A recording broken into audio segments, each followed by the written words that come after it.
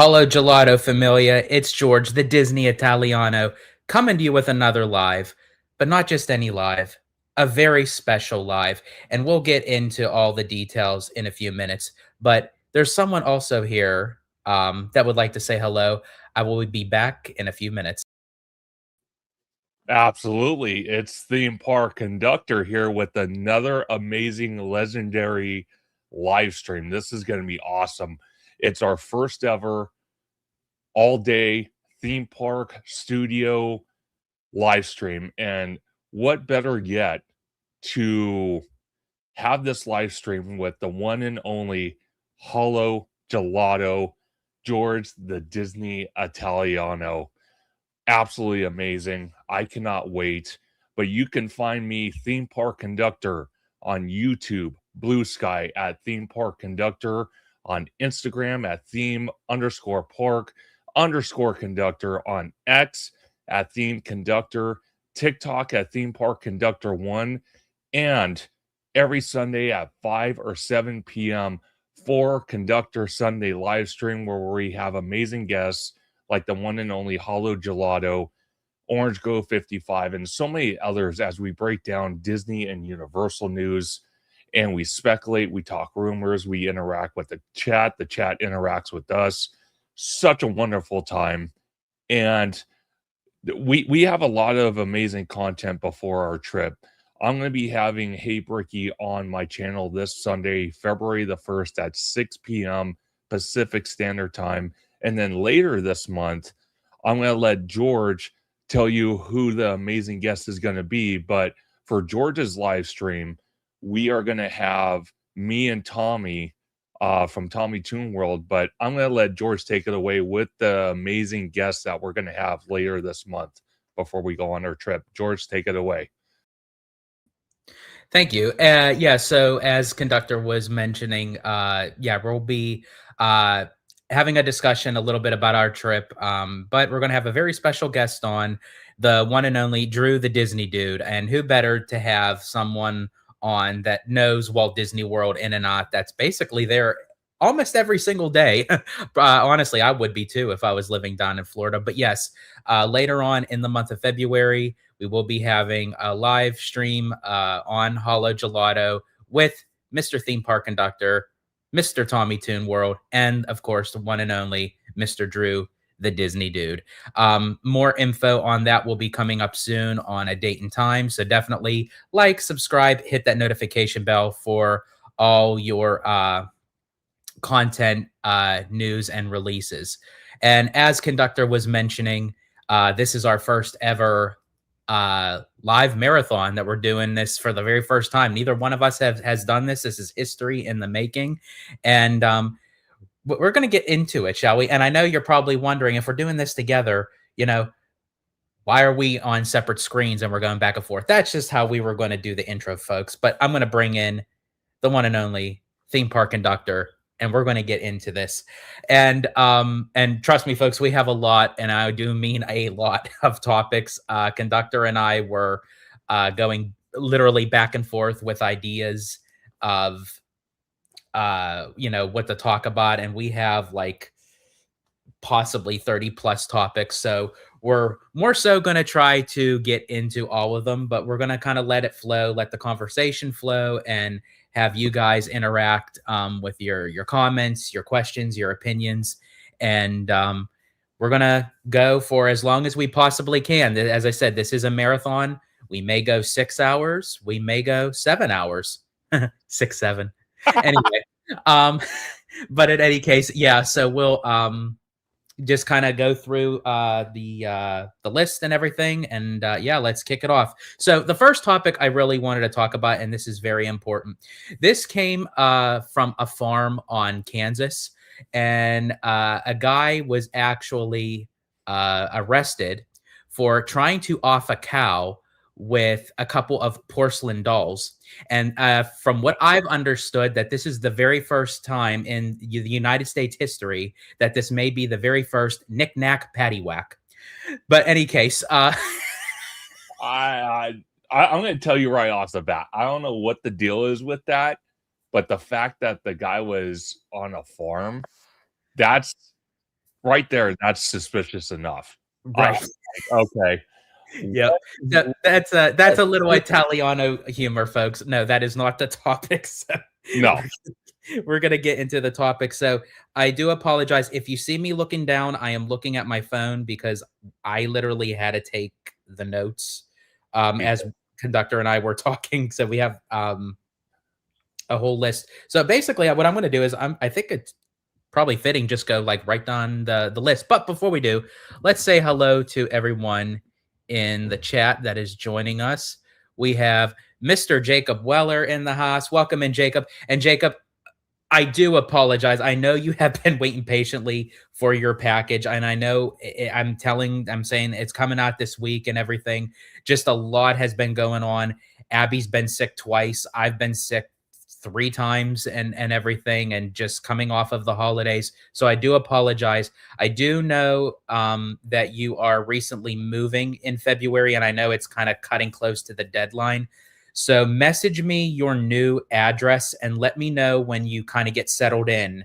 And that way your package isn't lost and everything. And basically you'll get a package from HaloGelato as like one of your first deliveries at your house. So let me know. You could just DM me that information.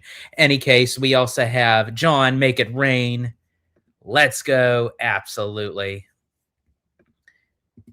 And then we have ThemeParkConductor. I don't know who this guy is, but I mean, he just has some weird guy. Yeah. We have all the way from the UK, Mr. Matthew Murr. Welcome in. And of course, the hollow to my gelato is Abby saying hello to everybody.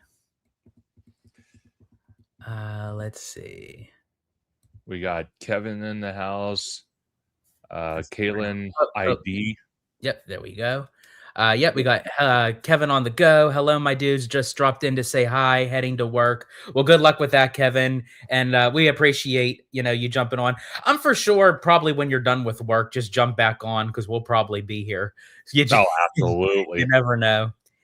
And then we have Kalani D. Welcome in. And John, I assume that you're asking, did this occur at a Disney park of my Kansas farm joke? No, it didn't actually like happen anywhere. It was just my knick-knack paddywhack joke. So it's and you will learn. I'm going to tell everyone right now, you will learn when we're in Florida. I'm going to see this guy really just go off the rails. And you know me, theme park conductor, I'll go off the rails, but this guy literally derails and then goes down the street.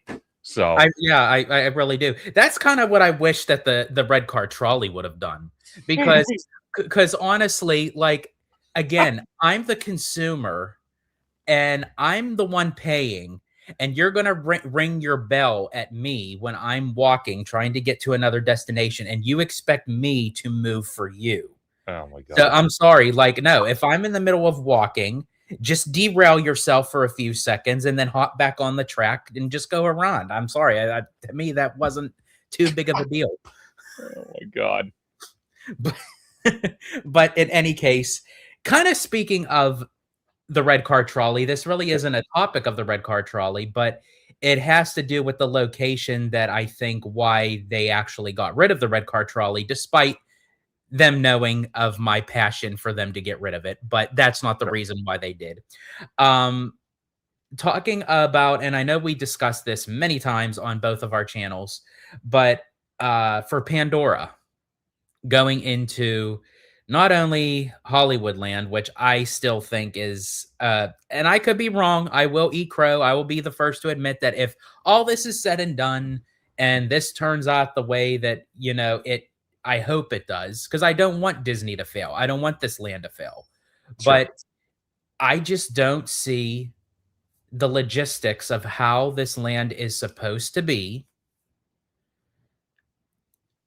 and how it's going to fit in with the aesthetics that's already surrounding where that land is going to be. I don't get it. So that's basically the first topic, folks, is the design of Pandora.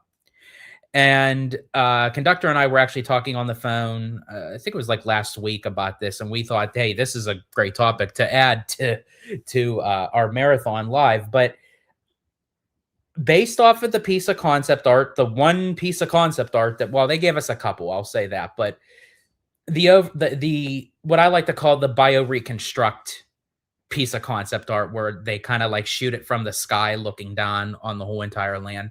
Sure. I just the aesthetics of the land, it looks great, but I just don't understand how that's going to look in that space. I don't understand. I don't know what they're going to do with, yeah, they can cover up the monorail track by using a lot of rock work, but and again, you can't really get married to the concept art, but you're still going to see a monorail that has to come through to pass through the rock work. You can't stretch the rock work all the way around, because then it's going to start leaking into uh other domain.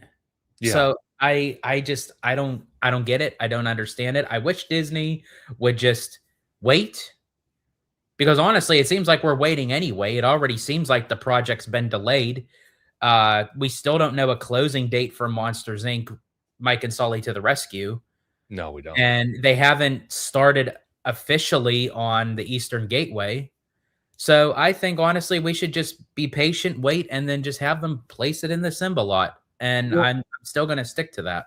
yeah, no, 100%. This is a conversation I've had with a good friend of mine, Orange Grove 55, about it, because he's pretty confident that it is going into the Hollywood backline.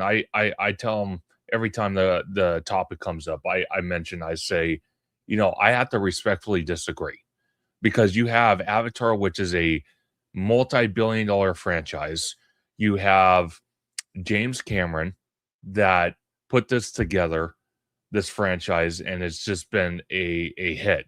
Now, this latest movie, it did start off slow out of the gate, but it's recuperated quite well. And then obviously we're probably going to get a third movie, hopefully, and maybe a fourth movie. Um, I I mention it all the time to him. I mentioned it to George as well, that I personally just do not like the fact that Disney wants to cram a multi-billion-dollar IP into a land that can't accommodate, even with the bus load and unload area. And it just, like George said, you can only hide the monorail so much. You can only hide it. So one of the things we mentioned, like George was saying, was to put it in the Simba parking lot. Because if you think about it, they can already get a head start on Avatar. They don't have to wait to close attractions. They don't have to wait to sit there and bulldoze old soundstage buildings that are storage, or a skeleton of what it once was. They could just rip up asphalt, start running conduit and stuff, and probably start vertical construction, quite honestly, probably by the end of this year if they started today in the Simba parking lot.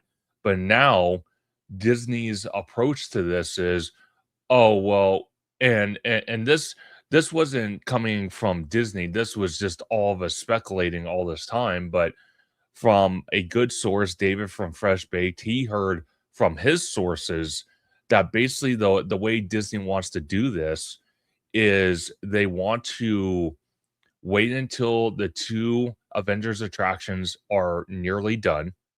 Then, once those are done, once the Eastern Gateway project is about three-quarters of the way done, or maybe halfway done, then they'll close the Hollywood backlot in DCA, close it off, start demoing, and whatnot. And the biggest problem I have with this is, like George mentioned, with Monsters Mike and Sully to the Rescue, we still cannot get a closing date. And we were all told by Disney at D23, George was there on location, and Josh Tomorrow, if my memory serves me correct, Josh Tomorrow went on stage and personally said to 30,000 fans in the Honda Center, Mike and Sully to the Rescue and the Hollywood backlot is going to be closing in early 2026. But according to David's, sources from the inside, that he was hearing that they might close it in May, but now May's not even confirmed. It might be delayed even further. And the problem with closing this attraction is it's not that they close it one day and then they bulldoze it the next. We're talking about another 2 months after they close it at the very least to strip and tear out the old animatronics, possibly reuse them for the new Monstropolis land going into Hollywood Studios in Orlando. Um, and that would be a great way to cross utilize. But will they do it? Who knows? But we might not see Avatar start vertical construction until probably the middle of next year. And I hate to even say something like that, but it's the God honest truth. I don't like it. And that's if Monsters Inc. closes in May. Yeah. We still haven't even gotten confirmation that it's going to be May. And if it is May, is it going to be early May, mid May, late May? Where at least with Dinosaur, like over at Animal Kingdom, we knew that was closing down 3 years, going on 4 years ago. So and then as time moved on, when they started to flesh out of like what they were really going to put in there, they weren't sure if they were going to do Zootopia with Moana or what have you, but when they settled on Tropical Americas and they said Indiana Jones was going to take the place of Dinosaur, we ended up getting a closing date for Dinosaur well in advance. And the same goes for Rock and Roller Coaster for the reimagining of taking out Aerosmith and putting in the Muppets. Yeah. So if they really knew the direction that they were going with Pandora, I don't know. I think we would have found out what the closing date was. Now, again, I'm not saying that it's not going to have a closing date. One way or the other, Mike and Sully eventually is going to go. It's going to close.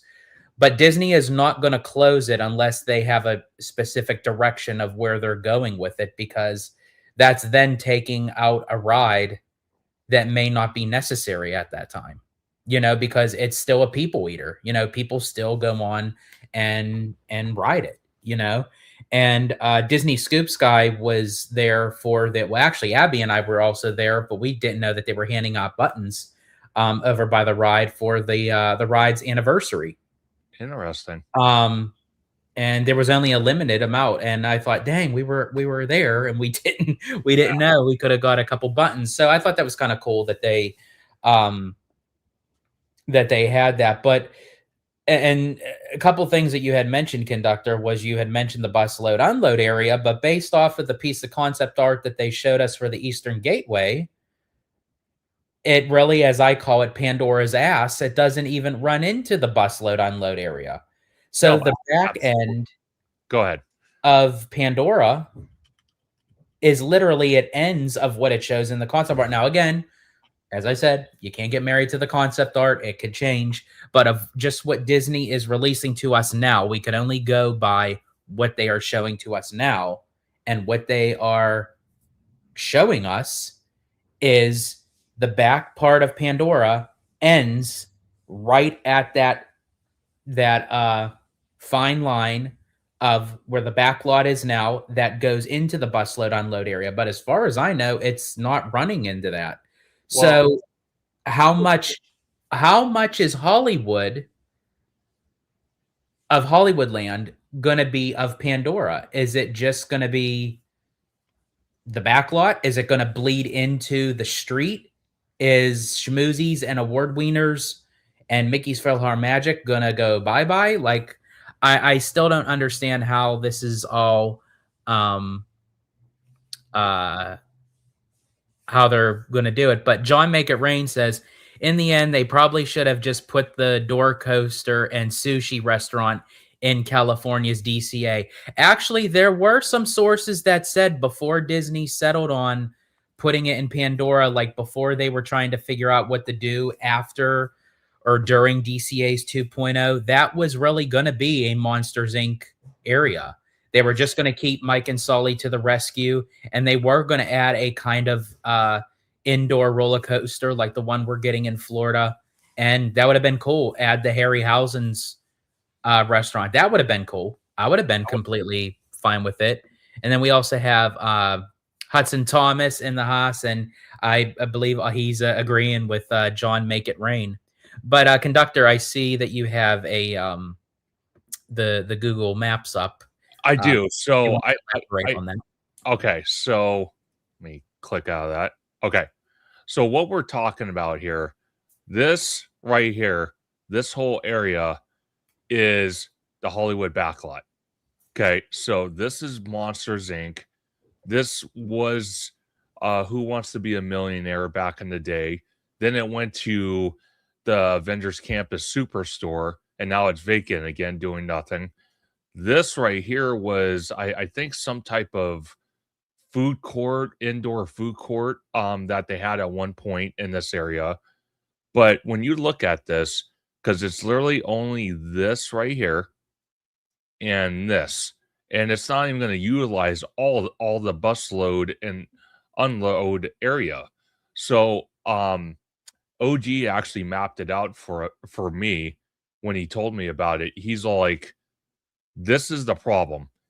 If for whatever reason they only use the Hollywood backlot and part of the bus load and unload area, basically it's going to be, I think he said 7 acres, which the version in Animal Kingdom is 12 acres.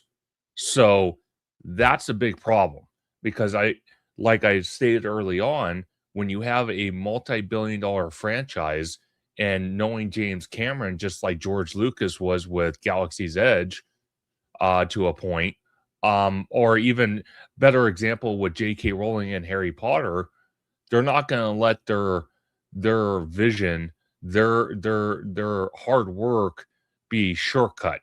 And James Cameron is not one of those guys that will allow that to happen. So I kind of have to scratch my head and ask myself, why in the how in the hell did they convince James Cameron to cram Avatar into this footprint when That's what it's not worries. even big enough? That's what worries me because yes, I do agree with you. I agree with everyone when they say, because I mean, I know how James Cameron is. He's a stickler for the fine detail, and Avatar is his baby. You know, he's not going to be one that's going to say, okay, just put this in here. It has to be up to par. But the fact that they're right out of the gate where they pitch this project to him and they're saying, okay, yeah, we're going to put it in the Hollywood land. Like, is there something that they're not telling us? Is there something that we're missing of a piece of the puzzle as to why James Cameron, yes, agreed to have this project greenlit where the location's going to be? Because I now again, as I said, once you remove all these buildings too and you flatten it out, it may make more sense. You know, we're looking at it right now with it looking like, but even to then, just take the back lot even out of it. Where is the transition and how is it going to transition when you're going from Buena Vista Street, walking down the strip of Hollywoodland? And we really don't even know how much of Hollywoodland is going to be there because how much is it going to bleed onto the street Yeah. to become Pandora?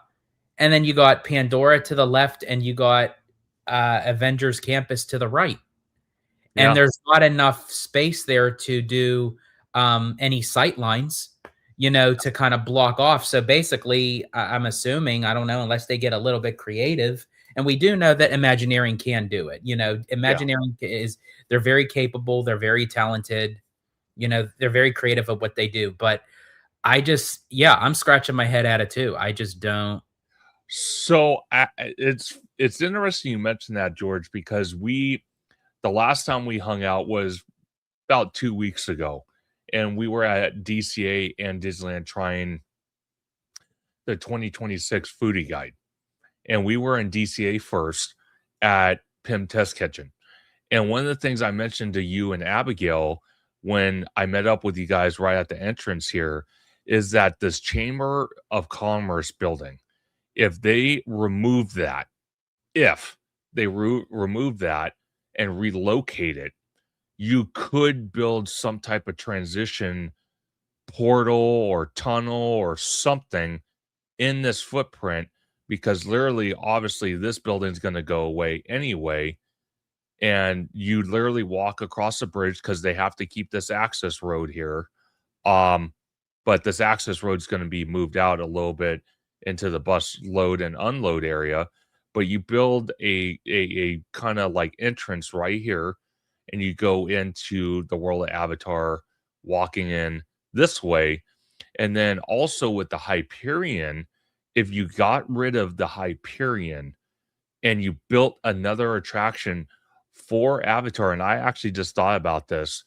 I love when I collab with George because ideas just pop in my mind. But if you tore down the Hyperion because it's not doing anything for anybody, and I will talk about that in a minute because there was some new information that dropped this morning. But um the Hyperion, if you got rid of that and you built a show building and you put up the old Hollywood facade that the Hyperion has now to preserve Hollywood Boulevard, but the show building is another attraction for Avatar, you could justify doing that. So you would have two attractions, one somewhere back here in the Hyperion footprint would be another attraction for Avatar, but you would put once you build the new show building, you would put back the Hollywood theming that the Hyperion has right here that's facing Hollywood Boulevard. So you don't necessarily ruin the Hollywood land or Hollywood Boulevard aesthetic. You know, now that I'm looking at the map, like, and I looked at this map how many times, and when you mentioned about removing the Hyperion Theater, I'm wondering, because I was still trying to figure out on the one piece of concept art how they would fit this in here. I wonder if they catty corner it. So yeah, so I wonder if the Hyperion is on the chopping block for this. So if you look at it, you see like I don't know if you guys will because it's on conductor. So you see how like this part here. Okay, start at the Hyperion. Okay. Okay, and then move up. Keep going, all the way up to okay. So like right there. So see how it kind of like makes the number 7 from Yes. the one stage building all the way down to the Hyperion. It makes Yes. the 7. I wonder if the main show building where we get the onion kind of rock work is gonna be in that corner, right there, right where your cursor Right was. here. No, no, no, on the opposite side. Oh, right There. here. But it's gonna be facing this way, so it's gonna be catty Possibly. corner. So, like, it kinda looks like an arrow. I wonder if that's but the only problem is the monorail. Yes. You so the problem I see with the monorail, the only way to kind of hide it is when you look at Cars Land and you're walking through San Francisco and you're walking to Cars Land from that side of it, walking in, you see the hills, but you see this big giant rock entranceway. I think that's what they're going to have to do. They're going to have to put rock, probably. Sorry, let me get my mouse over here. Probably, I would say probably somewhere in this area here, going all the way down Mhm. to probably right here. Well, And and that's a lot of rock here's work the to other thing hide. too. If they catty corner the show building, yep, right where your cursor was, come down a little bit where that building is, right there. If Yeah. that's where they put the main show building for the main attraction, it's gonna be facing kind of like in a diagonal way, and the water is gonna be, like, in where the courtyard is between the one I think it's on stage 17 and where Monsters, Inc. is. Yeah.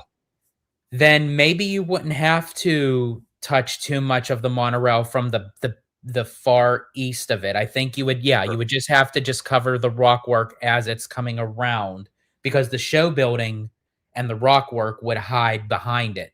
But as the monorail's coming around that show building into the land, that's where they would have to, add the rock work. So Yeah. basically, the monorail would just go into a tunnel.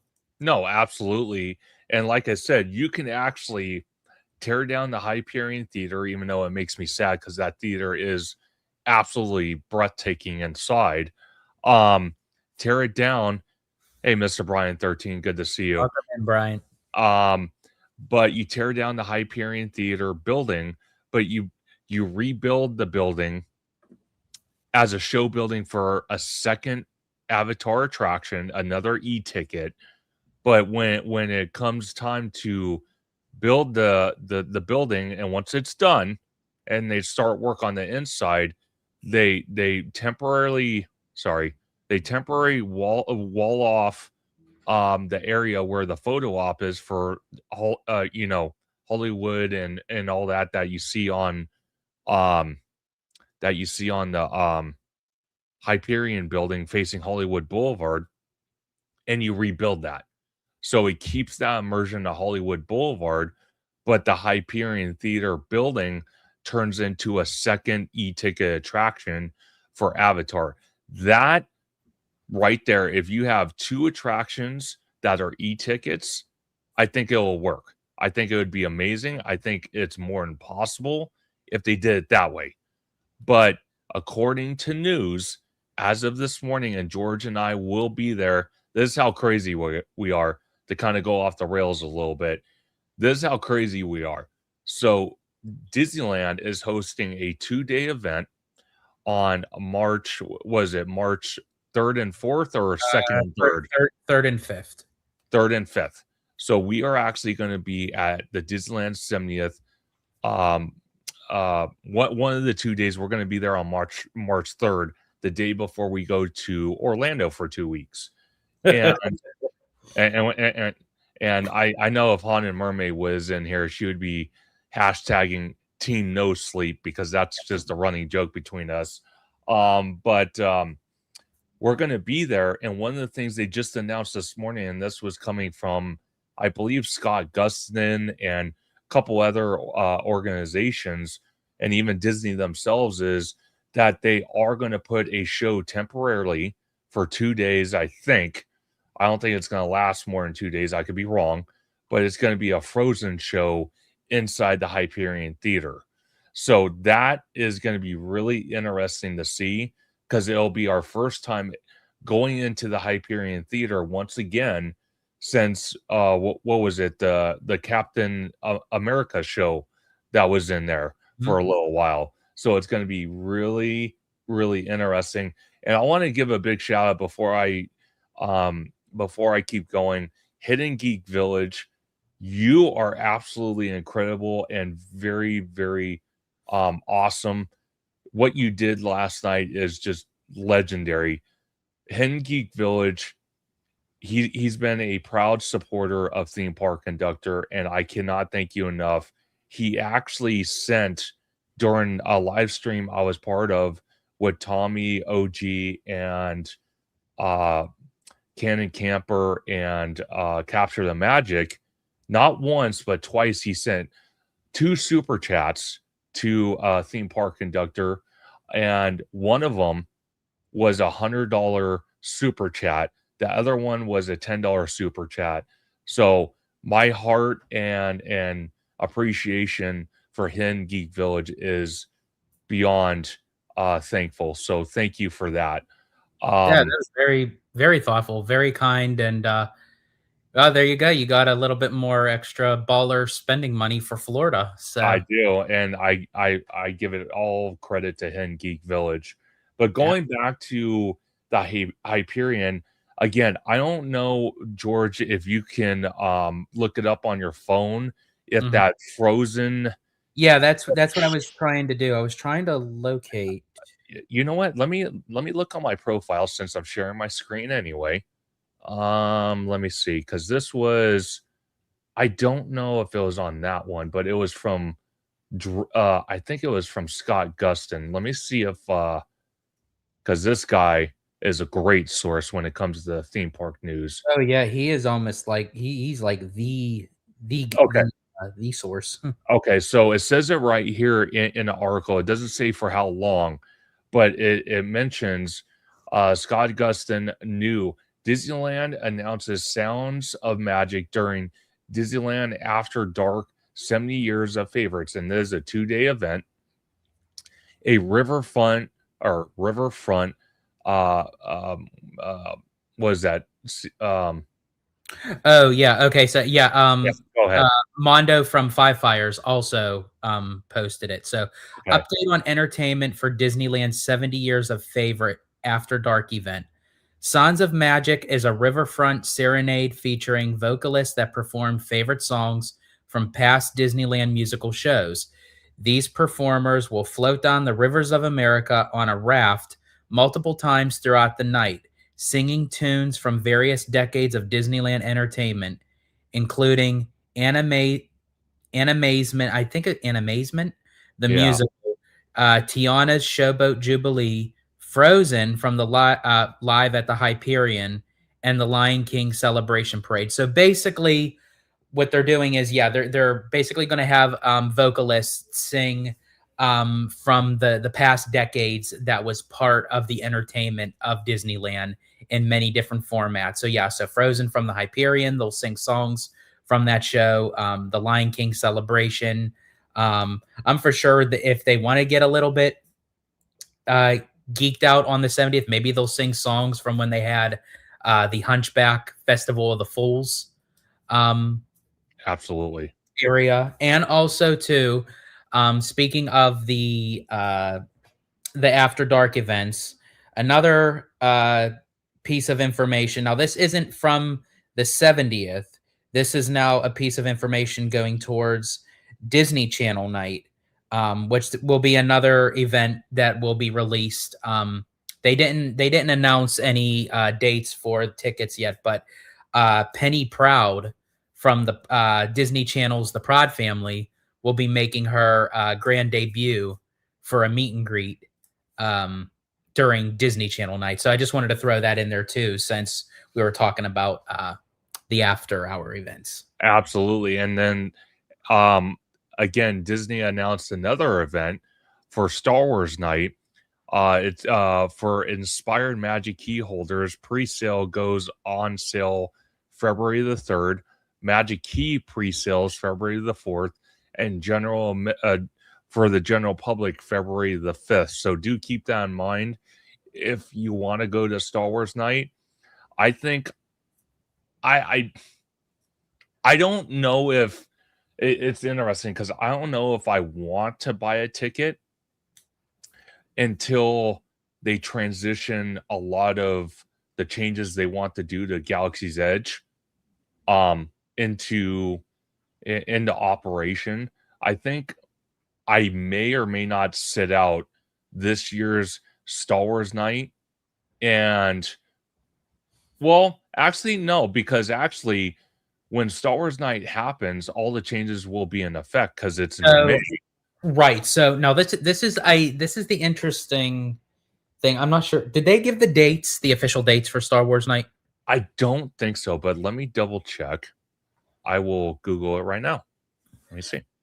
Because I thought they said it was going to be in April, and depending on the dates, since April 29th will make it official when the original characters go back, I wonder if, like, moving forward, if they're going to have the Star Wars nights. Okay, so April. Okay, so this is interesting. Yeah, April 28th, 30th, and May 4 and 6. Now, okay, so now this is interesting because the first night for Star Wars night is the day before the changes. the changes. So I'm wondering if for that first night that people are actually, those are the people that are going to get like the premiere of the characters. I wonder if they'll do like a quiet, soft transition where they'll add them in there. They won't say it, but they'll just add them in there for that night, because the very next day they're going to be in the park for the regular guests, and then that would actually make sense, George, because if you honestly think about it, that would be a great way, because you have 1/4 of the crowds for an after dark event, And that would be a great way to show it off, to kick it off, to have all the Star Wars characters taken out of Tomorrowland, incorporated into Galaxy's Edge, where, where I've always said they should be at. And that would be amazing, because they got plenty of space to incorporate all these characters. Because, you know, someone told me the other day, I think it was OG or somebody, they're all like, um, that they mentioned, they're all like, well, if you take the Star Wars characters for Star Wars Night or Star Wars Nights, out of what you call it, out of Tomorrowland, and incorporating the Galaxy's Edge, then Tomorrowland has no identity. But I said that would be a perfect thing, because if you think about it, you know, we all saw the New York Times article that came out a while back, and one of the things that was mentioned in that article was how WDI Imagineering sat there and came up with another fantastic remodeled Tomorrowland. And again, the execs said no and denied it.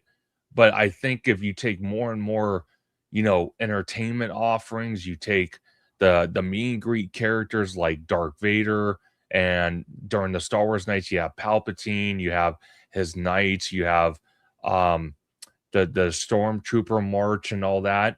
I think if you took all that out of there and you put it in Galaxy's Edge, it would entice the execs to say, you know what? Okay, we need to do something with Tomorrowland. It's bad show, it looks horrible, and there's really no identity to this thing whatso freaking ever. So I think that's what needs to happen. But who knows? With the next CEO going to be announced next month to the general public and the shareholders, I have to tell you, if it is Josh tomorrow, which I'm like almost 99% certain at this point, um, I'm going to tell you, it would be a fantastic win for Josh's win column if he came out at D23 this year, or maybe in 2028, and publicly stated in front of 30,000 fans, we are finally going to touch Tomorrowland. We are finally going to address the issues that Tomorrowland has. If I was Josh, this is what I would do, and we'll actually dive into that because that's actually one of our topics. So that was actually a great segue. But before remind me, I have a statement. This is what I would do, which for Josh. Anyway, Eric Patterson, welcome in. I work with Eric at Costco, so nice. Good to see Eric. And then Jared Journey says, unpopular opinion, I think Disney After Dark events are super overpriced compared to FanFest and Halloween Horror Nights at Universal, where they build brand new attractions for the events and are more than half the price. Honestly, I don't think that's an unpopular opinion at all. I actually agree with you. From going to a lot of the Disney After Dark events, a lot of the times when they bring back the same events, it's repetitive. It's the same thing in the same format, but the only thing that changes is the price keeps going up every year. Where the one thing that I appreciate with Universal, with HHN, and now the FanFest nights is they bring it back, but they have it in a different way. Like last year, the big draw was Back to the Future, you know, on the backlot area with Eric for Hill Valley, and different Eric. And now coming this year, it's going to be a different location on the backlot, but it's going to be a blend of, again, creativity with the classic Universal monsters and Scooby-Doo. I mean, how more creative can you get than that? And we have Giant Peter Adventures. I have officially joined the party. Welcome in. And he says, George's background. Yeah, I'm balling, man. This is he's in rich country. Jerry Journey also brought up a comment. I just want to address Eric. I thought Eric from Costco.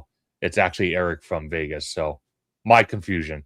It's going to be a long live stream. You just know a lot of Erics. I do. I know a lot of Erics. But Ariel knows that, Eric. hey, there you go. There you go. If you could bring Okay. up Jared Journey's comment real quick before you give your opinion. It's right under Peter's for George's background. Let's see, George's. Oh, I see. I got it right here. Okay. So he mentioned sadly, I doubt Tomorrowland won't be worked on until at least after Avatar, since Disney seemed to be scared for losing such a big area of the park. I hope I'm wrong, but it feels like it's a way off. Well, see, Jared, it's interesting you mentioned that because the way I see it is Tomorrowland has been a problem for decades. I think we can all agree with that. And the issue is, and I love Bricky because Bricky actually did a in-depth breakdown video, and he talked about it, and he said the problem with Tomorrowland, and this was the ingenuity of Walt Disney and his team back in the day when they're building Disneyland and eventually Tomorrowland, was that they intertwined attractions and buildings together, and there was a lot of underground tunnels and whatnot in Tomorrowland. Not a lot, but enough. So to sit there and tear down Tomorrowland, it would literally be a nightmare in hell to rip apart, but it needs to be addressed. I thought you were going to go for it. I thought you were going to say on Elm Street. Well, it basically is an Elm Street because it's funny because we talked about it on the live stream last night, which I was part of, and I asked Jared this question. I said, Jared, please explain to me why people out in Orlando are complaining so much about your guys' Tomorrowland. I said, they need to come out here to Anaheim, and he's actually planning a trip with his wife, possibly his kids, to come out this year to California to experience Disneyland and Universal. And I said, one of the things you got to look at when you walk in our Tomorrowland, you will see how bad it is compared to your guys' Tomorrowland. And you'll say, okay, now I understand why. But the people that are crying and complaining that the Magic Kingdom's Tomorrowland is such in bad shape, I respectfully disagree. Because you guys have the People Mover, you guys have Buzz Lightyear, even though it's under refurb, but it's getting a nice addition with some updated show elements, a new animatronic. And then you have the Carousel of Progress building that's getting the new Walt animatronic show scene in that whole show. You guys have some other great stuff. You guys have your oh my gosh, George, help me out. What's our attraction in the front of our Tomorrowland? The Astro Orbiter. Yeah, you guys have the Astro Orbiter on top of your People Mover station. So when you guys out there in Orlando complain that your Tomorrowland is decrepit, you don't know. I don't want to say you don't know what you're talking about, but you need to come visit ours out here in Anaheim, California, and you'll say, wow, ours is a big difference compared to what ours is. Oh, so I do want to say to Jared's point, Jared Journeys, when he mentioned, let me go back up to where'd it go? Oh yeah, no, that's not it. Where am I? I'm trying to find it here. It's I think it's there it is. Yeah, about the that Tomorrowland won't be worked on until after Avatar. And this kind of goes back to what I was going to say about Josh Tomorrow, because yes, I do agree. I feel like Tomorrowland is not going to be touched. I feel like they're going to work on DCA first. Yeah. To give that park substantial amount of things to do. And I also think that the expansion locations behind the backstage area of Disneyland and the Lilo and Stitch parking lots are going to be filled in first with stuff, because they have to offset that if they're going to close down a significant part of Disneyland, not just one attraction, they'd be closing down the whole entire land. Yeah. That's going to be an operational nightmare. So I think with the Lilo and Stitch parking lot, you're not only going to get an expansion, but it's on the opposite side of the park. So a lot of people are going to be drawn over there, while on the east side, they'll be working on Tomorrow Land. Now, with Josh Tomorrow, conductor, when you said about either this year or 2028, Tomorrow getting on stage and making the announcement for Tomorrowland, I think honestly, if he was to finalize that under the wing, if he becomes CEO, I think that would be a major positive draw to him being CEO, because it's what the fans want. And I feel like that's where Disney kind of fell to the wayside a little bit, because they're really not responding to what the fans want anymore. Yeah. And again, not saying that they have to do everything to our beck and call, No. but have us in mind with certain things. Well, But really quick, let me I just wanted to just say, so for tomorrow, what I would do if I was him, I would get on stage this year and confirm Tomorrowland is going to be worked on.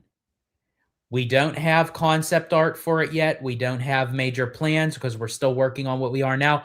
But I am here to tell you that Tomorrowland will be worked on. Yeah. Because I'm assuming that if he is CEO, the announcement would already be made before D23 this year. So again, all eyes would be on him for that. And then also in 2028, then he could say, hey, do you remember back in D23, 2026, I said, we're going to work on Tomorrowland? Well, here's your first piece of concept art.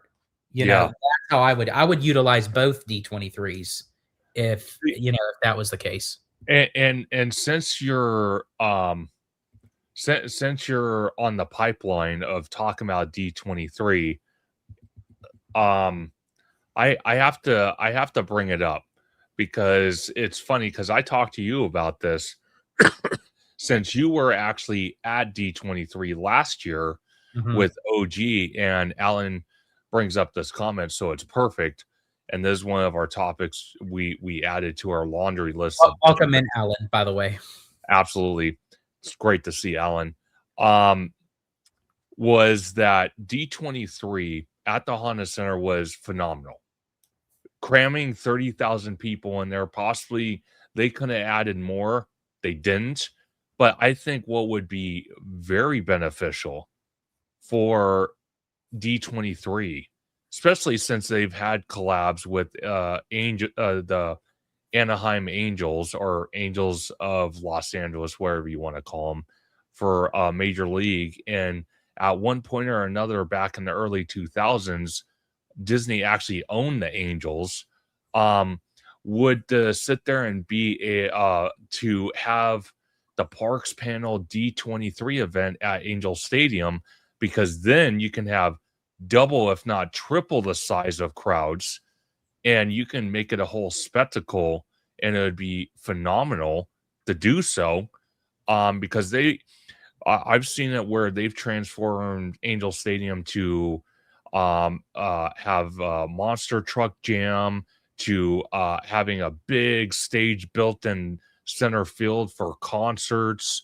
I've seen all sorts of venues go into Angel Stadium, so it's more than possible they could build, or they could move from the Honda Center to the Angel Stadium and have a much larger crowd for D23 for the Parks Panel, by far. Yeah. Or even if they were to, I think honestly, moving it to the Angel Stadium, it gives you a lot more capacity, a lot more play, to do things creative. Because essentially, if they wanted to have a full-fledged concert with the D23, they can. And if Disney wanted to get really, they wanted to become really big ballers, aside from purchasing Garden Walk, I would then possibly consider buying the convention center and the neighboring hotels around it and clear all that space out too. because essentially then you can, well, no, I guess that wouldn't work because they still would utilize the convention center for the Well, day. okay, well, so let me bring up my screen again, George, and I'm Mhm. going to show Google Maps. Um, I want to bring this up because now that we're talking about it, I don't know why it went super like bright like this. I don't get it. Trying to find Angel Stadium here. Bear with me just 1 second. Okay, here's Angel Stadium right here. So this is a humongous footprint.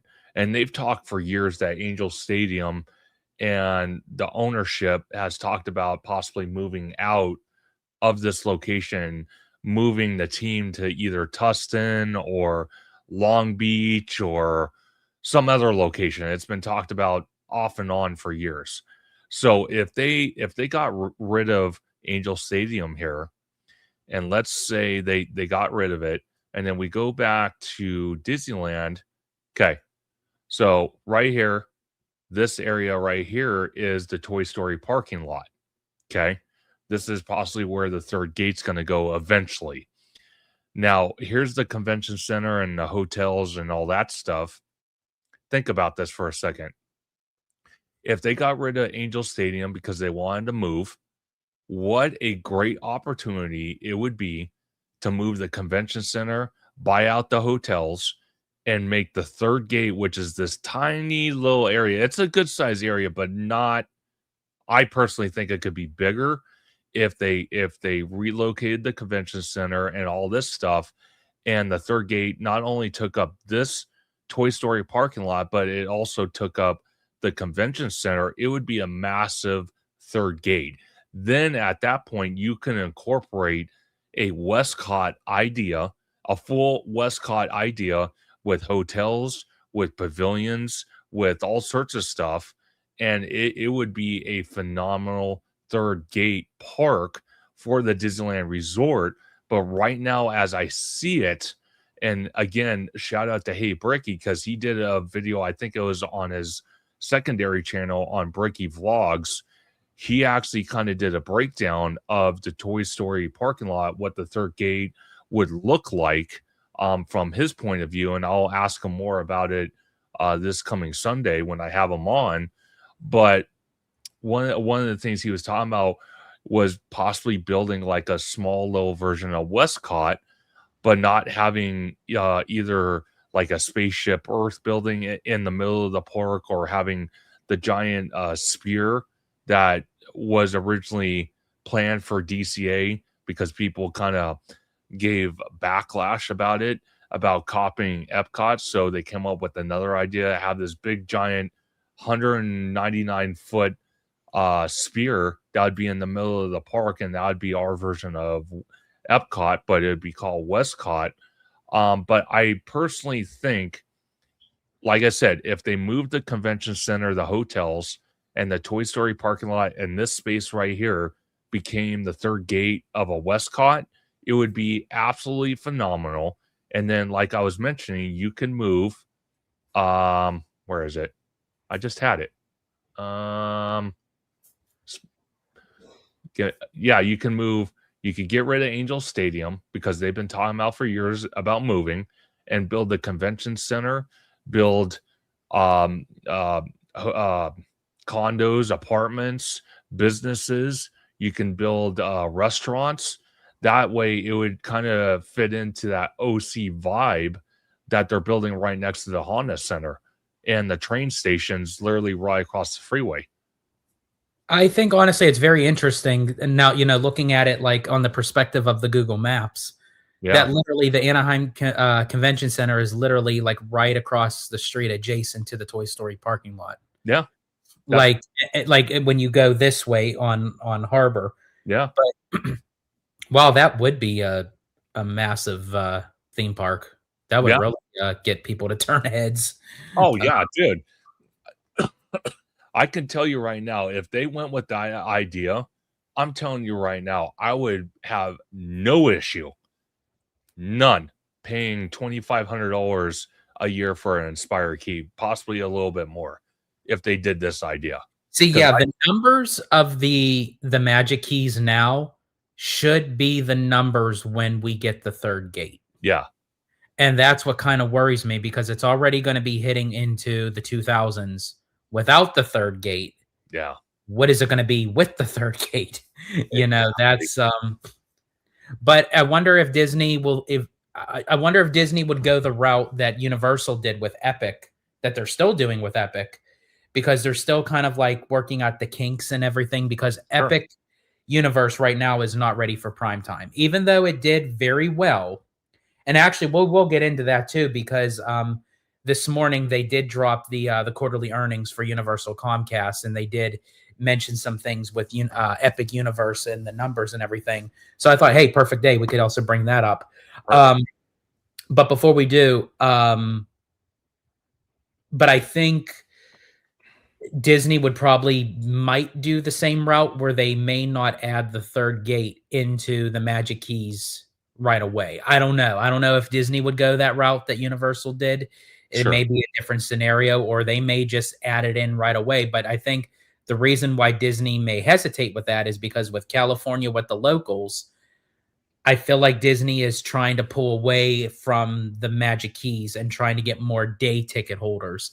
And I feel like that if they add the third gate onto the Magic Keys right away, people are going to be flooding the websites buying new Magic Keys. And I think Disney's okay with that up front, but in the Sure. long run, Magic Key holders don't spend as much as day ticket holders.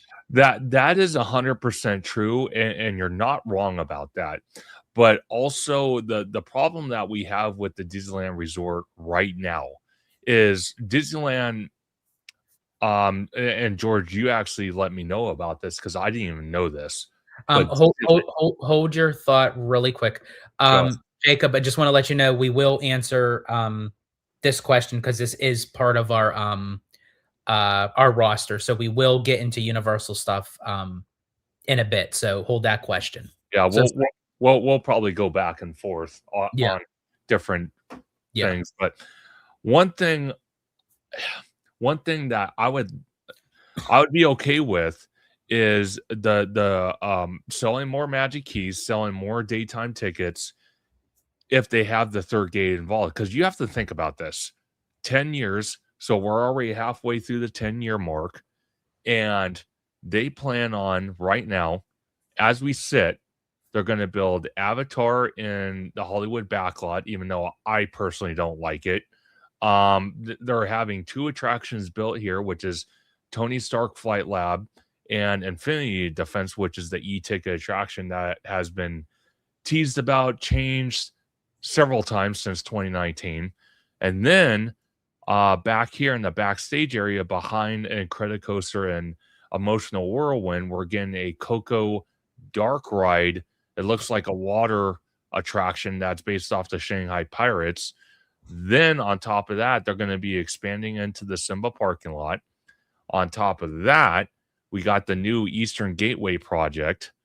Then on top of that, I don't mean to sound repetitive. Then you got the Lilo and Stitch parking lot they're going to touch, possibly Tomorrowland, maybe.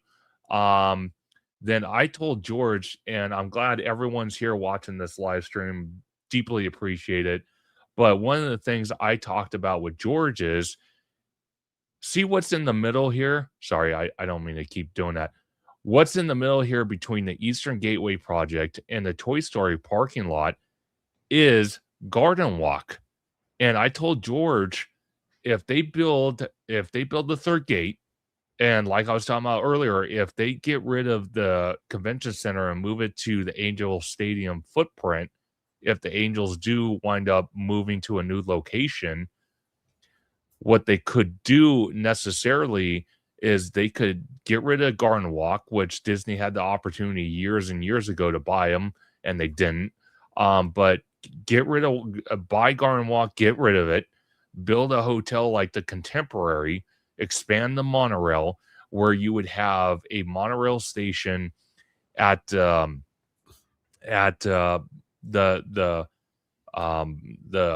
hotel here, and then you would have another station probably somewhere over here for the third gate if the third gate takes up both these footprints.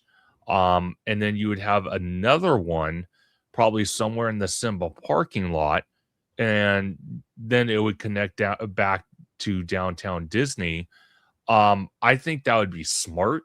I think they should do it. But going back to Magic Key holders, I think once they have the two Avengers attractions open, I think once they have the Coco attraction open, once they start building Avatar, they start digging into the Simba parking lot after the Eastern Gateway project is done, and then they start touching the Lilo and Stitch, and possibly at some point, maybe in the mid 2030s or maybe late 2030s, they touch the Toy Story parking lot. And like I said, I don't mean to sound like a beating a war drum here, but if they get rid of all this and they have both these plots of land for a third gate, possibly a Westcott, which we were robbed of, and got DCA, which is, it has its own issues. But if we got a Westcott and it takes up both these footprints, I could see even before Westcott and all these other attractions, I could see tomorrow doing multiple wins here. And George, you can agree with me, or kind of we could debate about it. But once we have the two Avengers attractions, once we have the Coco Dark Ride, once we have Avatar and the Eastern Gateway project done, before they even touch the Simba parking lot, before they even touch the Lilo and Stitch parking lot, do you think it would be a awesome win if Josh tomorrow is the next CEO and he came out and said, hey, we're going to touch Tomorrowland, we're finally going to address it, we're going to get rid of the reservation system, we're going to do some enhancements to the Magic Key program, and also the day ticket holders, we're going to revitalize all these different things that probably have put a sour taste in people's mouths for years, ever since Iger left, before he put in Chapek as CEO and then came back because Chapek failed miserably. Do you think that would be also a massive win for tomorrow? Oh, absolutely. I do.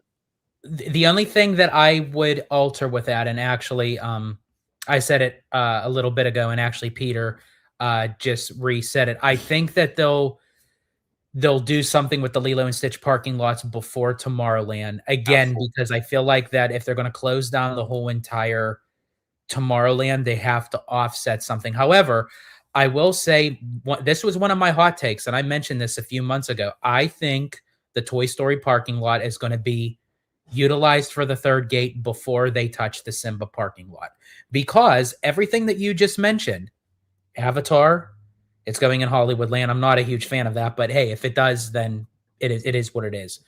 The Avengers campus expansion and Coco. That's three things that's going to be already added into DCA. Yeah. The Simba parking lot is geared for more expansion for DCA. I really don't think Disney is going to do more expansion of DCA after all these projects are done. They're going to want to let it, and I do apologize, folks, if you hear any banging. They're working downstairs on the bathroom, so I do apologize if you hear any banging. But in any case, they're not gonna touch the Simba parking lot, because they're not going to do expansions on top of expansions. They're going to let it breathe. They're going to let DCA air out with all this new stuff. So they're going to have to move over to Disneyland. Sure. And again, they could touch Tomorrowland for the new project. They may, but I think they're going to do something with the Lilo and Stitch parking lot first and then move to Tomorrowland. But while they're doing stuff with the Lilo and Stitch parking lot for Disneyland, yeah, they're going to go over to the Toy Story lot once the Eastern Gateway is done, as you said, and they'll start the third gate. Because I essentially, and someone mentioned it in the comments, I'm not sure if it was Peter or John, someone mentioned about Disneyland Forward being a 40-year project, which that's absolutely right. And I feel like what the 40-year project is, it's not necessarily the theme parks. I feel like what Disneyland Forward is eventually going to become over the next several decades is Disney is going to own majority of the bigger chunk of Anaheim. I think I so. feel like everything surrounding with Catella, with Harbor, with Disney Way, I think it's going to all interconnect with Disney. It's going to be Disney's own little mini city in a way. I think And it's not going to compare to Walt Disney World. Nothing ever will. I think that was a lightning in a bottle one-time thing that Walt had his opportunity to buy those mileages of acres. And, but I think Disneyland will have something special too, where it'll be its own little metropolis kind of magic city kind of thing. I think that's what Disneyland Forward is going to become. And also, I'm kind of glad they didn't do Westcott when they were supposed to, because I feel like if they would have done Westcott then, Westcott would be suffering of what DCA is now. I don't think they would have put all the TLC in Westcott. They would have just hurried up and threw it all in because, again, at the time, DCA was being constructed with Tokyo Disney or Tokyo Disney Sea, I believe, yes. to be more specific. So that's where I feel like if they did Westcott then, I think they would have to do major work on it. Absolutely. And you're not wrong about that, because we're even seeing signs of them doing starting some type of work in the Toy Story parking lot. So it's more than possible that Toy Story will be touched before the Simba parking lot. Um, I'm just hoping that Josh tomorrow, as good as he looks in front of cameras and shaking hands and kissing babies. That's a funny joke. As much as he's just camera ready, I hope he can convince the city of Anaheim, if, and again, this is a big if the Angels do want to move and vacate their current location where the stadium's at, and there's a whole transition process, because like George said, this is going to be a 40-year plan. They get rid of this whole area, and between this plot of land and this plot of land, it becomes a Westcott. I think now would be the perfect opportunity to incorporate that, because I do agree with George. If they put Westcott in DCA, there would be no there would I'm going to go this route. There would be no enthusiasm to hurry up and do Disneyland Forward if DCA was Westcott, because then it would have solidified a lot of people's ideas about the second park of the Disneyland Resort. Because everyone back in the day, when they showed concept art of Westcott, everyone was super excited. Everyone was like cheering and crying and laughing and happy, and then when they said, "Oh no, we're annexing Westcott and we're going to build DCA," a lot of hopes and dreams got crushed in the process. But now that they have an opportunity to start a third gate in the Toy Story parking lot and hopefully maybe acquire this plot of land as well, it would be a perfect opportunity to incorporate Westcott. And one of the things I mentioned on a video I did with Orange Go 55 a couple days ago, that was premiered this morning, was that this would be a perfect opportunity, because you got the Disneyland Park, which offers nighttime entertainment with the fireworks and projections down Main Street and on the castle. You have DCA with the World of Color, and then you can have this third gate, whatever it's going to be called or whatever, as a drone show. So you have three different types of nighttime entertainment for the Disneyland Resort, and I think that would be a great selling point. I agree. I think that would be, because again, I think Disney's going to utilize the notion for drones and water projections and projections just on buildings in general. I feel like fireworks, like moving forward in different locations, that's going to be part of Disneyland Forward. it probably is going to be a little bit obsolete because again, with the residential areas and everything. And I think that fireworks was like perfect at the time when Disneyland and Magic Kingdom first came to be. You know, you had like that Walt Disney kiss goodnight kind of thing with Sure. the fireworks, and it'll always be there for the castle parks. But I think, yeah, moving forward, I think like a lot of the nighttime entertainment, they're going to use a lot of like projection mapping and water effects, and still use pyro. But I think as far as like with fireworks, it's going to be more so like the drones that So, they'll utilize for it. so George, if you can pull up um, the comment from Peter's Adventure about the city of Anaheim also made them annex the Westcott, and then I'll address that and then address the next comment after that. Okay. I'm going to tell you this: when the city of Anaheim annexed the proposal for Westcott, where DCA sits today, Westcott was way ahead of its time for what they wanted to build in the early 2000s, late 1990s.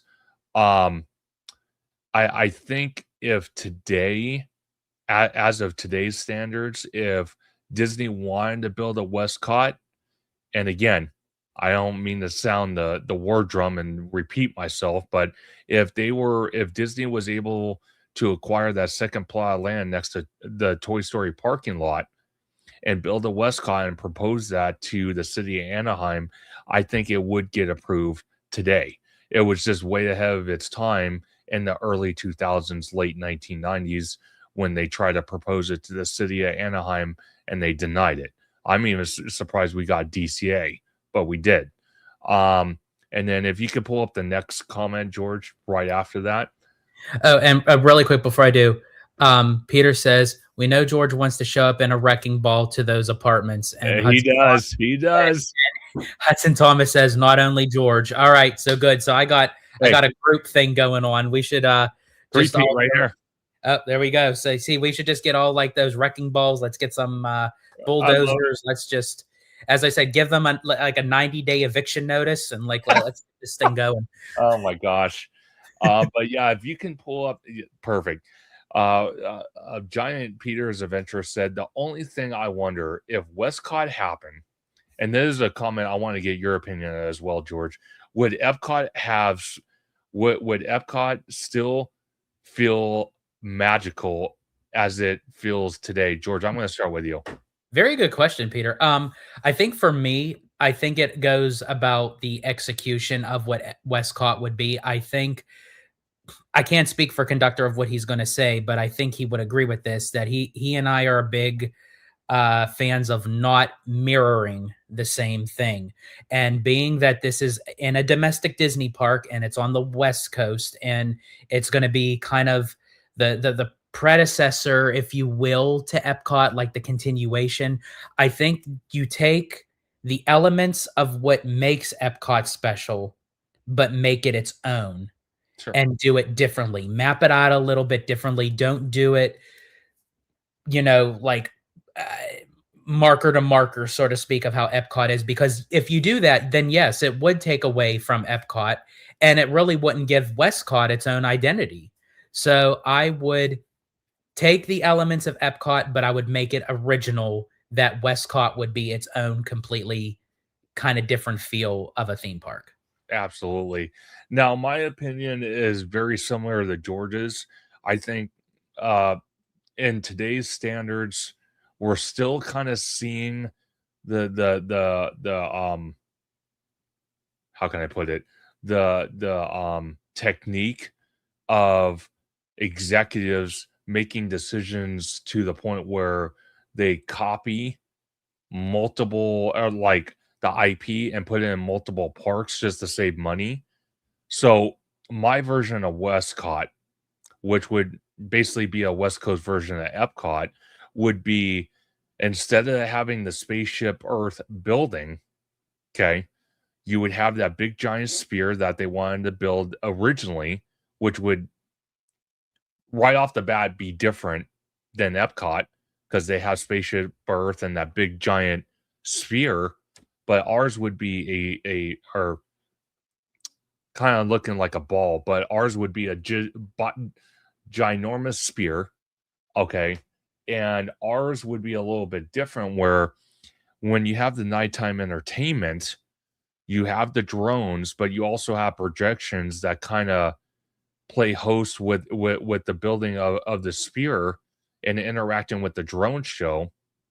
And then on top of that, when you look at DCA, perfect example of this. When you look at DCA, they have festivals, Festival of Holidays. Right now, they're having Lunar New Year. They have food and wine. Um, and one thing I was mentioning in this Westcott proposal for the third gate, if they built that, they can have those festivals moved from DCA into this third gate. And on top of that, they can actually add more festivals than just having three of them. You can add more to this park. And on top of that, you can build pavilions just like Epcot, but different pavilions that are not the same, that are from different countries. And you can have their own unique type of attraction, restaurants, shops, uh, character interactions, atmosphere, all this stuff. So in theory, it would be it would be different enough from Epcot, but it would kind of follow along the lines of Epcot, but be our version of Epcot, which would be Westcott. I think there would be there would be enough difference where Epcot can still be wonderful and fantastic, but then we can have our own version here in in Anaheim called Westcott. I think there would be enough different um things to do at both parks that would not diminish Epcot in any way. Maybe at the beginning, maybe. I'm not 100% sure, but because with any new land that a theme park builds, it's going to be the shiny toy. Everyone's going to want to go see it and experience it. That's just a given. But eventually, when it settles in, I don't think Epcot's really going to lose that much of revenue and crowds to a Westcott out here in Anaheim. I think there would be a lot different. And George and I have talked about it so many times. And I get where people's concern is because when you look at it, Galaxy's Edge, and this is something we're probably not even going to go into the Galaxy's Edge out in Walt Disney World because literally by every square inch of what Galaxy's Edge is out there in Hollywood Studios, if I'm correct, George, is where it's at. It's literally a copy remake of every square inch that we have out here in Anaheim. So there's no reason to go experience that out there because it's literally verbatim exactly the same. So when I talk about Westcott, literally, it's literally of what you can get out here for Galaxy's Edge is exactly what you can get in Hollywood Studios. The only thing that I would say is actually a little bit different, well, not a little bit different, is completely different, is the entranceways into Galaxy's Edge. And for me, the entranceways of the one in Florida, I don't know how they came up with that transition because it's literally a big square tunnel that kind of reminds you of the tunnel from Who Framed Roger Rabbit. You know, at the end before he drives into Toontown, like that big, dark, long tunnel. yes. Yeah, that's what that reminds me of. It's right off of where Muppets Courtyard used to be, which is now going to be Monsters Inc. And then an even more bizarre twist is the transition of going into Galaxy's Edge from Toy Story Land. And I thought if what would have been really creative if they really wanted to enter people into Galaxy's Edge from Toy Story Land, to have that transition right at the end of Toy Story Land, have an oversized, like mint condition, limited edition, like action figure of like Darth Vader or something in a package that's in a toy form that Andy has. Yeah. So you're still in Andy's backyard and he's playing with his toys, but then it's a little sign to say, "Oh, okay, you're going into Galaxy's Edge." I think that would have been a really cool transition. I personally think so, and John makes an excellent point as well. And George, this is more your area expertise because you've been to Epcot. I've Mhm. never been to Epcot, but he mentioned um well, I was reading the other one, but I'll read this one first. He Which says, oh, I don't think that the West I think he was meaning Westcott idea is a good idea until they add a lot more to Epcot, but I don't mind it. So I want to ask you, since you've been to Walt Disney World multiple times, mhm. does Disney have room to expand Epcot and add more before they even think about building a Westcott out here in Anaheim for the third? Absolutely. There's actually, and what's funny is, and you'll see it when you go down for yourself, or actually I should say you will not see it, is there are multiple expansion pads, especially around World Showcase, for them to add several new country pavilions to Okay. Epcot. And if they do that, then of course, Disney, they're going to add in the IP. It'll be something, tied in, and they'll have maybe like an attraction or two that represents what that country is all about. But yeah, there are several expansion pads that we can't see to the naked eye, but that are in the backstage area that they can definitely expand upon for Epcot. Interesting. And I can't wait to see it, but I do agree with John though. If there's more to add, and we're years away from them even thinking about building into the Toy Story parking lot for the third gate, it wouldn't be such a bad idea. And this is going to kind of tie into what George was mentioning earlier about the Epic Universe numbers that just came out this morning. Um, it wouldn't be such a bad idea to expand in Epcot, knowing that again, Universal Comcast has dropped the numbers for the quarterly earnings for what Epcot brought to Comcast. And George, I don't know if you have that article that you can bring up on your computer or try to find it so we can kind of discuss What I it. think is also funny too, and this may be a coincidence, but we all know with these theme parks, nothing is a coincidence. No. That it's so funny that the day that Universal was dropping their quarterly earnings, that's when uh, Disney decided to drop more info on their after-hour events. See, that it's very interesting that you brought that up, and I love that about you. We just have that kind of kinetic energy when we think about this stuff. But um yeah, it's an interesting point because it's almost like a trend. Okay, so if Universal drops news, Disney drops news, and then vice versa. If Disney drops news, Universal drops news. So at the end of the day, all of us that love the theme parks as not just citizens of Disneyland or visitors at Universal Parks, but also content creators that report on this stuff. It's amazing for everybody. And at the end of the day, who benefits from all this? We do, as the fans, as the people that cover this news. We love it. We enjoy it. And it's great for the shareholders as well. So everybody wins. And great to see Madame Lizelle in here. I like hanging out with her. She's fun. Absolutely. Yeah, welcome in, Mademoiselle. Always glad to see you. Before we jump on to the Universal train, just really quick, I wanted to bring up Hudson Thomas's question.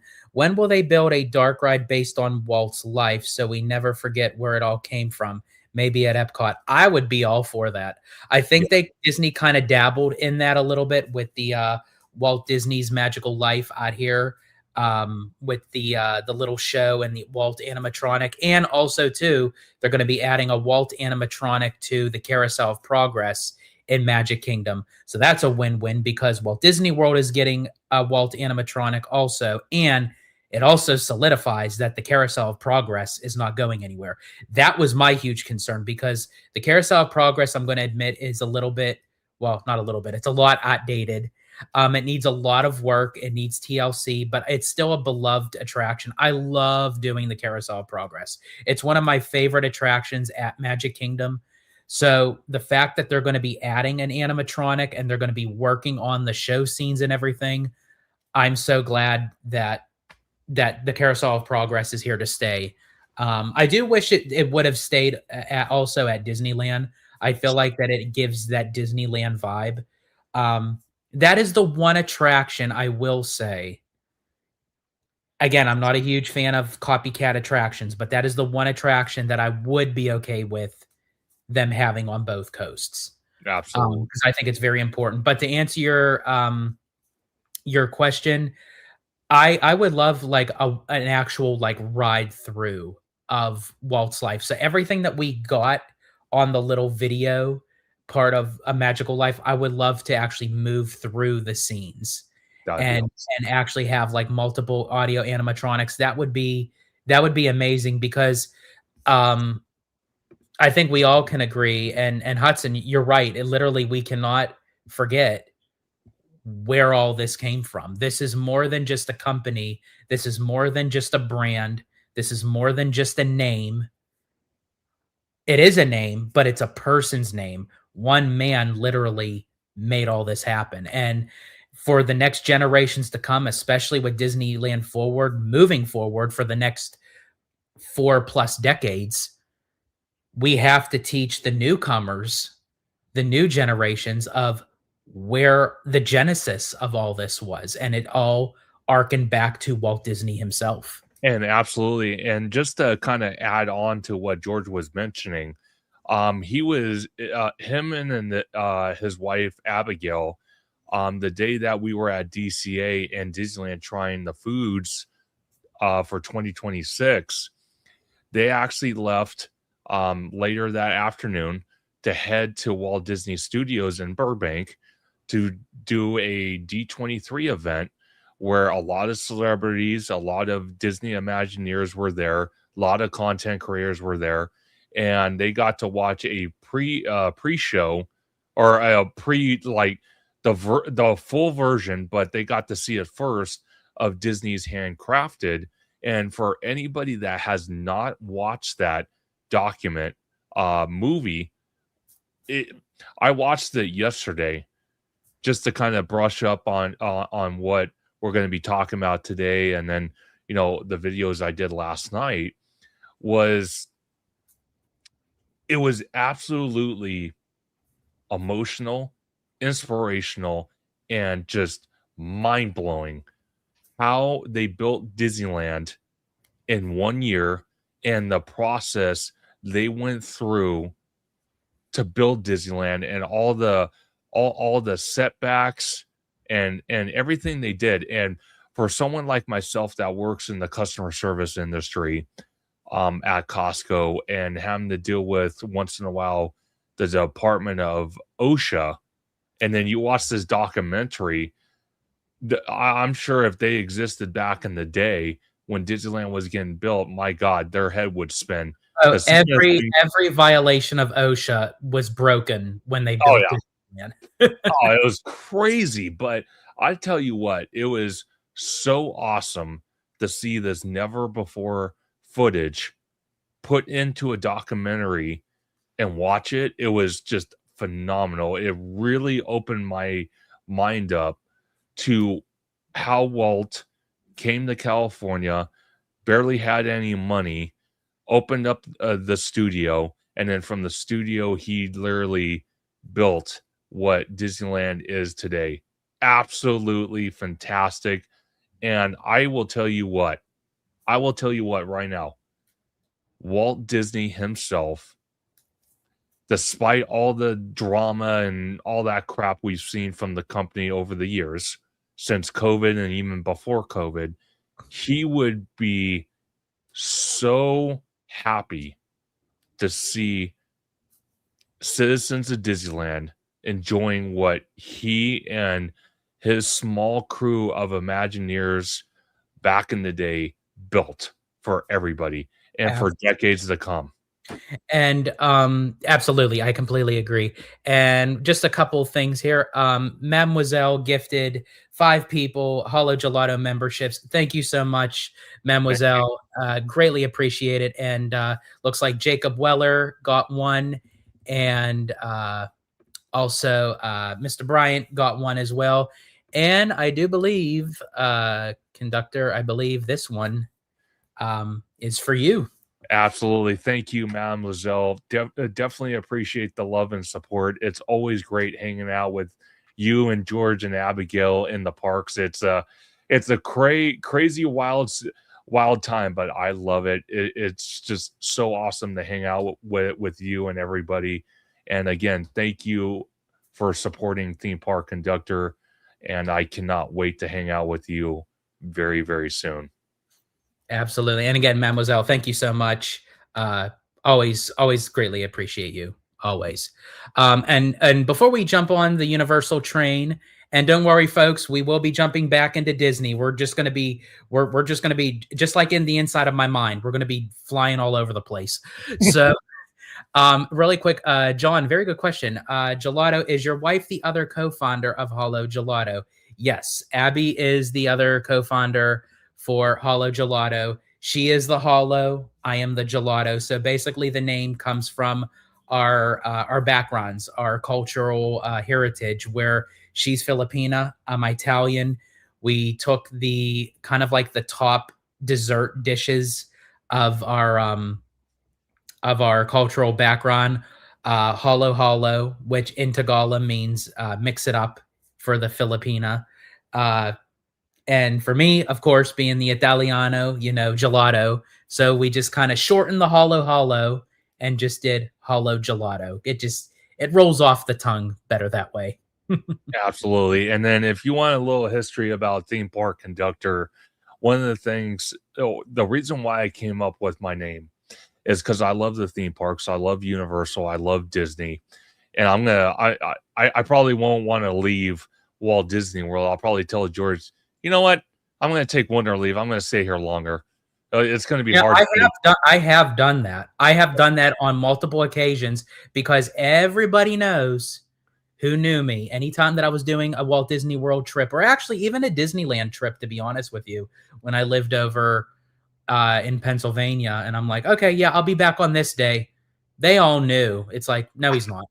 Yeah, no, 100%. But my name has to deal with, the theme parks, the passion I have about the theme parks, the ingenuity, the creativity of the theme parks. So that's the first part of the name. Now, conductor has always kind of fit my type of style, whether I'm at the theme parks, I'm hanging out with friends at maybe, a movie theater or a mall or a restaurant or something like that. I've always been told by my family that I'm a great leader. And the way I associate leader is with conductor, because when you think about it, a conductor on the train is basically the leader of the train, because he makes sure the guests of the train are enjoying their time. He also makes sure that the train is safe for passengers. He also uh, um, works with the engineers of the train to make sure it's running smooth, that it's running on time. So that's where Theme Park Conductor as a name came for my channel. So just a little back history on that. And actually, it's so funny that you mentioned that because I was watching a little YouTube video of this guy. Definitely check out his YouTube channel. It's very interesting. He talks about a lot of like Disney history with like the voices of Disney, but Uh, there's a lot of history behind it. The channel is called West Neverland. okay. Um, definitely check him out on YouTube. I watched a video this morning, and it was actually about the voice um, of uh, the voice artist. His name's Jerry Colonna. Now, a lot of people don't know him, but he was a popular radio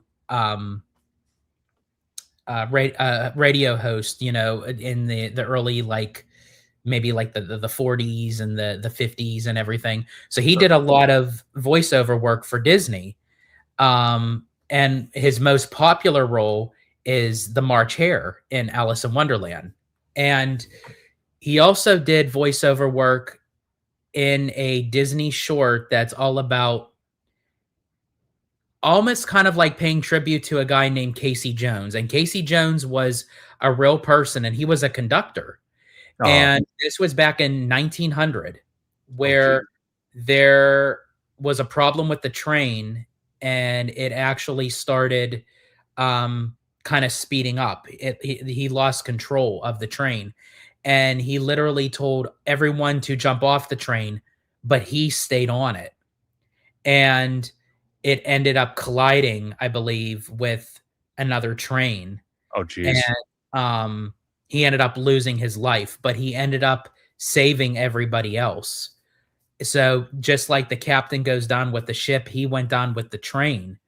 Interesting. And so when you said, like, of you how being like a leader and like kind of taking forth the responsibility and everything, it kind of like tied into that story because of how he sacrificed himself.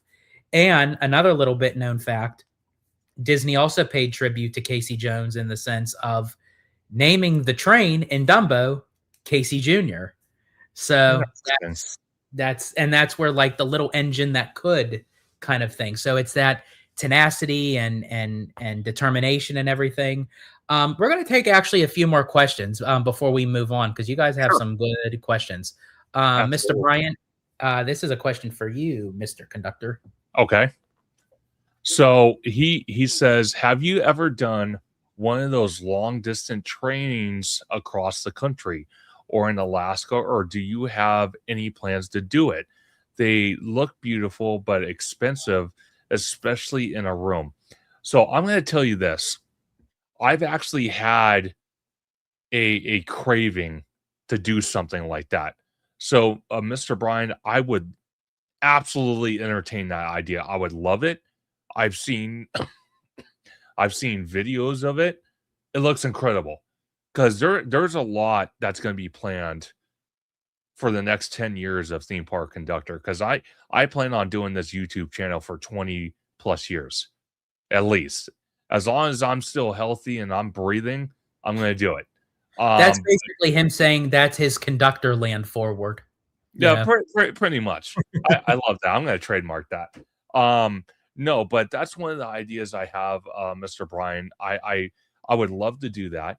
And then like George and I have talked about on past live streams, and I'm gonna bring it up since we're doing an all-day live stream today, is that obviously we're going to be going to Orlando. It's going to be me and Tommy's first time going to Walt Disney World and Universal Orlando.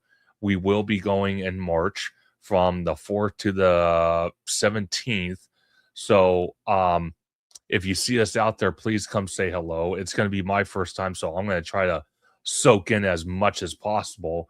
But then in 2027, we're actually planning on going back to Walt Disney World to hopefully see Tropical Americas open, maybe Monsters Land open, and then we're going to take. It's going to be my first time. George is literally the veteran when it comes to this, but we're going to do a Disney cruise. It's going to be I believe the Disney Treasure we're going to sail on, and then after that, years after, maybe a year or two after that, we've actually talked about possibly getting our passports and whatnot and going out to Disneyland Paris. So that might be something. But I will tell you this, in the next hopefully 5 to 10 years, I will want to do that, Mr. Brian, because that looks like something that would be an absolute blast. And believe me, I will be documenting every little bit. And who knows, maybe George will join me and it'll get a lot of fun. I can promise you that. absolutely. Oh yeah, I'm always down for traveling and adventures and trying new things. And actually, speaking of Disney Cruise Line too, and mentioning Alaska, they also do Alaskan Disney cruises on the I saw Wonder.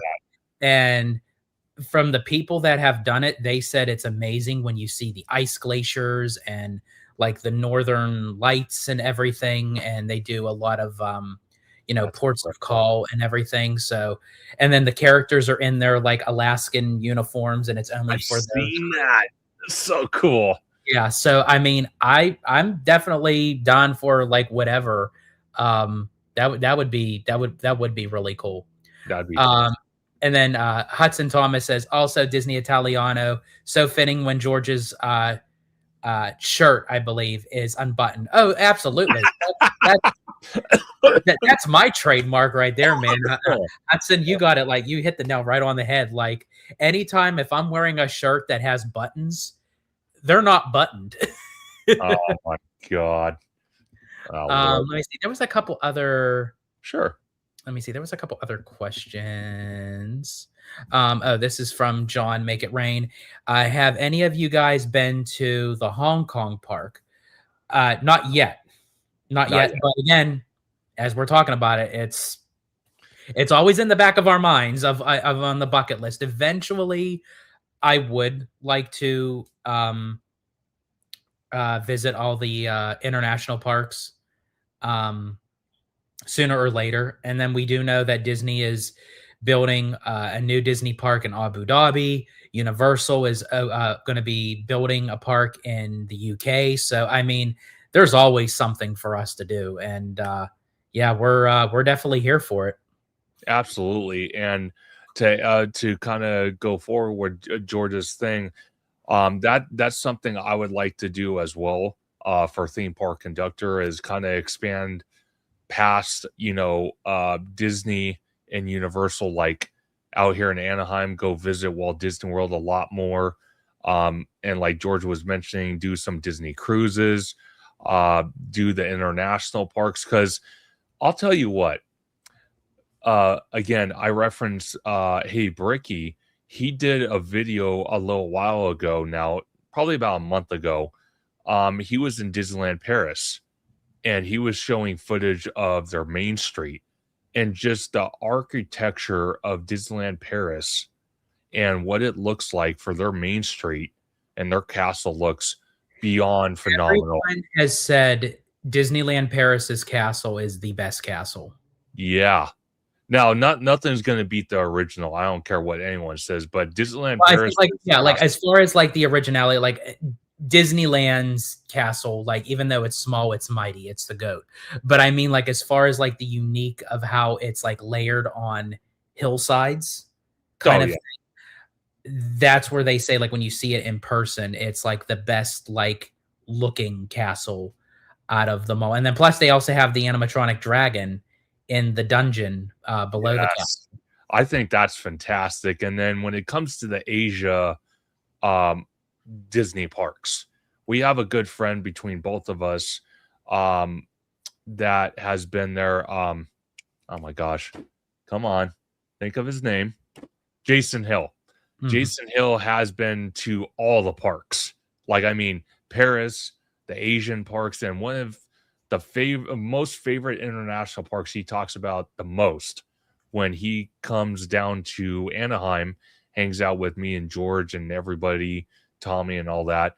He says, by far, for entertainment purposes and just how the park's laid out, I think he said Tokyo Disney is literally the most evolved and futuristic Disney park between all the international parks. He says just the entertainment, the atmosphere, the attractions.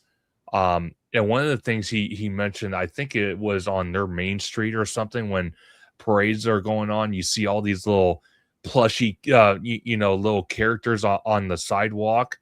And then before the park opens, you think the Esplanade for Disneyland and DCA is bad. You look at the Esplanade for that park, oh my God, you would think U2 or Bono or Mariah Carey was performing at the park. It's literally so packed in the Esplanade, you can't even move 1 inch. It's crazy. And I've heard too, because it gets so crowded and because it's so popular and everything, out of the respect of everybody, that guests actually, sit down, where everyone can actually visualize like of what they're seeing. Like out here, you got people like stepping in front of you and putting their kids on their shoulders, and you can't see anything and they block your view. And it's like, I get it. Like, especially when it's a kid's first time, they want to see, but it's like, but I'm also there to do my thing too. I'm paying my money. It's like, I'm trying to record what I'm trying to record. I'm not trying to get the back of your kid's head. It's like so so I think I love how Disney does it with the international parks. I think primarily for Tokyo, where like everybody is on the same level, everybody can see. So I like that kind of operation that they do. Absolutely. And then Matthew Murr has some for you, George, if you want to Oh, pull okay. it up. Before I get down there, sorry, guys. I'm going like down like the row, so don't worry. I will get to you guys. John continued. Are you guys relatively close to the parks? I'll let you go first. So I'm between Disney and Universal out here in California. I'm about Disney. It depends when I leave my house. I'm about maybe an hour. When it comes to Universal, about an hour and a half. Again, it kind of fluctuates depending on what time I leave my home to go to these parks. Usually, and probably everyone thinks I'm a nutcase, but I'll wake up at like 3 in the morning because I'm already used to that anyway, working at Costco and working in the morning shift. So my body's already used to it. But yeah, I'll probably wake up at like 3 in the morning to get ready and leave by 4 o'clock to head to the parks. So that's literally when he's up for 5 hours, that's usually when I'm waking up. yeah. So he's all like rearing ready to go, and then there's me. I'm like, don't talk to me, don't touch me, like just. Oh my God. But Matthew Murr, all the way from the UK, gifting $2. Thank you so much, Matthew. Can't wait to be back on the show next Friday. Absolutely. Matthew is going to be back on HaloGelato. We're going to have a great conversation about the possible honorees that are going to be coming up for D23 for the Disney Legend ceremony. So definitely look out for that for a future video of HaloGelato. And see, Hudson Thomas says needs a gold chain too. It's funny. I did have a couple gold chains, and I literally wore them out. Like they like broke to ribbons, and it's like I do have to replace them because normally I wear my gold chains like this one, even though it's buttoned. You can see the top part of my hairline. Yes. Usually I'll wear a chain where my buttons plummet down a little bit, so you get a little more chest. You get a little more pec action. Sounds and then, sexy. Yeah. Sounds sexy. Oh my gosh. Oh my gosh. And to answer John, Make It Rains, I'm about 35 minutes away, give or take, to Disneyland and Knott's Berry Farm.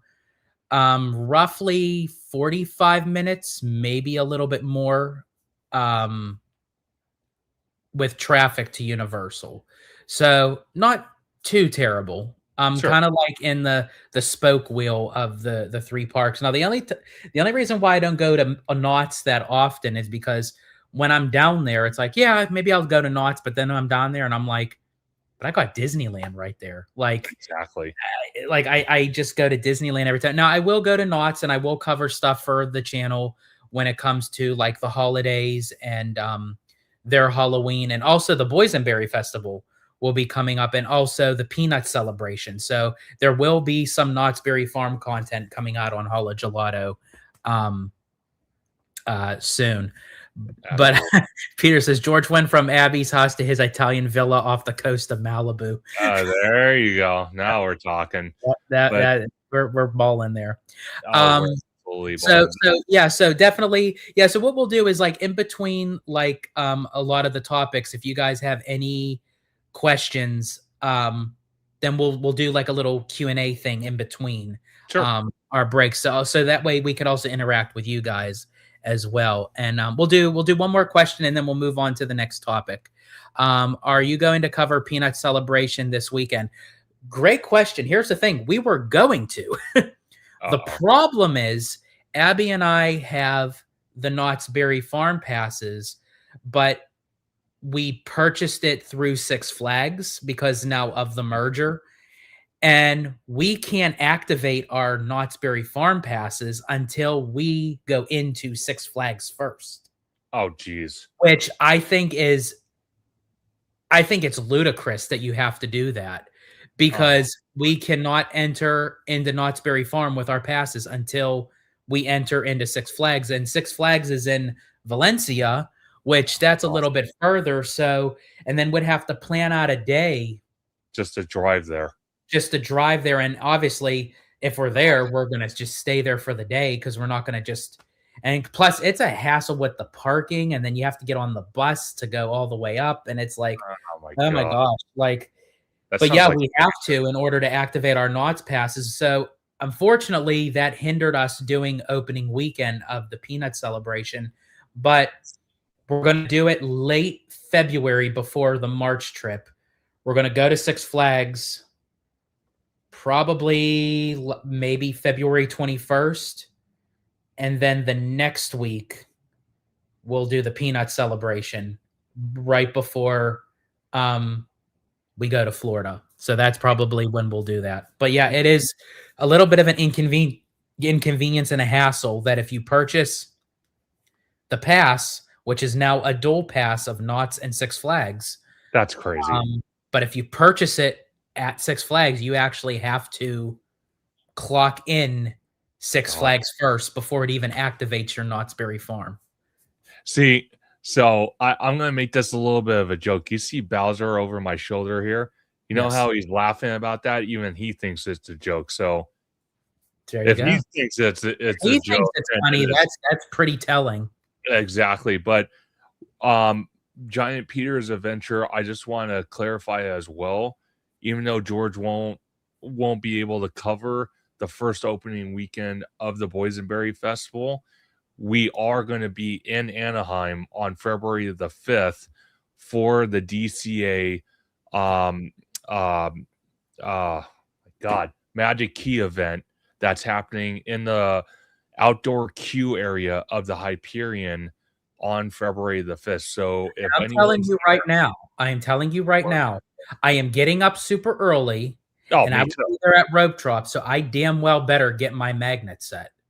Because I don't want to hear this while this supplies last bullshit. I don't care if I'm getting up early and I'm like disturbing my Italiano beauty rest and I'm going to be there for a Rope Drop. Damn it, I want my magnet set. Oh, God. I can only imagine the frustration that would happen if that did not work out. But speaking of DCA's 25th anniversary, I'm actually going to be covering multiple things actually with DCA's 25th anniversary of what Conductor mentioned on February 5th. They're going to kick off.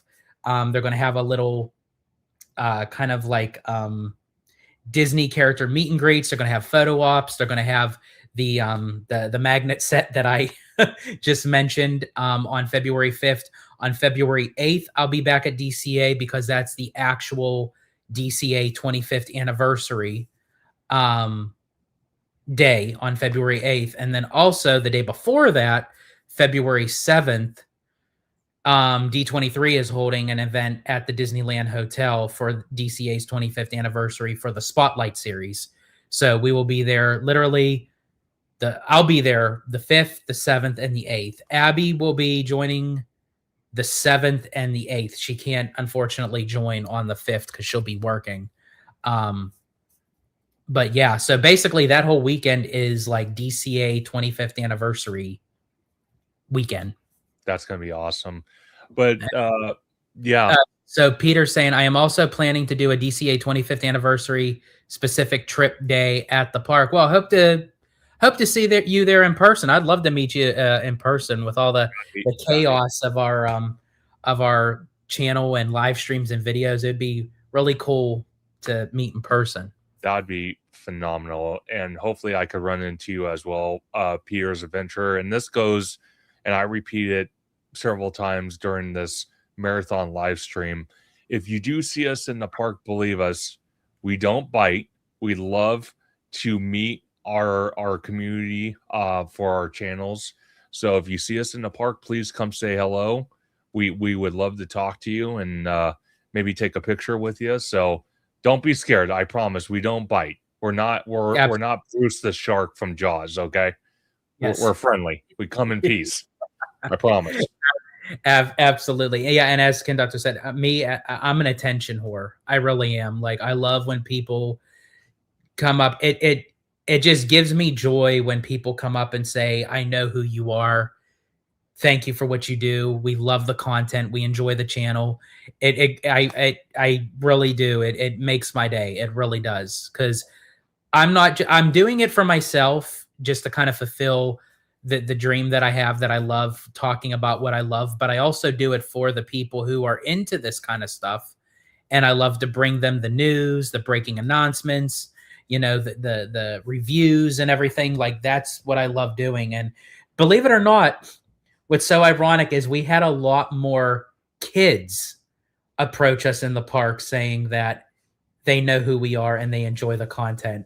And I think that's very funny, that I actually have more kids that approach me. But as I said, even though that I do joke around, like when I say, why does it always have to be about the kids and everything? Sure. That's me being the sarcastic Italiano that I am. In all true reality, I do. I love kids. I used to work with kids in the public school system and everything. I enjoy kids. So the fact that kids actually watch my content, and then when I started finding out that kids were watching the content, I'm like, oh, I better be a little bit more on my best behavior, because it's like, exactly. But I'm still the Disney Italiano, but I try to kind of, keep a balance, Absolutely. But George, if you want to bring up that article about Epic. Absolutely. So we're gonna move on to, this is courtesy of attractions. Where the hell my page go? Oh, there it is. Okay. This is courtesy of, get off here. Okay. Courtesy of Attractions Magazine. So this was posted obviously today, January 29th, 2026. Epic Universe still not operating at full capacity. Execs talk park's future. So I'm not going to read the whole article, but just to kind of give a gist for the conversation. Comcast, the parent company of NBC Universal, hosted its quarterly earnings call for Q4 2025 on January 29, 2026, during which executives revealed key data and shared illuminating remarks about Universal's Epic Universe, the company's newest theme park in Orlando, Florida. Universal Parks crossed 1 billion for the first time. That's amazing. Universal destinations and experiences reached a significant milestone in Q4 2025, earning 1.035 billion in quarterly adjusted earnings before interest, taxes, depreciation, and amortization, crossing the $1 billion mark in a single quarter for the first time. The sector's quarterly revenue was 2.89 billion, a 21% increase year over year for the same quarter in 2024. And this is coming from Jason S. Armstrong, the CFO of Comcast. And quote, this performance was driven by strong results at Universal Orlando. We're really pleased with what we're seeing from Epic Universe, which continues to drive higher per cap spending and attendance across the entirety of the resort. Yeah. And I want to bring this up because this kind of ties into what we were talking about earlier with I think it was John who was mentioning about the whole idea about Westcott possibly getting built out here in Anaheim for the third gate, and how he was mentioning about Epcot needs a lot more before they even think about Westcott. But I think now with what they're doing at Walt Disney World Resort today, where we got Tropical Americas, we got Monsters Inc. Land coming, we got Cars Land coming, Villains Land, and then just the new updates to Thunder Mountain. Personally, for me, and then all the other construction with the hotels, the DVC lounge, hotels, all this other stuff. I think at some point in the next year or two, we're going to get more information, probably about Epcot. I'm going to be honest with you. I don't know if it's going to happen at this D23 or it's going to be part of maybe the 2028 D23 or maybe even the 2030 D23. But the next 3 D23s, I can assure everybody, I have a great feeling that Epcot will get new additions that will be announced at the next 3, or at least one of the 3 next upcoming D23 events here in Anaheim at the Convention Center and Honda Center. I do believe so, because then that will be a response to Epic and their quarterly earnings, which is a great thing for Epic. The only thing for Epic, and again, I haven't physically seen Epic. George has seen Epic, so again, he's more the expert on this. But one of the things that I'm hoping going forward with Epic is that they add more shade and future attractions. They try to they try to cater to everyone's needs. You could still have outdoor attractions, which there's nothing wrong with that, but but they need to incorporate more indoor attractions as well at Epic. I personally feel the only reason I feel that strongly is because everybody probably knows that's been to Florida in general, whether it's Orlando, Miami, um, um, any of the counties or cities in Florida. Florida has a weird way of, it could be sunny 1 minute, and then the next minute, all of a sudden, all these dark clouds come in. It's raining, and then it's thundering, and then it stops, and then it gets humid and muggy, and then maybe later on that day it goes back to sun, and then it'll go to rain and thunderstorms again. It's just kind of like at random. And that's one of the things that Epic kind of suffers right now, is that a lot of their attractions, and George, you can clarify this, I think they have 11 attractions at Epic, and more than half of them, they're outside. So I when the believe weather there's only, I is believe there's like three attractions that are indoors. okay, so the rest of them, the other 8 are outdoor attractions. So when that happens, when the weather gets all weird and crazy, then more than half of Epic Universe shuts down, because they can't operate the outdoor attractions in that type of weather. So that's kind of the downfall of Epic for right now. But they are expanding in Epic, which is a great thing. But I would like to see a lot more indoor attractions to accommodate when the weather does get weird in Florida. Oh, absolutely. I agree. And I feel like this is very telling, because the fact that Universal admitted the fact that Universal's Epic Universe is not at full capacity. And now a lot of people could be thinking, why would they be admitting that? Because here's a key factor to that. The fact that they are not at full capacity, but yet in Universal's history, they crossed the $1 billion mark in a year, in that sense, like for the quarterly earning cut. And they're not at full capacity yet with Epic Universe.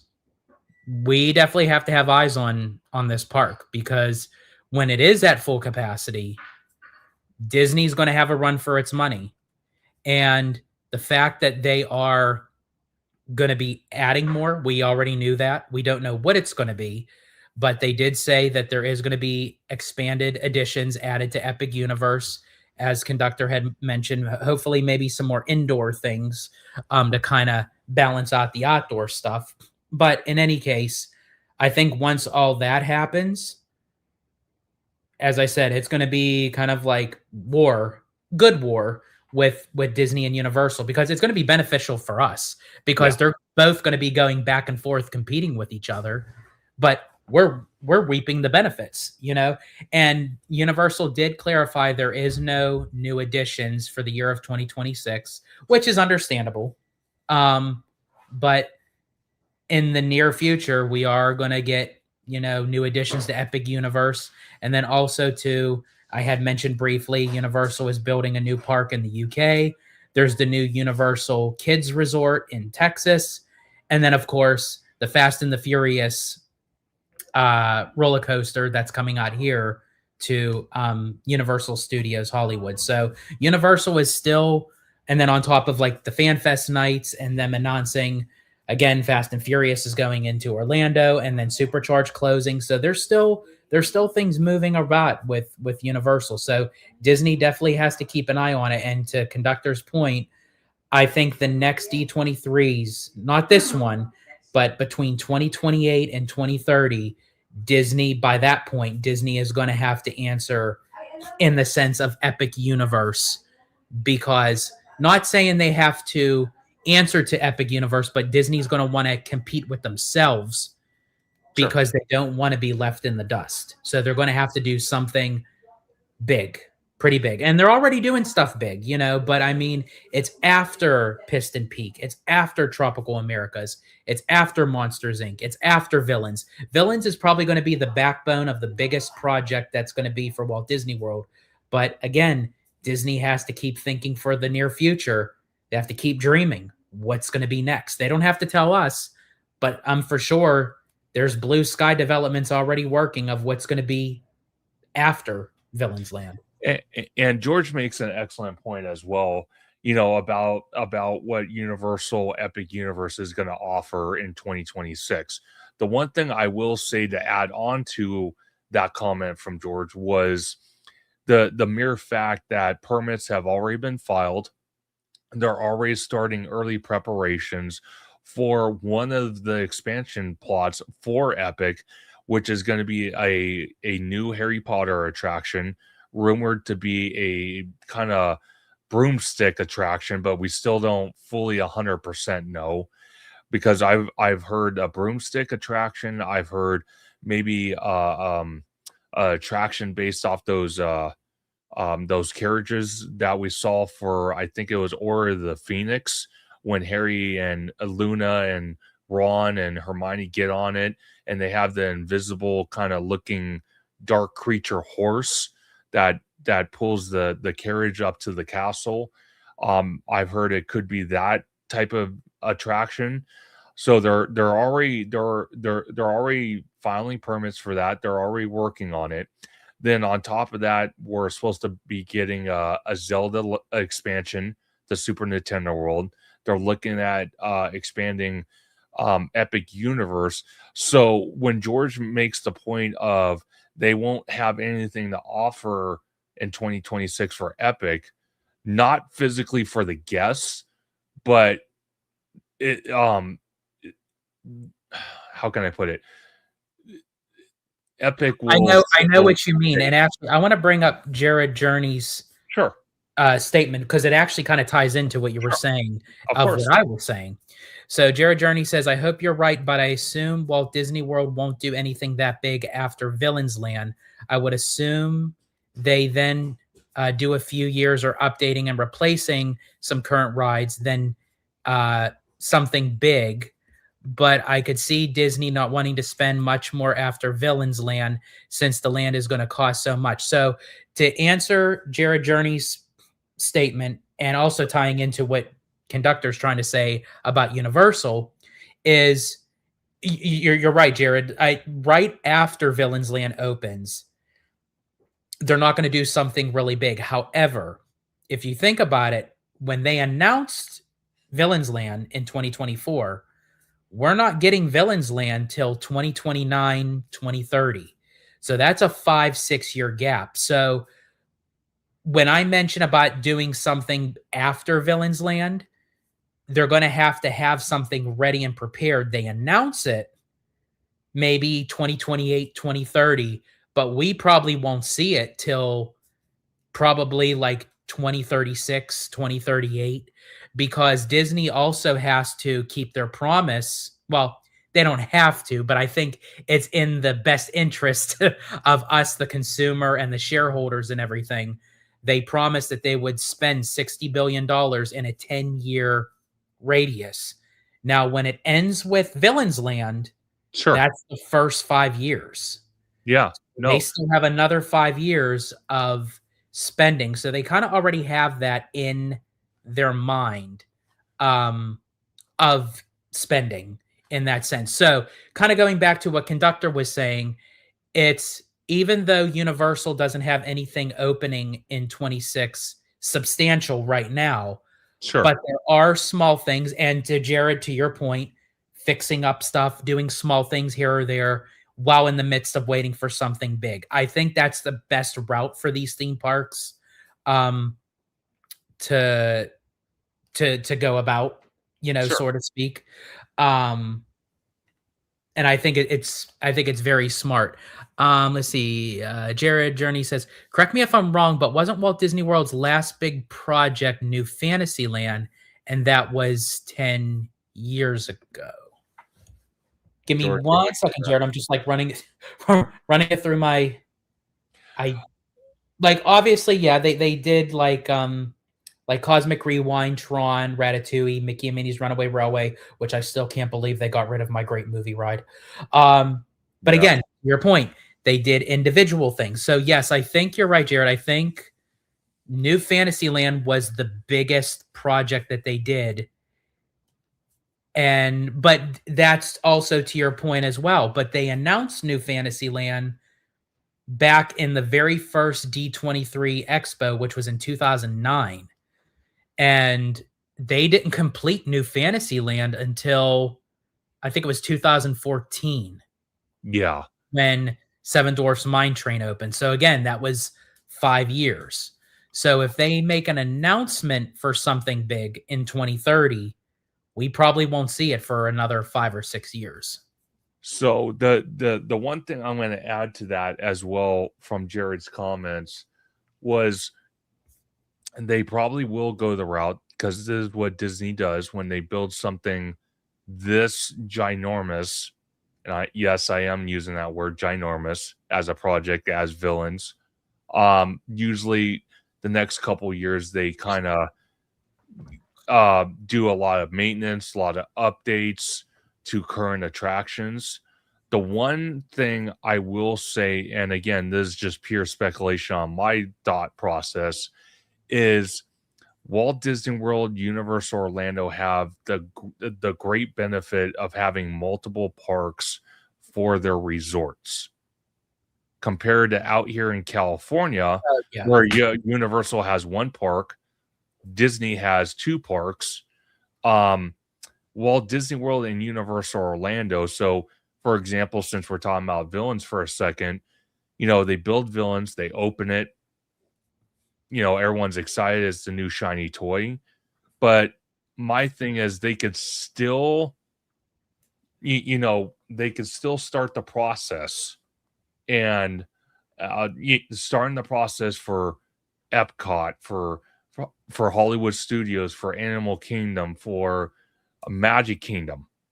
And I'm not talking about putting shovels in the ground because obviously that comes way after, but they can start the process of drawing up plans, making 3D models, proposing a report to file a permit for a new land, a new attraction, new experience, new something, a new addition to their parks, because we all know how permits work.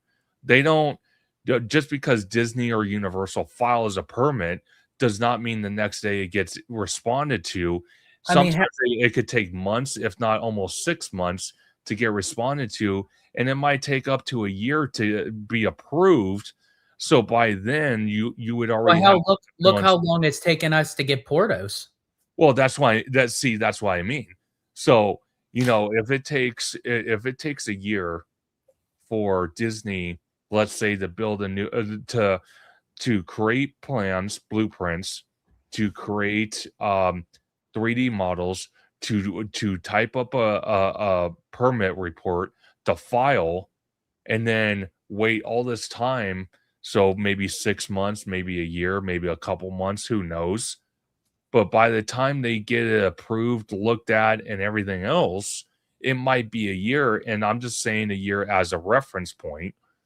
So if they have a year between filing and creating all the plans and all that for a new edition of Epcot, like a new pavilion or something, and that's courtesy of John mentioning about all the room and you, George, mentioning all the room Epcot has, then that's a year that Villains Land has been opened.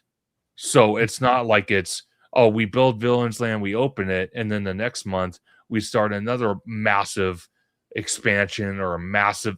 No, I'm not trying to dig to that point. What I am saying is there's a lot of logistical stuff before they put shovels in the ground, and that's why I'm trying to answer what Jared Journeys was saying. So that's kind of where I'm at with it. Again, I could be completely wrong because I don't know the permit process. I don't know the financial aspect of things. So I'm just only speculating. And actually, Jared brought up another comment, George, if you can bring that up. I just want to read this real quick to everybody. It's the current comment. It has 2030 in it. There we go. I'm also cautious about spending after 2030 because we don't know where the economy is going. With all the current chaos, it could lead even less people traveling, both where was it? Both in the US and the world wide, which could lead to Disney and Universal doing more smaller projects after Avatar Villains, the Universal Hollywood Hotel, all of which will cost a ton.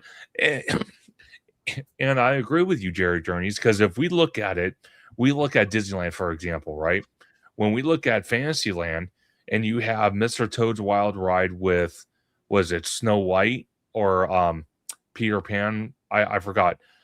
On Yeah. that side, it's Mr. Toad and Peter Pan, and then on the other side, it's Pinocchio and Snow White. Okay, so you have 4 attractions in one massive footprint. You know, that was old school early days of Disney and Imagineering. But nowadays, when you look at Universal, you look at Disney, and they build a new attraction, what is the common denominator? The common denominator is this massive, ugly show building because they have so much infrastructure, technology, animatronics, show scenes, track layout for these attractions that create this massive show building. So I agree with Jared Journeys. A lot of these projects cost a lot more nowadays than they would have maybe 30 years ago. And that's very true to his comment. I mean, anything can happen at a flip of a dime. You know, I hope that that's not the case, but we always have to take that into consideration that anything can change, and especially with the change up with the CEOs and who's going to take over as chairman of the parks if tomorrow does get into the big seat, so to speak. So yeah, there's going to be a lot of rearranging and reevaluating, and so yeah, definitely to take into consideration. Also, too, we got Ryan C. Vlogs in the house. Hey, George and Conductor, what's going on? I am watching your show while I am at the gym, and I think they will do a big expansion in Adventureland after Villains. Well, Ryan, thanks for joining in. I think it's very interesting. A lot of the times people watch us is they're at the gym or they're driving either to work or from work in their car. I love that. And you know what? That's the best. I think that's one of the best times to do it. So, absolutely. Ryan, definitely welcome in. To your comment, I can definitely maybe see them doing something with Adventureland because there was a lot of talks that there is an expansion pad behind the Jungle Cruise at Magic Kingdom, and there was a lot of talks that it may be a Moana boat attraction because courtesy of Jack from DSMY Newscast, he covered this a few times where Disney filed a permit of a new boat ride system and they actually showcased an early concept art, and it's just in black and white lines, but it's in the design and shape of Moana and Maui standing on a Wayfinder boat. Absolutely. And I want to give a big shout out also to Jared Journeys, who, again, probably like many other individuals watching this live stream between myself and HaloGelato, is currently at work. And that right there is showing us that you guys really honestly do care about our content. And me and George cannot be more appreciative that, you know, people at the gym, people driving, people at work or watching this live stream. It means so much to us that you guys still want to tune in, even though you're busy doing something, that you still have time to tune in to this live stream and much of our content. So much appreciated to everybody in the chat, everybody watching, whether it's on YouTube or on X. I deeply, deeply appreciate you all, and you guys are amazing, and you guys keep us going like this. And believe me, I kind of feel this marathon live is going to work out, so we might have to make this a yearly tradition, one I day think out of so the too. year. I was thinking that too. I think we should do this as an annual thing. Yeah, Maybe like closer to the beginning of like each year, like the start of the next year, to kind of see like our predictions, our thoughts, where the year is going to move into, what our sure. plans are. I think, yeah, I actually think we should do that. I Yeah, think no, so far so good. I mean, the live is going well, and I echo your statement as well. Thank you to everyone who has joined, is still here, that will continue to watch the not even just our live marathon show, but just watch our content in general, whether it's a video, a live stream, a short, anything. We greatly appreciate each and every one of you. And also too, before I scroll down, before I lose it, John Make It Rain says, I think they may announce a second park at Shanghai during D23. so That absolutely correct. so actually, since John brought that up, because that again is one of our topics, um, George, if you want to mark that off on the list, and we'll talk about it, because that's something we wanted to talk about as well.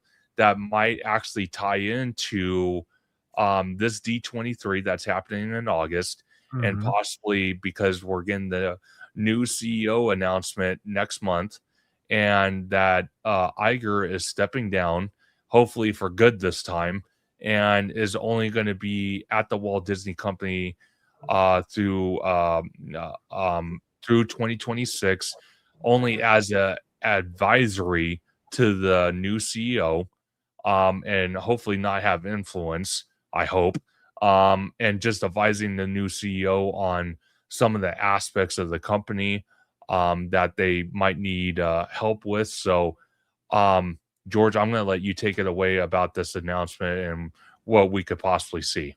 Absolutely. And before, I just want to just give it's Florentin is in the house. Welcome in. So glad to see you. It's been a while.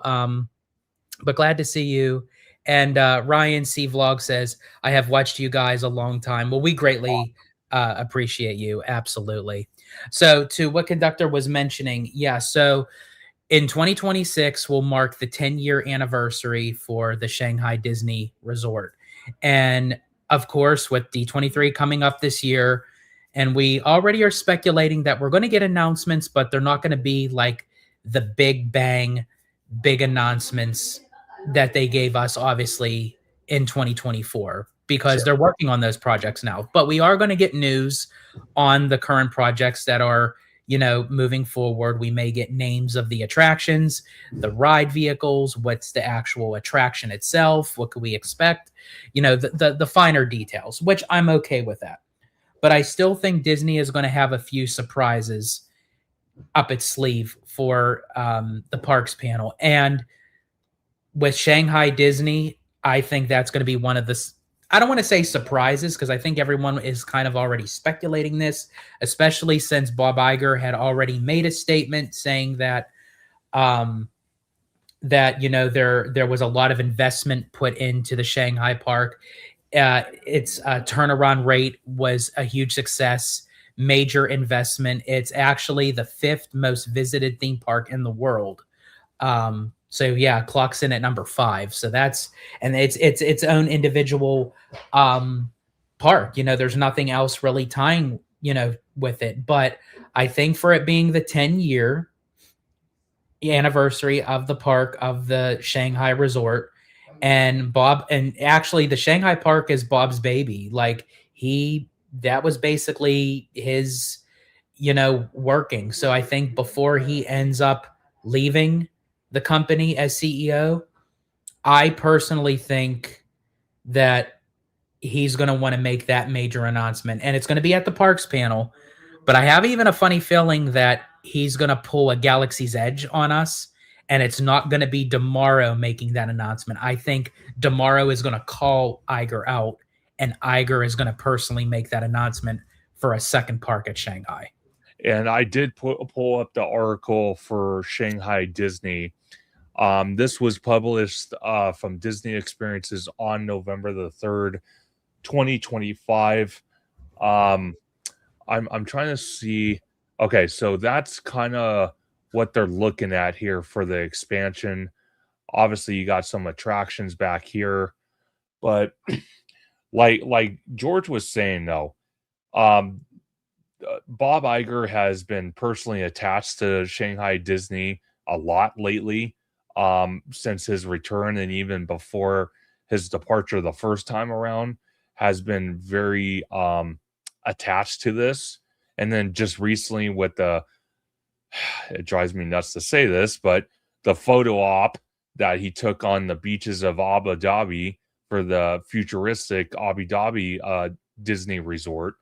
And I have my concerns about that, but that's And, besides. and we could actually get into that too, because here's the thing.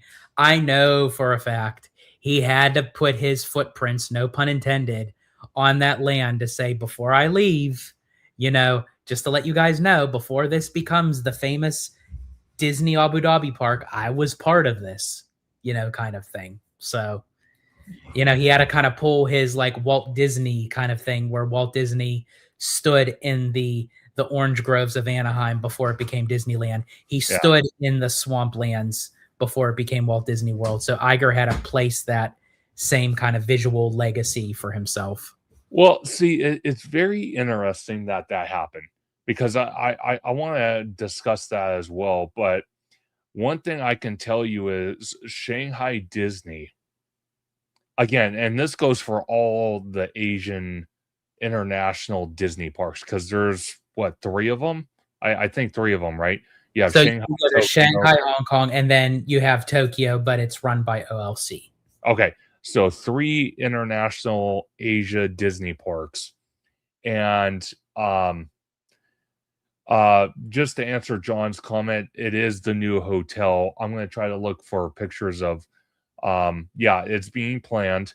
And I don't know if they have pictures yet of what the expansion is going to look like. I think they're keeping that close to the chest. And I think, like George was mentioning, when D23 happens, probably Bob Iger will be called on stage by Josh Tomorrow, who is currently, as of today, the park's chairman of experiences and destinations. But I think, even though we'll know who the new CEO is as of next month, I think Iger will take the stage at some point at D23 to talk about this.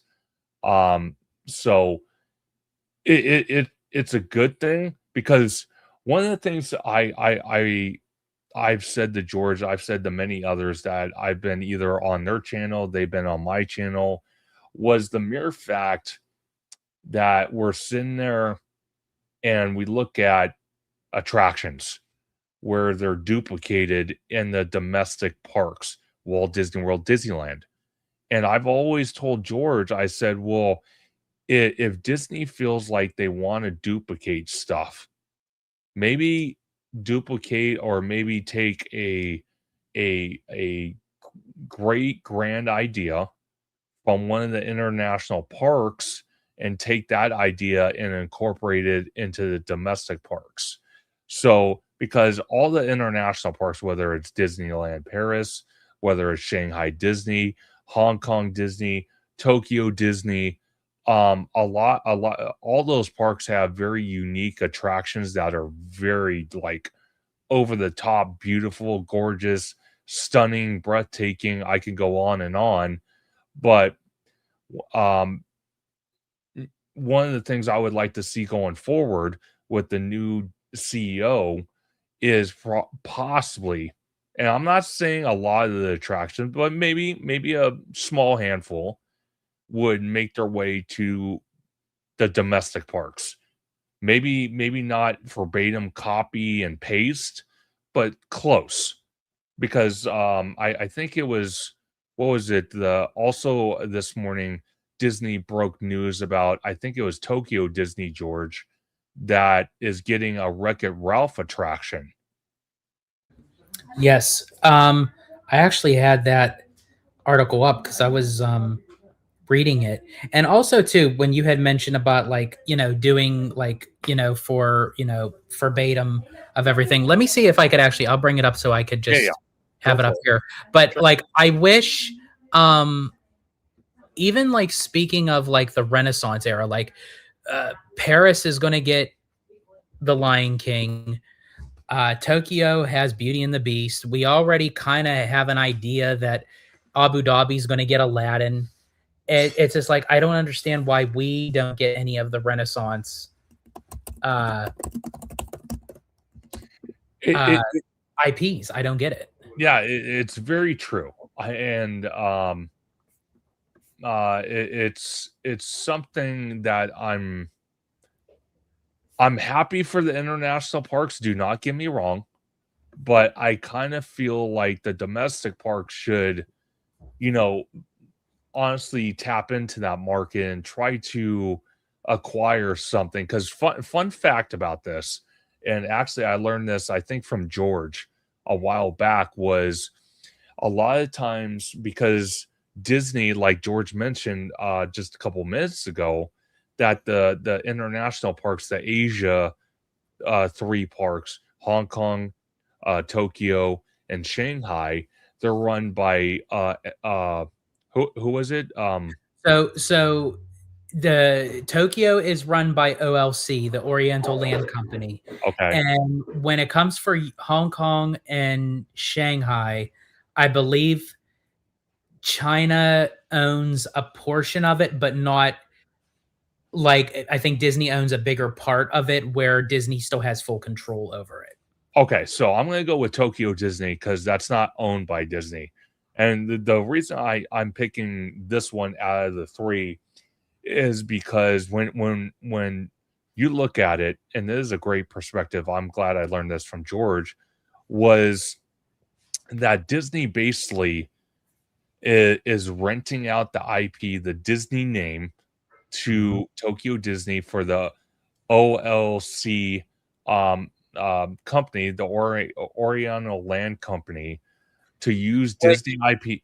Which also too, I want to add, I believe that's also going to be the same route with Abu Dhabi. I Yes. think Abu Dhabi, they're gonna own it, and they're just licensing out the Disney properties, and that's why it's not going to cost Disney a dime because it didn't for the Tokyo parks. So that's an interesting thing. That's what I'm pivoting to, because when you think about it, when they build state of the art attractions, or they build technology for Disney Sea, or you have this Wreck-It Ralph attraction, or the Spider-Man roller coaster, or some of these IPs that have attractions that you only see in their international parks like Tokyo Disney.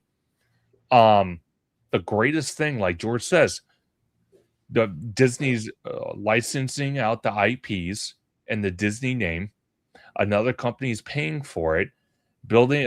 And it's funny because when they build these attractions, they actually collaborate with WDI Imagineering here in Burbank, California, to develop the technology. They actually pay Disney to develop the technology, to build the attraction, and then ship the parts, the animatronics, all that stuff back to, for example, Tokyo Disney.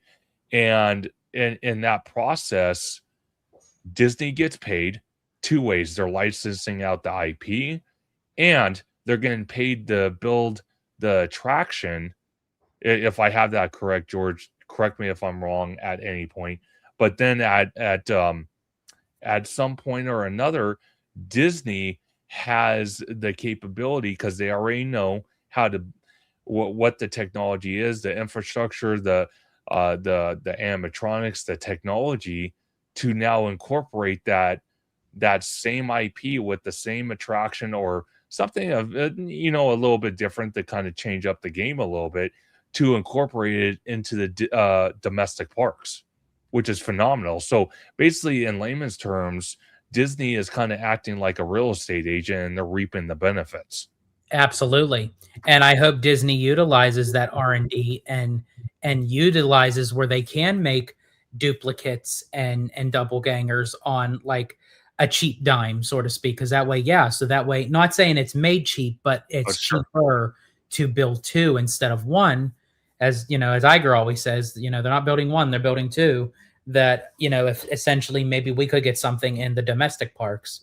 To John, Make It Rain, asking, is that like an Astro Blaster attraction? I believe so, because if you look at the concept art, I'll bring the picture up a little bit bigger so you could see the guests holding the blasters and they're firing at looks like targets, possibly looks like either like corrupt data, because it's supposed to be like you're in an arcade game and you Yeah. have to blast it.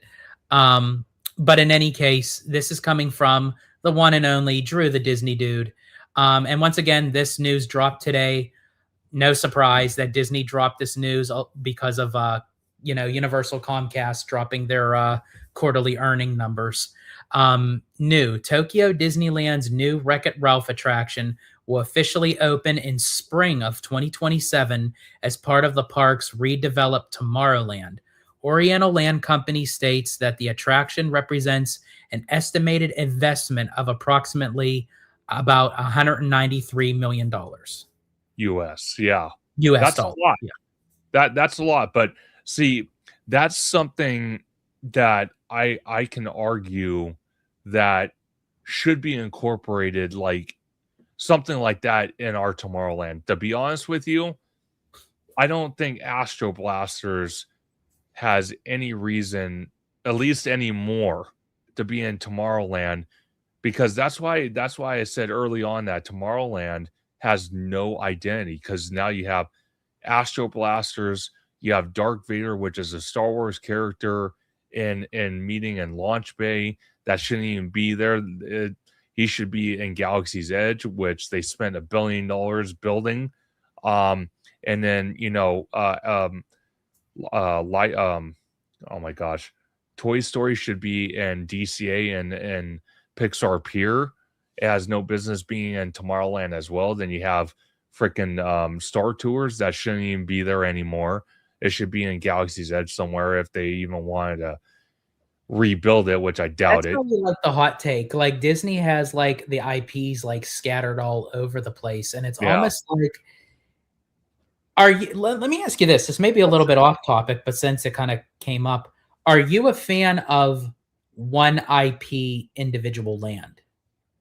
Do you think that kind of hinders Disney, because then that's where Disney feels forced they have to put all the IPs or all that the attractions of that one particular IP into that one land? Would you rather have more of a fantasy land style where it's just a variety, so that way you can kind of expand your horizon and not really be secluded in one land? So I'm going to tell you this. It really, for an IP to be part of a single land, it depends on the IP. It depends what it depends what the storytelling behind that IP is, how strong it has done, just whether it's the storyline of it or the box office numbers. It really honestly depends.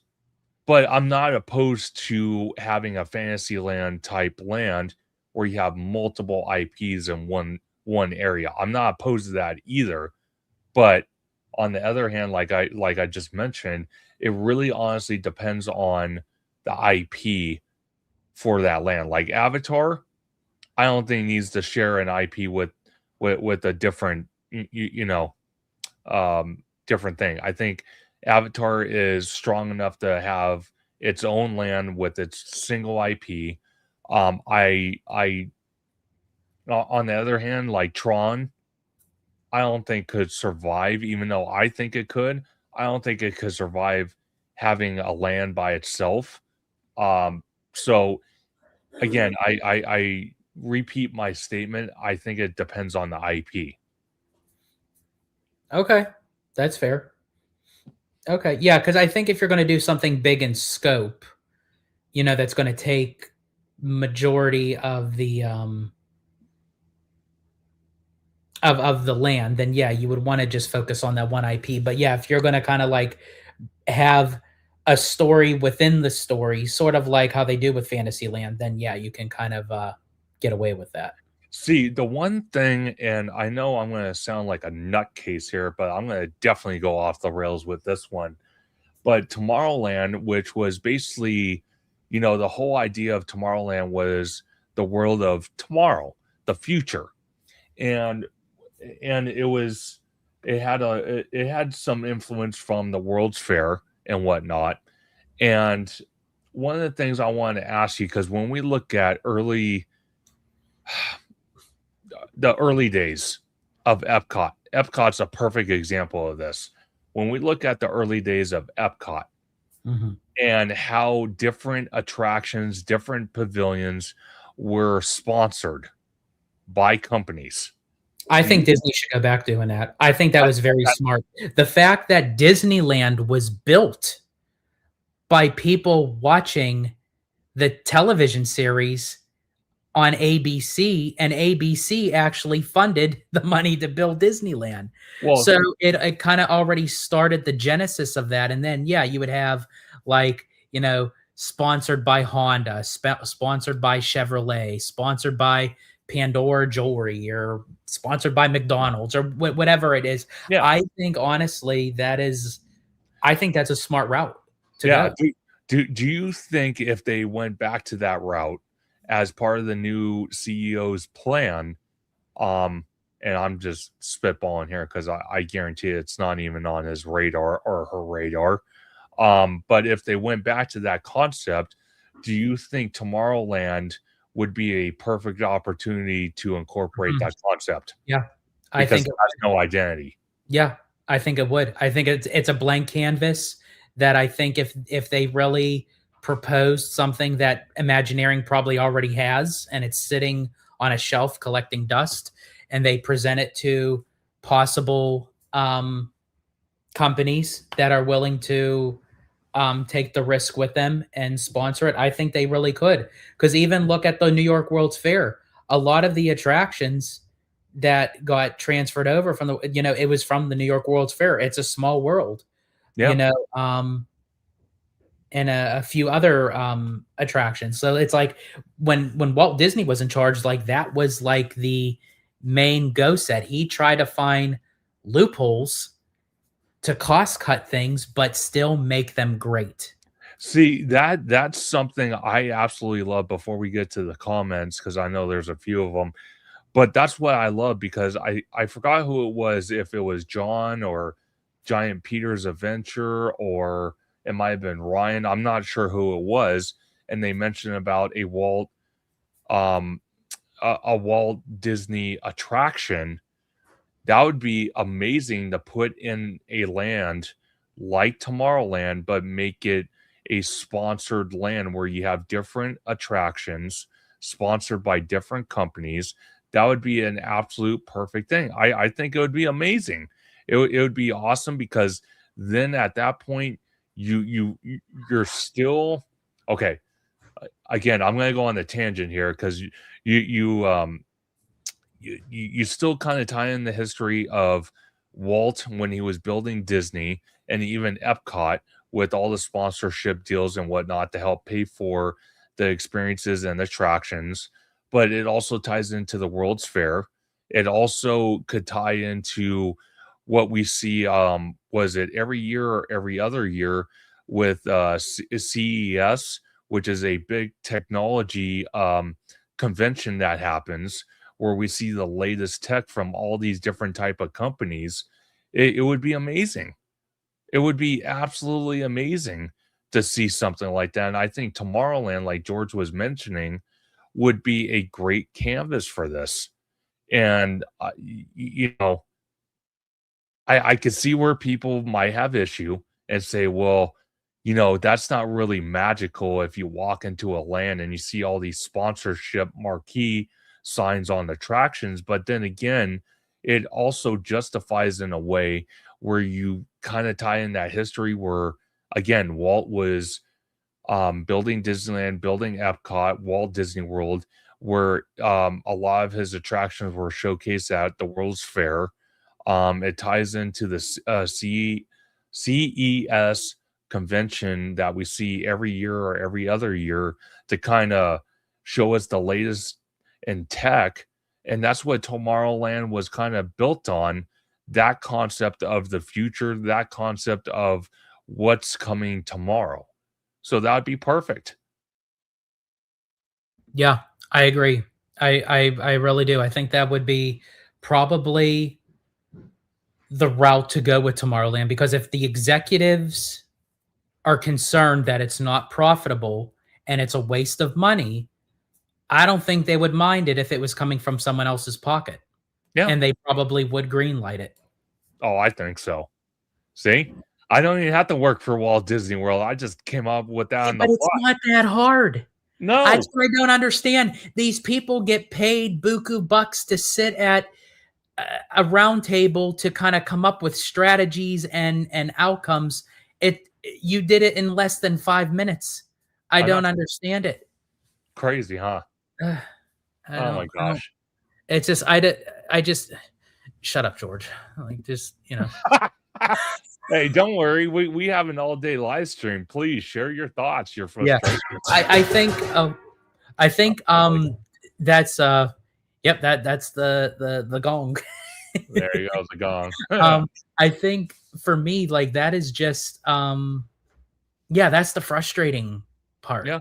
Like, it's just how us, the consumers, the fans, the diehard uh Disney followers, like, we love the parks. We know the parks, but we also I feel like we could also make executive decisions of what can better the park, and who better than would, because it's our money that we're paying for. We know the experience that we want to have. It's so easy for them to say, oh yeah, well, we could just do this just for corporate sake. Has any of those executives loosened up their tie, take down a few buttons, go Italiano style, show a little bit of chest hair, you know, and go into the parks and have fun? Oh my god. See, that's phenomenal.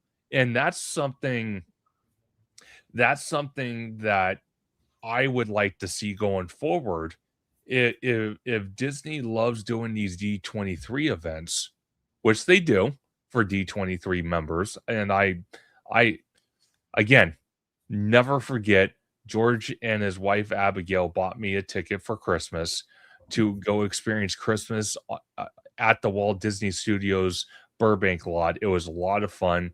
Can't wait to do it next year. And I'm deeply appreciative of George and Abigail doing that for my Christmas gift. But one thing I would like to see going forward with a D23 event, this would be fantastic actually, if they had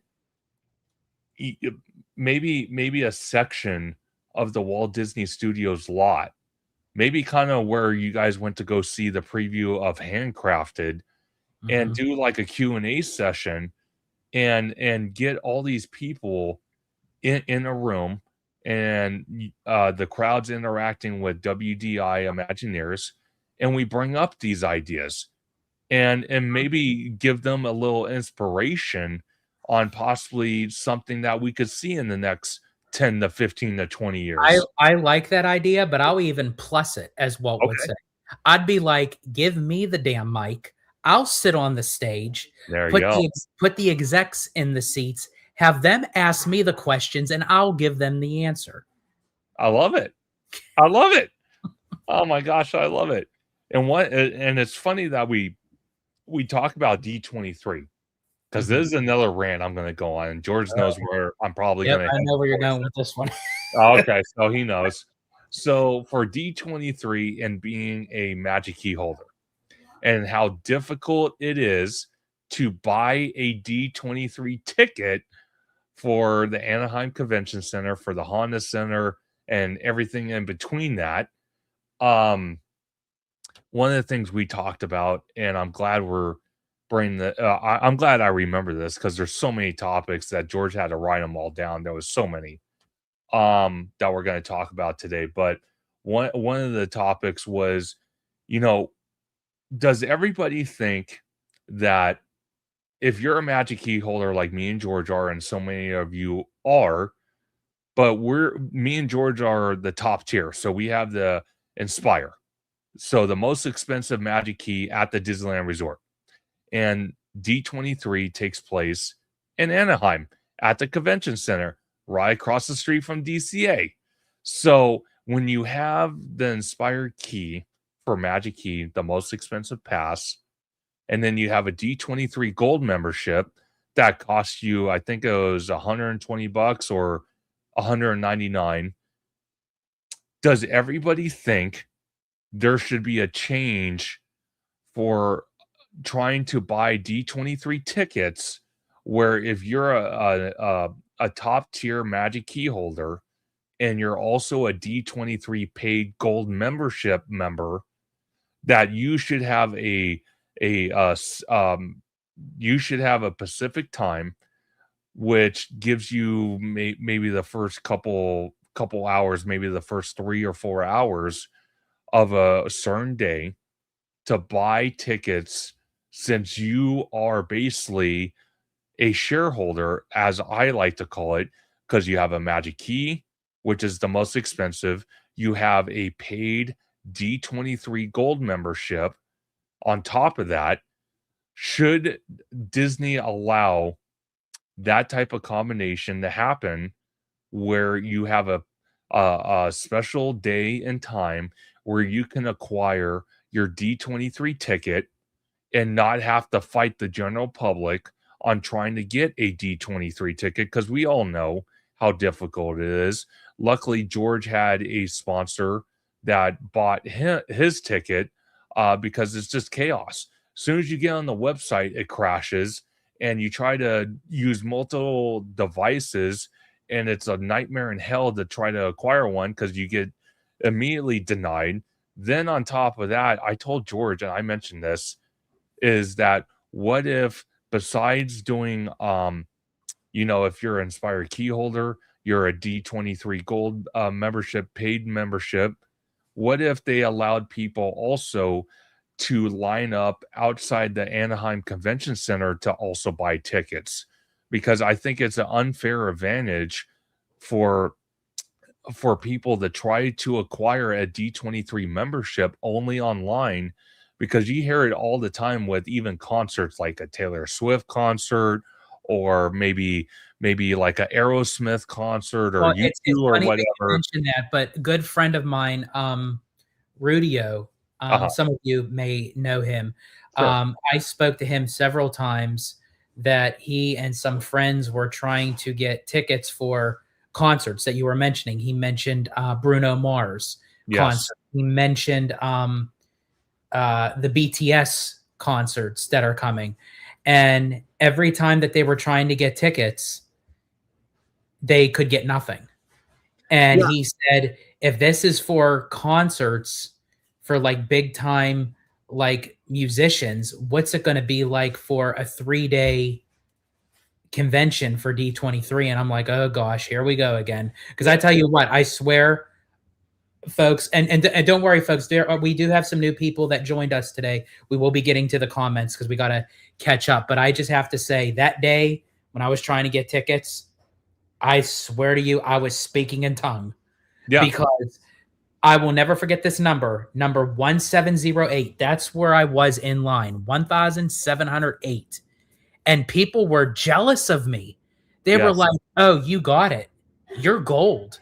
We're number 45,000. And I'm like, oh, shoot. And sure enough, when I got in there, I had the pick of the litter. I could have sat anywhere in that Honda Center. As I'm picking my seats, they're removing them from my cart because they're letting so many people in at once that the Yes. computer can't identify who has the seat. So Yeah. when everyone's clicking on the same seat, the computer doesn't know what to do, so it's kicking you out. So Absolutely. that's like you going into a store, you go into a Walmart, you go into a Lowe's. For conductor's sake, you go into Costco. Sure. You take a shopping cart, or as I call it, a buggy. I'm from the East Coast here, folks. And you start filling up your cart with a bunch of items that you're going to buy. But you start to slowly see, oh, people are just walking up to you and they're taking them out of your cart. That's exactly what happened to me. And then they kicked me out Oh, of geez. the the seat selection. I had to go back into the queue and wait. Then I was like number 25,000 something. And then by the time I actually got through again, no seats available for that day. Oh man, I tell you what, we don't get earthquakes on the East Coast, but I tell you what, there was the wrath of the Italiano that day in Pittsburgh, Pennsylvania. Oh, absolutely. And to George's point on that, you know, whether it's D23 tickets or it's concert tickets or even, you know, baseball games at Angel Stadium, Dodger Stadium, Petco Park out here in California, or even the new A's stadium they're building in Las Vegas, the common denominator you see is scalpers. The scalpers are a big problem. That's why I kind of said about mentioning, well, and instead of just only having the tickets online, what if they gave the capability of doing multiple options? You have the online tickets, but you also have people, if they want to, wait outside the Anaheim Convention Center and go to a physical ticket booth and buy tickets, which would not be such a bad thing.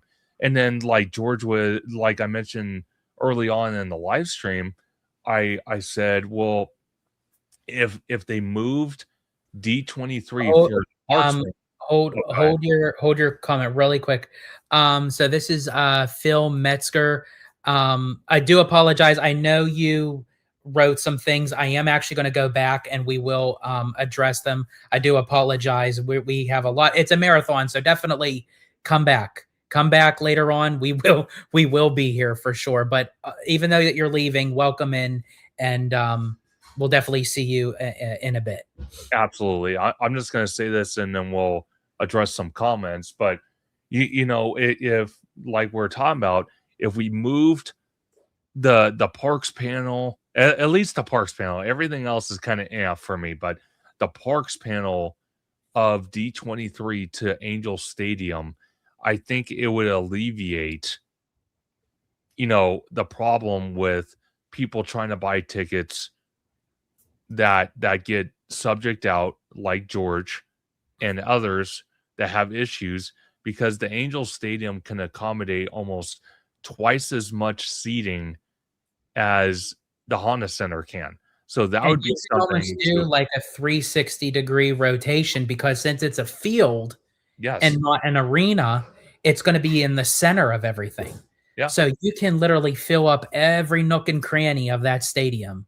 yes, I think honestly, and it's Anaheim, California. You're going to get good weather, so you don't have to worry about like any of that stuff. absolutely. Um, so yeah, John actually agrees they need to move it to the Angel Stadium.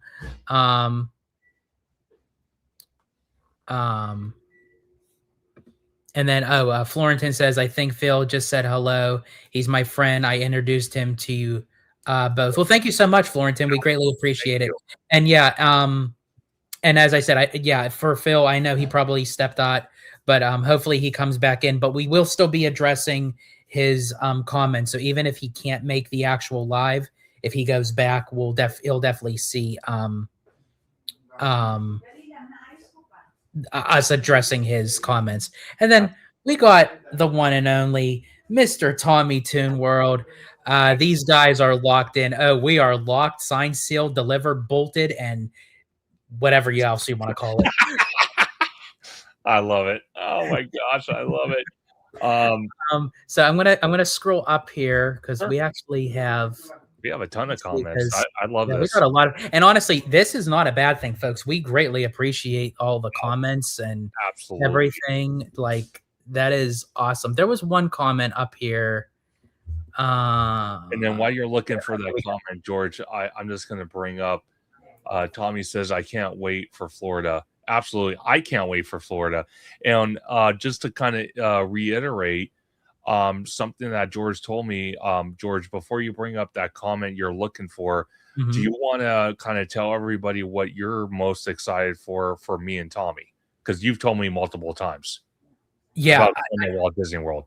I think for me, what I'm most excited for the both of you is literally just watching you guys react to everything.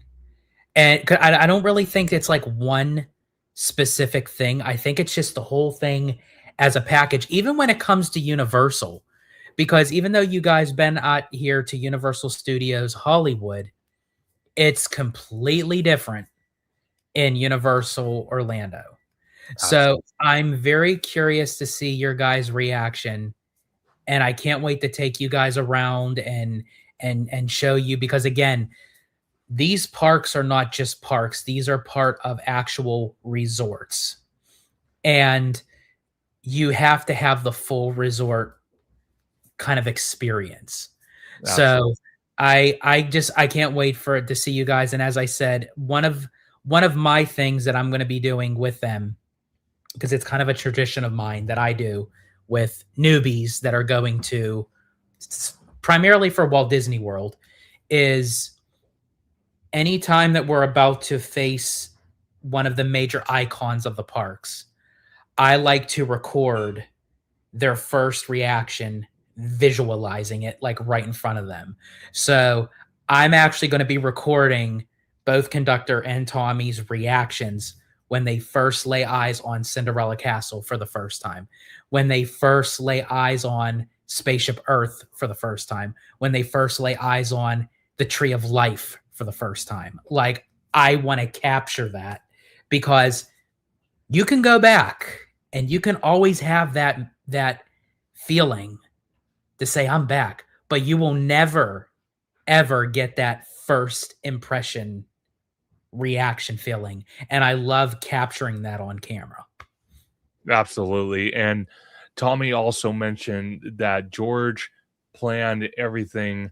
Thank you a lot. And just to let everybody know, you know, me and Tommy gave George an idea, and he's like, this is what I live for. I will plan everything. All you guys have to worry about is just enjoy yourselves. I will literally do all the planning, the That's literally reservations, and literally you don't know how many times that they both said, "We're sorry we're putting you through this. You're probably overwhelmed. You like I can't believe it lately." And I'm like, oh no, this is like my typical Friday night. Like this is like this is like I live for this stuff. I enjoy it. I love planning. I love putting stuff together. I was a travel agent. I was an earmarked travel agent through a third party travel company that works closely with Disney. I specialized in this stuff. So it just kind of brought me back home to do it all. So I'm just very glad and thankful and blessed that I can do this with these guys because it just happened to be that the stars were aligned perfectly that Abby and I were going to Florida in March anyway for a wedding for a friend of mine who I met on a Disney cruise that she invited us to her wedding and sure enough this was around the time that Conductor and Tommy were planning a possible Florida trip um, and I believe at the time, Conductor was like, I definitely want to see Epic Universe. I may do maybe like 2 Disney World parks. Tommy, I don't think was even going to do any of the Disney parks. He was just going to do Universal. And I thought, well, I'll meet you guys down there. It's like, how about we get together? And then the more we started talking, and I'm like, well, how about we plan something a little bit bigger? And I said, "Well, tell me your guys' itinerary." And they told me. Tommy was like, "I'm just probably just going to do like the Universal parks." And Conductor said, "I'll probably do 2 Disney World parks and then multiple days of Epic, and I'm like, oh no, no, no, no, no, no, no. If we're gonna do this together, I'm like, I want to give you guys the ultimate Florida experience. If you're gonna go down there, especially for your first time, we're gonna do all 4 parks of Walt Disney World. I'm gonna show you guys Disney Springs. We're gonna stay on property. We're gonna do all 3 parks of Universal. And yeah, essentially they gave me the reins and I was happy to do so. And that is the most satisfying thing, that when this trip is done, which I don't want it to be done because I don't even want to think about that, because I want to enjoy the moment, that but when it is done, that I could sit back and say, wow, and it's not to pat myself on the back, but it's just like when you create something and you go, wow, I actually created that. I actually made that happen. It's like, for me to be able to give these guys a great vacation, because like they're fish out of water with this stuff. Like they don't, they don't like really know like the logistics. I'm not saying that they're not capable of, if they would have went down there, but I think they would miss out on a lot of opportunities had they not gone with someone that's a bit more seasoned with those parks. So yeah, that I am absolutely excited for. But in any case, we have Robert Sprite in the house. Hi, Italian. What's up, Robert? So glad you made it in. And then Ryan C. Vlog says, hey, George, I'm a fellow Italiano. See, that's how we do it, man. That's it. My guy. That's, that's awesome. And then let me see. Let me see. I'm so sorry, folks. I'm trying to. I see. And then Peter says, and then after that, we then have a Disney Italiano meet and greet. Absolutely. I would love to do a meet and greet. That'd be fun. Let me see. Okay, so John Make It Rain, I guess this is for D23. Do they give you priority access? So yes and no. For us being gold members, we have the first opportunity to purchase tickets, which is usually going to be on a Friday. And then on Saturday, they'll add in the generalized D23 members. And then on Sunday, they add in just the general admission people who are not D23 members. But by the time that happens, it's basically all sold out, which D23 is getting bigger. It's getting more popular. It's getting more well-known. You could purchase, God rest his soul, Adam the Woo was able to purchase a D23 ticket a couple days before the event. Which is crazy. You can't do that now. Literally, the first weekend they drop the tickets, it's going to be sold out. And also to, I'm gonna be jumping back and forth, folks, so bear with me. I think it was Ryan that mentioned it. Where is it? Here we go.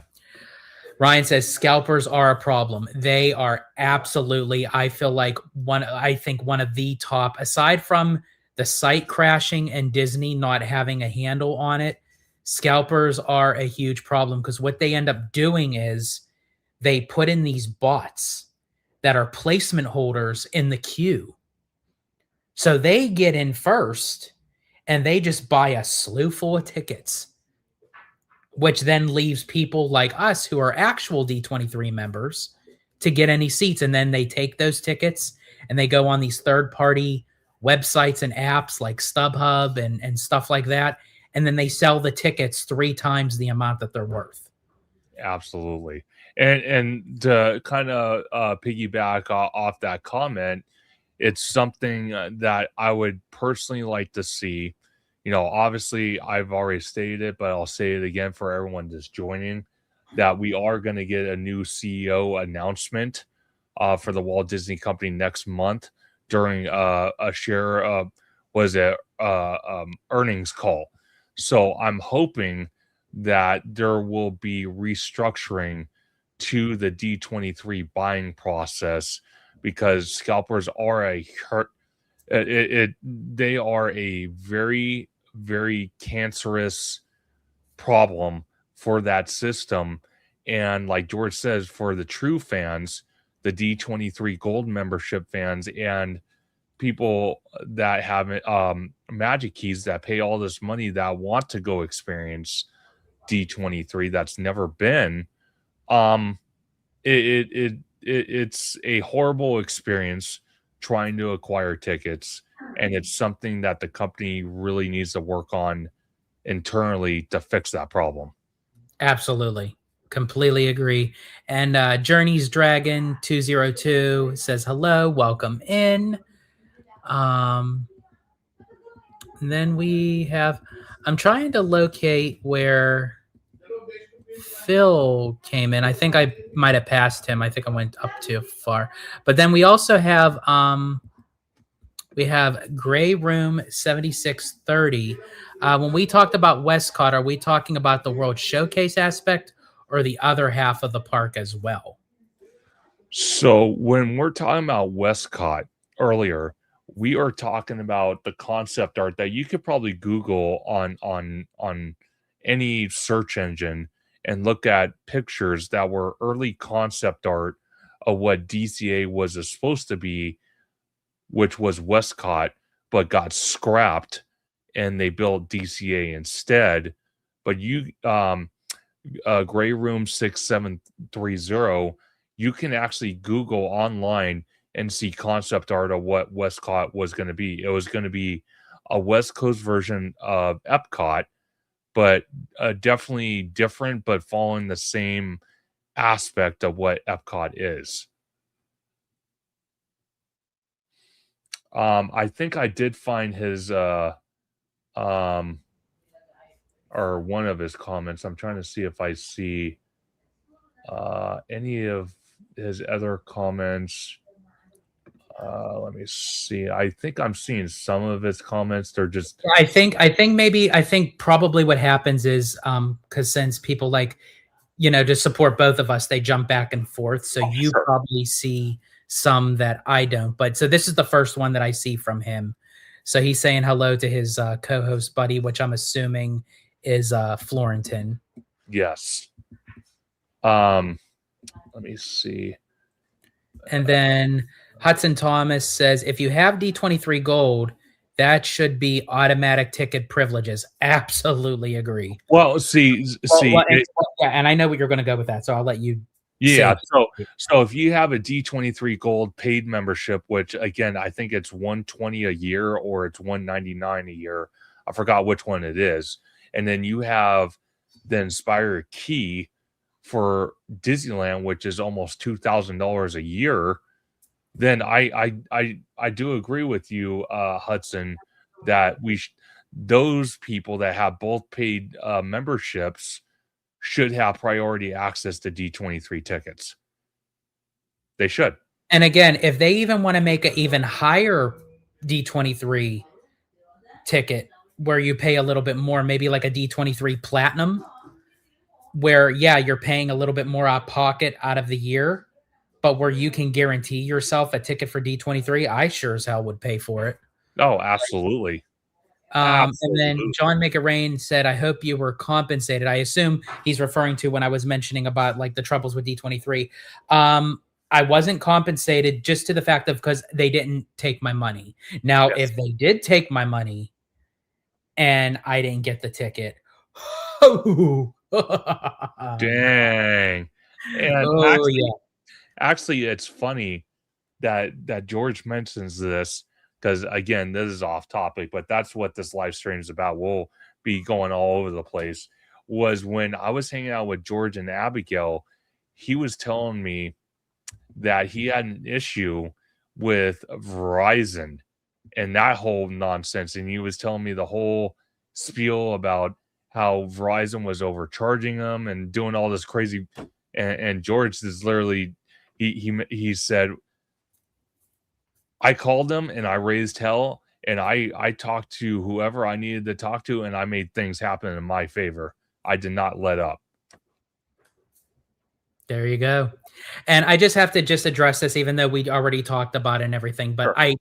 Tommy was nice enough to come on and put this up, so I have to address it. So, absolutely, Tommy, as I mentioned before, I'm so glad that I had the opportunity, the privilege that you guys let me trust me. You guys trust me to take over, and absolutely, and we're gonna have such a blast. I cannot wait. Oh, it's gonna be so much fun. It's gonna Let's be Let's see. Tommy had a great comment yesterday about retheming the canoes to Pocahontas. One of my favorite attractions because I can be in and touch the river. I will say this, Hudson, because I remember doing the canoes twice my whole entire life, and right. I will say I love the aspect of being on the river that close, that low. You get a different perspective because when you're on the Mark Twain or the Columbia, you're up high. You're looking, out and everything. Yeah. When you're in the canoes, you're down low, so your perception is looking up and everything seems so much bigger. That I do appreciate of the canoes like around the rivers of America. Having said that, the actual experience I am not a fan of. I am not a fan of when I'm at the theme parks, I don't want to work out. I don't want to have to row and everything because my luck, and this has actually happened, I had a child in front of me Oh boy. that's literally splashing, getting me wet. And then I have this woman that doesn't know how to use an oar from her head to her ass that like literally she's banging my oar. It's like, woman, stroke. It's Oh, not it's like, I mean, come on. Like oh God. See, that's what I'm talking about, folks. George loves to go on these rants, but he's not wrong though. It would drive me nuts too. But I I do agree with Tommy's comment from last night because we were doing the game show live before Cannon Camper's computer crashed and we had to divert to just talking about Disney and the theme parks. But I do like the idea about retheming the canoes to Pocahontas. That would be awesome. I think that would be a great IP to reskin. and Pocahontas does a meet and greet over in that area too. Sometimes they have her popping in. So, yeah, I mean like they could adjust like some of like maybe even like around the rivers of America, maybe pop in. I know people are gonna, I'm not saying get rid of the Native American shaman. I'm saying keep him, keep the Native American on top of the horse and everything, but just sprinkle in just like maybe like some Pocahontas characters, maybe have Miko, or something like kind of like showcased, going Sure. around the river. I think that would be really, really cool. Absolutely. Ryan says, you guys should see Starlight Dream the Night Away at Disney World. It's awesome. I watch the live stream every night. Absolutely, Ryan. That is definitely going to be on the list for sure because that's something that I haven't experienced yet. Oh, I So can't wait. we're all going to experience Starlight together. And it's so refreshing to see a nighttime parade back at the Magic Kingdom. I mean, they had once in a while here or there they had like the electrical parade show up, but an actual substantial night parade hasn't been there since Spectra Magic. Yeah, it hasn't. So I'm very curious about that, and I can't wait to see it. It's going to be again. I'm going to try to soak up everything, and I mean everything I can, um, to kind of enjoy it because one of the things I've been telling George and Tommy and others is, working at Costco is great, but it is customer service is soul grinding. I will tell you that. It is a hard job. It's not for everybody. And I've been looking forward to this trip since we talked about it almost a year ago as of today, almost a year. Can you believe it's literally it's here? I can't believe it. We're less than what, a month and a half? We are, what's today, the 29th. A month and a quarter, actually. We are a month And some change, right? and like, yeah, like A like week. a month and 1, 2, 3, like a month and 4 days. It's coming so quick. I cannot wait. Oh my God. I cannot wait. That's gonna Oh be my great. And Tommy Toon says, "I'm blessed to be friends with Conductor and HaloGelato." Right back at you, brothers. Absolutely. You know, took the words right out of my mouth. Oh, for sure. Let's see. I go to Disney World on February 27th through March 4th and get away from cold Ohio. So that's something, Ryan. You just missed us. Just You missed. just missed us. That's literally our March 4th is our travel date, which Yes. will be coming in later. So we just missed it. But you know, hey, there's always other opportunities, other times, and because I constantly go to the parks. Like that's like nothing new for me. No, not at all. Okay, so we actually have from Mr. Bryant, Polite Pig at Disney Springs. Do it. What is that? A restaurant? So it's yeah, Polite Pig. It's one of the many restaurants at Disney Springs. So yeah, probably Polite Pig. We could probably make it to like during the day, like when we're just like grabbing like a quick lunch or something. I did make reservations for us at the Boathouse at Disney Springs, and I'm also going to be taking the guys to Gideon's Bakery because I Oh, mean dude. that's a Cannot must do. wait for that. That's going to be awesome because all I hear all day long is Gideon's Bakery is a must experience. So I cannot wait for that. That's going to be phenomenal. And then also, George, you have another thing which I didn't even think was actually a thing. It's inside Cinderella's castle. What's that? If you want to let everyone know, it's going to be an experience we're doing. Cinderella. Oh, inside the Beast Castle. So Yes. yes, I ended up getting reservations for us for the Be Our Guest restaurant, which we're going to dine in uh the Beast's castle. So we have like one of three rooms, either in the grand ballroom, in the West Wing, which is Beast's room, and then there's another room. I don't know if it's like I forget what they actually call it. I don't know if it's like the library or something, but it's Interesting. another room. So Awesome. I hope we get the ballroom. I Yeah. think it would be really cool for you guys for your first experience. If we don't, like, I mean, it's okay. I'll be pissed off about it, but it's okay. But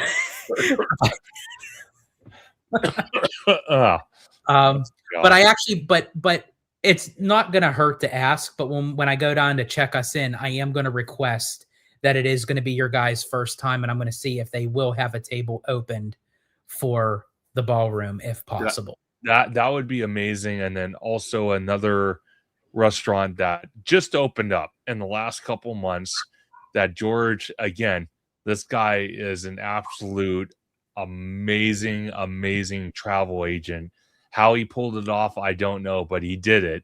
He actually got us a reservation for Beacon Barrel, so we'll be checking that out as well. I'm super Absolutely. And yeah, that's also something new. So there's going to be a lot of new experience even for me that I didn't get to experience yet. Also, too, we're all going to experience together the new Test Track 3.0. yes. I So, like, cannot I didn't wait. get to experience that yet. And then Frozen Ever After will be reopened with the new audio animatronics. Unfortunately, I wanted the guys to experience Rock and Roller Coaster. They are literally closing Missed it.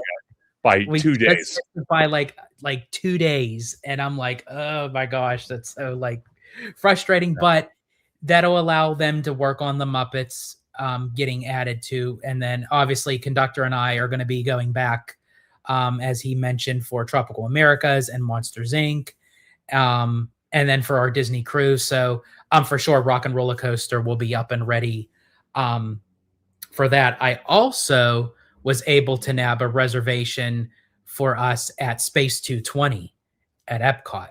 So, of course, as you all know, Space 220 is more of an experience that you get to go up into a space station and and dine. So we're going to be eating there for our day at Epcot. So yeah, so that's just a few things that, and I got up at like 5:30 in the morning because I knew that the dinings were going to drop, and I got every single thing that I wanted to get for us and then some. I did not miss out on one thing that I wanted to get.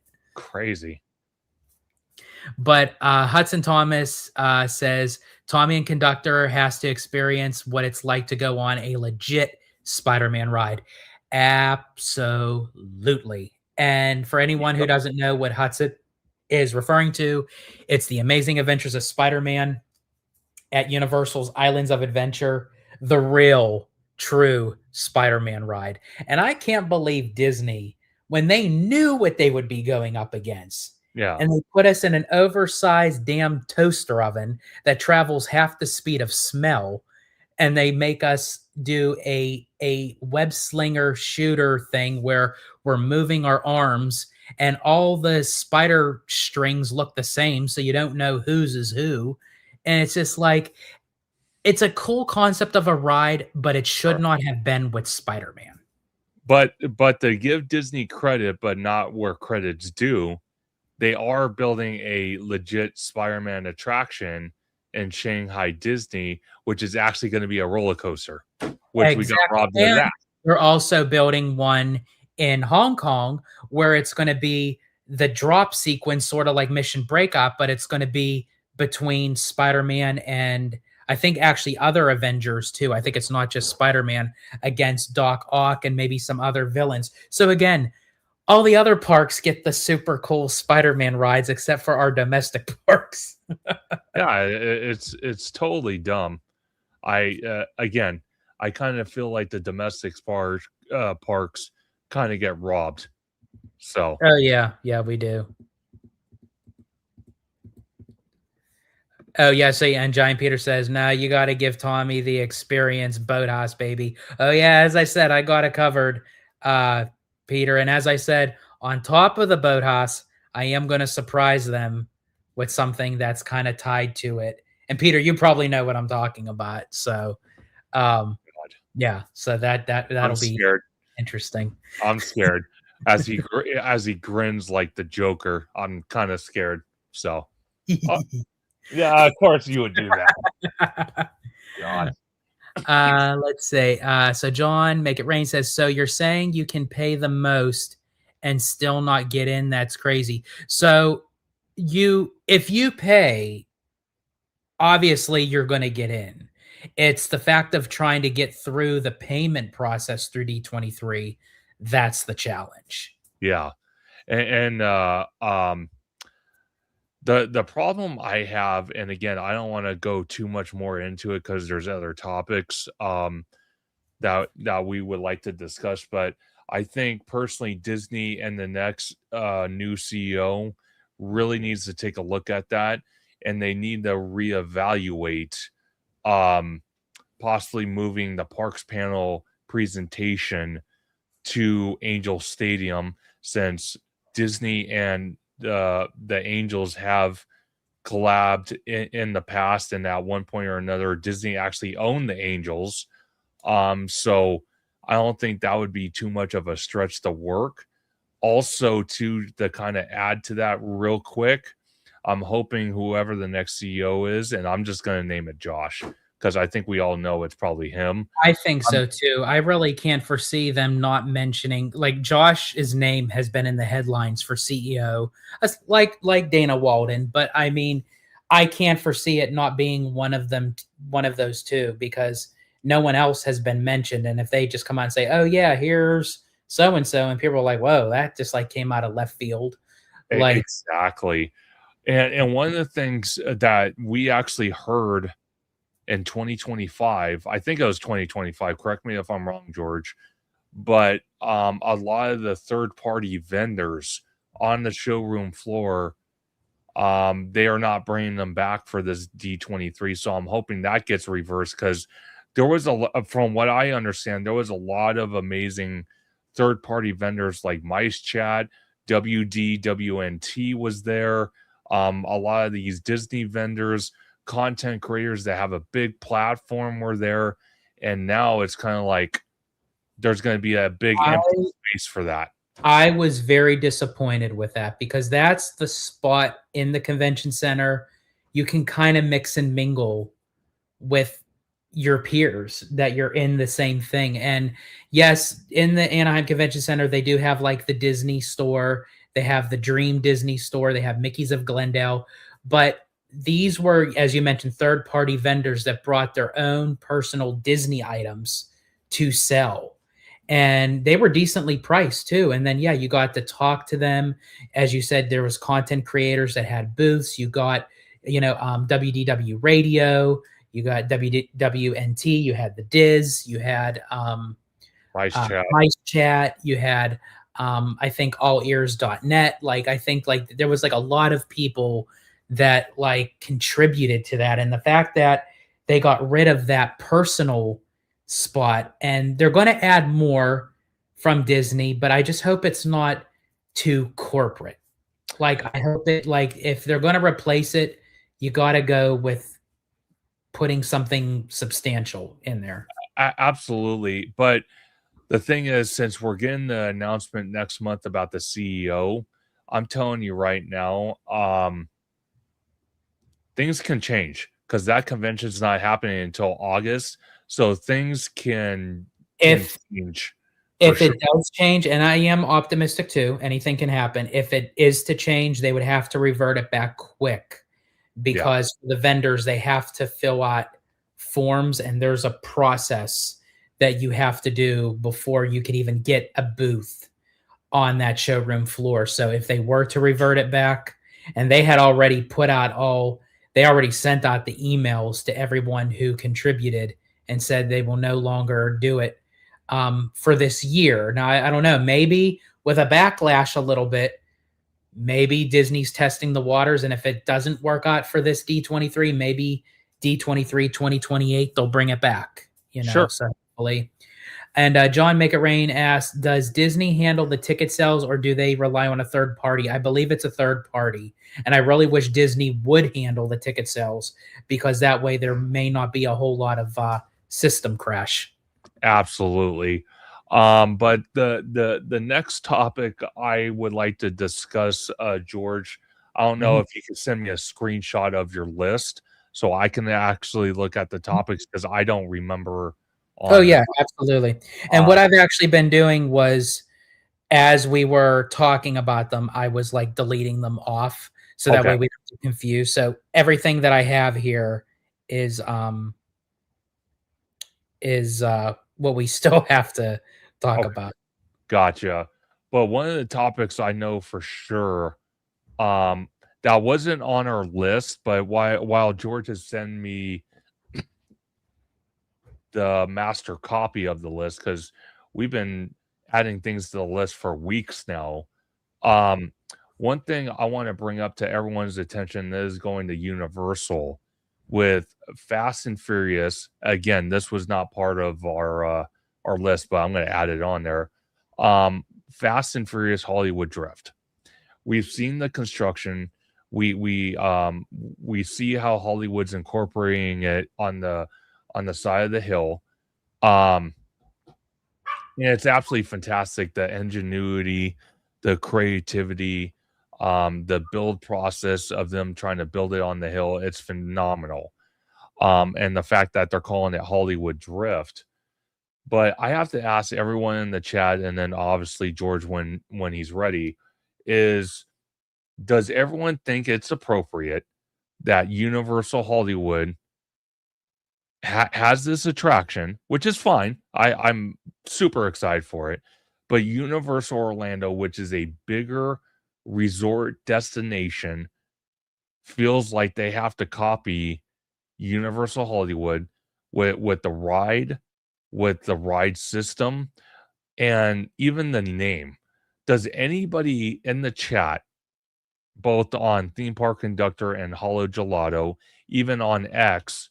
Does anyone have a problem with Universal Orlando not just copying the ride system and the IP, but using verbatim the same name as what we're getting here in Hollywood?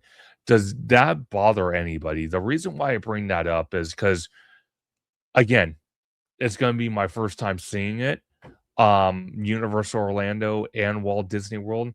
But the problem I have is where they're placing Fast and Furious Hollywood Drift out in Orlando at the Studios Park. It's it's on New York Street, which I guess at one point or another was Hollywood Boulevard, I think, but it's been New York Street for quite some time. And Fast and Furious Hollywood Drift, the name of the attraction does not fit the New York street theme. On top of that, you have a firehouse building that Rip Ride Rocket actually had track go through. And we kind of thought, okay, well, as they're tearing down Rip Ride Rocket, if that firehouse station stays there, maybe it's going to be a Ghostbusters themed roller coaster, which I personally would have loved. I think a lot of people would agree that they don't they don't agree that they shouldn't have copied Fast and Furious Hollywood Drift and called it the same name. Oh, perfect. Thank you, George. Yeah. And copied the name and put it on New York Street. They could have called it Fast and Furious New York Drift, Orlando Drift, anything other than Hollywood Drift. And they decided to do that and copy it. And the problem I have is they had so many different other IPs they could have used. They could have used Ghostbusters. They could have used Jaws, since we lost Jaws out there to Harry Potter to Diagon Alley. They could have themed the roller coaster after Jaws. They could have went Terminator. They could have went Battlestar Galactica, which was an extinct attraction that we had out here at Universal Studios Hollywood, part of the tram tour. They could have went so many different other routes, but they decided to call it Fast and Furious Hollywood Drift. And I get it. A lot of people hate um Fast and Furious Supercharged. I understand that. But to sit there and call it the exact same name as what we're getting out here in Hollywood, and obviously the layout's going to be different because they have flat ground. Our coaster's built on the side of a hill. I understand that. But to call it the same name, I kind of feel was a cop out. George, what do you think? I definitely agree with you. I do. I mean, even though like I was like getting that list prepared for you, I was like listening to what you were saying. But yeah, I feel like before I give my thoughts, welcome in Fanny Bat. Just wanted to give you a shout out. So in any case, I feel like and then also Cal Waves, welcome in. We'll get to your question. We will. I want to come back to that. In any case, for Hollywood Drift, I feel like, and I mentioned this before, but I have to just mention it again because I think we did a pre-recorded discussion on this. So since we're live, I'll mention it again. I feel like where Universal messed up with it is they already knew, obviously, what was going to replace Rip Ride Rocket. They started working on the back groundwork before they even closed Rip Ride Rocket. So Absolutely. They knew what was going there. I really wish that Universal would have just ripped the Band-Aid off and just came right out and said, hey, we're going to put Hollywood Drift here. I do also think it's a bit lazy on Universal's part to just call it Hollywood Drift. I would have named it maybe something a little bit different, maybe make some different elements. Maybe they will. I mean, not for the title, but maybe new elements for the ride itself. But I would have just came right out and said, here is what we're doing, because it's the expectation that they didn't say anything made us think, oh, they're waiting to give us some brand new news. It's going to be Ghostbusters. It's going to be Back to the Future. And I do forget who mentioned it before, but yes, I do agree with them that, you know, Ghostbusters and Back to the Future deserve a more in-depth attraction than just a roller coaster. But I think they really could have done anything else than just Fast and the Furious. And I know, again, why they did it. They want to get rid of Supercharged so they could put something grand there, I'm hoping. But I think it all just comes down to the contracts of something like with the Fast and the Furious franchise, with the actors or something. It's like they have to have some sort of attraction in their parks. And I think they would rather sacrifice the land from Rip Red Rocket to do a replica of the roller coaster just to kind of keep it at bay. So that way they can get rid of Supercharged and put in something grand and amazing there. But I do see your frustration of that copycat. It almost gave the impression like, oh man, we were waiting to hear something good, and we're getting exactly what we were getting out here this whole entire time. So I could definitely understand that frustration. Absolutely. And one thing that I want to say, I actually have a video that I'm going to share my screen. I'm not going to play the audio, but we can talk why it's playing. But basically, this is from a good buddy of ours, Jared from Capture the Magic. This is the latest update that he's filmed for a construction update about Universal Orlando in general. And one of the things he showcases, so like this right here is what we're talking about for Fast and Furious. It's a massive footprint. Do not get me wrong. And big shout out to also Bio Reconstruct for all these aerial clips and photos that he puts out on social media. Big shout out to him. But it's a big footprint. But like I mentioned though, did it really need to be Fast and Furious, which I don't have a problem with? Again, I want to make that perfectly clear. What I have a problem with is the name. It couldn't have been any other name, but they decided to call it Hollywood Drift. They couldn't have called it Orlando Drift. They couldn't have called it New York Drift. They couldn't have called it anything other than Hollywood Drift. And I think where Universal kind of got away with that is because this ride right here was called Hollywood Rip Ride Rocket. So they're probably thinking, oh, we're just replacing Hollywood with another Hollywood. Yeah. And that's kind of something I have issues with.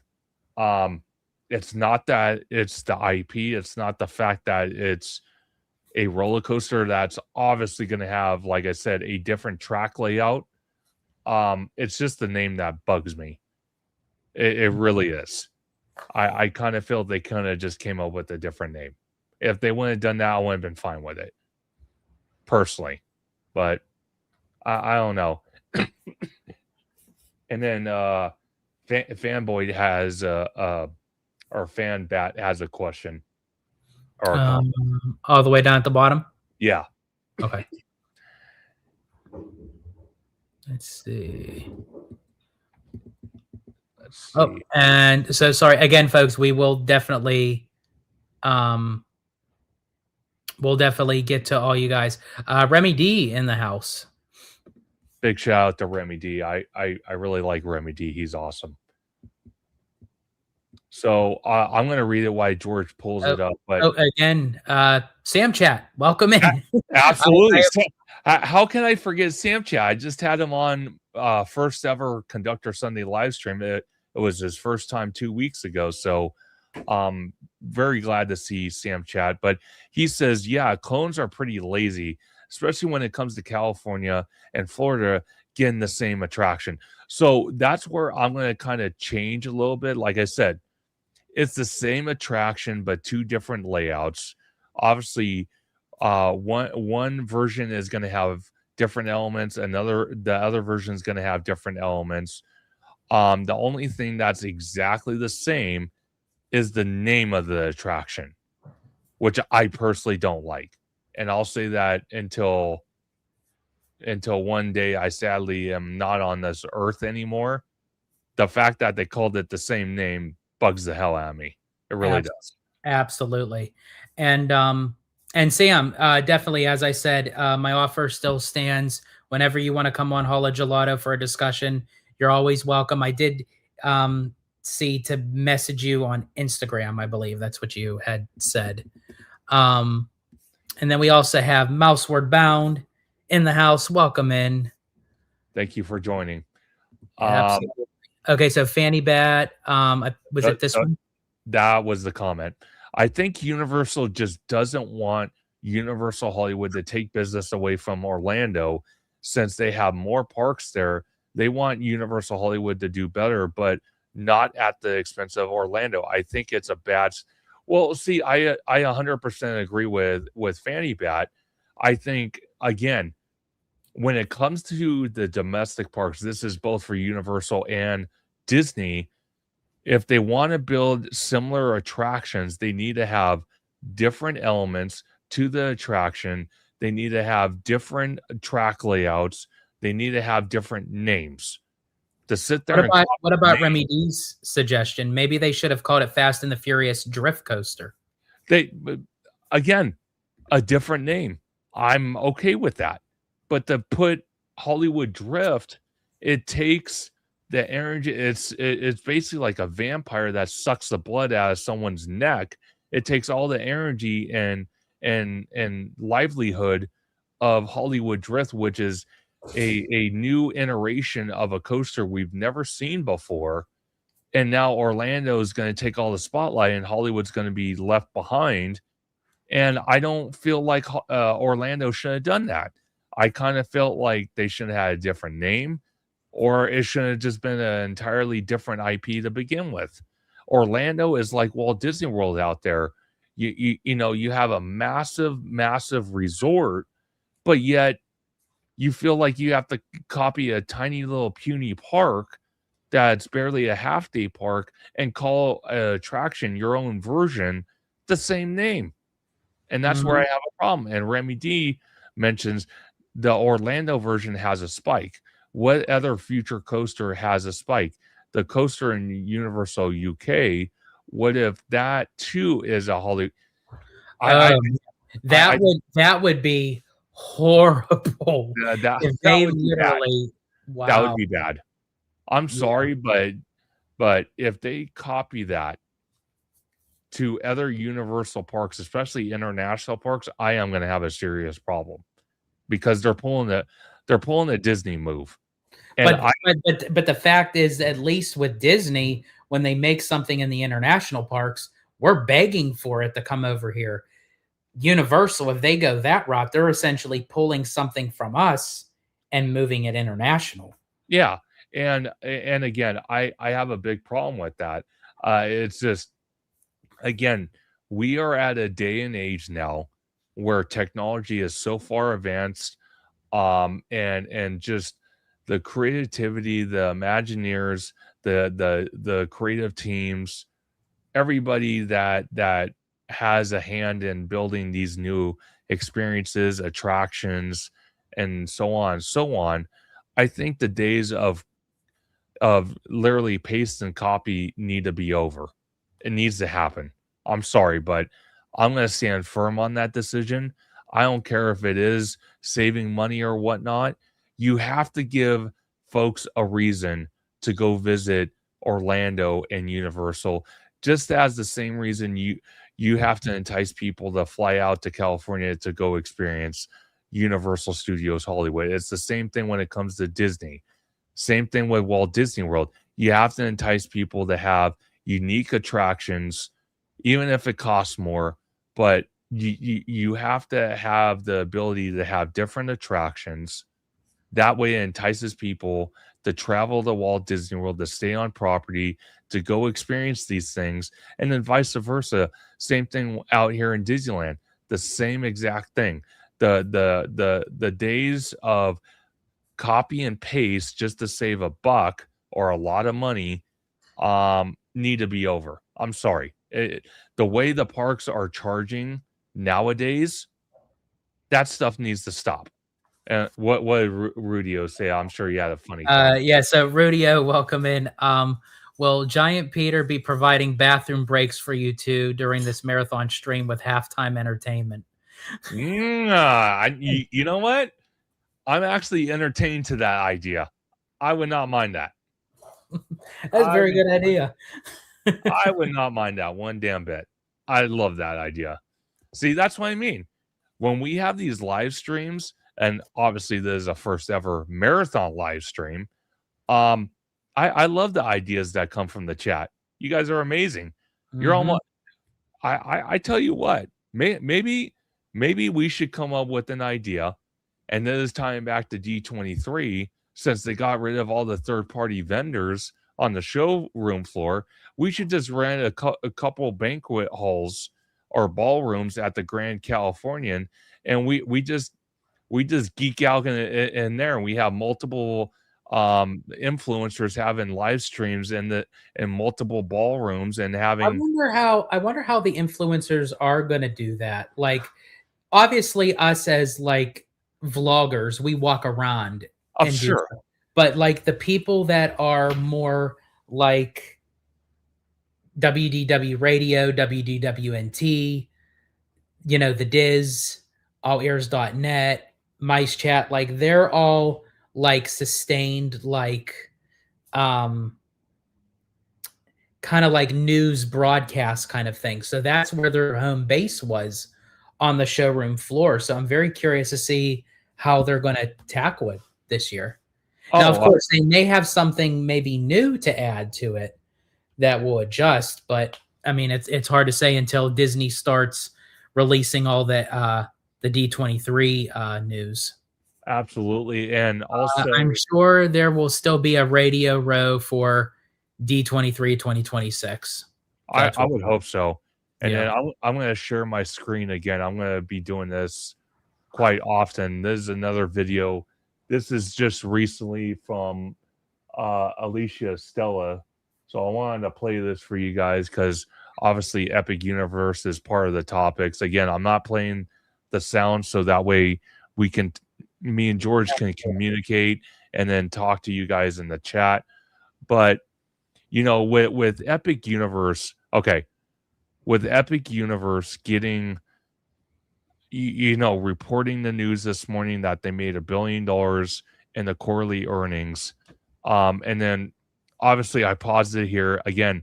Credit to Alicia Stella from Theme Park Stop, and also credit to Biro Reconstruct. This is a footprint expansion pad of what we're looking at for the future Harry Potter attraction. That's going to be the newest thing coming in years. So can't Yeah. wait. But So go. this is from Maswar Bond. Okay, so if I'm going to do this, I have to say this correctly, like they do on SNL. I always wanted to do this. Live from New York, it's Fast and Furious Hollywood Drift. I love it. Hey, you know what? It's funny about that. This is what cracks me up. Okay, this is what cracks me up. And big shout out to Hen Geek Village again. Thank you for the love and support you showed last night with the super chats. You're absolutely amazing. Thank you so very much. But what I find interesting is this is what I think is going to happen. If Jimmy Fallon, I'm just going to say this, if Jimmy Fallon is still around, his show is still around by the time Orlando opens Fast and Furious. I'm going to call it Orlando Drift. I know it's not Orlando Drift, but I'm calling it Orlando Drift. When they open Universal or Fast and Furious Orlando Drift, I can guarantee you he's going to be in one of the sound stages filming the Tonight Show. And I would really hope that he would do the same thing out here in Hollywood, but I think it's too late to do so, because I know back in the day when Jay Leno was hosting the Tonight Show, and even when Jimmy Fallon took over at the very beginning, they did have the Tonight Show filmed on the Universal lot and one of the sound stations, and I think that would be amazing to go see a live taping of that. But I can almost promise you that him and maybe Jimmy Kimmel will be somewhere on Universal property, or maybe Jimmy Kimmel will be somewhere on Walt Disney World property in one of the buildings, and Jimmy Fallon will be at one of the sound stages at the studio park, filming the Tonight Show, and that would be awesome to go see because they're going to cover this Probably. Yeah, I because think honestly, um, I think for me, I think that whole area, and I think with the Rip Ride Rocket now becoming uh Fast and Furious. I'm not gonna call it Hollywood Drift because then Conductor would be furious. yeah. Um, and Supercharged eventually gonna leave. We don't know what that's gonna eventually become. And then around the corner is the race through New York with Jimmy Fallon. I think that whole entire area is just gonna be rethemed. I Yeah. think I don't know like of what, but I think it's gonna be rethemed to something. I don't know. So I am going to tell you this though. The one thing I do like about the Jimmy Fallon attraction, not the ride itself, but the way the building looks on the outside, I think it looks beautiful because I actually went to Rockefeller Center, and the NBC studio tower where they film SNL, the Jimmy Fallon show. I think even Seth Meyers, the Late Show, is filmed in that building as well. Conan was filmed in that building before he moved to TBS. Um,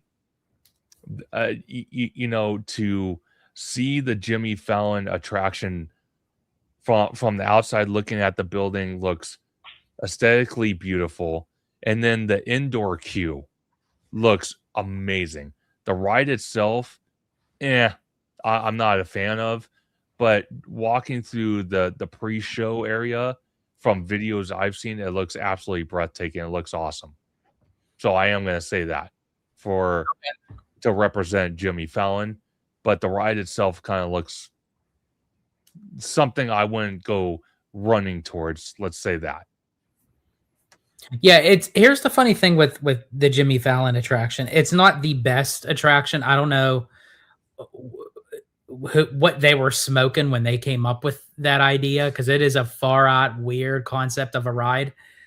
But there are elements of it that is kind of fun because it's funny, stupid kind of Yeah. thing.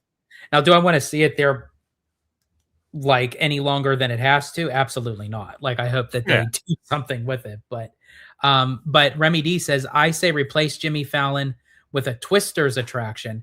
I That, would love to see something like that, especially since they had Twister Ride It Out. And I know that was more like of a CD ticket kind of attraction, but to kind of go full circle because the movie Twisters um, with Glenn Powell. Yes, I have to mention Glenn Powell because Abby would be upset if I didn't because she enjoys Glenn Powell in a towel.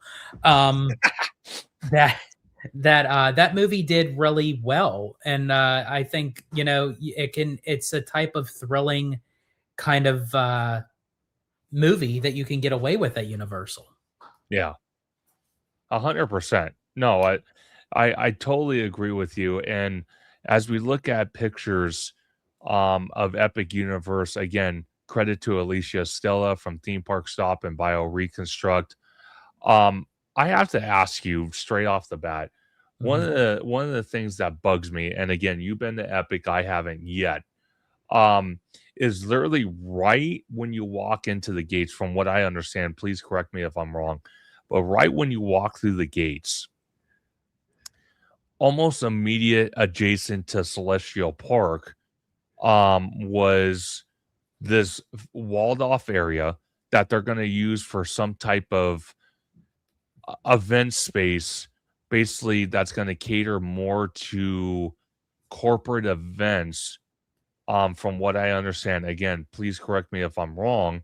Mhm. Do you think that was the best move they could have done? Is put something like that right there? I as long as the outside aesthetics are tastefully done, I think if it just looks like a big giant box and it sticks out like a sore thumb, no, I would not have done that. I do think it's smart that they have a separate building for corporate and like, for banquets and stuff like that, because that way it's not hindering on park operations. Sure. But for aesthetically of how Celestial Park looks now, I don't want them to ruin it with bad sightlines. Yeah. Because when you see it for yourself, I personally think Celestial Park out of all the lands is the more breathtaking visually, to just stand there and like be in awe. It has like this kind of like Greek architecture with the fountains, and it's just, you just stand there and you're just kind of like mesmerized for it for like how many moments. Um but still to this date, my favorite land is still the Isle of Berk for How to Train Your Dragon. Um, Absolutely. just for like the fantastic storytelling, the creativity, the attention to detail, the interaction of the dragons and what have you. And right now I believe it's the one land that has the most attractions. It has 3 rides and then the Untrainable Dragon show. Not to mention the meet and greets and the interaction as well. So I think Isle of Berk is the most stacked land um, that opened with Epic Universe. I think so too, and I'm super excited to experience that because I think Islands of Berk is going to be fantastic. So, okay, so real quick, that event space I was talking about is right here, and Mhm. this is a massive, and I mean a massive footprint. I mean, if they could have done something with like another show or another attraction, I personally would have picked that over just again like a corporate kind of building. I think that's what we were all hoping for, that it was an expansion pad for something added to Celestial Park. But Yeah, I think it's just more so that Universal confirmed that, it's just going to be, I don't know why. I think honestly they should have just used it for expansion of the park itself for that's guests. what that's what I thought. But Remy D brings up a great comment. He says, "I hope you guys get lucky when you go to Epic, and the Q gods, I love that, Q gods are on your side. 4-hour long waits for Ministry and Donkey Kong would Mhm. totally suck." Those 2 attractions are the most highly anticipated. They literally, yeah, they can go up to 4-hour waits, 130, yeah, like a 130-minute wait. Um, that's why the game plan is, when we go to Epic, um, we're going to beeline directly to Harry Potter, because we're going to go for the Ministry of Magic, because that's where everyone's going to go. If we're waiting in like an hour and a half wait, trust me, that's short. That's Yeah, a short amount of time. You're not going to probably get anything under an hour unless you're literally like, if you're like literally one of the lucky ones that you're like the first like ones there. Um, as far as with Donkey Kong, Abby and I got lucky because it broken down and we just happened to be in the land when it came back up. So it literally was only like a 25-minute wait. Um, but that was because again, we got lucky with that. Um, absolutely. but Um, I would say my suggestion sure. is we beeline to Ministry of Magic or Battle at the Ministry. And I want you guys to still see the Harry Potter land. Yeah. But the 2 things that I really think that we should try to knock out is just kind of like leave Harry Potter right away and get over and try to get into Donkey Kong. I think so. Um, I love that idea. And one attraction out of all attractions, and I know George knows where I'm going with this, that he didn't get to experience because he had some medical issues before, he was able to get into Epic, was Stardust Racers. So that's going to be a very interesting attraction to experience. as well. And then I like Hidden Geeks Village's comment. The queue for Jimmy Fallon is really good. Feels like I'm in the studio. That's what I said. So aesthetically, if we have time and we've hit everything else, even though I'm not Oh, we're still going to do Jimmy Fallon. We're okay, definitely still going to do it because I still think it's very important sure. for you guys to experience everything that we don't have out here. Okay, So, so we yeah, we're definitely that's still on the roster for you to experience for sure, okay, because perfect. I do agree with Hidden Geek Village. I feel like when you go into the queue and you're kind of like in a waiting area because they call you by color code. Yeah, They'll give you like a little band thing that has a color on it. yeah. It literally feels like you're in the hallway of the studio where they film in New York. I can't wait. That like you're going into the theater to watch a taping of Jimmy Fallon, and it turns into this race through New York kind of thing. I can't wait. That's gonna be that's gonna be awesome.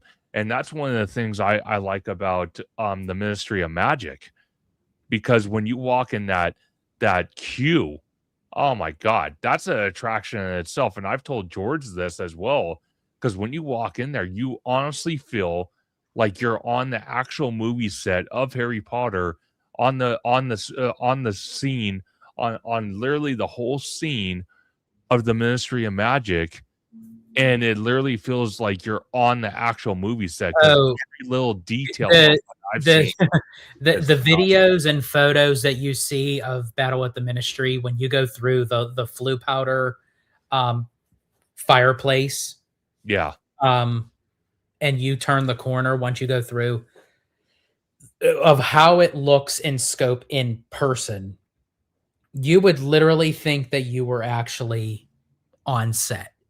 that's insane, and I Like cannot it, wait. the attention to detail. And again, despite how people feel about her personally, J.K. Rowling is like for me the female version of James Cameron in the sense that when you're dealing with their babies, their attention to detail is like they are going to be on your ass until you make it right. Yes.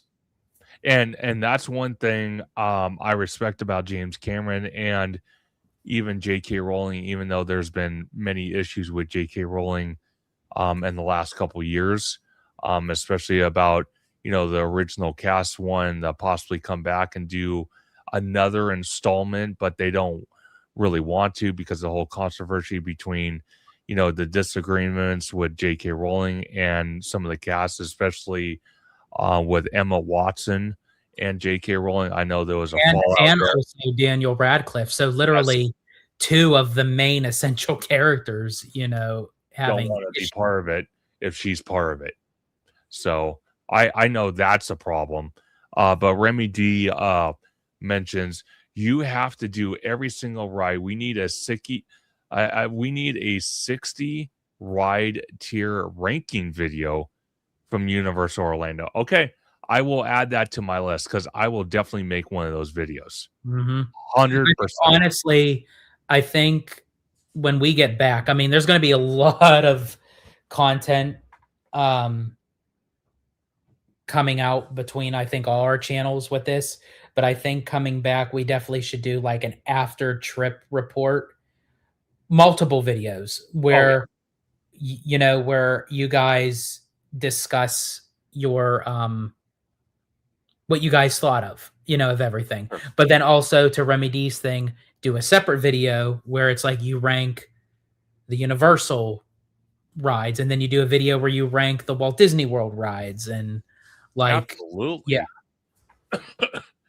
So I'm as I'm playing this video, I'm actually going to play the sound of this because George, I don't know if you heard this from Alicia Estelle. I don't know if you watched this video, but she actually talks about the two restaurants that were originally supposed to open with Epic, did not, and then they got permits filed.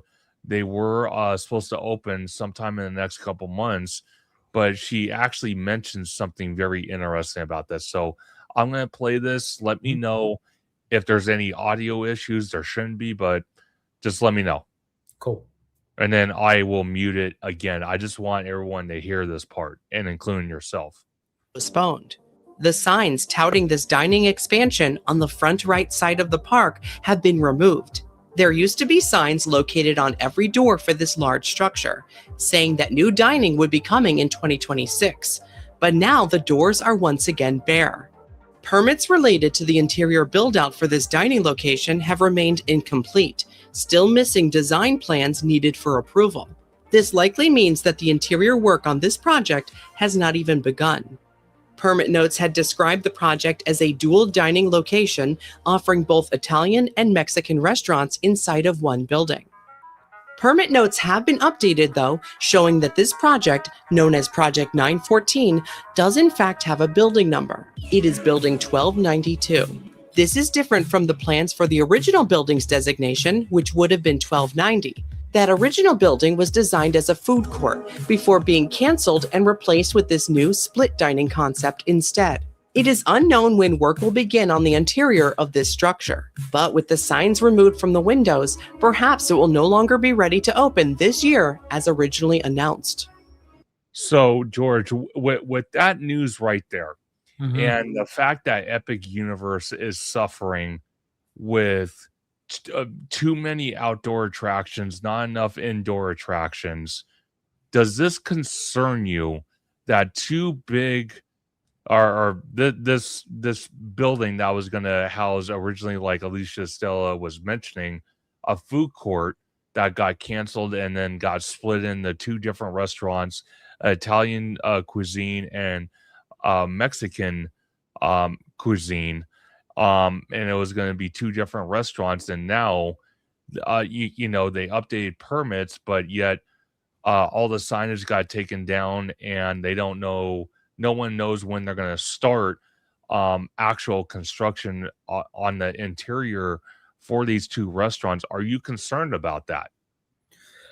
I think this is a situation where Universal had a direction that they wanted to go with, and for some reason behind the scenes, maybe licensing or something just couldn't come to, you know, to term at the moment. And rather than them leave the signage up and they're not exactly sure what it's going to become now, or it still could be Italian and Mexican, or it could be something else, they would rather just take the signs down until they know for sure. I actually appreciate that. Sure. I actually think that's a great call by Universal, then rather than making us think what's going to go there, and it may not be. So if they're not sure, then I'm glad that they kind of take it down. Now, is that concerning? I think it's only concerning that if they wanted to have it up for a certain period of time, like Sure. for like a designated time frame, because I'm for sure it probably delayed it. But again, just even like with Disney, I do have faith and trust in Universal. They know what they're doing, to put in whatever is meant to go in there. Absolutely. And there's nothing wrong with that. And I didn't mean to come off of, oh, that's a bad thing, but I kind of feel, no, I didn't. I'm just kidding. But no, it's just, I kind of feel, I don't know, because again, you've been there, I have not. So you're the best person to ask in this situation. Is there enough sit down indoor restaurants for Epic Universe, especially when the weather goes to the left field and just gets all crazy? Is there enough indoor dining to accommodate guests of Epic Universe to get out of the weather elements? I don't think so. So this is kind of a massive, not a massive, but a negative hit for Epic. Oh, absolutely. Here's the thing. When Epic opened, it never was under the understanding that it was completed. Universal made that very clear, and we knew that as fans, that when Epic opened, there was going to be massive expansions. It wasn't completed, and they were going to more so start it not right away, but sooner than really any other theme park would do an expansion to a brand new park.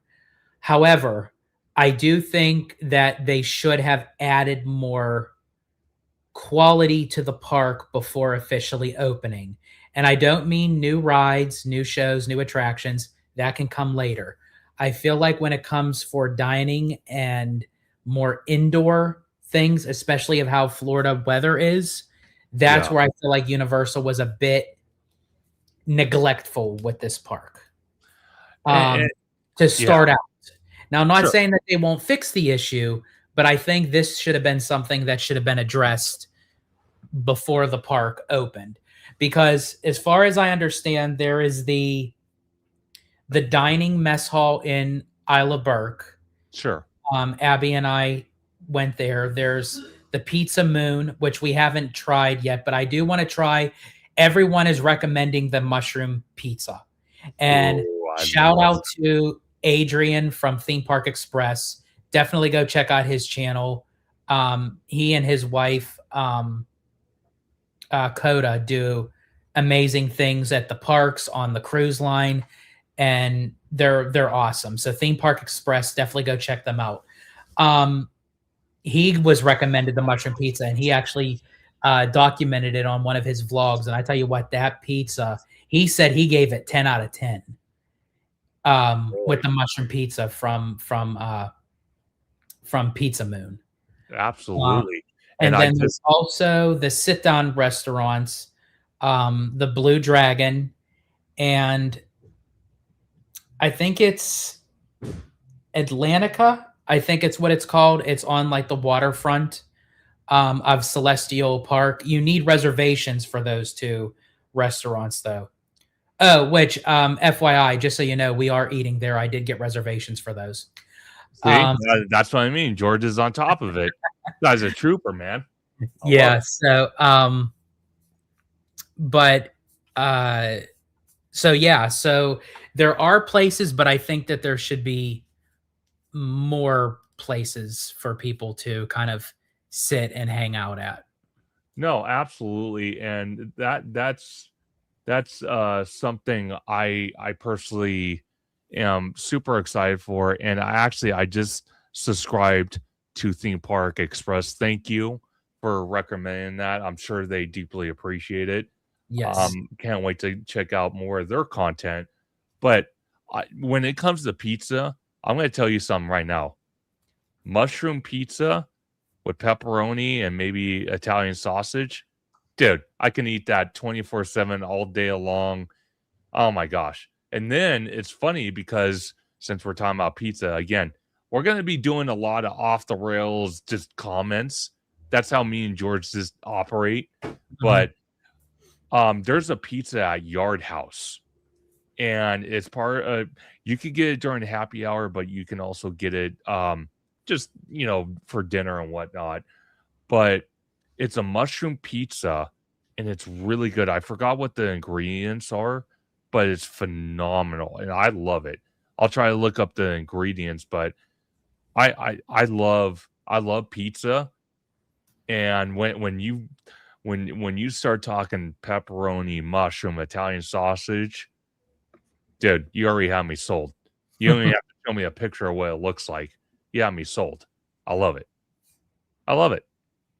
It's absolutely incredible. But George, before we get to Mondo from Five Fires update video from Universal Studios Hollywood, which I know is one of our topics, you want to answer some more comments in the chat?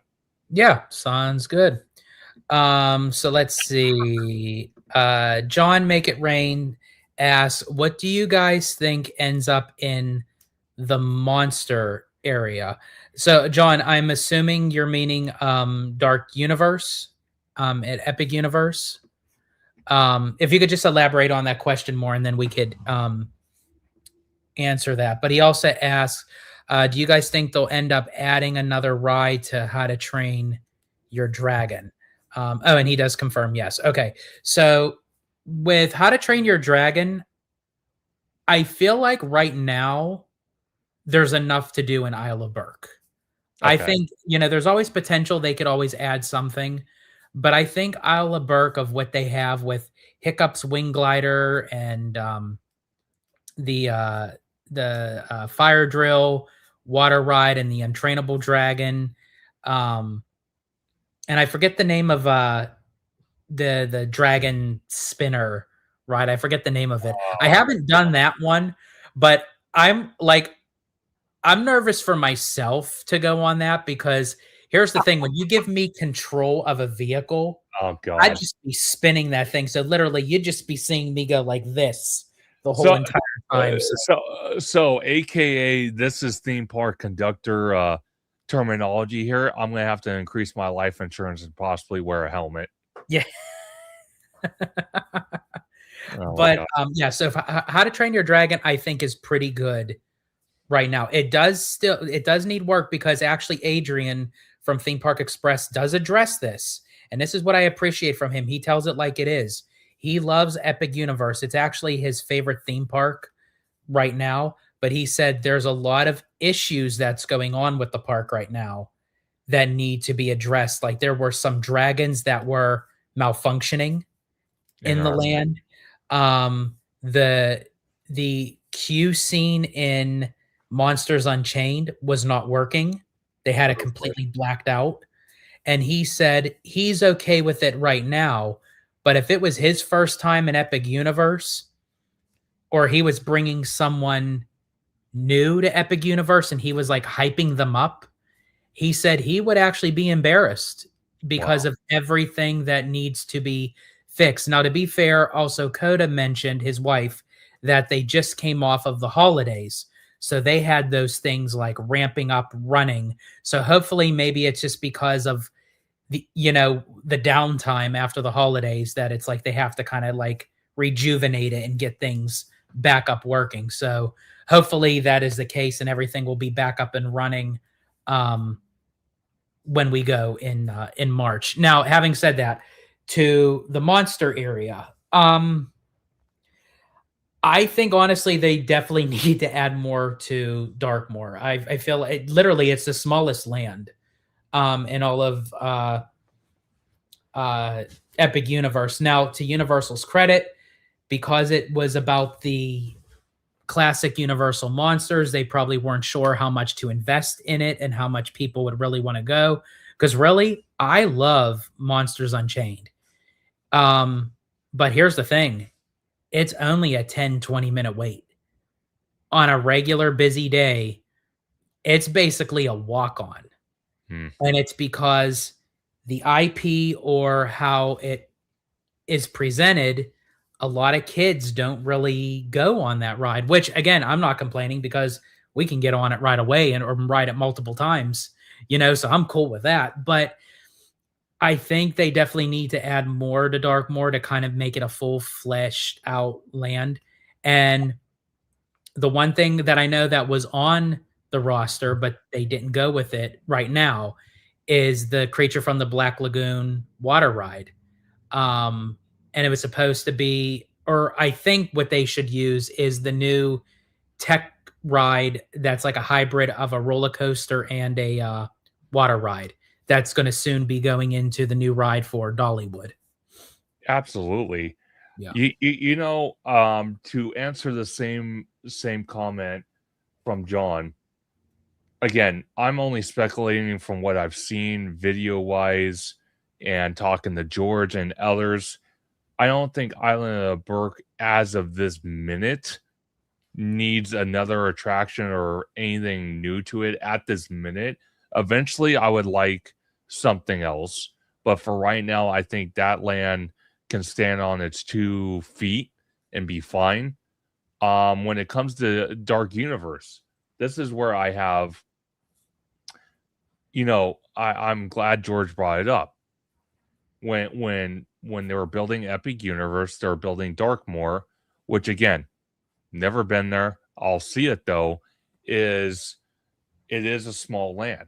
It's like a land that you would see at Universal Studios Hollywood because of space constraint. But maybe this is a sign. Maybe, and I'm big maybe. Maybe there's a sign though that you know, they already have the land there. They're going to build something else, another attraction.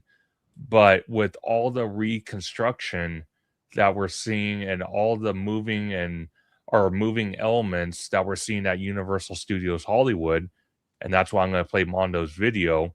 But the reason we're seeing that is because they're going to literally clear out the lower lot of soundstage buildings and other production buildings, and they're going to move them further towards the back lot where no one really goes guest wise, and it's only made for the studio. But then on the other hand, the lower lot behind Transformers, behind Nintendo, behind Mummy, all that footprint right there, we might see a West Coast version of Darkmoor, and it might be twice as big than what we see in Epic. The only reason I mentioned something like that is because that's where the Universal monsters were born. So if you're going to build any type of attraction or land for Universal Studios Hollywood, even though it's a small park, but they're making, like I said, they're shifting stuff around to get rid of those soundstage buildings on the lower lot. And since the history of the Universal monsters was born on that lot compared to not being born in Orlando and Epic Universe, if they wanted to build a Darkmoor version, a West Coast version of Darkmoor, personally, I would be okay with that. And it would be twice as big and twice as much more to do. And I think it would fit perfectly. And Remy D comes up with a comment. He says, I feel like Epic Universe is too top heavy. It has some killer e-ticket attractions, but not enough smaller, low weight attractions. There are just not enough things to do. Well, Remy D, that's kind of why I kind of feel Epic Universe is expanding already, even though it's a brand new theme park. Absolutely. Yeah. And really quick, Giant Peter Adventure says, we all enjoy Sweeney in a bikini. I never understood the hype, but after seeing Housemaid, yeah, I definitely get it now. You know what? I did see that. She is pretty hot. I'm not going to lie. She's pretty hot. There's some scenes I'm like, oh, my damn. Now, pretty much. Dude, I'm sitting there watching. I'm like, I'm just thinking in my mind, holy Lord, what in the hell am I looking at? But I'm looking at something that's paradise. Yep. That's all I can say. Literally, I told Abby, I was like, hey, you got your Glen Powell in a towel. I'm getting my Sweeney in a bikini. That's awesome. I love it. Oh my gosh. Oh my gosh. But I think we covered Epic Universe on part of the topics list, and now we're gonna dive into. Yeah, I do. However, like again, we could jump back and forth and everything. Sure. I do want to go back to Epic Universe because I do want to touch base of like the possibility of the future expansions of what we could possibly see. Yeah, let's talk about it. Oh, do you want to do it now? Yeah, let's do it now. Okay. So what I'll do is just leave that up. I'll just put that there for right now, and then we'll get to that. So I wanted to bring it up, and then we can move on to Universal Hollywood. Sure. So for Epic Universe, and the reason why I wanted to bring this up is because for a multitude of reasons. And actually, Jacob Weller, part of his question, because we did answer partial of it with the Fast and Furious coaster, but he also mentioned about Pokemon. And recently, Universal had mentioned that Pokemon is going into Japan, but they also mentioned that it's going into the Universal parks around the world. So when they say that, when I hear that, that means obviously it's going in multiple locations. And I personally think that there's all stipulation that Pokemon is eventually going to make its way to Orlando one way or the other. I also think possibly Pokemon might make it out to the UK. That's just my personal thought, because they already mentioned Japan. Sure. Japan's already mentioned. But when they say other locations around the world, locations, that's plural, I think honestly it's going to be Orlando in the UK. Now, my question is to you, do you think Pokemon would be a right fit for an expansion part of Epic Universe? Do you think Pokemon falls into the category of Epic? Or do you see Pokemon kind of filling in the gap at either the studios or Islands of Adventure? Okay, so I have two parts to this question that I'm going to answer. The first part, I do think it is Epic worthy, but to kind of tie into the devil's advocate here is I don't know where they would put in Epic at this moment, because the expansion pad for basically Super Nintendo World and Donkey Kong is going to be Zelda. So personally for me, it's Epic worthy, but if they are going to put it anywhere in Universal Orlando and it can't be Epic, I'm going to tell you right now, it's probably going to go into Islands of Adventure, and it's probably going to take over, sad to say, because I know you love this area, but Lost Continent. I think that's where it's going to go. I can, say, yeah, Remy D said they said it's a Pokemon experience. Wink, wink. Sound familiar? Yeah, it sounds familiar. A Disney term. Yeah. But yeah, I agree with you. As much as I love Lost Continent, but the fact is, you know, we're not getting Poseidon's Fury back. We're not getting the 8th Voyage of Sinbad Stunt Show back. I hope that they keep Mythos around. They have to keep Mythos around, which again, too, we also have reservations for that as well. But I can definitely see that location. Like, take Mythos out of the picture, but just everything else that was the Lost Continent. I can see Pokemon going there. Yeah, I mean, who even knows even really the future of Toon Lagoon? I mean, I know Toon Lagoon is not really the hot properties with Popeye and Betty Boop and Dudley Do Right and all the other comic strips, but the only thing that I'm thinking that can save Toon Lagoon is, despite the IPs, during the hot summer months down in Florida, that land is booming, because that land basically is like a mini water park. Yeah. The attractions are water. Dudley Do Right's Ripsaw Falls, Popeye and Bluto's Build Rat Barges. They have splash pad areas. So I mean, like, during the hot months, that land is booming, whether or not people know the IP or not. So yeah, I think honestly, if they already are hinting at Pokemon experience, I can see it going into, yeah, I think I can see it going into Lost Continent. I don't really think it would fit well in the studios. I don't know why. I know people say it could replace The Simpsons, and it could, but I just think it would stick out like Pokemon at the studios is the same equivalent of how I feel about Avatar going into Hollywoodland. Yeah.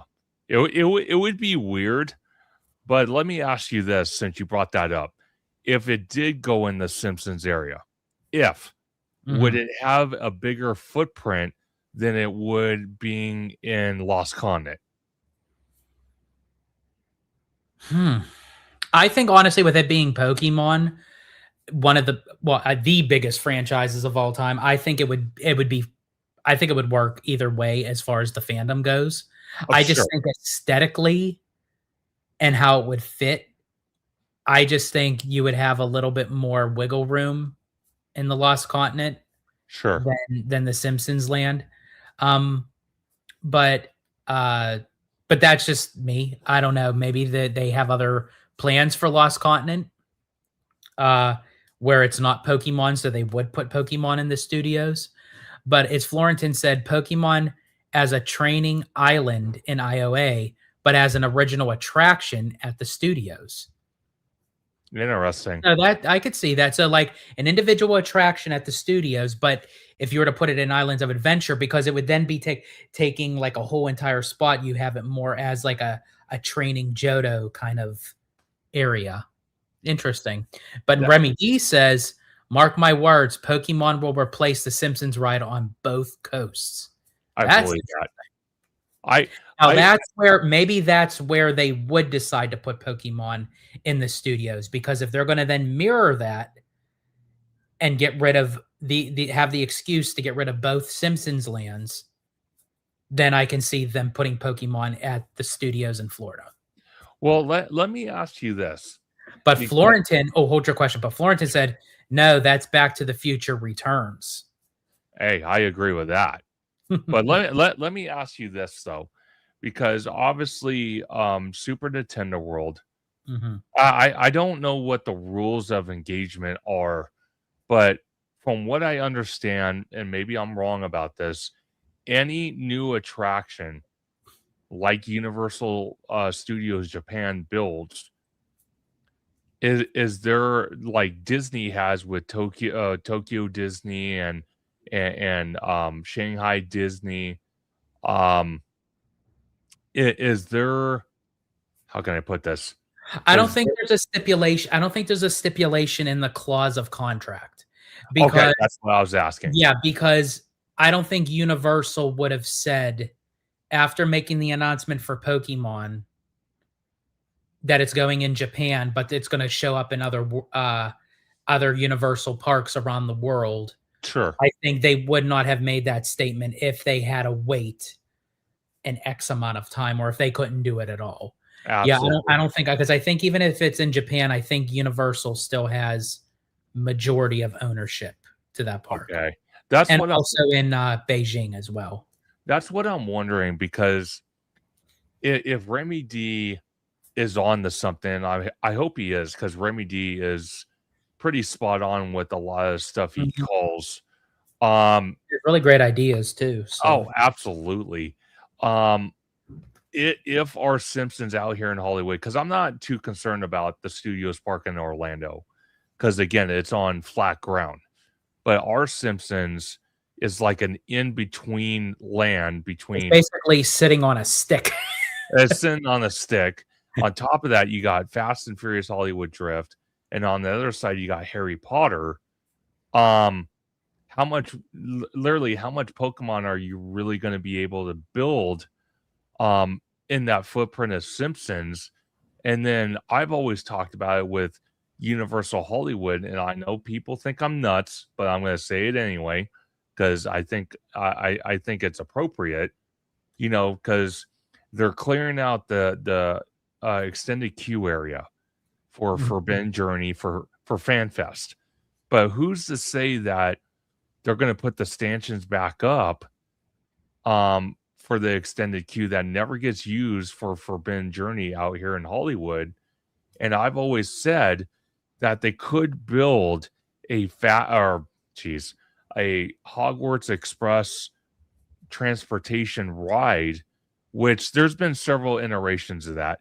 You can actually have it on the track, or you can have it where you load up at King's Cross Station, and it kind of drives a little bit, but it uses the ride system that that Rise of the Resistance has, where it's like an elevator system, and it'll literally leave King's Cross Station like you see in Universal Orlando, but a short distance after it takes off, it literally lowers down to where the Falls Lake area is and goes on another track that kind of drives a little bit, and then drops you off at the expansion of Harry Potter for Universal Hollywood.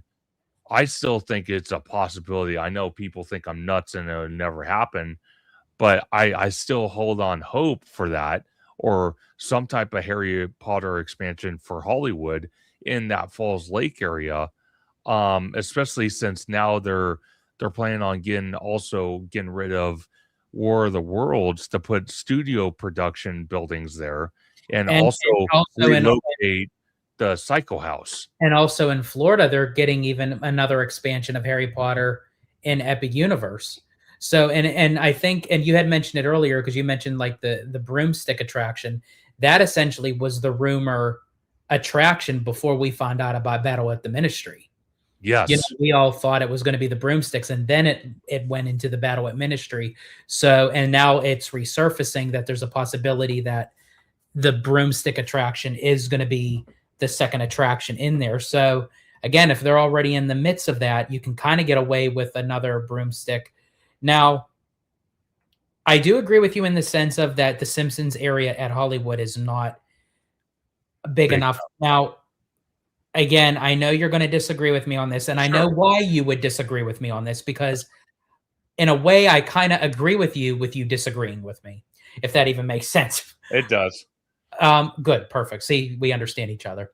So, I still think because it's a small area, I think you can still get away with a Dartmoor. Okay. You know, just having Monsters Unchained, because you don't have to really do the Curse of the Werewolf roller coaster.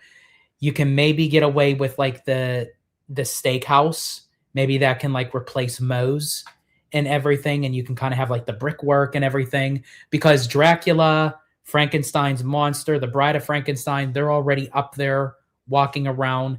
It would fit in. Now, I know where you would disagree with that, because in a way, I kind of disagree with that, even though that I just said it, because I also would prefer a much bigger dark universe down in the lot area where they actually filmed, where they're actually going to hold the Fan Fest area. So if they had a Darkmoor down there, a fully fledged Darkmoor down there, Fan Fest would already be even hyped up even more, because then you have the attraction down there, and then you could have the Scooby-Doo intermixing with the classic monsters and everything. So, but I'm just saying, in the optics of Universal, if they really wanted to, if they couldn't really figure out what to put in the place of the Simpsons, I could see them doing Darkmoor. Yeah. And again, it's something I'm open to, but do I like the idea? Not necessarily, because I kind of feel, even with Avatar going in the Hollywood backlot, and people might disagree with this, I just think for an IP like Avatar, an IP like Universal Monsters, there needs to be more than one attraction. I don't agree with building a land off a franchise that has entertained, like, for example, Universal Monsters has entertained people for decades. Avatar has entertained people in Animal Kingdom and even the James Cameron movies for the last, what has it been, almost 10 years. And whatnot, and the way that Avatar looks in Animal Kingdom. I I I can I could visually see them trying to put Darkmoor in the Simpsons area. I just think it deserves a lot more respect to be on the lower lot, be twice as big of its counterpart in Epic Universe, and offer a lot more than what Epic Universe can offer. And they have a big library of Universal monsters they can incorporate into that. On top of that, if they put Darkmoor, I'm just going to throw this out there. If they build Darkmoor where the sound stages are directly behind Mummy, that would be perfect, because what you can do then, if you really wanted to, you can actually retrofit the Mummy ride to fit into Darkmoor, and on top of that, you can retrofit the ride to kind of fix the issues that it has, which it's, again, it's a ride that's been around for, I think, 20 plus years, if my memory serves me correct. On top of that, there's a lot of not a lot, but a decent amount of broken effects on that attraction. When you exit the Mummy attraction, they used to have all these props and pictures and whatnot, and they got rid of it. They stripped it out. Um, so the original concept for the Mummy was, you can they originally wanted to have it where the coaster was indoor outdoor, but at the time they were building the Mummy ride, they still had a lot of the sound stages on the lower lot, because obviously Super Nintendo World didn't exist, Transformers didn't exist. I think even Jurassic Park at the time was not quite open yet, but they were building it. So there wasn't enough justification to have the Mummy attraction be an indoor outdoor coaster. So they kept it all indoors, which kind of handicapped it in a way. So I personally think they could build um, Darkmoor literally right behind the Mummy building and incorporate the Mummy attraction and reskin it to the version of the Universal Monsters Mummy and retrofit that ride and give it the help it needs. That's fair. I could definitely see like how that would um like maneuver. You know, I could definitely say, and as I said, even though that I say like that would be like a quick fix for Universal, but I agree with you. I really think to just kind of throw it in there would be like, yeah, just throwing Pokemon in the studios or throwing Avatar in Hollywoodland. Like there's certain places, even though that you would want these IPs, but to just throw them in there just for the sake of saying we have them, no, it's like you still have to kind of retrofit them. Um, Absolutely. you know, it's like everything is meant to fit in certain things. That's like me trying to squeeze into a Speedo. Like, I'm sorry, like that's Oh, not going to happen, nor do I think anyone would want to see that. You know, so oh my um, God. but really quick, Matthew Murr, all the way from the UK, gifted $10. Thank you, Matthew. Greatly appreciate it. He just wanted to just mention about the video that we're going to be talking about next week. One of my mandates in our upcoming Legends video is an unusual one. If Susan Egan, Tamara Morrison, and Hayden Christensen are nominated, then the two Star Wars legends should shadow Egan on stage. So yeah, so that's a little teaser of what Matthew and I are going to be talking about for on next week on HaloGelato for the Disney Legends ceremony. But again, thank you, Matthew, so much for the $10 super chat. And I just want to say thank you, Matthew Murr, for being a constant supporter of HaloGelato. You're amazing. All the way from the UK, you're fantastic. And I cannot wait to see that video with you and HaloGelato this next upcoming week. Radio One says there was a post on X about the layout of Villains and Cars Land. So once we play the video of Mondo from the updates of Universal Studios Hollywood, Bring that up. Yeah, because I'm curious. I do have the article for that. Perfect. So we'll bring that up after perfect. So yeah, so before we jump into Mondo's video, just to kind of wrap it up like with the Epic Universe kind of thing. I think honestly it's going to be why won't this move? Uh-oh. You good? Hold on one second. It's not moving for me. Why won't you move? Give me 1 second, folks. Yeah, no worries.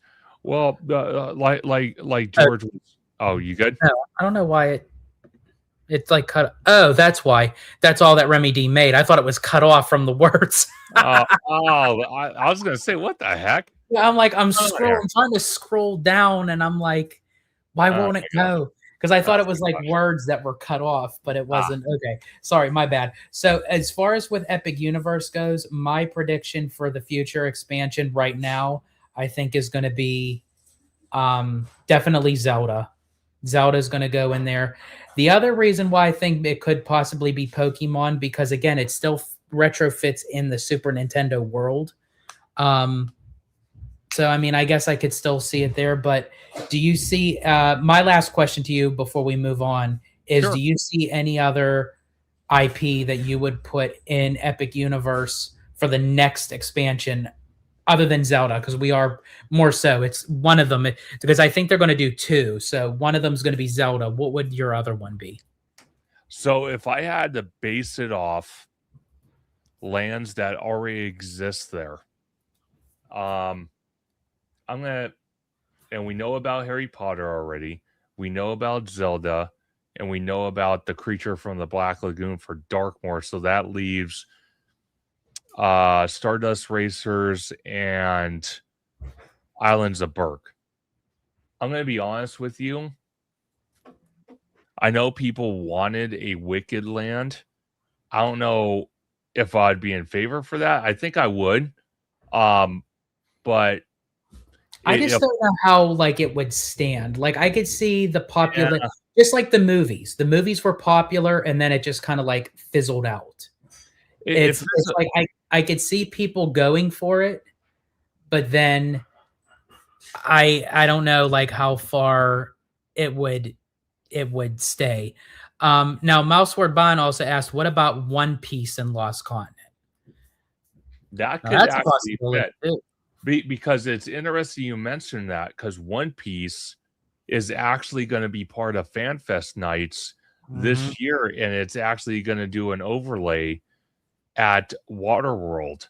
So, and from what I understand, Lost Continent is surrounded by water, so that makes sense. So so that would make sense. Yeah, I would put, if I had to pick and choose, I would put One Piece in Lost Continent, and I honestly would put Pokemon in Epic Universe.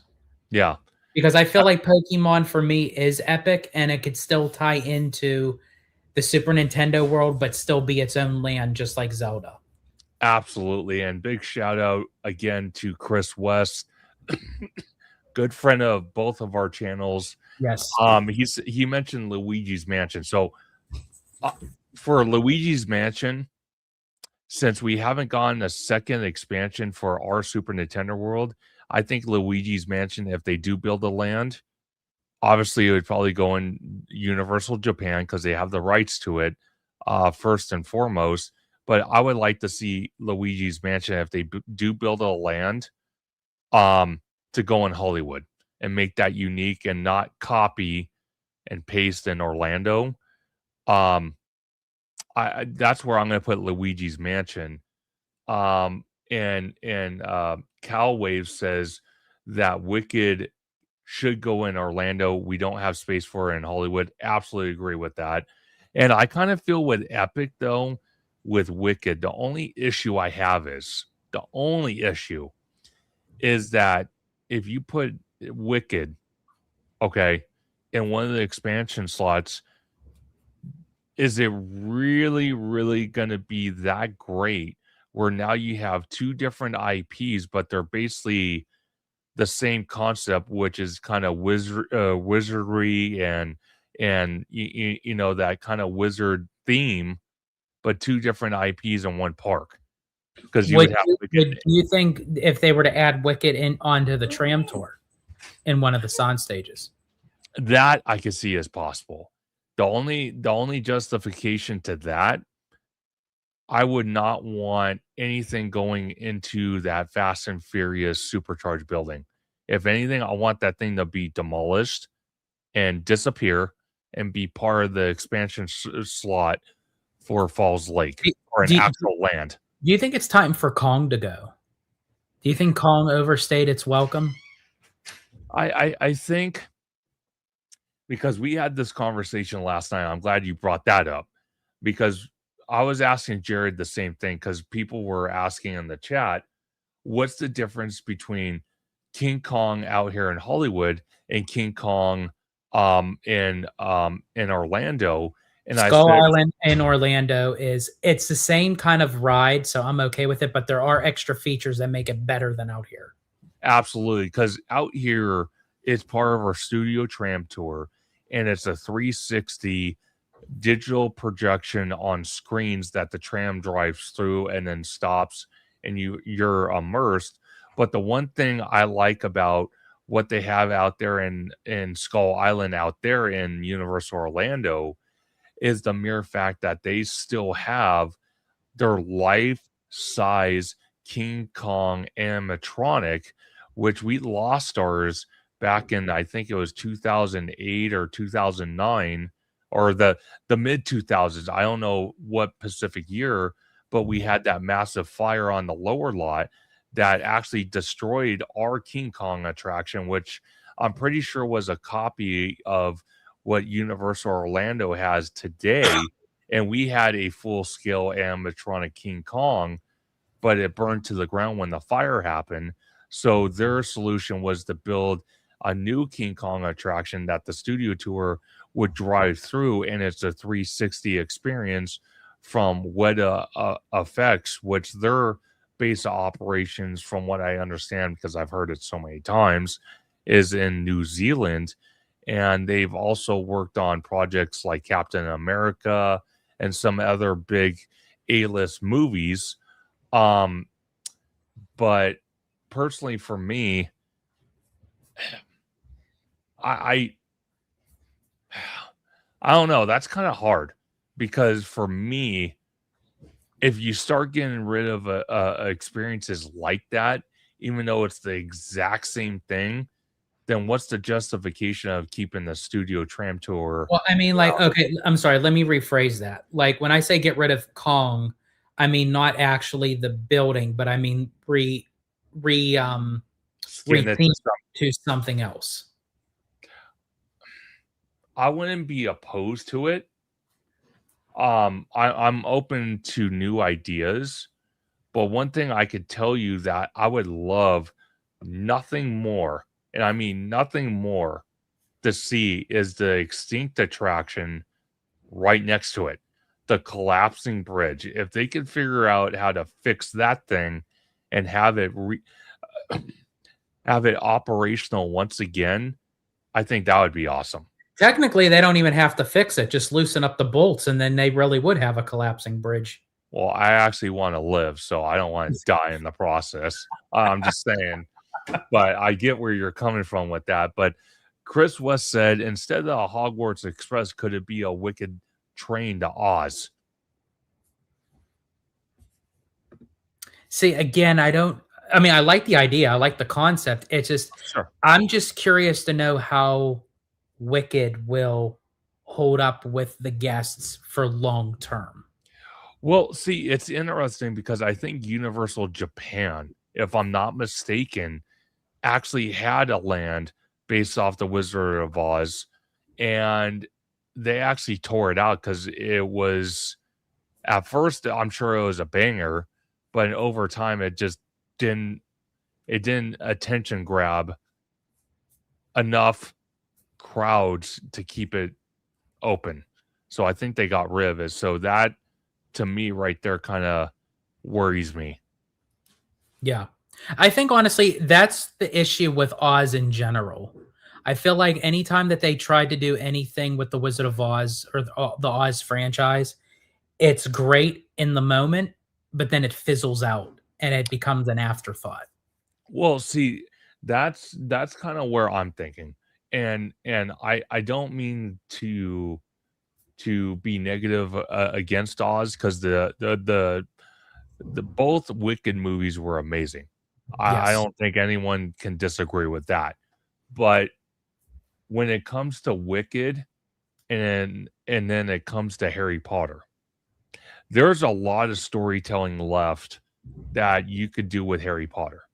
And it's obviously proven because we saw the land built for Epic Universe, and now they're building another attraction for Epic Universe that's still Harry Potter themed.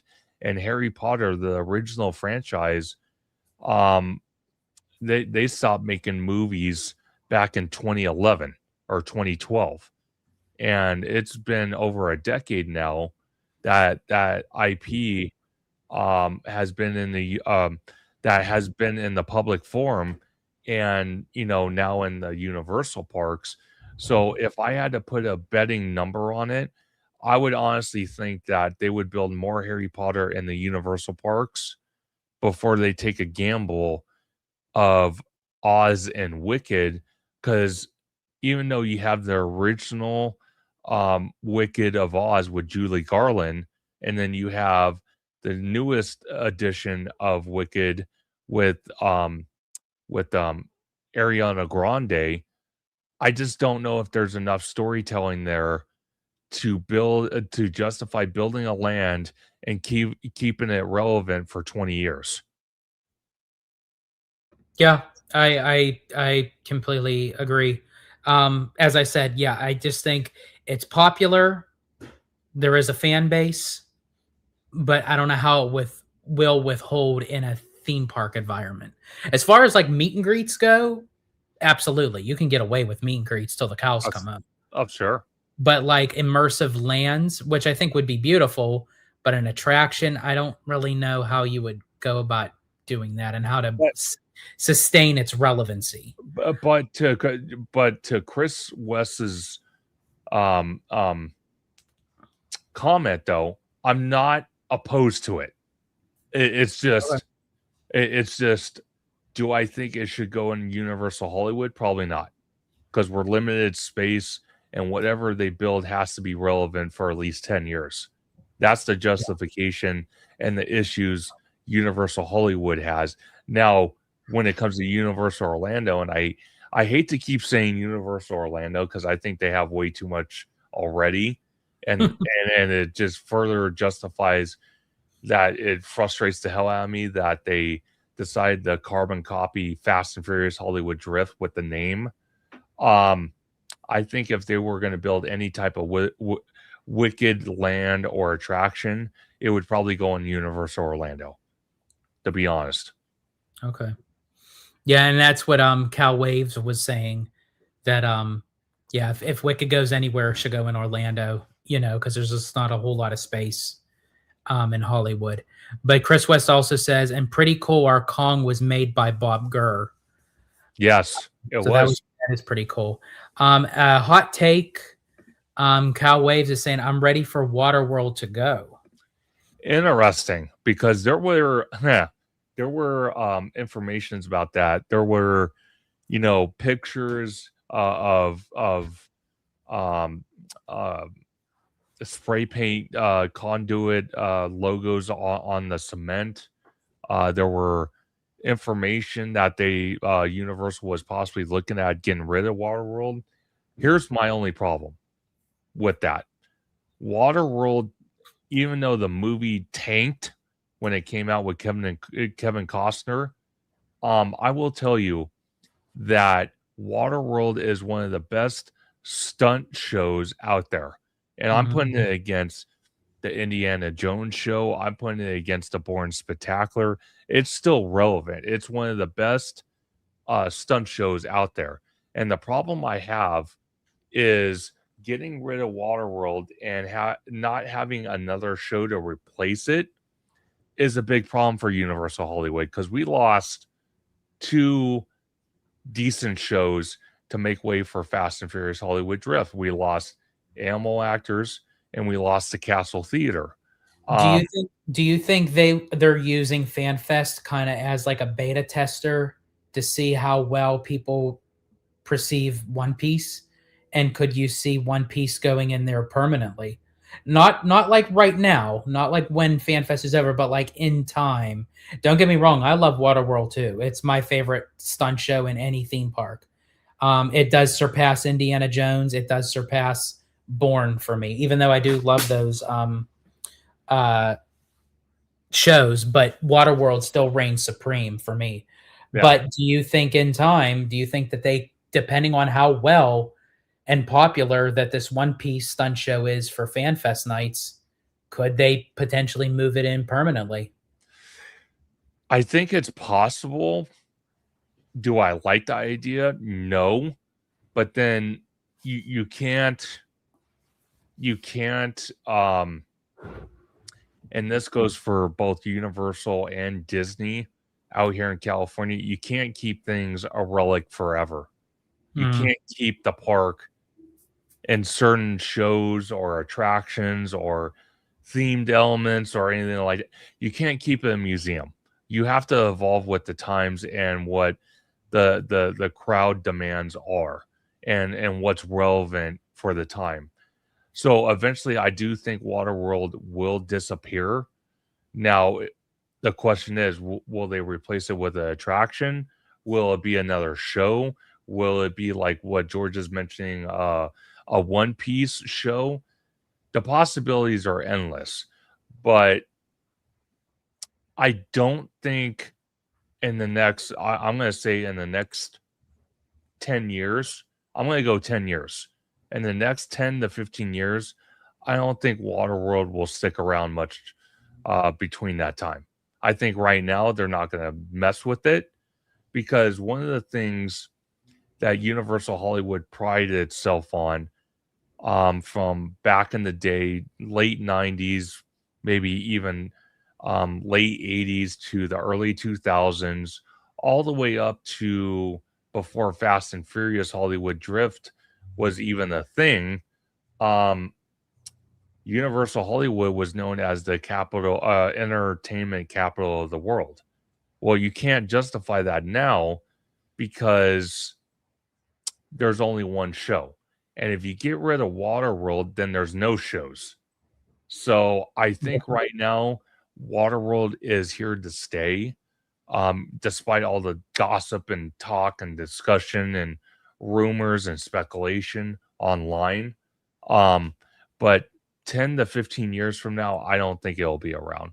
I think it will eventually get replaced. But just currently, right now, at the state of things, I don't think it's going anywhere. Okay. All right. That sounds about accurate. That's what I would actually say. And I'm just gonna just bring this up really quick, and then we can get to Mondo's. Even though this is kind of like off the subject, but I wanted to bring them up. Xtina's Fighter 2000, welcome in. And they just had a question. Do you think Pirates should be rethemed to Coco at Magic Kingdom? Then Magic Kingdom get a new Pirates ride? I think honestly, Pirates should stay where they're at, just because it's in the location of Adventureland. They belong there. And especially since they just added the Beacon Barrel bar and lounge adjacent to that, I just think honestly, they just need to update the Pirates ride and give us the full-fledged ride like we have out here in Disneyland, and not the circumcision version of the ride where they basically snip the tip. As far as adding Coco to Magic Kingdom, that was part of the Blue Sky process at D23, that Coco was going to go what they were calling Beyond Big Thunder. I'm Sure. still not opposed to them bringing Coco, because I was talking this with Drew, the Disney dude, and even though that they're doing Piston Peak and Villains Land, technically where their locations are at are not beyond Big Thunder. So there is still the space and land beyond Big Thunder that they can consider. And Coco, I think, would be a nice transition of when Imagineer Chris Beatty was talking about it on the D23 stage. So I could definitely see Coco going into Magic Kingdom in the near future, especially of how well the Coco attraction does well at DCA, and also the sequel, Coco, that's supposed to release in 2029. So I just wanted to answer that question, and thank you, Xtina's Fighter 2000, for joining. And we will get into more of Coco at DCA and Villains and Piston Peak after the segment with Mondo. So I'm going to bring this back up. Absolutely. And I just want to mention something about that comment is, oh yeah, absolutely. Do I feel that Magic Kingdom should get a Coco attraction? This is where I'm going to probably split hairs here, quite literally. Okay, hold on. I'm actually going to remove this once again. I'm so very sorry, but we got some juicy things come out, and this is the beauty about a marathon live, folks. We're just going to just keep this rolling here. So anyway, so sorry. Go ahead. As no, absolutely. No, like I was saying, splitting hairs on my comment here. I think, again, I honestly think that the domestic parks, that would be, in my opinion, a bad move. I know the Walt Disney Company, the board,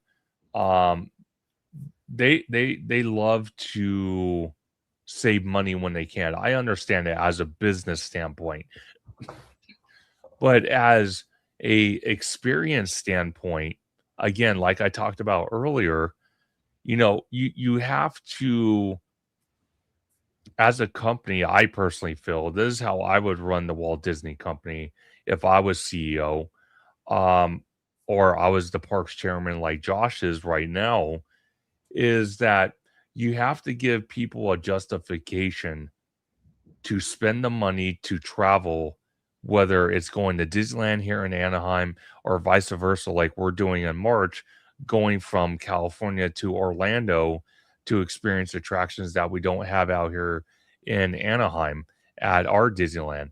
I think that philosophy needs to happen. I don't, like I said, I think it's it's something that the Walt Disney Company wants to sit there and continue to save money by duplicating attractions, but at the same time, they're kind of ruining the experience for us park fans because, again, perfect example of this, Galaxy's Edge. When we're out there for 2 weeks and we're spending a whole week going to Disney parks out there, I told George this. Why in the hell do I want to go in the Galaxy's Edge when I have the same thing out here in Anaheim? I want to experience attractions that we don't have out here in Anaheim. That's what I want to do. That's what I want to focus on as a first time person going to Walt Disney World. That's where I have the issue of the Walt Disney Company or even Universal doing this is duplicating attractions to save money. I think we need to get away from that concept, even though it would cost the companies more money in the short term, but be beneficial in the long term because it justifies people traveling to both parks. It gives them an excuse to go check it out. That's my justification for that. I was one of those people when I lived over on the East Coast. It gave me, and I mean, I love the excuse of coming over to Disneyland anyway, but there were things over here that I could not experience in Walt Disney World. For instance, Indiana Jones Adventure. Could not experience that at Disney World. Cars Land. Could not experience that at Disney World. So there are things that that should stay within an own boundary of a theme park where let it be original, let it be their own. Don't let it be where it's like, oh, well, yeah, well, you don't have to travel over there because you can get it over here. No, you want people to travel over there. That's the whole point. You want to draw crowds. You want to draw tourists. It's like, I that's the one perception. I get it. It could be convenience, but it takes away the speciality of like how it feels for one theme park to the next. Yes. Hudson Thomas said, love the Oz scene in the Great Movie Ride. I absolutely love the Great Movie Ride in general. I miss that whole ride in general. I think I've only been on Mickey and Minnie's Runaway Railway down at Walt Disney World, I think either 1 or 2 times, just for the sake of seeing the queue. But other than that, it's like it breaks me every time that I walk past the Grauman's Chinese Theater and I see Mickey and Minnie's Runaway Railway and not the Great Movie Ride. Like, it's just And then Remy D says, what about Coco in the Mexico Pavilion at Epcot? They could potentially do that too. I personally enjoy the Grand Fiesta Tour starring the 3 Caballeros. I just think it's so unique. It's a cute little boat ride. I think if they were to add Coco due to the popularity, they would have to revamp that whole entire pavilion for more capacity because there's no way the current capacity that the Mexico Pavilion is now to add in like an immersive ride like Coco. I don't see it. But again, they could do it, but they would have to expand it out like big time. Yeah, no, I 100% agree with that. So, and then really quick, we have Magical Hops in the house. Love you guys. Thank you so much, Magical Hop. So glad you made it in. You guys talk about the new Explorer key. Am I late? No. No, we haven't actually, but we could definitely talk about it in a upcoming topic. Yeah, absolutely. Because we've been going at it, Magical Hops. I work with them at Costco since 11 a.m. this morning. So believe me, there is lots more to talk about. You ain't missing up much. Yes. And it's Florentin said Epcot needs to keep some easy walk-on rides like the Grand Fiesta Tour. I completely agree. I honestly say add Coco somewhere in Walt Disney World, as I said, even in Magic Kingdom, but keep the Grand Fiesta Tour. I actually enjoy it. I can't wait for you to see it. It's kind of simple, but it's charming. I actually enjoy the Grand Fiesta Tour. Absolutely. When it comes to kids, Cars, Frozen, these are exceptions, in my opinion. I mean, I can see your point, Florentin. I really do, because of the popularity of it. I think the only way that I would be okay with it is sort of like what they're doing with Piston Peak and Cars Land. They're using the same IPs, but in a different way. Yeah. Like, I'm okay with that. Now, I'm okay with a carbon copy of Frozen if it's coming from one of the international parks. I'm okay with that. Yes, I am myself as well. Yeah.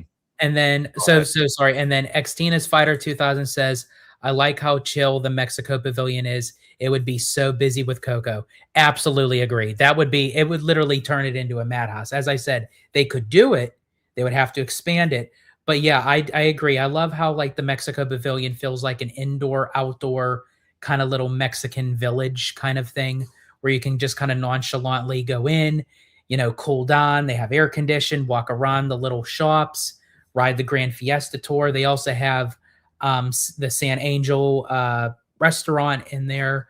So I think it's a cool little thing. So the justification I have for that before we get to Mondo's video is the one thing I want to say about that is if they want to build a Coco attraction, don't make it a carbon copy of what we have or what we're getting in DCA. Yes. I'm okay with the IP, but change maybe if they want to do the same ride system, but have it tell a different story.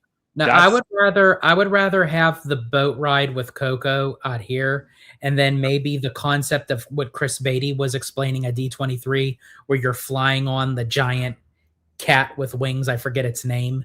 Okay. That way, it's a different perception, where instead of you're in a boat, you're flying in the air over the land of the dead. Absolutely, and I love that. It's the same thing what we're getting with Cars. Yes. Obviously we're going to have two different versions of Cars Land, both here in DCA and the Magic Kingdom. So I like that. I'm okay with shared IPs if the lands are completely different and they tell two different stories. I'm okay with that. But when it's like Galaxy's Edge and it's a carbon copy and paste, that's where I have a problem. Especially when it's going from one domestic park to the other. Yeah, and they could have done so much with the Galaxy's Edge, where they could have had two different planets, but they intertwined with one another, where it tells one big sweeping story. Like, that was such a missed opportunity. Actually, the whole Star Wars thing was a missed opportunity, because I would have done like Naboo and Hoth and Tatooine and Endor and like I don't know. That was just a missed opportunity. Absolutely. But go ahead. So sorry. Remy D says, I think Haunted Mansion, Phantom Manor, Mystic Manor is how you do similar rides in different parks. Absolutely. That's a perfect example. I love that. Yeah. I love that. So we're going to play Mondo's video. This is the latest construction update video of Universal Studios Hollywood. And then we're going to get to an article that someone in the chat brought up from Blog Mickey, and then Rudio, and then we can divert from there. Yep. Again, I'm not going to play the sound.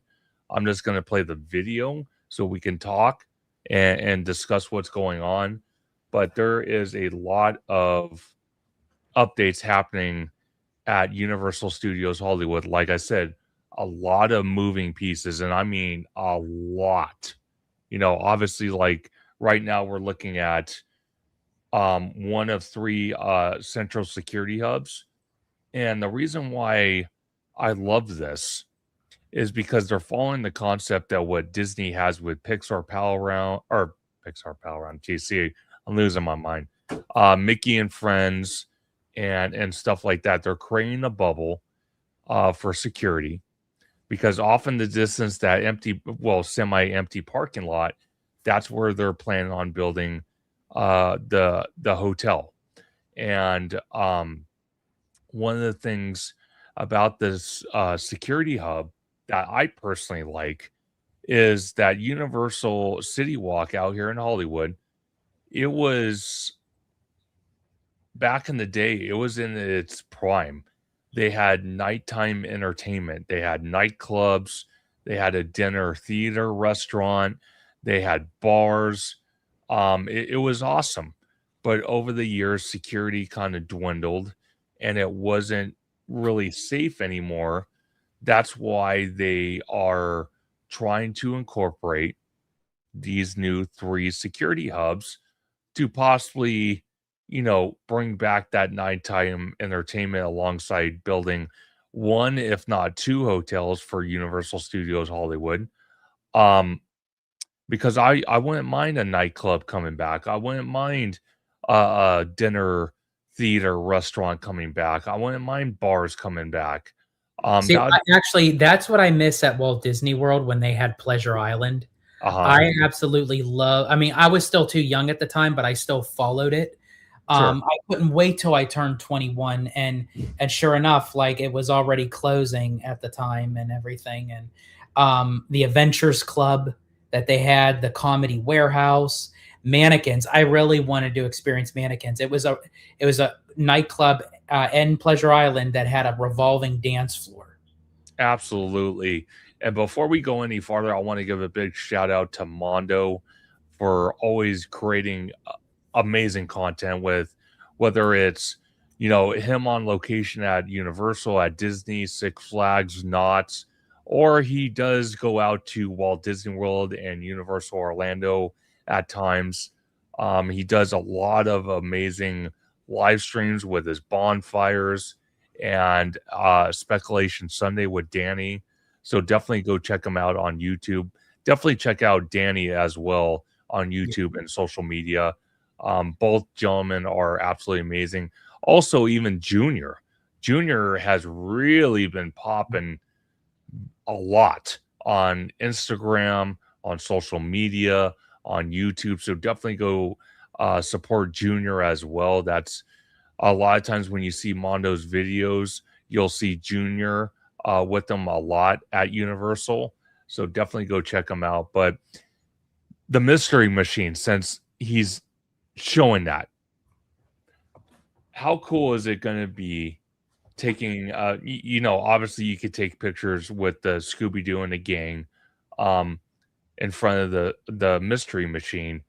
But once they build the experience with the collab between Scooby-Doo and the gang, the Mystery Machine, and Universal Monsters, that's kind of tying back to the old school days of Scooby-Doo cartoons, where a lot of times the gang would have to investigate a mystery, and usually the monster is like a celebrity.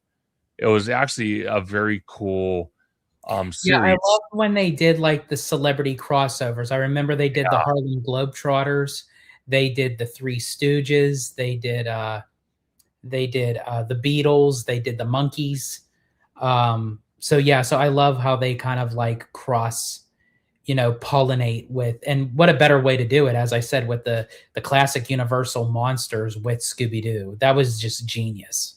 Absolutely. And by the way, like I said, there's Junior Villain. Again, they're always with Mondo at Universal Studios. So amazing to see these guys. Junior is a lot of fun. But I agree with you, George. If we see even a taste of that for FanFest, I'm going to lose my mind. You know why? Because when I was a kid growing up and it was Saturday morning cartoons, or it was Friday night, late Friday night with Toonami, or like I said, early Saturday mornings with Cartoon Network, and watching the Scooby-Doo cartoons with the crossover between celebrities like George mentioned with the Monkees, the Beatles, and so on and so on. That's something I would love to see with FanFest. I think Universal, it would be able to pull that off without doubt. So I'm hoping we see something like that. It's interesting to me though that they're doing that collab, and I cannot wait. I think that's going to be just as popular as Back to the Future was, or at least close to Absolutely. And actually, let me ask you, because this was going to be one of our topics we were going to talk about anyway, so I might as well bring it up. What else do you expect to see from FanFest nights that has not been already announced? Because they did say there is still more to come to be announced. And the last thing that I remembered after they announced everything, like with the Harry Potter and the Forbidden Forest and everything, that were looking for a casting call for, I guess, for the meet and greets for some of the Jurassic Park characters, for John Hammond and Ian Malcolm and the Wayne Knight's character. I forget his name in the movie, but they had a meet and greet of them. I think it was for like the anniversary of the film at the studio, but that was the last time they had it. But now I guess they're going to incorporate them into FanFest. But I thought that was pretty cool, to have meet and greets of the Jurassic Park characters. But is there anything else that you would think that, is there going to be more meet and greets? Do you think there's going to be more walkthrough attractions? And what IPs would they use for that? Okay, so to start off with your first comment about the Jurassic Park, one of the things, and again, I give this credit to Mondo because he's actually the first one that brought it to light, is we've been talking about for a long time, for a couple of years now, because obviously one of the big money makers for Universal Hollywood and even Universal Orlando is Halloween Horror Nights. And we've talked about how it'd be so awesome to have a Halloween Horror Nights house based off of Jurassic Park and make it horror themed and all that stuff. So the fact that they are doing casting calls for some of the classic characters that we saw in the 1992 movie of Jurassic Park, when I was actually born, which is a fun fact. I'm excited for this. Wait, so you were born in 93? 92. Okay, so you were one when Jurassic Park came out. Yeah, but I was too young. I didn't know what. But it's interesting to me though that they would include a walk around character, John Hammond, a walk around character, Dr. Malcolm. I love that. And could that be a prequel or a little hint at possibly maybe having a Halloween Horror Nights house in the near future of Jurassic Park? Because there's a lot you could do with that. A lot. And I think people would go crazy over that. And as we're, not to divert, but as we're looking at the video that Mondo's filming, they're filming Jumanji 3.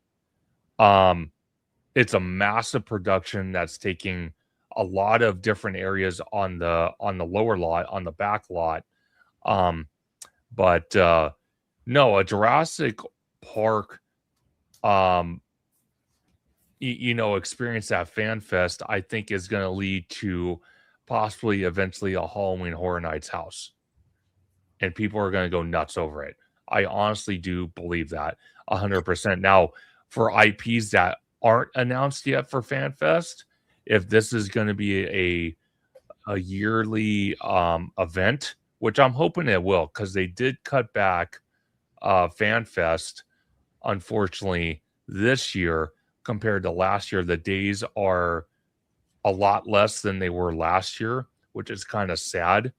But if I had to Do you incorporate think because that was do you think it was they were anticipating more people than what they really actually got in ticket that, sales?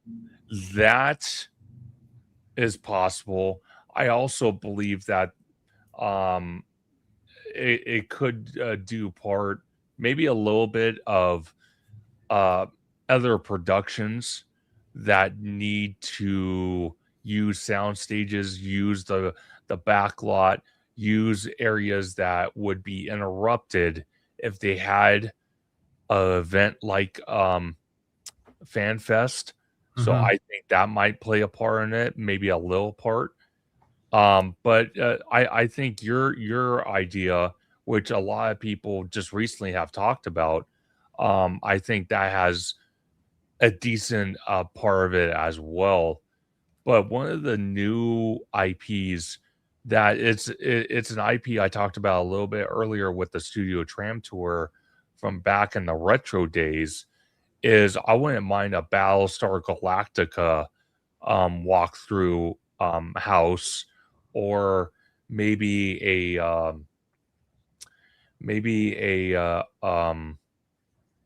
how can I put this? Um maybe like this, like a Bates Motel Psycho house experience that is part of FanFest that's in the studio area, or maybe uses the Bates Motel area. You could do, let's see, what else could you do? I wonder if they'll actually do I don't know if it would actually work this year, but maybe if they do something next year, especially with the movie being released, of actually what they're filming on the lot right now. I wonder if they'll do something with Jumanji. That oh my gosh, sorry, I lost my voice. Um, no, that would be amazing. I would love to see that. I think it's more than possible that they could incorporate Jumanji into FanFest. I think that would be, again, even though I talked about it before Warner Brothers was bought by Netflix, and I was saying all that time before that decision was made that that if Comcast acquired WB, they would have a massive library to incorporate in their parks. Um, but even though that didn't happen, even though Universal has collabed with Netflix many times over the years for Halloween Horror Nights, and I'm sure it's still going to continue to be a partnership. Um, Universal still has a lot of IP they can incorporate in their parks. They still have a big library they can pull from. And like I said, Battlestar Galactica is one of them. You have Sinbad. You have, you know, the area that is next to Las Conde. Um, you have Popeye. You have a lot of IP to work from. But I wanna divert a little bit because Mondo just showed the hippogriff that's going to be in this extended queue area for Forbidden Journey. That's going to be a meet and greet because Universal Japan has had this meet and greet, and it looks phenomenal. And I think the hippogriff is not going to be the only character we're going to experience in this walkthrough attraction. I think there's going to be other creatures as well. And I know when they had some of the Fantastic Beast characters at last year's Fan Fest, it was a massive hit. It was a massive success. But they will it is still gonna be sort of like a walkthrough kind of attraction. Sure, They did with Dungeons and Dragons and Star Trek, right? but it's going to be outdoors. Right. Yeah. So it's going to be really interesting. I can't wait to see it. But again, I kind of feel like George was mentioning with FanFest, you know, maybe people didn't or Universal didn't get the numbers that they wanted. It's possible, like I said, future production needs different areas of the lot, especially sound stages that are being taken up by Dungeons and Dragons, possibly other IPs coming to FanFest. So maybe that's a possible reason why it got cut short. There could be 100 reasons why. Um, so it's really interesting about that. But I want to give a shout out. I don't think I've seen this person in the comments before. George showed earlier. Showgirl Amelia, good to see you. Welcome in to this all day live stream. And But also too, oh yeah, absolutely. Yeah, welcome in, Amelia. And you have to think too, last year's Fan Fest was the first of its kind for Universal. So yes, people may not have been too familiar nor wanted to risk anything, but maybe to the popularity, maybe Universal didn't want to take a chance with how many days and really see how this goes. And because now people are aware of FanFest, maybe it'll be gangbusters this year. And then next year they'll put more days on. yes, because I kind of feel since 2020 and COVID, which really threw a monkey wrench into the theme parks and entertainment and movie industry in Hollywood. It's still even they're still recovering Recovering. from it. That's a massive reason. I'm going to say massive reason why we can't get the Metro sets back for Halloween Horror Nights is because of that reason.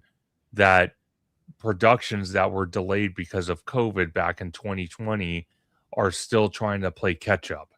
And not just movies, TV shows, commercials, all sorts of things. So I kind of feel that has a massive part to deal with it. And then also with all the movement happening on the lower lot, with sound stages eventually going to get removed for theme park expansion, that could possibly have something to do with that as well.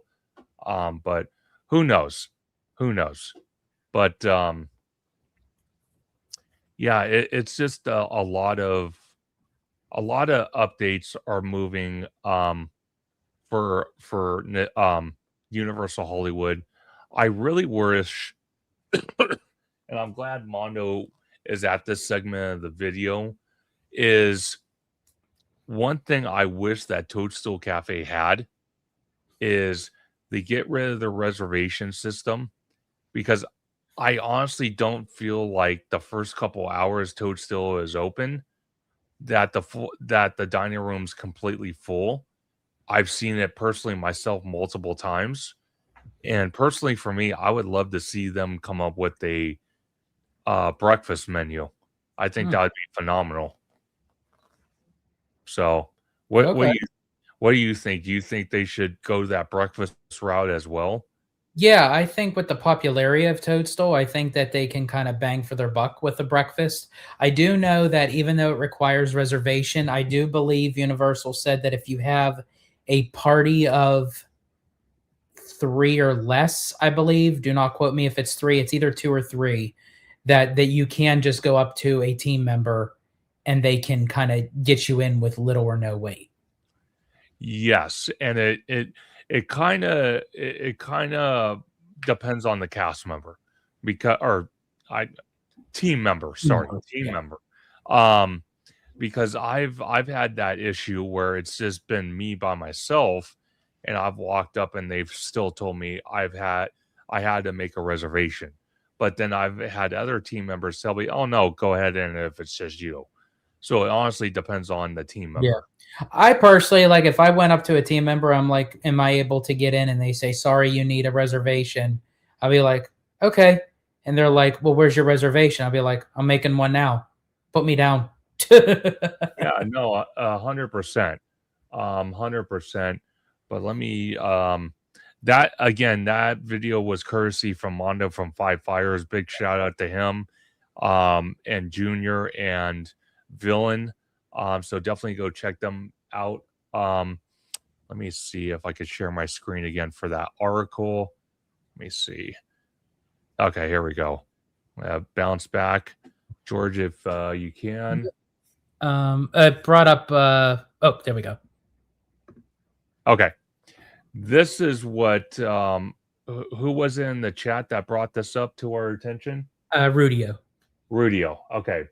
Thank you, Rudio, for bringing up this this article that just broke on social media from Blog Mickey, another fantastic source for Disney news. And again, this wasn't part of our list. This just happened today. That's, like George says, that's the beauty of live streams. Things can happen while you're doing the live stream. So especially when you're doing a live stream marathon. Exactly.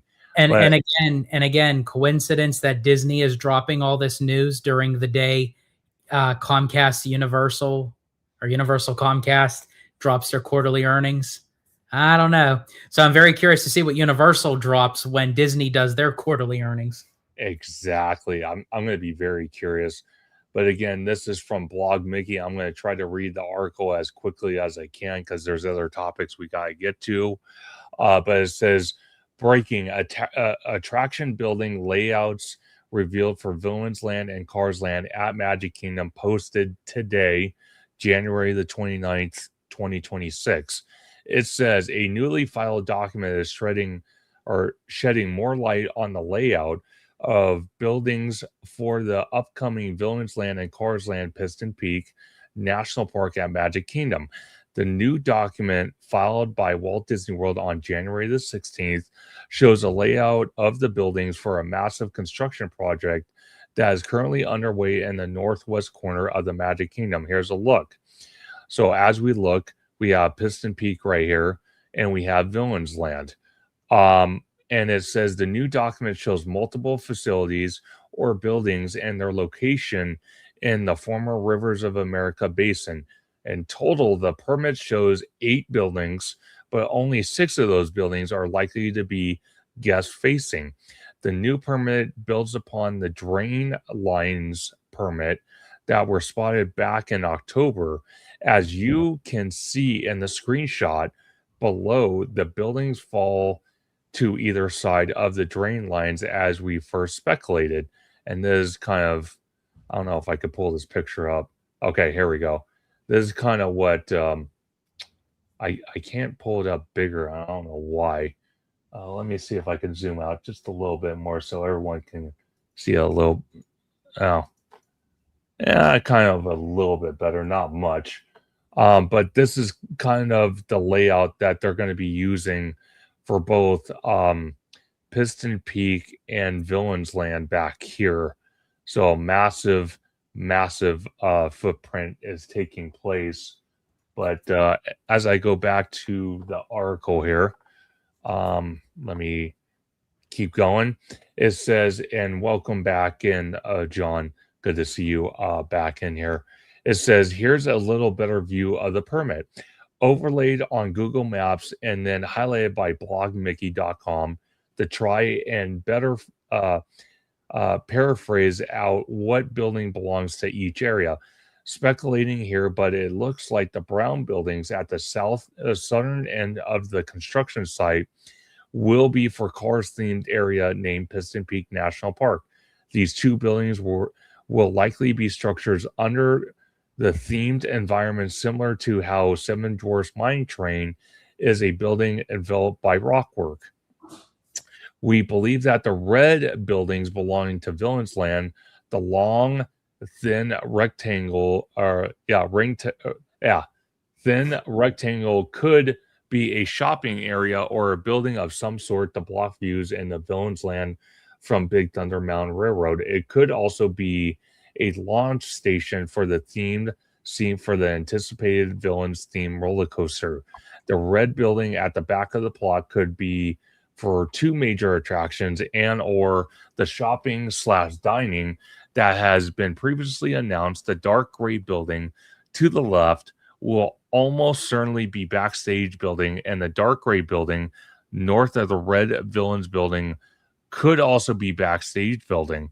It could also be a Villains Land railroad station, but it would also be a pretty big comparison to other stations. And this is kind of a color rendering of what they're talking about. These two would be for cars, these three would be for villains. And I think this would be shopping or something like that. So the bigger red squares, those are for the two attractions. I think so for villains. Yes. Okay. So they're massive. It also says, "Oh, what about the purple building?" That's what I was wondering.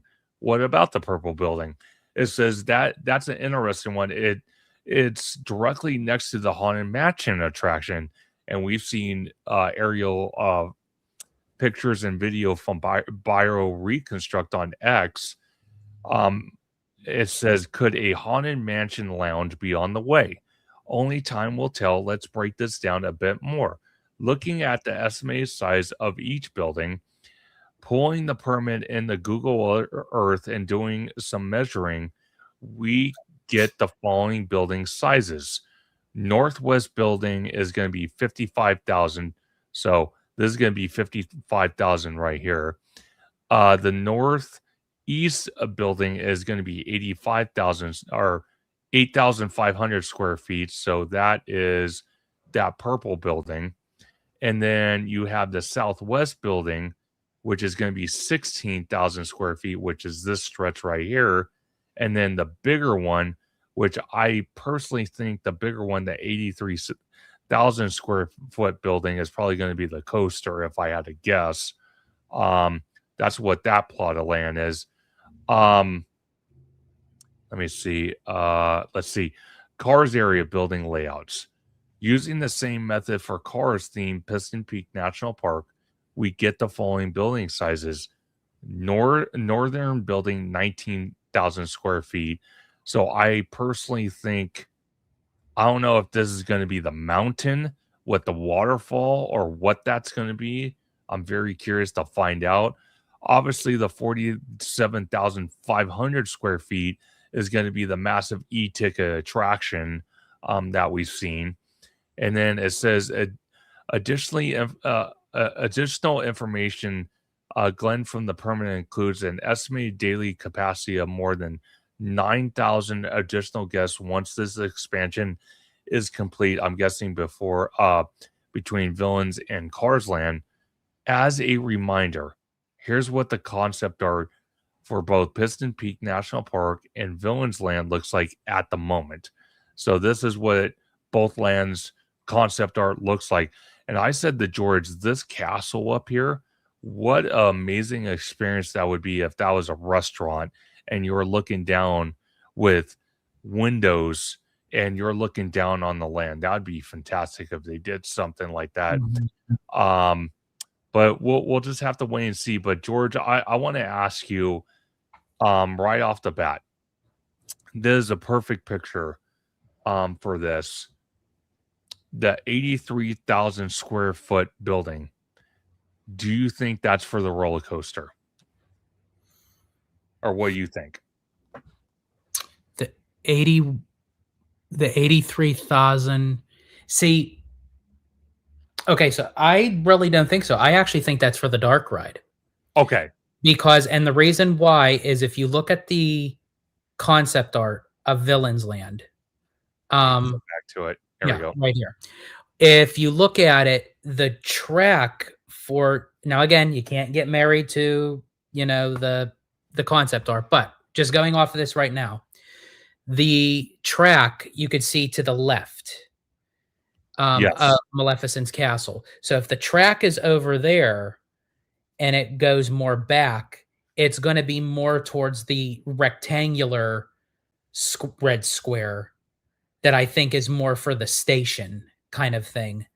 I think the bigger square is going to be to the right of that, which when you look at the concept art, you go further back into the villain's village.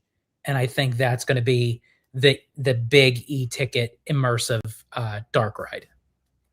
So what you're saying is you think the 55,000 square feet is going to be the load station for the coaster? I think that's going to be the coaster. Yeah. Okay, so let me ask you about this then. What do you think the 16,000 square foot building is going to be? It's a long stretch. I'm wondering if that's Part of the coaster, like a indoor scene or something that it goes through. yeah, because they're saying that the red that's marked for attraction, correct? Yes, I'm pretty sure. Let me look Okay. back at what they mentioned here. Let me look them. Oh, too far. Um, too far. Trying to find it now. I lost my place. Damn it. Okay. Villains Land building layouts. They haven't necessarily said what any of these buildings are going to be, but obviously the 55,000 and the 83,000 square foot buildings are going to be attractions for Villains Land. I'm just not sure what that 16,000 square foot building is going to be. I mean, it may be part of the roller coaster. Maybe that's why it's separate.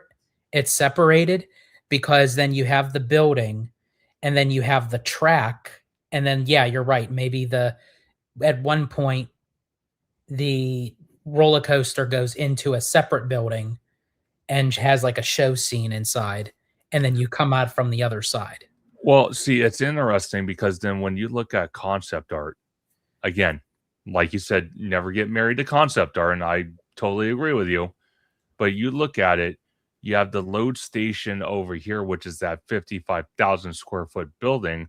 But then over here, kind of like where the pit is, where you have the waterfalls and you have the track going right through the middle of it. I'm going to tell you right now, that could be that 16,000 square foot area. That's Okay. part of the coaster. That's what I think. And John Make It Rain says, could it also be a restaurant? Possibly. I only time will tell. It's possible. But see, then I wonder what this 8,500 square foot building is over here. The only thing that's making me wonder, yeah, see, Wait, I think that the 8,500 square foot would look more shaped like for a restaurant, like that's towards the what I back. think. The longer, like the longer skinny rectangle, that looks more like of a tunnel. Yeah, And I it don't know does. if they would necessarily color code a restaurant the same as for a ride or attraction. Exactly. So I'm very curious about this. Now, the other thing, again, I'm gonna peek to your expertise here Mhm, because you've been at Walt Disney World, you've been on Disney cruises. mhm. This 5,800 square foot purple location right here on the Yes. map, which Mhm, is the vacant spot behind Haunted Mansion. mhm. Do you think it could be a Haunted Mansion themed restaurant slash bar that we currently see on some of the newer Disney cruise ships as a Disney parlor? But this So would be a full blown restaurant slash bar. so there were talks from many years that if there was ever gonna be another expansion at Magic Kingdom, that people would love to see a Haunted Mansion restaurant/bar and everything, and that very well could potentially be. I think I'm okay with it as long as it doesn't mimic what they have on the Disney Cruise Line. Because of what they did with the Haunted Mansion parlor on the Disney Treasure and the Disney Destiny is very original to those cruise ships. And again, you want to book a Disney cruise to have that experience. If you just add the same mirrored thing into the theme parks, then people may not, have the urge to say, "Oh, I want to check that out on a Disney cruise." So for me, I'd keep the Haunted Mansion parlors on the cruise ships, but Sure. as a full-blown sit-down reservation required restaurant, I'm okay with that. See, what I would like to see, and And again, and John Make It Rain says, "Yeah, see, I hope it's a restaurant and not a bar, no repeats." absolutely. Like if the main focal point of this building is the restaurant, but they do have a bar attached, I'm okay with that. Yeah. But don't make the bar the focal point. Make the restaurant the focal point. One thing I would like to see, and again, I haven't been out there, and I just want to keep everyone informed. I'm going to be going out to Walt Disney World with George and Tommy in March, so I can only speculate at this point as of this live stream. But I'm going to tell you something right now. If they build a restaurant similar to what Beacon Barrel is, with the kinetic energy and the cast members, interacting with guests in the whole aesthetic of pirates and all that, but it's Haunted Mansion themed, I think that would be an absolute fantastic restaurant for I wouldn't want it like Beacon Barrel. Oh, you wouldn't? I think Beacon Barrel has more of the qualities of what they have on the cruise ships. Okay, because so Beacon Barrel is a little bit more just bar lounge kind of feel. I think gotcha. I think for like a full-fledged Haunted Mansion restaurant, I think I would want it to be the same kind of caliber as the Be Our Guest restaurant or the Skipper Canteen. Okay, gotcha. John was asking, where is Beacon Barrel? So that is the new bar and lounge area that is right across, adjacent from Pirates of the Caribbean in Adventureland, in Magic Kingdom. Absolutely. And then as we look at this building again, this is a better look at that purple building, because you got the Haunted Mansion right here, and this purple area where possibly the restaurant could go. I hope it is a restaurant. It would be amazing. I hope it is, because it would blend so well. It's right next to Haunted Mansion. It ties into it, and it interconnects with Villains Land. So Absolutely. I mean, like it's perfect. Absolutely. Plus, it gives another sit-down restaurant experience for Magic Kingdom, because you do know with them expanding new lands, they're going to have new eateries. Yes. There's no way that they're going to build an entire Villains Land and Piston Peak and there not be no restaurants. Exactly. And now I could see people asking in the comments eventually at some point, well, would they copy, if they built a Haunted Mansion themed restaurant, would they build one at Disneyland? And I honestly don't think so. Again, that's where I go back to enticing people to travel to go experience this. It's at one location only. It's the same thing with the Gordon Ramsay Carnaby restaurant going in downtown Disney. I don't think he's going to build a second location in Disney Springs. I could be wrong, but I doubt it. So people from the Midwest to the South to back East are going to have to fly out here to California to go experience that. Now, George brought up a comment. Do you guys think that will do that extra spinner ride in the Cars Land, or do you think they'll scrap it?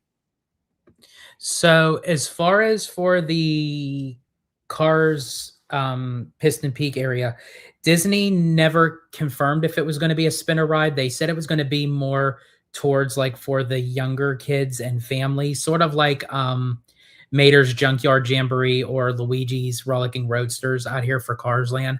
I'm assuming it's going to be, maybe that's what you mean by spinner, maybe not like the classic spinner, but maybe something of that. I think honestly, they're definitely going to keep that, because Piston Peak is not going to be a huge area as is. So they're going to fill in the gap of what they have for Rivers of America. And I think honestly, they'll have the off-terrain e-ticket attraction that they'll have, but I think they'll also have a wild but mild, for the kiddos.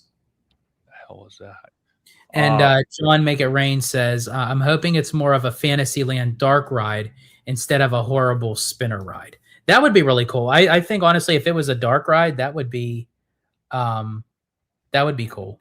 JM4N YT asked, what is this? This is concept or like blueprints, basically, early blueprints of buildings and attraction layouts for both Piston Peak and Villains Land coming to the Magic Kingdom. That's what this is. This article broke today as me and George are doing this all-day marathon live stream, and this was coming from Blog Mickey. So that's what we're currently looking at right now.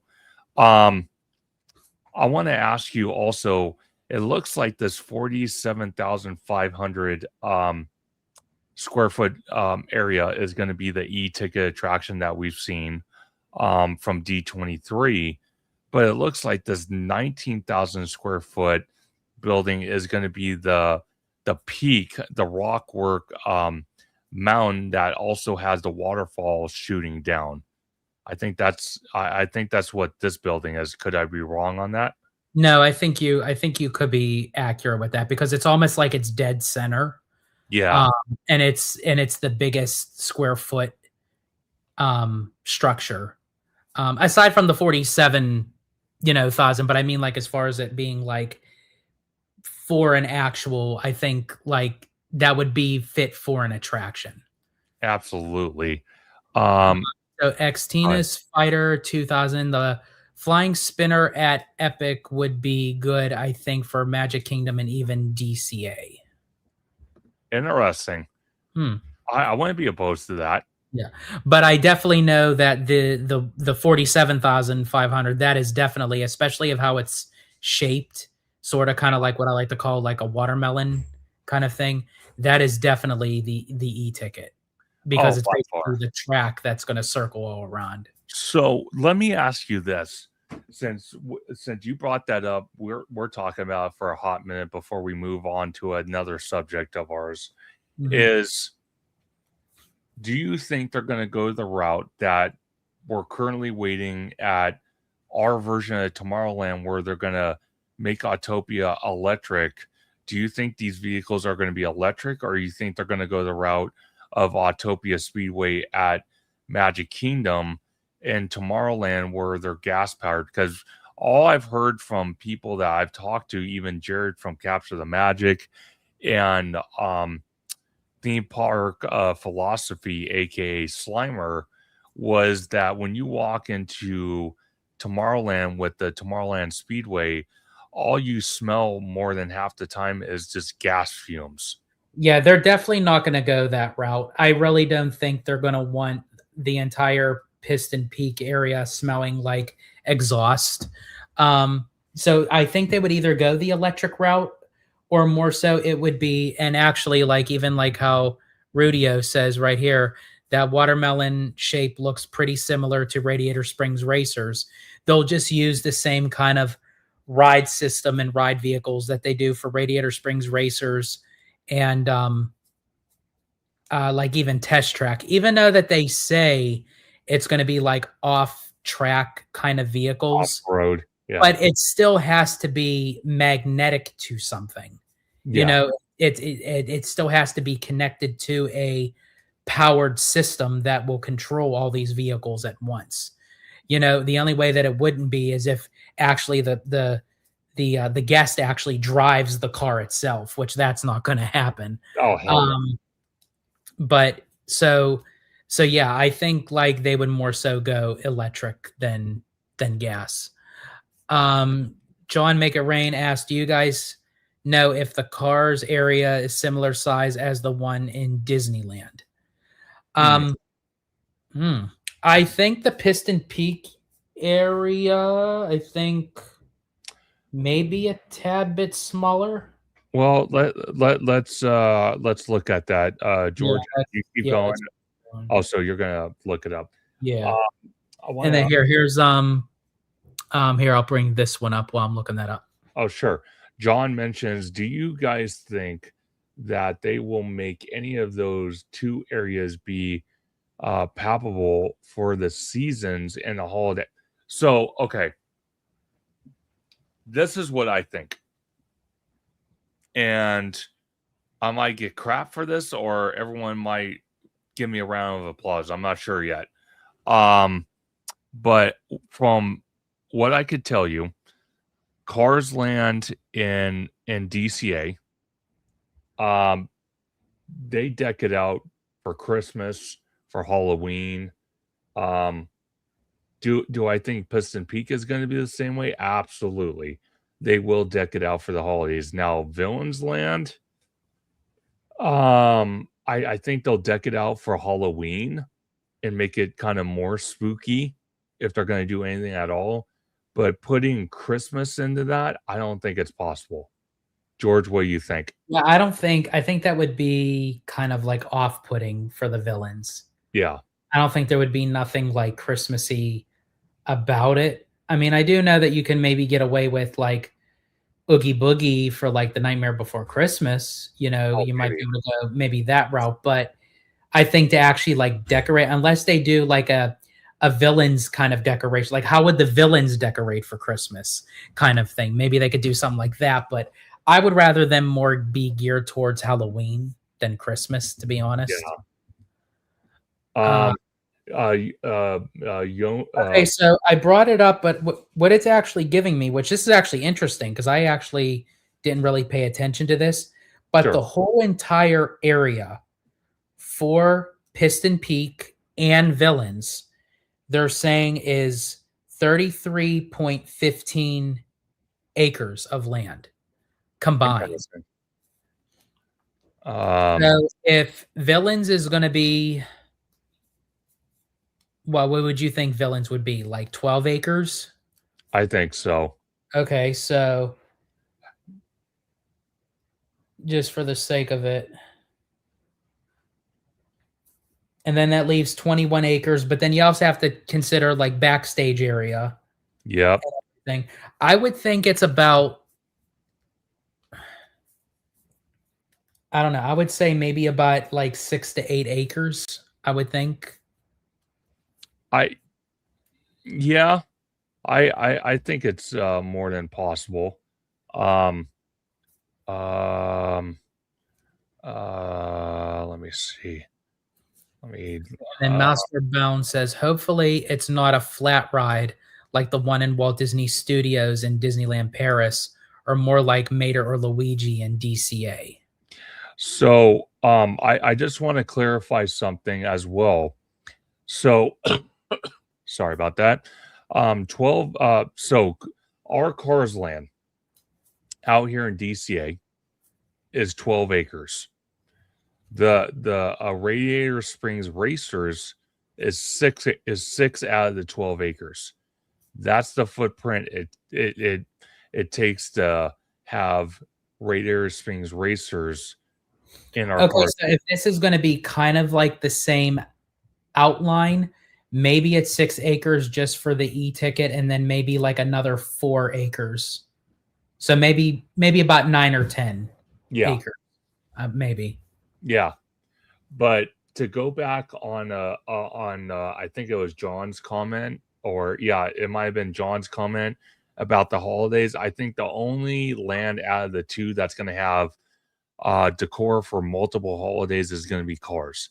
Villains is going to cater towards Halloween, and that's about it. Because any other holiday decor will not make sense.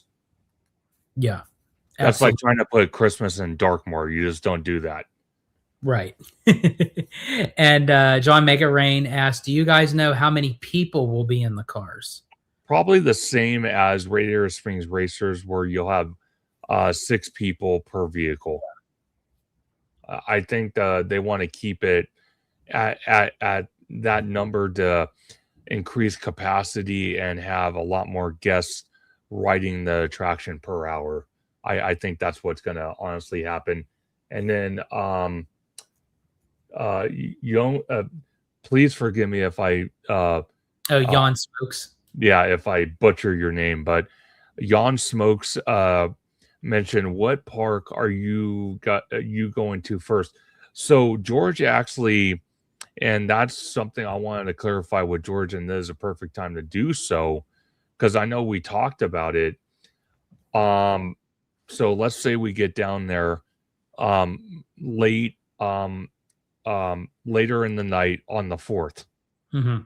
and we start our theme park experience on March the 5th. Mhm. If things are happening, let's say at Walt Disney World, and we're planning to do Universal that week, was that something that we can switch around if possible, or is it already preset how you have it? Now, I wasn't sure about that. with Walt Disney World, it would be okay because since we're staying the whole amount of time at Walt Disney World, Mhm. when you have tickets attached to a package, you can change your dates Sure. of what you want. The issue would actually be for Universal because since we're only purchasing Universal tickets, you have to pick the time frame of the dates. Sure. So once the Universal tickets are locked in for those dates, They're I locked in. don't think it can be transferable to another set of dates. Yeah, and that's probably what that's what I was figuring. I just thought I'd bring up that. No, yeah, absolutely. It was a great question. But to answer Jan Smoke's question, so the very first park that we will be doing the start of the whole trip on March 5th will be Epic Universe. That will be the first park we're going to start in general because we're doing the Universal part of the trip first and then Walt Disney World. But we're spending the whole entire 2.5 weeks at Walt Disney World, but we're just going to Universal for the first part. And then the first park that we will be going to at Walt Disney World will be Epcot on March 11th. And I can't wait for that. That's going to be my glory day right there. Epcot for sure.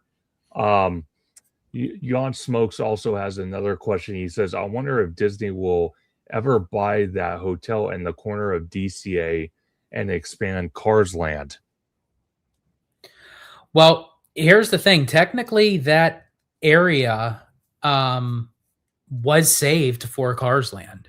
They were going to expand Cars Land. They were supposed to do kind of a West Coast version of like how they did the sci-fi dine-in, where it's Sure. supposed to be like an indoor-outdoor restaurant where you sit in Cadillacs and everything. And they were going to add in an extra like area there.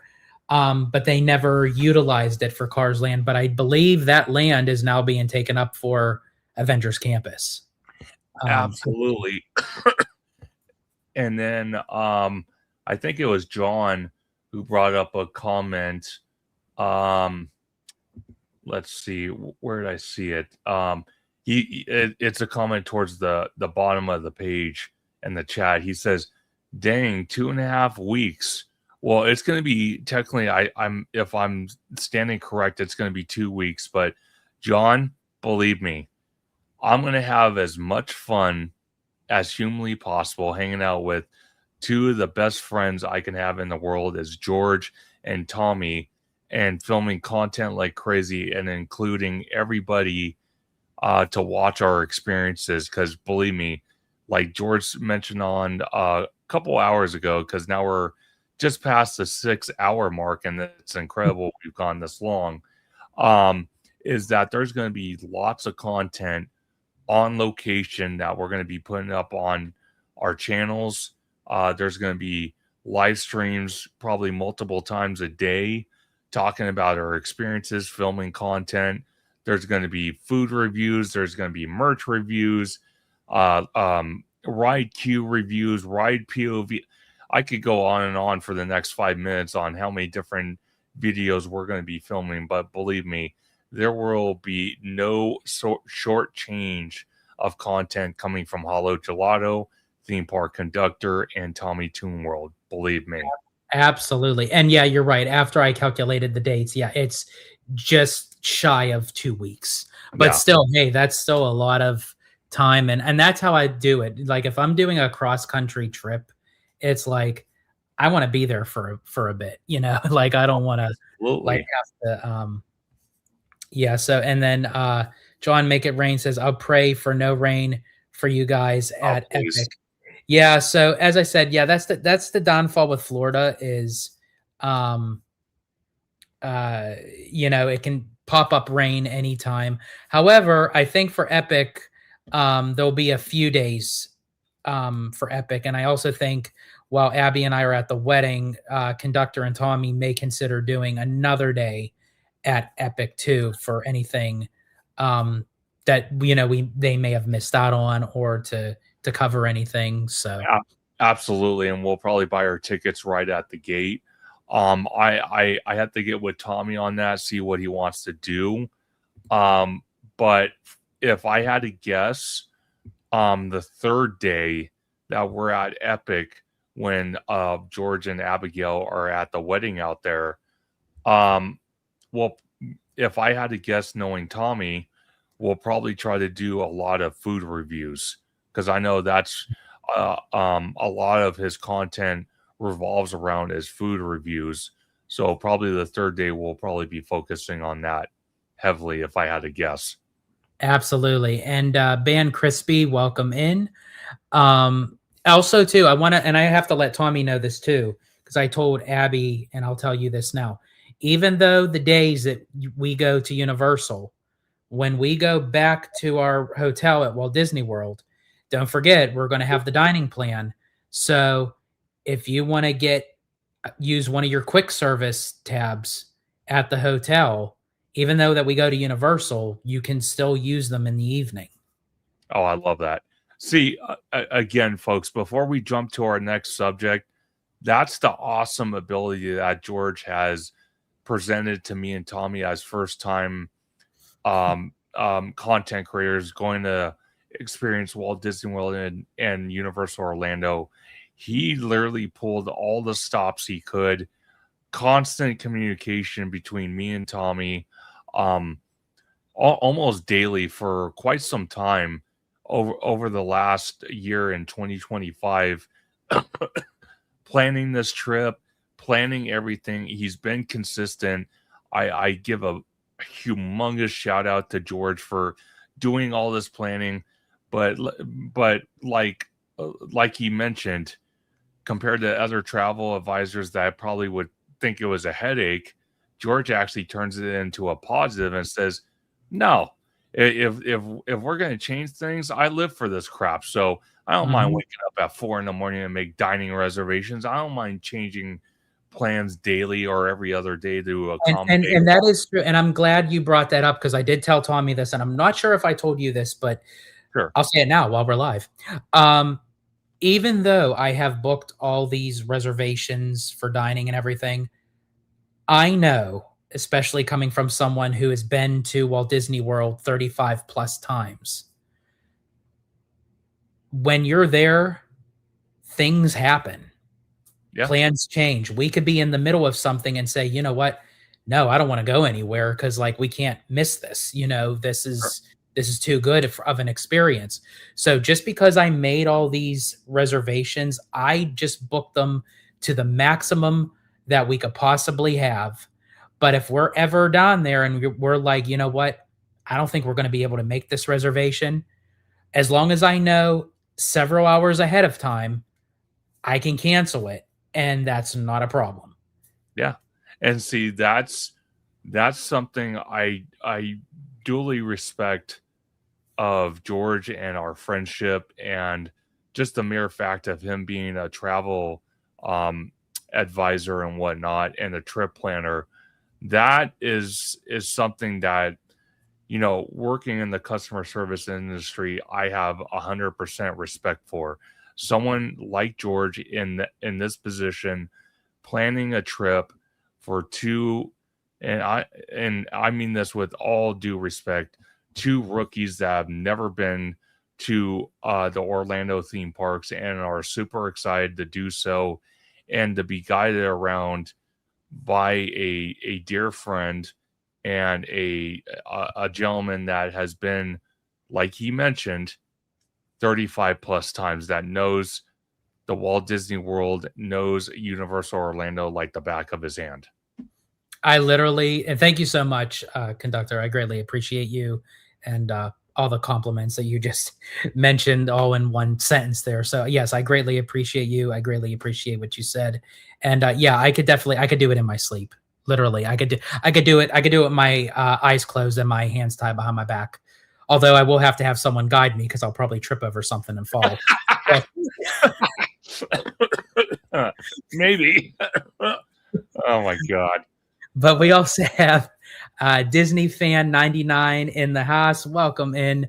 Excited for all the Disney World discussions and content. You guys rock. Well, thank you so much. We greatly appreciate you being in here. And yeah, as Conductor said, as I said, there's going to be a lot of Walt Disney World and a lot of Universal Orlando content. Probably literally the whole month of March and probably bleeding into like the first couple weeks of April. We'll probably have. 100%. Because it's really funny that we're going on this trip because, like George and I mentioned, lots of content are going to be coming from all three of our channels.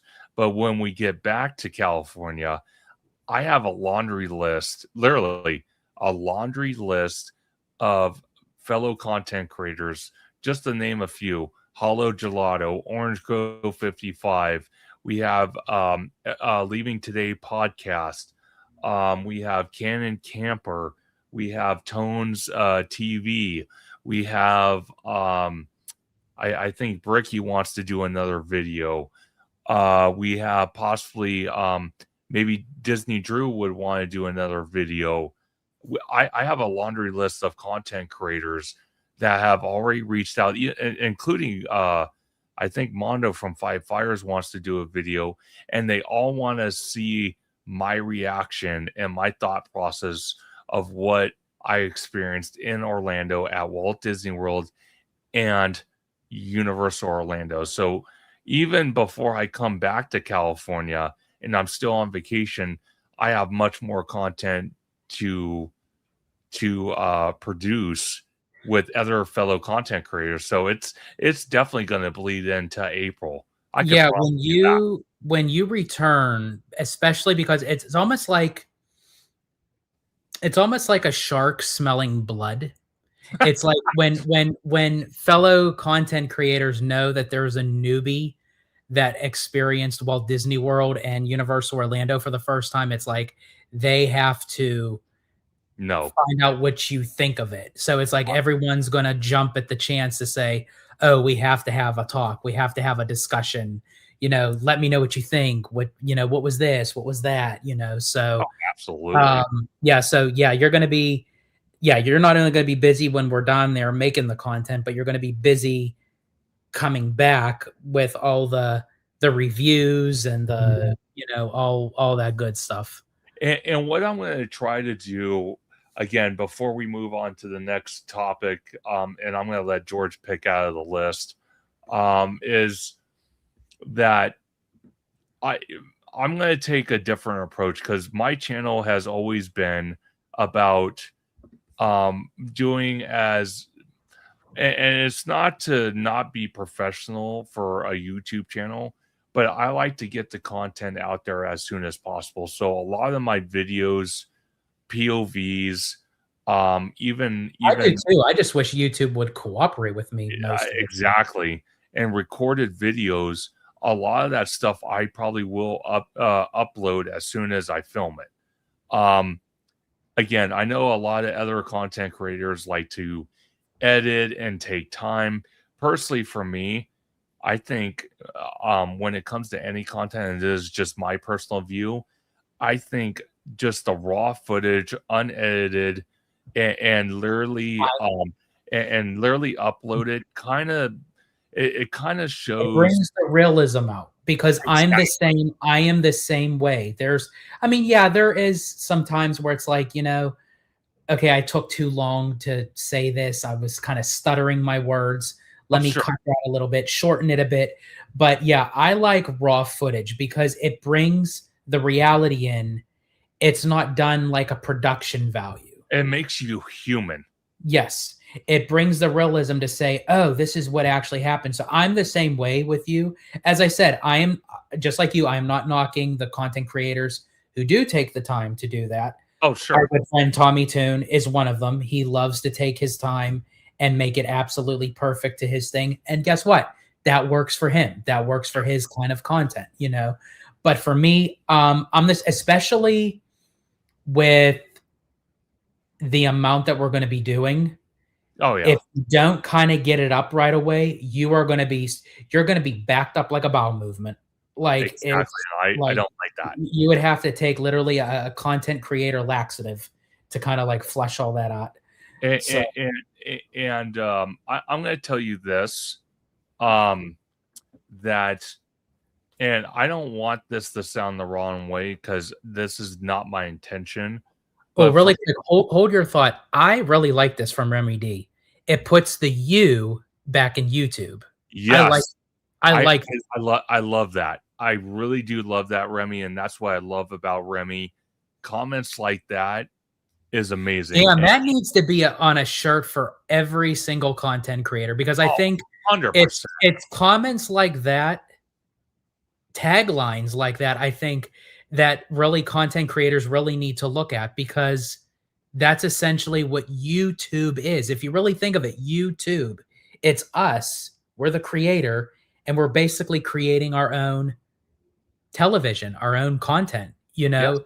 It's so yeah, wow, that was genius. That was awesome, Remy, and thank you for oh god, here we go. Here goes George again with the bathroom. No, okay. I want to clarify something because I told Jared from Capture the Magic last night. I said, "You better behave yourself, or I'm running away from you." And he's like, "I'll try to behave myself." I'm like, "No. You better try, because if not, what I'm planning on doing, because I do have access to the members." And this is only a joke, but as a running joke, I told him I have access to the computer system at Costco.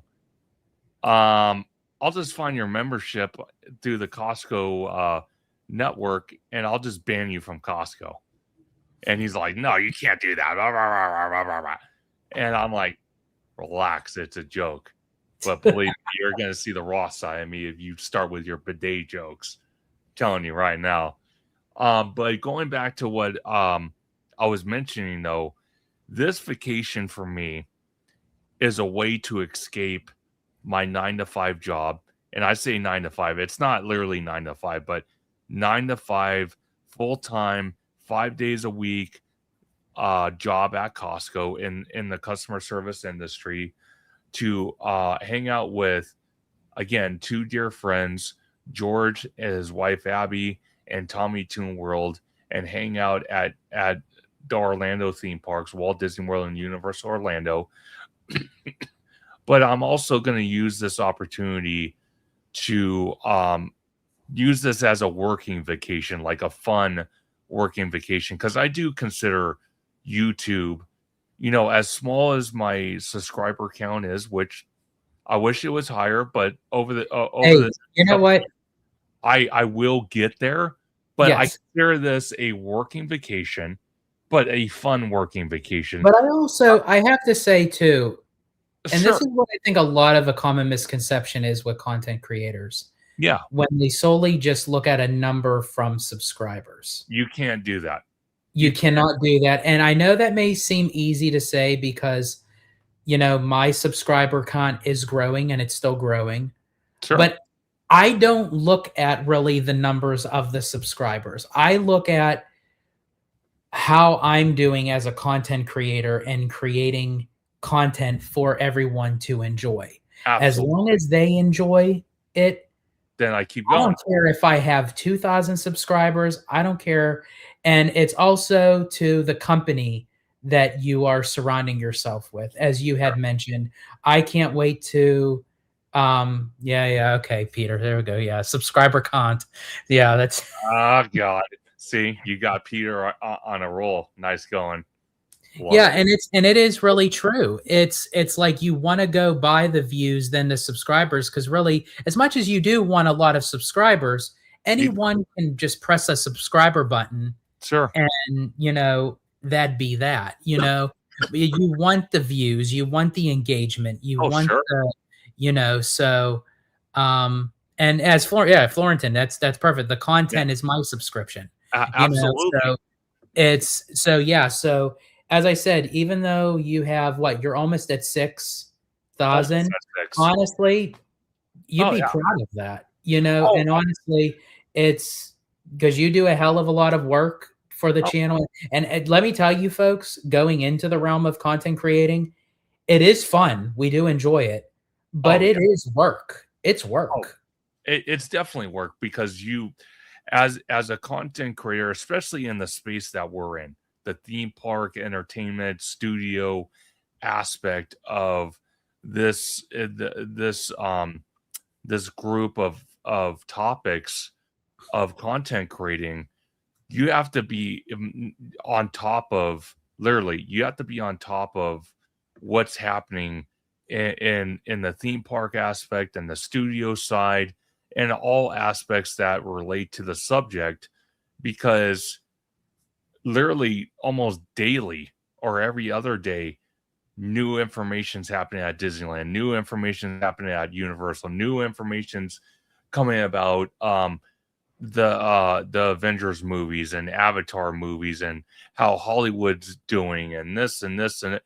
So it's something that we enjoy.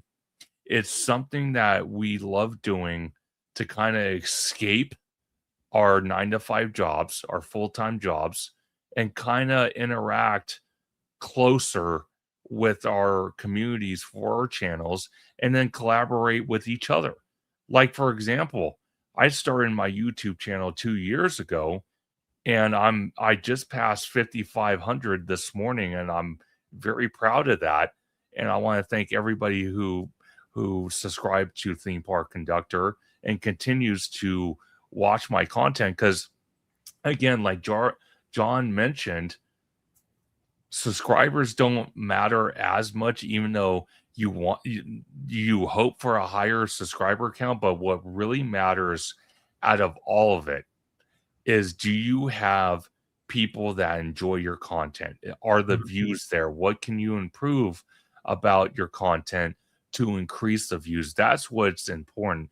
And as long as you have a community that literally spends time out of their personal life to watch your content, to interact with you in the chats, that right there solidifies why we do what we do for YouTube and our channels. Right? Absolutely. Like with all of you that literally has been here with us, even if you might have been like on again, off again, but you still are on with us. We're almost hitting the 7-hour mark of our live stream marathon, and you guys have been with us the whole day. So, you know, that tells us that, hey, you are enjoying what we're doing and we're doing something right, you know?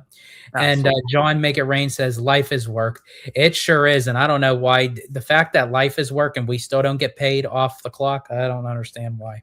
I don't get it either. But kind of pivoting now to some of the subjects we haven't talked about. George, what would you like to pick? Let me see. Oh, really quick. So John Make It Rain, Gelato, let me know which comment section needs my comments more. Honestly, John, well, thank you so much.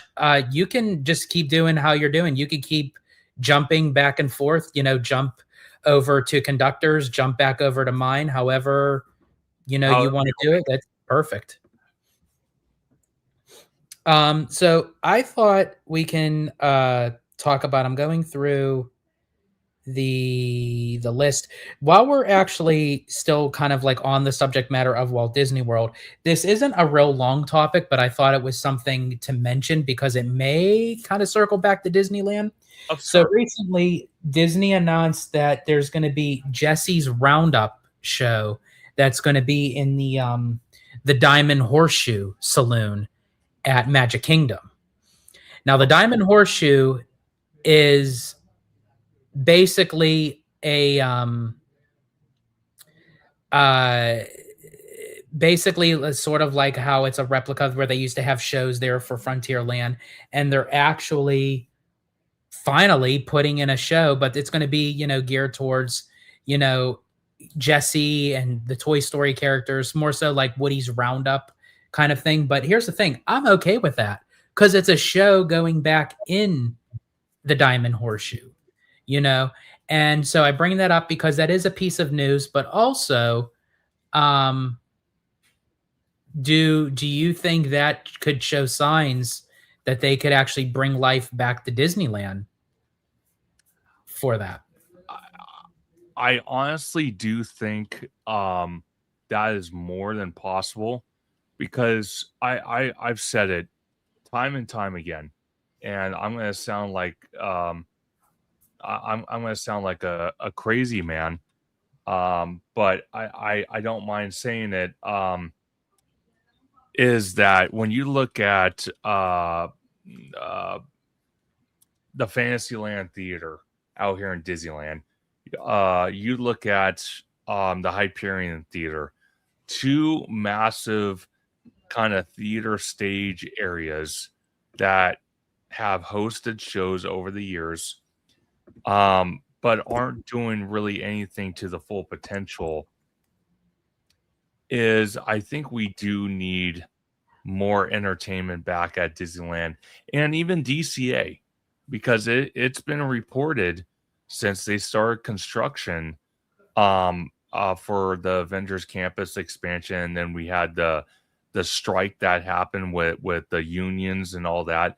We lost a lot of entertainment over the years across both parks at the Disneyland Resort.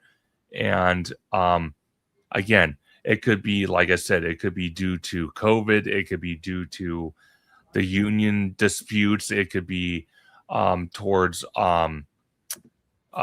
possible not having living wages for a lot of the cast members at Disney, which I want to go on a little bit of a tangent real quick about that, and just fully say all the cast members that come to work every single day and create the magic for all of us that love going to the parks, whether it's Disneyland, DCA, or Walt Disney World, or even the team members at Universal, but mainly focused on Disneyland cast members and Disney cast members in general. For people that go online, and I don't know who you are, but people that go online and say that cast members do not deserve a living wage, I 100% respectfully disagree with that. And any I'm not even gonna say respectfully for on my behalf. I think honestly, anyone that is working and is trying to bust their ass to earn a living, yeah, to survive for themselves and their family, deserves a living wage. absolutely. And the reason why I say respectfully is because I don't want to be a troll online or anything like that, but I do agree with George. It's a Oh disgusting. yeah, of course. You say respectfully disagree because you actually have that respect. Me, I don't give a shit. Hey, that's okay though. That's okay, and that's fine. But no. But that was me just being sarcastic. But no, in all seriousness, yeah, I have to respectfully disagree as well. It's that anyone that is really trying hard, because here's how you have to look at it. This is how people look at the optics. If you look at a cast member who is maybe doing retail, Sure. doing attractions, doing food service, but you put them up against someone who is of a higher power, of an executive kind of thing. Yeah. And you say, oh, well, that executive has a much more important job. It pays more. Why should this person has a peon kind of job? Why should they earn a living? They shouldn't deserve it. Well, you say that they don't deserve it, but without them, you would have no service when you go to these theme parks. Exactly. Who makes your food? Whether it's crappy or not, they're still making it. Yeah. Who's handing the food to you? Who is scanning out your purchases for merchandise? Yeah. Who is guiding you through the lines for you to ride the attraction? You didn't have all these people. Guess what? Everyone's job deserves a purpose. Absolutely. And I I couldn't. do apologize. I interrupted you. So No. By all means, that was beautifully said, George. And I have to agree, though. People online that say these horrendous things about Disney cast members not earning are not deserving a living wage is distasteful and disgusting, in my personal opinion, and George's as well. And it's something. It's something that we actually talked about we did a reaction, me and Orange Grove 55, because if many of you don't know, we have a weekly series called This Week in Disney News. And we filmed a video that premiered this morning before me and George went live for this all day live stream. And one of the videos we reacted to was from Bricky Vlogs. And at the end of his video, because we review the entire video from start to finish, and we talk about it throughout certain parts of the video. But he gave DCA a report card, and he said two of the categories. One was cast member friendliness, and I think the other one was just the atmosphere, or it might have been this trash and DCA, how it's not up to Walt Disney standards. And he gave pretty low scores. I think one of the scores was a C, another one was a D. I watched that video. Okay, so George watched that video, so that's perfect, because I think the grade that Bricky gave for cast member friendliness is a D. And the reason for DCA, not Disneyland, but for DCA, I haven't really seen it too much in Disneyland, mainly in DCA. It's not that the cast members don't want to be friendly, don't want to engage, don't want to create that magic. The problem really relies deep down that they're not giving a living wage. They're giving the management is having less cast members in the park and giving the cast members that are there even more responsibilities and duties to do on top of what they already have to do. And that's the stressing them out. It's tiring them out. It's creating an awful environment for them, which kind of reflects on all of us as guests. And I know the team members don't want to reflect that, because that's not what Disney's all about. That's not what Walt Disney's vision was when he created Disneyland and all these other theme parks, and what the environment is supposed to be. But when you have and I say this with respect, but when you have management that treats you lower in dirt, refuses to pay you a living wage, gives you more responsibility than you can handle, and has less cast member supportive staff, and limits the amount of cast members, I can see why the morale between cast members is way down, and how it reflects on people that visit the theme park. And it's quite sad, because I don't blame it really is, and I do agree with you with that. Now, I also wanted that there are two ends of the spectrum. And again, when I say this, I'm not speaking of all cast members or all team members, because this also goes for Universal as well. There are people who do work at Disney and Universal, and they feel like they can just get by. Yeah. By not doing anything and not doing their job. There are people out there, because it's not even just in Disney or Universal, it's anywhere, really. There are just people that are out there. They need to be held accountable for as well. Yeah. But what a lot of people do is they'll take that one bad apple out of the bunch, and they'll say, oh, the whole bunch is spoiled. Yeah. Yeah, you can't do that.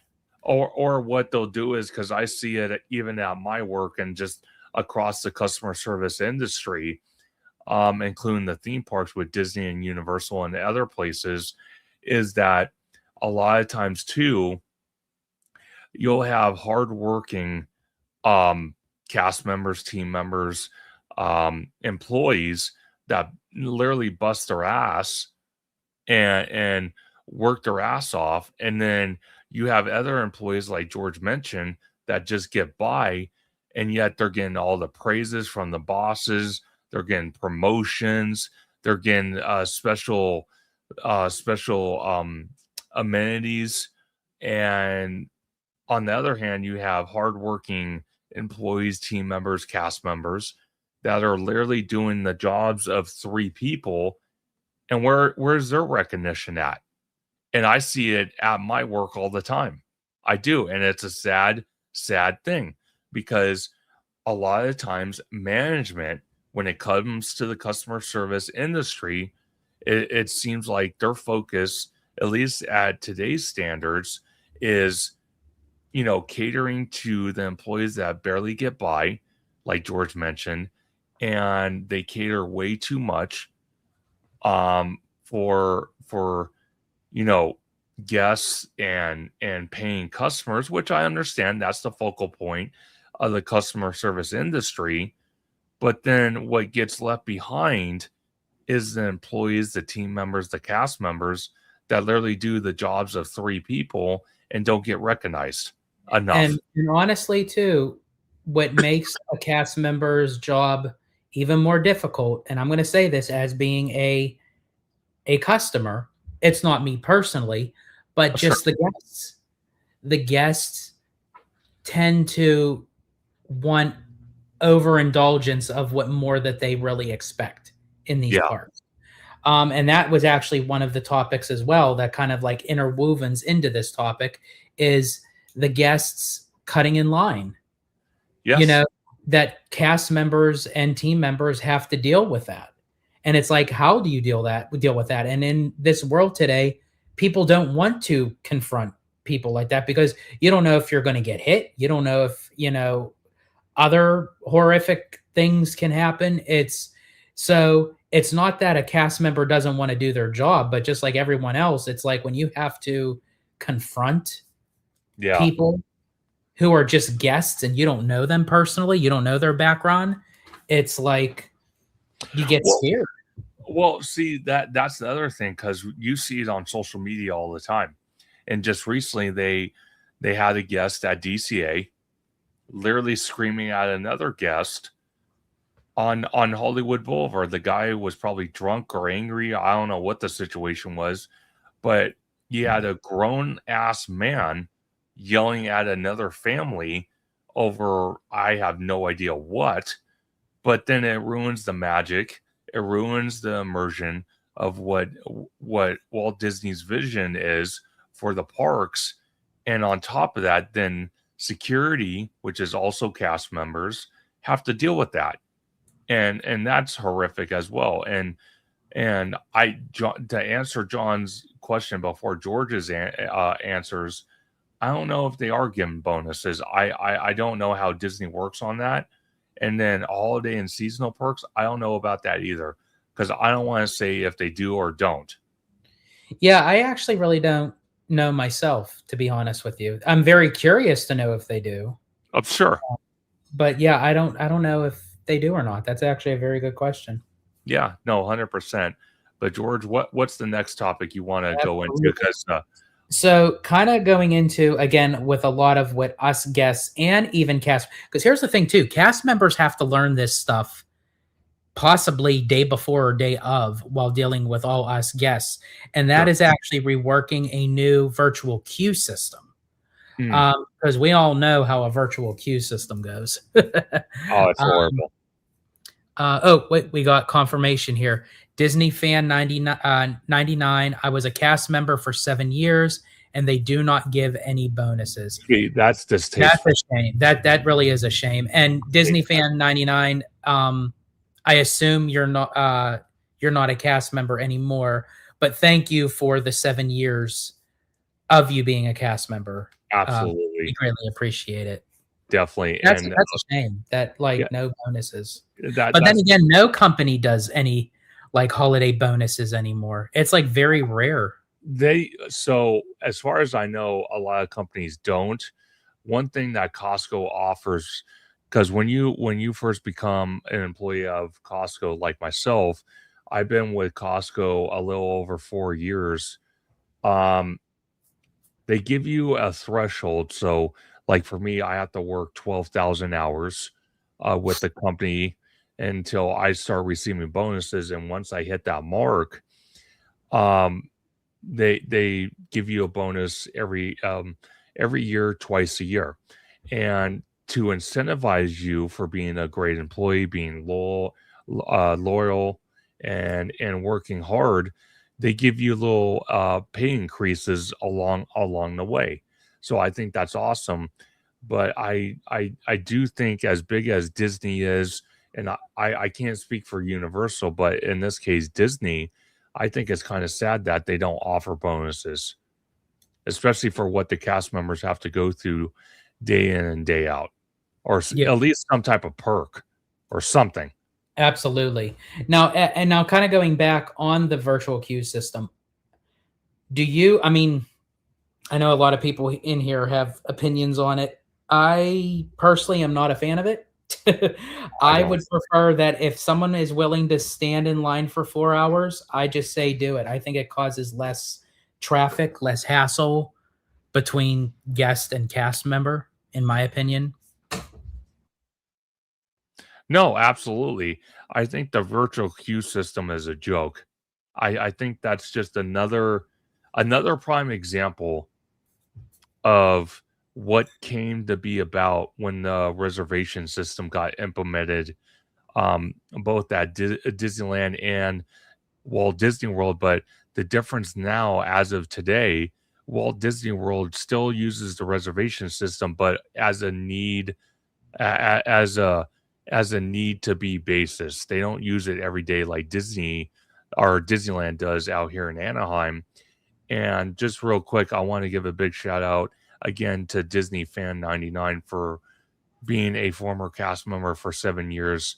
Again, my heart and prayers go out to you, because customer service and the customer service industry is crazy, and it's Mhm. only gone crazier over the years. So, And they were a jungle skipper, and then this is the one, a crowd control lead. oh my gosh, that's crazy.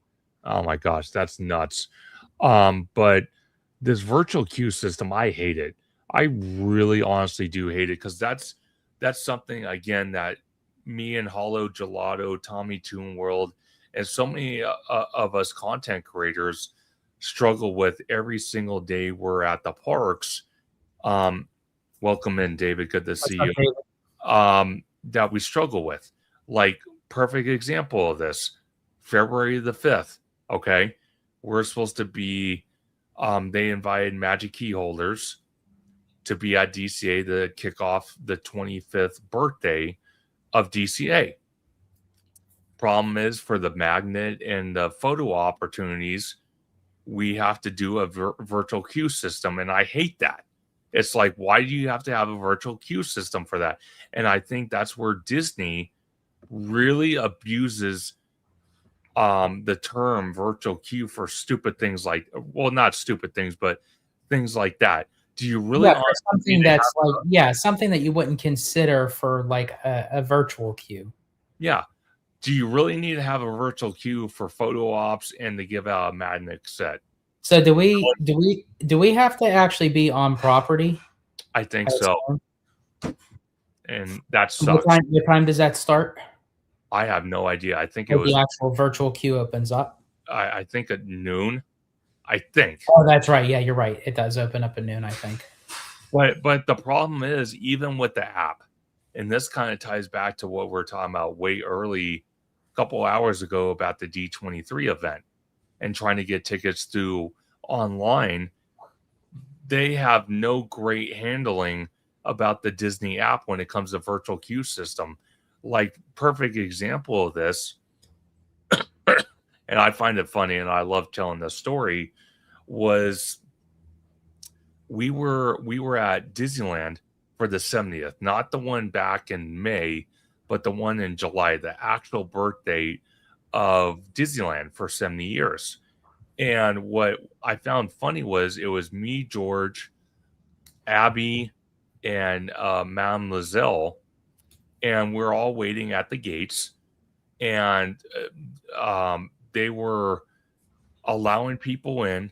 And it's funny because George temporarily adopted me as his son, because they were taking families in to the little Esplanade area, right when you enter the gates of Disneyland, because they had a stage set up. They had all the media crews there, especially Tom Corliss from WDWNT and Mice Chat and so many other bloggers and influencers that are way up there in the YouTube theme park community. And they had a little stage set up, and they had Josh Tomorrow come up, speak for a little bit. They had Bob Iger. And I got him to wave into the camera. Oh, so actually, okay, George, if you want to take it away, I'm going to try to find that video and I'll play it for everybody. Yeah, so as Conductor was mentioning, so we basically, Abby and I like said to Conductor, like, no, come on, you're family too, you're our son, because again, they were only like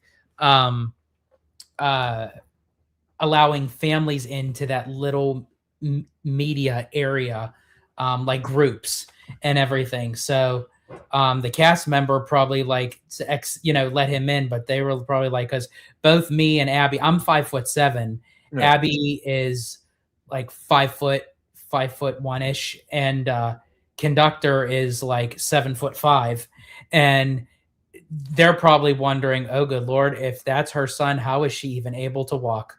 Like that's hilarious. They're like, where did he get his genes from? Because he's like towering over them. But no, but he was able to get through and everything, which that was perfect. We were able to get through, and we were really close to the podium, right by where the train station is, and the Mickey Flower Garden area. And that's where Iger and Demaro was. But they had Iger and Demaro off to the left side. And they're just kind of standing around and everything. And I was filming some B-roll and everything. And I saw Josh standing there. He was talking to some of his people. And I thought, I'm going to try to get him to wave into the camera. So I'm standing there and I got the camera set on him. And I just keep on waving. Even though he's not looking my way at first, I just keep on waving. Till essentially he just looks over. And I think someone was kind of like standing in his way, and he kind of leaned like to the left or the right, and then he waved into the camera. And I was like, I got him to wave. I know, right? I actually got the video. I don't know if I captured that. So if I didn't, I'll try to find George's video on his channel to showcase that. But I'm going to play this. This is how close we were to the stage that they built in front. This was amazing. They had the Disneyland band. They had this. What would you call these guys? I want to give them the proper name. Oh, the Dapper Dans. The Dapper Dans. They had them there. Like I said, it was a whole media event, but it was open to the public as well. It wasn't like, oh, it's only news cameras and influencers and that's it. No, it was open for what, 200 people? Probably.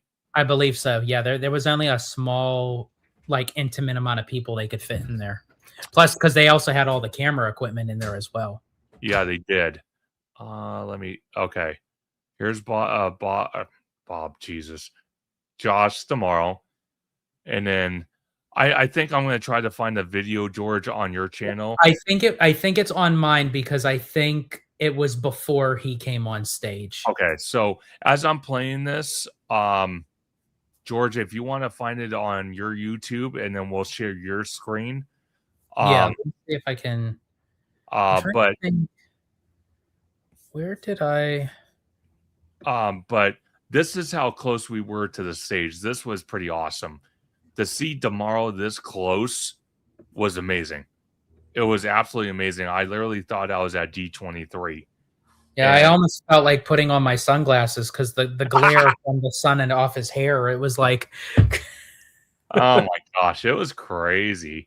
It was crazy. But George, if you could find your video, yeah, I'm gonna see if I could find. I think it would have to be further down because it was actually during the 70th. So okay, so I'm actually gonna play the sound with Bob Iger coming on stage and speaking, because he does say some quotes from Walt Disney himself. So let me play that while George is trying to find the video. Thank you very much, Josh, and good morning, everyone. Good morning. This is a happy day for the happiest place on earth, right? It is my distinct privilege to welcome you all to Disneyland on this very momentous occasion. It was on this day, in 1955, that Walt Disney opened the gates of Disneyland for the first time and introduced the world to this very special place. Now, 70 years later, Disneyland remains one of Walt's greatest achievements, a place where generations of people from all over the world have stepped through these gates and entered a world of joy and imagination. Now, Disneyland exists today because Walt possessed abundant courage, ambition, and vision. And he didn't just look around corners or peer into the future, he actually went there. And when he determined that he wanted to do something, he did it, often against all odds, defying skeptics and naysayers.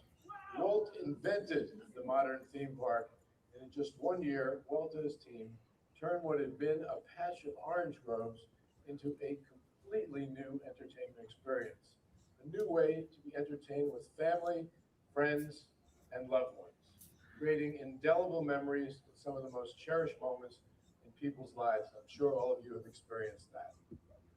A source of joy and inspiration to all the world, he said on opening day, and it's no wonder that this place is called the happiest place on earth. Everything you see and experience in the park today is a continuation of Walt's dream. And as Walt famously said, Disneyland will never be completed. It will continue to grow as long as there is imagination left in the world. And Walt's legacy is alive in every corner of every Disney park around the world.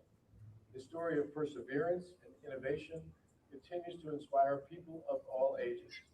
And I'm certain you would be amazed at the scale, the reinvention, and at the extent to which his dream became such a reality. But more than anything else, he'd be awestruck by the fact that almost 30 million guests go through the gates of this beloved Disneyland each year, and that 36,000 cast members are carrying out his vision of delivering one-of-a-kind, memorable experiences for people young and old, from all walks of life, and from all over the world. So now, on this occasion, we know that it would not be complete without some of our best Disney friends. I love this part. This part was phenomenal. Yeah. You got to train with all the characters.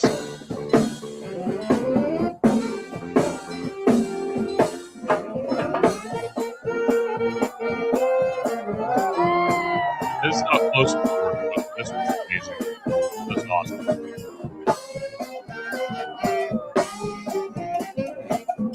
Yeah, so that's really cool.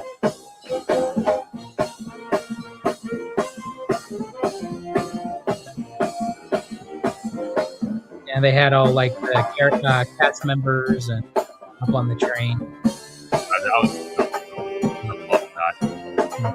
But I do have the video. Okay. Okay, I think we can send you real quick. Okay.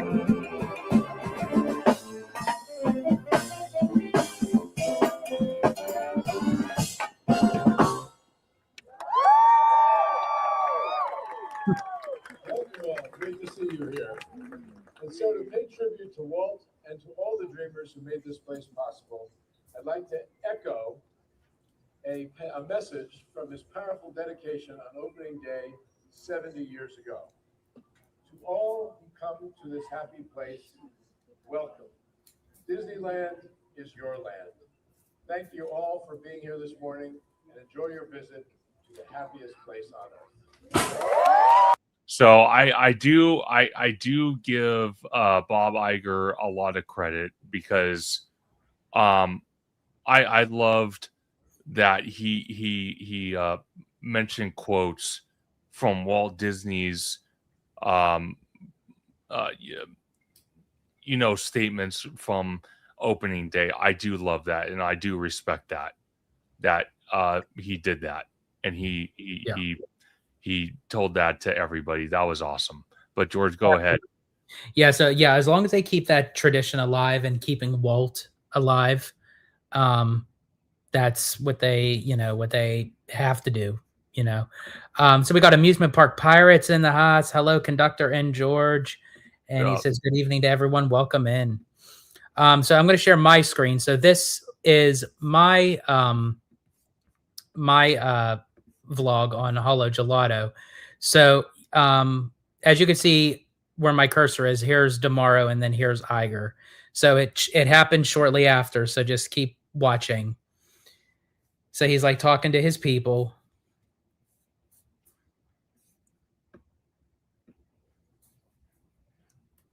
And then he like turns and then he's just like, he starts looking into the crowd, just like looking and gazing to see all the people. And this is where it happens right here. And I'm like, I'm waving. I just keep on waving. Like I'm trying to get like his. There it is. Magical moment. Oh my gosh. See that right there was absolutely awesome. I love that. That is a memory that you probably can never replicate ever again. Oh, absolutely. That's lightning in a bottle memory right there. That was awesome. I was determined to get him to wave, just like how I was determined. I ran down Main Street to get a selfie with him. So. And he actually did, because I literally was walking down Main Street because there was probably, oh my God, there was probably like 400 people running down Main Street, like speed walking. And I turn around and Abigail's right next to me. Then I'm like, where in the hell did George go? And then all of a sudden I see a crowd forming on one side of the Main Street. And I see Damaro and his ushers trying to usher him backstage, but he's trying to, say hi and take photos with, guests at Disneyland, which I thought was absolutely phenomenal. And that's the funny thing. Like, I give Damaro a bunch of crap, and there are things that I am concerned that I hope he does well with the company. But as a person, I do really legitimately think he's a cool guy, Absolutely. And yeah, so it was funny at D23 day. I was actually sitting on the curb on Main Street, waiting for the cavalcade to come, because they were going to have a bunch of Disney legends and Imagineers and celebrities that were part of the cavalcade parade. So I wanted a good spot. So I'm sitting, I got my spot, and then I hear people yelling, Josh, and I look to the left, and there he was, and he's walking down Main Street, and I'm like, oh no, I'm not missing this. I want a selfie with him. So I get up from my spot, and just out of a quick reaction, I turned to the person who I was sitting next to, who I didn't even know. They didn't even know me. And I'm just like, hold my spot. And then I just hurry up and I booked on. Oh my God. That's awesome though. I love that. See, that's the determination that I love. Lightning in a bottle moments like that you can never replicate with that individual. I absolutely love that. And then to answer one of the comments from Jacob Willard, we did talk about Pokemon coming to the Universal Parks. It's something that the domestic parks, both here in Hollywood and Orlando, will probably greatly benefit from, is having Pokemon in the parks, because it was announced the other day that it's going into Universal Japan, but also our version of Parks Chairman Mark Woodbury put out a statement saying that Pokemon's going to be in the Universal Parks worldwide. So yes, absolutely. Completely agree. And Amusement Park Pirate says, I was there too, but like outside the park, it was packed in the Esplanade. Oh yeah, there were people that were just like waiting, that to get in. And luckily we were able to. So, and honestly, here's who I give credit to, is this guy right here, because he got up before the butt crack of dawn, and like it was nighttime, and he was like the second person. There was like one person ahead of him that they were literally standing by the closed gates of the resort. And let me tell you something about Conductor when you hang out with him in person. Us as people, when we walk, we could power walk. Yeah. My power walking could be 15 to 20 steps maybe every second. Oh my God. Conductor, literally, he elongates his walks. So I do. I can literally get to from point A to point B in 120 steps. He can get from point A to point B in about 30 steps. So he was like ahead of the crowd. And I tell you what, we got like right up there to the turnstiles where the gates are. And we were about, I don't know, I'd say maybe like 7th in line. And they Yeah. were only letting so many people in per row. And sure enough, that's when, Mademoiselle got in, Abby got in, I got in, and conductor was right behind us. And they were saying like family or groups. And we're like, "Your family, come on, let's go. Let's go. Don't just stand there. Come on, go." And then the cast member let him get in. So like, yeah. So again, the credit goes to him because we probably would have been backed up in the Esplanade had he not secured our spot at like 3 a.m. in the morning. Yeah. I was literally, like George says, I was literally there from 3 a.m. to 7, I think it was like 7:45 when they opened the gates and let everyone go to at least the security. And then they opened security like a couple minutes later, and then I booked it. I mean, I booked it. I was almost full sprint to the front gates, and it was totally worth it because, like you guys just saw from my video and George's video, we were right up front. We were feet away from Josh Samaro and Bob Iger, and that's something you'll never be able to replicate, as far as I know. And that was absolutely phenomenal. And it's funny because George tells me all the time too, there's a restaurant that I introduced him to, and Abigail, and good friends Mindy and her husband Brandon, and it's a restaurant in the Grand California. It's called the Hearthstone Lounge. And yeah, that was probably the best thing that you could have introduced because that became my new crack. Like that was like I absolutely I love that restaurant. I've never heard of it. I never dined in it, but it is one of my favorite restaurants on the Disneyland property. It's in the Grand Cali, as conductor said. I just love the atmosphere. We ate there for dinner for my birthday with all of us. And it was just, I love the menu, the food. Literally, me, conductor, and Mademoiselle, we do it family style where I'll order something, conductor will order something, Mademoiselle ordered something, and we just basically just kind of shared the food. And we just took our plates and took a little bit of each thing. We did it family style. But yeah, that's I absolutely love that restaurant. So Rudio says, at one point of this stream, is George going to perform a Sherman Brothers banger on that piano behind him? I wish you could. Yeah, I wish I could too. I wish I was like musically talented, but I'm musically challenged. So it's musically challenged. Oh my gosh. Let's see. Isn't that basically the Guardians of the Galaxy with Groot in the back? Pretty much. Yeah, pretty much. George, what's your temper like when you are close to enter the turnstiles and the family ahead of you can't load their tickets or have to take? Oh, I'll tell you my point of view because I know George is going to go on a rant here. I absolutely hate it, and it drives me nuts, and it makes my head split open like an egg. It's not rocket science. See, here we go. It literally is. And I don't know how hard it is that you take your ticket, you scan, you stand there in front of the camera, you press the button, and then that's it. Like, I don't get, and then you have these people that like, I don't get it. I don't understand like why and it happens every single time. I always get in the line that the person right before they go into the turnstile, it's like they take like 15 to 20 minutes to try to figure out, oh, you don't have a reservation today. Oh, you have a start time at DCA, not at Disneyland. Oh, like you have to scan each individual ticket and then you have to have the person. It's like, oh my gosh, it drives me absolutely crazy. Absolutely.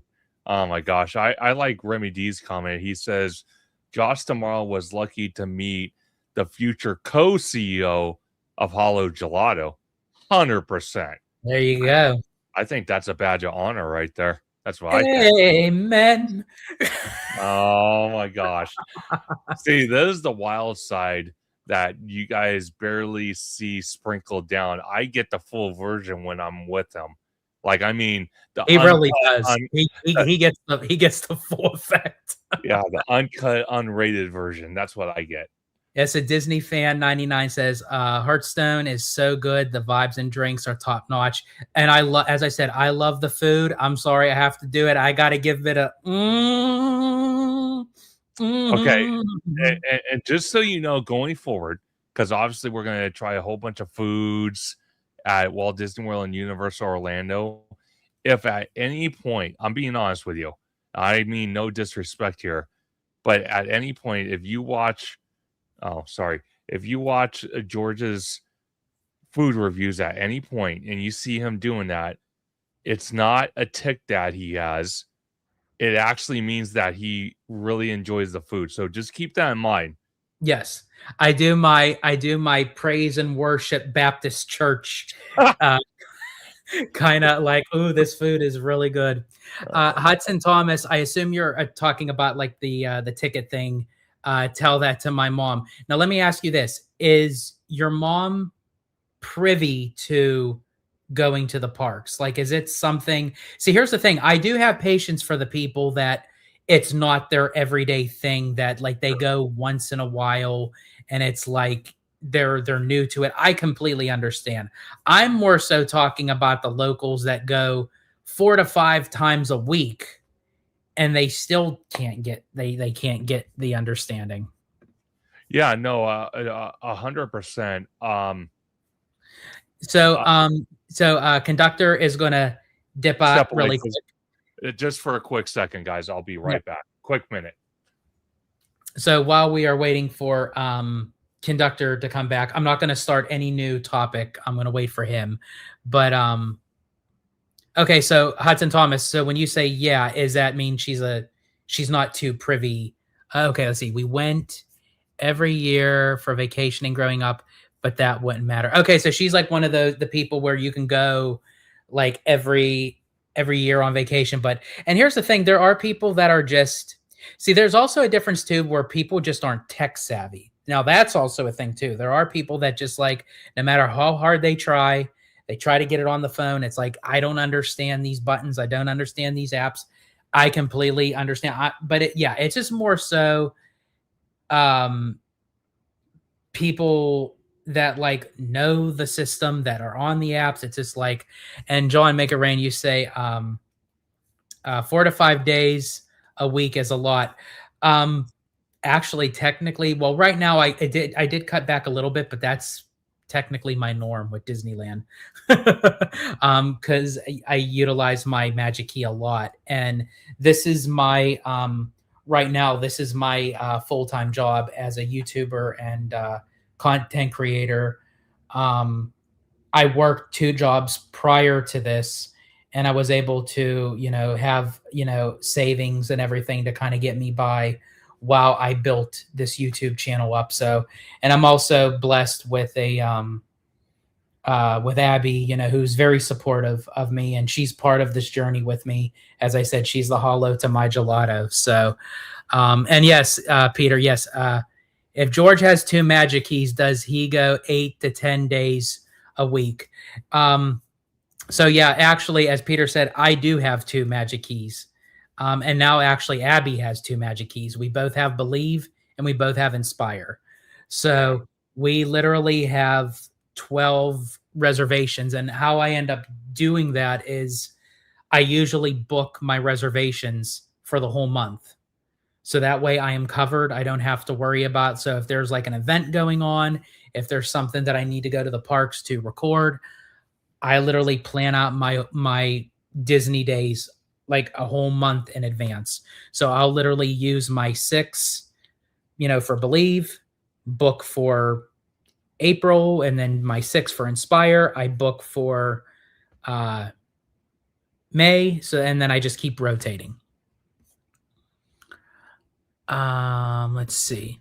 Going in April to Orlando, is it easier to park outside or inside the park? I'm assuming you mean, Jacob, like the Magic Kingdom parking lot and everything. My personal opinion, I always like to, I mean, if you're a local, I guess you would use your car, your vehicle. Going on vacation, I always love doing the Disney bubble, where literally I have Disney take me everywhere with their transportation, because I don't like to deal with like the parking lot situation and the transportation and ticket center and everything. It's a nightmare, especially at Magic Kingdom. Um, but I think, yeah, I mean, if you're parking, like more so park, like depending on like where you're going, park in that designated parking lot. Absolutely. And I wanna ask you, George, because this is one of the topics for all the topics we're talking about, because I mentioned it early on, and I think it was like within the first 2 hours of this amazing live stream. And again, I want to thank everybody for tuning into this all day live stream, first of its kind, and having an amazing co-host, George from HaloGelato. But George, I want to ask you, since I mentioned it early on, about the Disney cruise, because Mhm. you're a veteran as a Disney cruise liner guest. Um, Again, it's going to be my first time in 2027 going on any Disney cruise, but in this case, I'm going to be enjoying the Disney Treasure with you and Abigail. Mhm. For someone like myself that has never been on a Disney cruise, but has been on cruises in general from Royal Caribbean and Carnival, what can I expect from a Disney cruise that kind of shares the same qualities as if I was at a Disney park? So, how I like to look at Disney Cruise Line is you get the magic of Disney, you add that splash of water, but this is actually where it feels like a vacation. Sure. You automatically say, I'm going on a Disney vacation, I'm going to Walt Disney World, I'm going to Disneyland. But it's still at times stressful with the hustle and bustle of the theme parks. You have to deal with the reservation systems, you have to deal with Lightning Lane, you have to deal with crowds, you have to do, with like managing, dining and attractions and everything. It's more time management. Where with a Disney Cruise Line, you get that specialty Disney qualified service, but it's more chill. It's more relaxing. You get to actually like relax on vacation, even though there's stuff to do on the ship. The point is you don't want to run around and like, oh, I have to do this. I have to do. It's like pace yourself, because Absolutely. the ship is going with you. It's not going anywhere.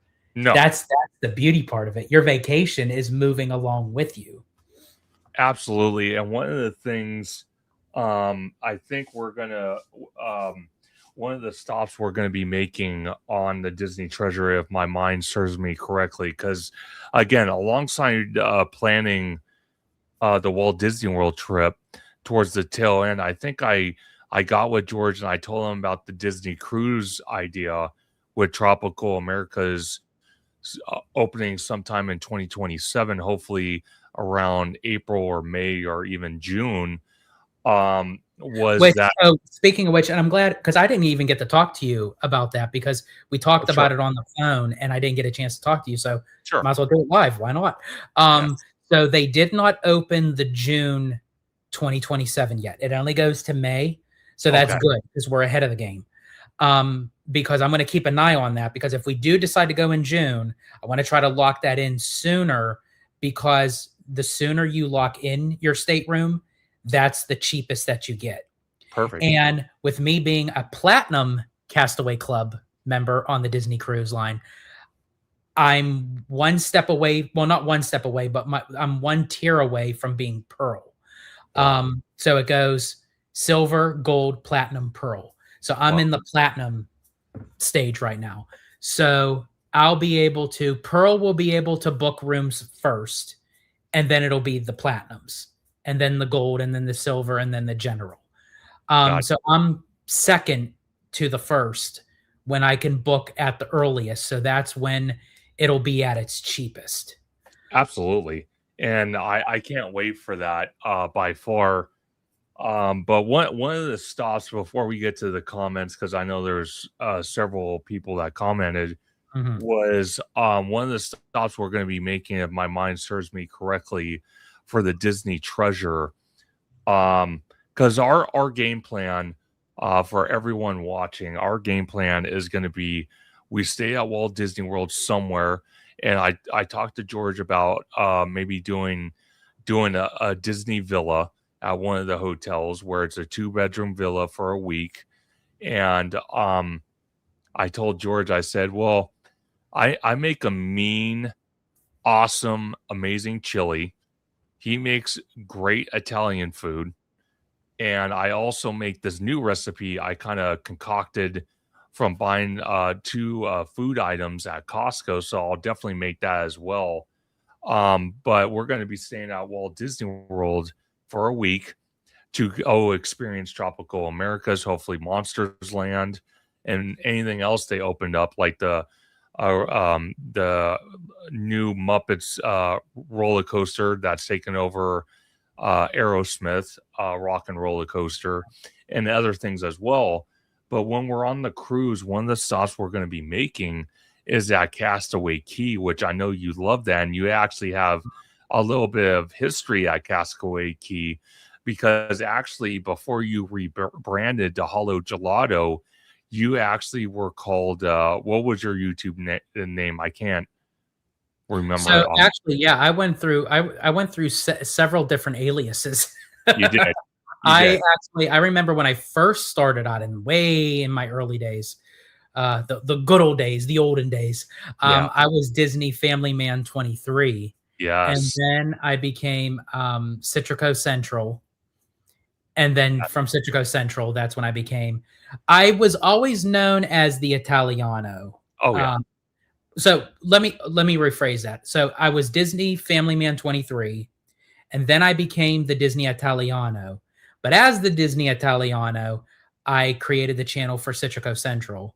And then Citrico Central became HaloGelato, with me still being the Disney Italiano. I know I just completely bamboozled you folks. Now you know how I feel when I try to do Common Core math. Exactly. It's the reason why I bring up Castaway Cay and Citrico Central, which was your channel name before you rebranded to HaloGelato, is because when you look at Citrico Central, his logo that George had, it showed just like what he's wearing right now, the button-down shirt, but it showed like chest hair. And it's funny because the logo for Citrico Central, I was I was shirtless. Well, that's what I mean. Like it was a memory that kind of formed into your logo for your YouTube. Absolutely. Yeah. So definitely my logo for Citrico Central was a graphic artist illustrated it to be more animated. But it is actually from a real life photo, which I still have, of me on Castaway Cay on the island with my Bahama mama. Just so you know, folks, that's a drink. Oh my gosh. But I love that story. I love that story. Thank you. And Radio says, George, you forgot another nickname, cruise ship wrestling champion. There you go. There you go. And then I'm going to come up here really quick because I still want to stay on the topic of the cruise line, because we do have some topics. But wait, where'd it go? I would start with Madame Lizelle and then work your way down. That's where I'm trying to. That's exactly I was trying to. Oh, there we go. Yeah. So she said, Mademoiselle says, "You're still alive." Yes, I am, but I can't say the same for my ass. Like it is like completely like numbed. Hey, that's why I'm standing up. People are probably like, "What the hell happened?" The conductor. I kind of figured you were standing, and I probably thought like you're giving like your butt and your legs some. I am, because part of my desk is actually a electronic button raise desk, so I can lower it or raise it. So that's why I'm doing. That's why it kind of looks a little weird in the background. It looks taller than what it was when I was sitting. But go ahead, George. Oh, okay. So Animaniac 2122, welcome in, by the way. What's the cheapest but decent place to stay at when going to Walt Disney World? Great question. I like to stay at one of the value resorts, to be honest with you. I know that they may seem like low key on the totem pole, but I still enjoy them. You know, you have the all-star movies, you have the all-star music, and you have the all-star sports. Now, I highly recommend don't staying at the all-star sports unless you actually have to, because you get a lot of actual cheer teams and sports teams from schools that are traveling and everything. They stay at all-star sports, and it's like very chaotic and noisy and everything. So I would recommend don't stay at all-star sports. Go for music or movies. Also, another great value hotel would be Disney's Pop Century Resort. It's a little bit more pricier than the All-Stars, but it's still in decent price. And you have adjacent the Disney Skyliner that you can utilize to go to either Disney's Caribbean Beach Resort, Disney's Riviera Resort, you know, the Epcot area where you have the Yacht and Beach Club Resort, the Boardwalk Resort that leads into Epcot, and then also Hollywood Studios. So, I mean, you're pretty much adjacent to all those specific areas. And that also works for the Disney's Art of Animation Resort. Also, to what Conductor was saying, for a 2-bedroom suite or villa, one of my favorite like suite and villas is Disney Saratoga Springs Resort. It's still great in quality, but it's more on the lower totem pole with price. Still going to be pricey, but it's better than some of those higher end ones. And if you stay at Disney Saratoga Springs Resort, it's walkable to Disney Springs. Absolutely. But And yeah. then, so really quick. Disney Fan 99 says, are you going to watch any Walt Disney World or Florida bloggers to prep for your trip? I enjoy watching the Florida vloggers, Paging Mr. Morrow, Super Enthused, Tim Tracker. But I just enjoy watching them. I personally, not to toot my own horn, I really don't need to watch them to prep for anything, because I basically, as I said, 35 plus times at Walt Disney World, I'm pretty much good to go. Absolutely. So that's why I said early on, I'm very blessed and happy that I'm going with George, because he knows his way around the parks out there with his eyes closed, basically. So I have no concern whatsoever that I'm going to need help navigating anything, because George will be right there to help out. Absolutely. And they got him and Tommy got 2 in 1. Not only did they have a travel advisor and a travel agent, but they're also going to get a personal VIP tour guide. Pretty much. So, yep. I'm a like a Swiss pocket knife thingamabobby. I'm in a Rubik's Cube with pants. So so Xtina's Fighter 2000. We need an adults only Disney cruise like Pleasure Island at sea. I'd never been. And Remy D says Disney adult cruise. And and then Peter said Disney adult cruise with George. Oh dear God, he's going to be crowd surfing the pool deck and atrium. Oh, you know it. You know it. I would absolutely love an adult only Disney cruise, and I know people would say, well, it's taking away from families and kids and everything, but you have all the other cruises, you know, for them. And that's a common misconception about Disney Cruise Line. And every time someone asks me and they say, do you have to have kids? Do you have to take your family? Absolutely not. I've done a couple. Me and Abby did a cruise on Disney Cruise Line. I did a family cruise with me, my son, and now ex-wife. We did a family cruise. I've done a solo Disney cruise where I went by myself. I did a friend's Disney cruise. So there are multitude of areas that you can basically fill in the gaps depending on what kind of Disney cruise that you take. Absolutely. And that's Oh, something. Oh, go ahead.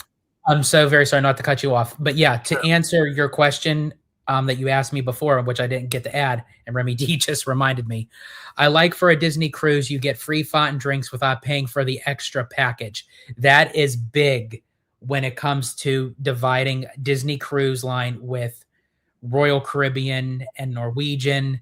Is you pay less upfront, but you're then paying for it once you're on the cruise. They nickel and dime you. You have to pay for your sodas.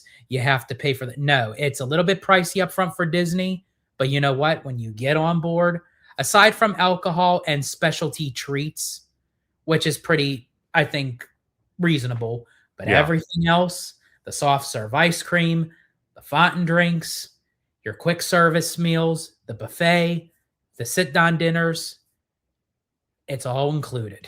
Well, see, not to get off the Disney Cruise Line subject, because again, we have a lot more information we're going to discuss about that. But that's why I also give kudos to George, because as we were trying to plan out the Walt Disney World trip in 2025 all year long, communicating back and forth and whatnot, one of the brilliant ideas that George came up with that the Walt Disney World Resort offers is the dining plan. Again, it fits that subject criteria where you pay more up front, but then when you're there, you don't have to worry about it as much. And George, if you want to explain that a little bit more, that'd be awesome for anyone that doesn't know. Yeah, absolutely. So with the dining plan, now Disney used to have 3 tiers of the dining plan. They used to have the quick service dining plan, the general dining plan, and the what was it called? It was the higher tier dining plan. It was the higher tier dining plan, but there was a word for it. I can't remember what it was. They don't have that higher tier dining plan anymore. It's just the dining plan or the quick service. The quick service is basically what it says. You just get your quick service meals per person per day. The regular dining, you get a sit down, a quick service. I think also the quick service has a snack. So it's a quick service and a snack per person per day. And I believe you also get your free mug. But the regular dining, you get 1 sit down, 1 quick service, 1 snack per person per day, and you get your free refillable resort mug, which Abby and I really utilize big time. You save a lot on spending on fountain drinks, big time, because literally you could just go to your resort and refill your mug with a Coke, a lemonade, a Powerade, whatever, tea, coffee, whatever you want to put in it. So anyway, I brought it up to the guys because I thought it may be beneficial since it's going to be their first time. Sure. And we're going to be there for 2 weeks, that you don't have to budget. You don't have to say, okay, well, how much is in my account? How much do I spend? Because when you go to a restaurant with a dining plan, and I think this is where I got, because Tommy was a little bit, he wasn't too sure about it. He was on the fence. And I explained, and I think this is where Tommy got hooked on it. And I think this is the best analogy I can give to anyone who is maybe a little bit apprehensive about doing the dining plan. Because I get it. It's, you think that, okay, maybe if I spend too much up front, am I really going to eat all that food? I also say it depends on how long of a length of stay you're staying.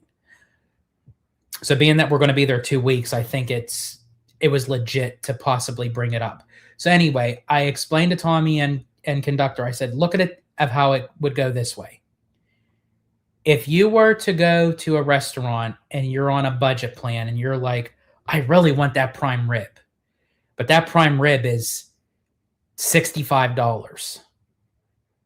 It's like, oh man, okay, I'll settle just for the New York strip for $48 or $30 or what have you. With the dining plan, it doesn't matter what the price is for what meal you want. You can get a $65 prime rib. You can get a $30 T-bone steak. it's all going to count towards your sit down dining meal, and that even counts for the buffets. Like we're going to go to Ohana's at the Polynesian. That's going to count for, I think. Now there are some places that take 2 table service restaurants, which we're okay with that because we have enough of them. I think Ohana's is one of them, unless they changed it. And we're also going to dine at California Grill. That one I do know that takes 2 sit-down meals. Now, there are some restaurants that do not take the dining, which, again, I made it aware of the guys, but they both said they're okay with it. Space 220 does not do the dining plan. And I asked them, are you guys sure? I booked the reservation, but it doesn't mean we have to keep it. They said, no, we want to experience it. We're fine with it. And I was like, okay, cool. We'll keep it. Now, again, if they change their mind when we're down there, I have no problem with canceling it. Also, too, the bar lounge areas like Geo 82 at Epcot, Beacon Barrel at Magic Kingdom is just like Oga's Cantina. They don't count towards the dining plan just because they're bar lounges. They're not like a full service kind of thing. But as I said, in your hotel, when you're at the food court, get your quick service, get your snack. Each night you get that. You can, and you don't have to say there's maybe one night that you may not be wanting a quick service and you want to double up a night. You can use 2 quick services for one night. You know, you can switch it up. So that's why I highly recommended the dining plan for them, especially since it's going to be their first time. So I absolutely the point that I love this idea, because how George just explained it, in the long run, while we're down there, it's less that we, and I don't mean this as a negative way, but it's less that we have to focus on our wallet, and it's more time we can spend enjoying the atmosphere and spending time at theme parks out there that we've never been to, me and Tommy, and hanging out with George and Abigail. I think by doing the dining plan, by adding the dining plan, like George just broke down for all of us for the package before we even get on a plane to fly out there, is amazing, because that's just one less hassle you have to deal with. And absolutely. Okay, I have to just stop for a second. Wow, this is like a blast from the past. Hudson Thomas. Wow, like that is some dedication right there, that you actually remember my old spiel with that sweet, juicy, but sometimes sticky Disney news and info. I love that. Wow, like that just that blew my mind there for a second. That is amazing. That is, and see, again, it's moments like that where it makes me feel really good as a content creator, that you guys listen and pay attention and invest yourself and time into what we're doing, that you literally just said my slogan, my tagline that I used to say. Like that is awesome. That is, I'm very humbled by that. So thank you, Hudson. I greatly appreciate it. Definitely. But was there any more information you want to add about the cruise line, or? So yeah, I think as far as for the cruise line goes, I'm very excited to see the fleet keeps on growing, and it's growing in extensive like amount of rate. Like it just keeps going. They literally just opened, or not opened, but set sailed on the Destiny. The Treasure was shortly before that. They're going to be having Japan's going to be getting their own Disney cruise ship, and it's going to be paid by OLC. Disney is not putting a dime to this cruise ship. So if we know how the Tokyo Disney parks are, I can't imagine what a Tokyo Disney cruise ship is going to be. Oh, dude, it's going to be phenomenal. And the Disney Adventure, literally will be leaving Port Canaveral, Florida. It actually will be making its way out here to, I believe, in San Diego for a stop, but it's media invite only, unfortunately. I wish that we were able to cover that. Maybe one day. One day, you never know. But then the Disney Adventure will be sailing out of Singapore. Till hopefully maybe in time that they'll make way to different locations. And then after that, they're going to add 4 more cruise ships to the fleet, which is going to bring the grand total to 13 ships by, I believe, 2031. God, that's crazy. And I actually, as a D23 prediction, I can almost guarantee that one of the 4 ships is going to be announced at D23. We're going to get the name of the ship. I think so. That's a pretty solid prediction because I think it will happen. Yeah, absolutely. Mademoiselle says, yes, I miss George's end line. I'm going to have to maybe try to get it in there somewhere. That's what she said. But anyway, I'll have to I'll have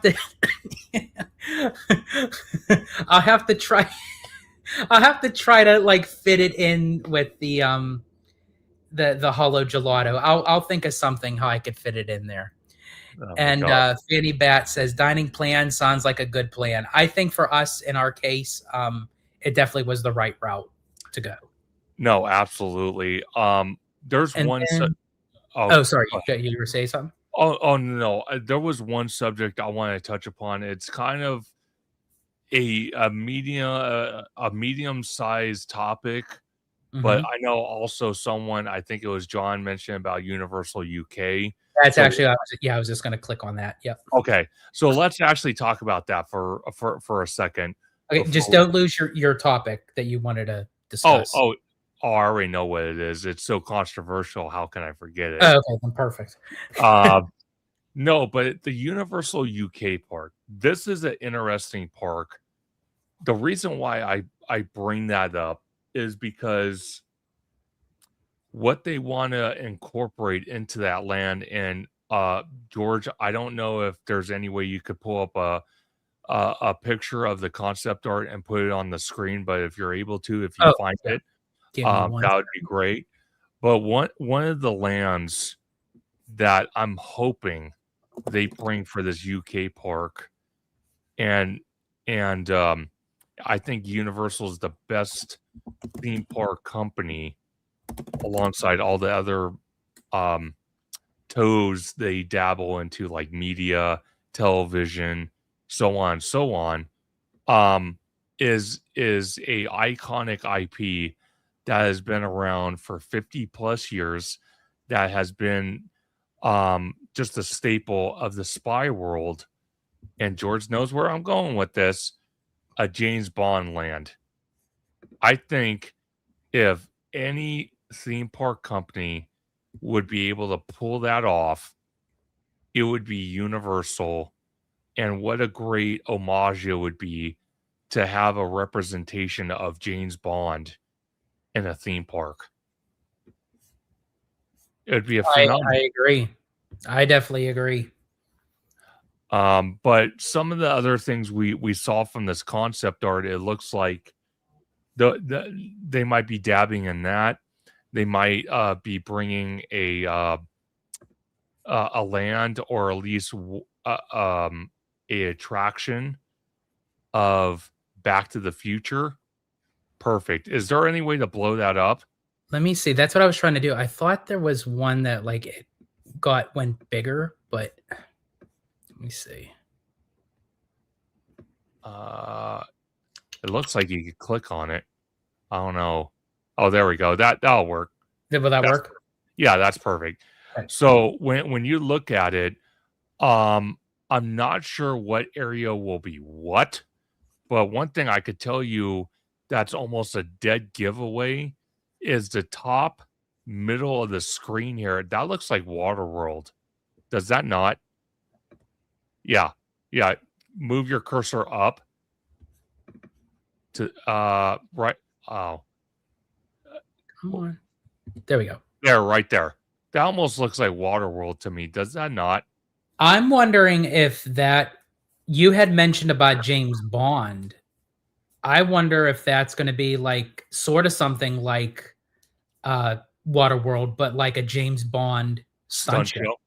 That'd be amazing. That'd be awesome, actually.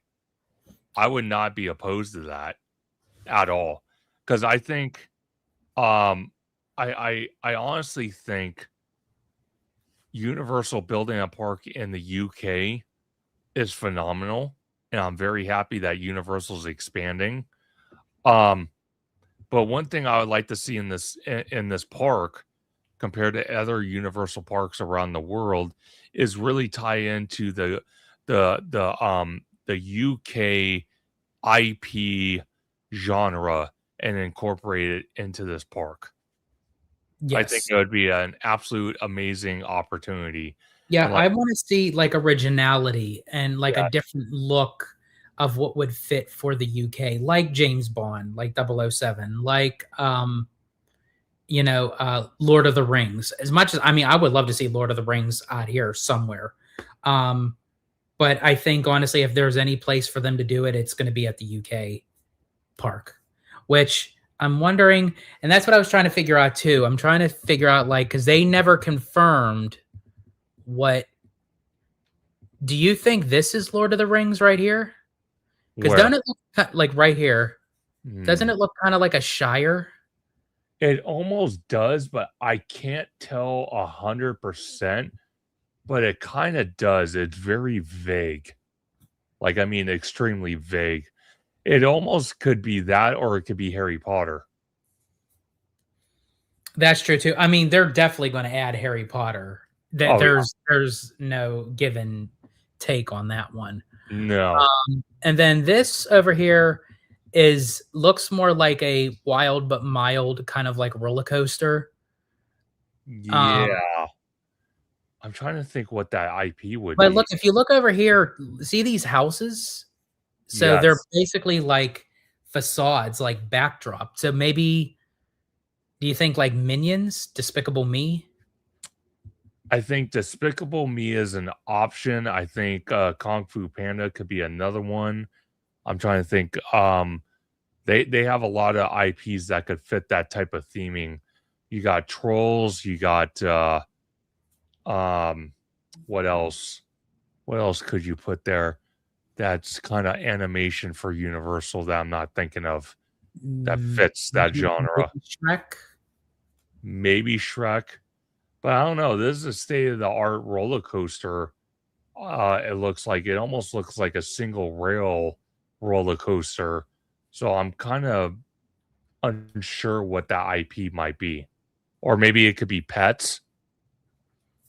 Secret Life of Pets. Yeah, because of the neighborhood kind of look to it. Yeah, that's a possibility. I'm trying to see if there's. Now, right there, that building that you do you just. think it could be SpongeBob? It could be SpongeBob, but I'm not 100% sure. But one thing I could tell you from just looking at that picture right there of that building, that screams to me Pets, Secret Life of Pets at Universal Hollywood because of the facade. Either that or Despicable Me. That's what I'm thinking. I'm thinking either Despicable Me with Minions or Secret Life of Pets. That's what that building kind of looks like. And then I was over here before this very long green roller coaster because look, it starts over here. Yeah. But look, it runs like oh, it's massive. Look, it runs like all the way over to here. Wow.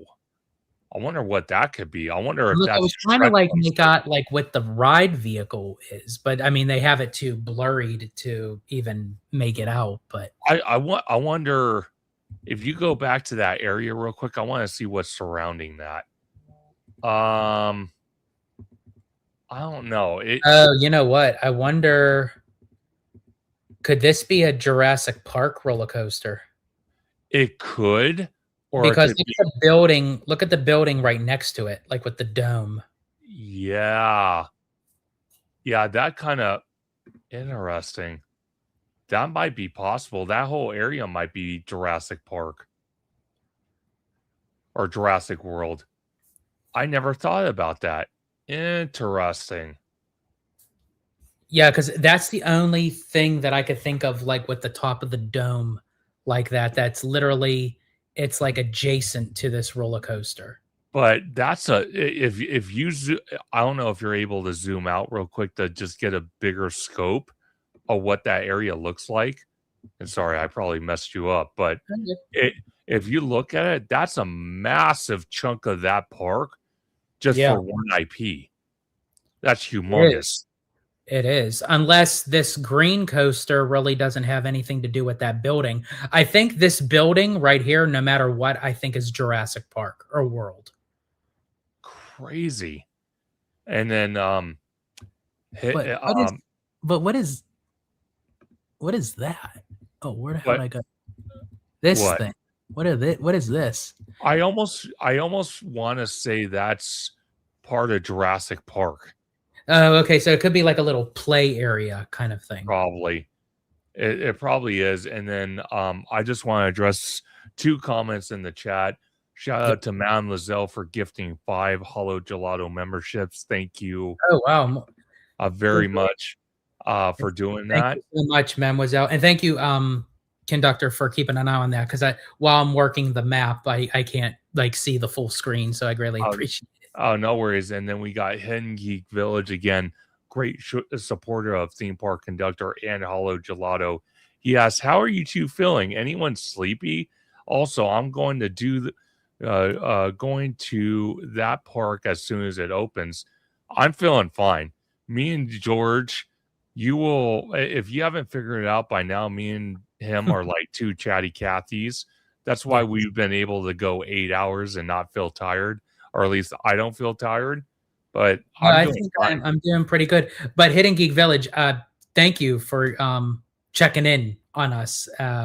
Asking like how we're doing and everything. So yeah, we greatly appreciate it. Absolutely. And then we also have Lene Ward in the house. Welcome in, Lene. I'm so glad. I was hoping that you or Mark or both of you would be great. But at least maybe one of you could have made the marathon live. So I'm so glad you were able to join in. Absolutely. I want to try to hit Universal Great Britain's opening too.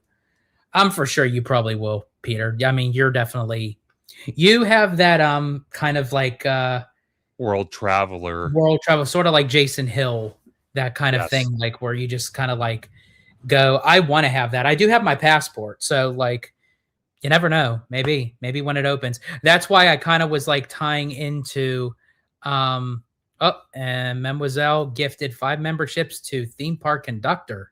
Madam Lizelle, I have to say, you've been extremely generous throughout this entire all-day live stream marathon. Big shout out to Madam Lizelle.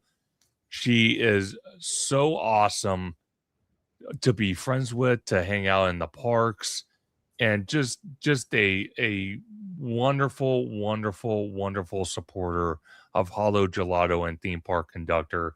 Thank you so very much, Madam Lizelle, for both HaloGelato and Theme Park Conductor gifted memberships. Absolutely. But I want to. So what I was saying was, go ahead. And that's why when I was talking to Conductor about wanting to go out to Disneyland Paris, which eventually I do. I want to. I want to wait for The Lion King to open. I want to wait for the other parts of Adventure World to be opened. And that way, while we're already over there in Europe, I figured, kind of kill 2 birds with 1 stone. And do Disneyland Paris and Disney Universal UK. You know what? That would actually be the perfect opportunity, and I'm extremely sorry for whoever it was that posted in the comments. George, I don't know if you remember, but they said, "Are you ever going to do a train ride? Since you're called Theme Park Conductor, and board a train and stay in one of the staterooms and travel across the world That would be a perfect opportunity to go from Disneyland Paris and ride a train to the Yeah. UK. Our good mutual friend Kev strongly suggested, and I'm going to kind of go through him and Peter because they kind of know their way around. That yeah, I definitely want to do a train. Actually, a train is the only form of transportation I have not yet taken. Interesting. So I definitely want to do that, and I think it's beneficial for us to do that, especially getting a run from one place to the other. But Mademoiselle says, you guys are doing a marathon live. It's amazing. Keep it up, fellas. Well, thank you so much, Mademoiselle. And again, thank you so much for both gifting our channels with memberships. And Lene says, Mark is jumping on the stream. He was in the bath. And Mark, welcome in, and it says, hey, thank you so much for the membership. How do you like that? You get out of the bathtub, you jump on a stream, and you got a free membership. I mean, come on. Like, Dang. That is like... That's the dream right there. And Lene Ward says, ooh, Europe. Yeah, like that's definitely... that is definitely something. Oh, you got something, Mr. Conductor. I did. I tell you, Hen Geek Village, Mount Lizelle, you guys have been an absolute fantastic supporter of Theme Park Conductor, and I cannot be any more grateful than I am to have both of you following me on YouTube and my socials. Amazing. But well, this is your super chat, so you take the question. All right, I'll take the question. Hen Geek Village says, what is Disney Adventure World? Is it a new park? And George, you can help me collab on this question. Mm-hmm. I think Disney Adventure World is going to be the new addition to Disneyland Paris with Frozen and some other stuff, if you can extend on that. Absolutely. So the Disneyland Paris Resort currently has 2 theme parks. It is Disneyland Park and the Walt Disney Studios Park. For many years, the Walt Disney Studios Park has been needing a lot of help. So what Disney decided to do was, after the fact, Disney kind of took over majority of the rights to Disneyland Paris. They decided to revamp the Walt Disney Studios Park, hence changing it to Disney Adventure World. So it is a theme park, and technically it is kind of a new park, but it's just revamping from the Walt Disney Studios Park to Disney Adventure World. As Conductor said, they're adding Frozen, they're adding The Lion King, they're adding new like a Tangled spinner ride, they're adding swings that are going to be themed to Pixar's Up. So yeah, there's a whole new array of attractions and things to do. The park is basically going to be unrecognizable, but in a good way. Yeah, because it really needs it. And one of the things that we're going to see, because Adventure World is going to open up in March. Obviously, the Lion King attraction is being constructed, or going to at least start construction extremely soon and go vertical. Is when we've seen pictures and video clips from WDI and their Walt Disney's social media accounts. The one thing I love about the world of Frozen, just aesthetically breathtaking on how it looks. It's going to have a lot to offer. I love the world of Arendelle. I love Arendelle's castle. It looks beautiful. The lagoon, which is going to offer a kind of entertainment show. And then to top it all off, you're going to have an Olaf walk around animatronic character greeting guests. That's going to be really cool.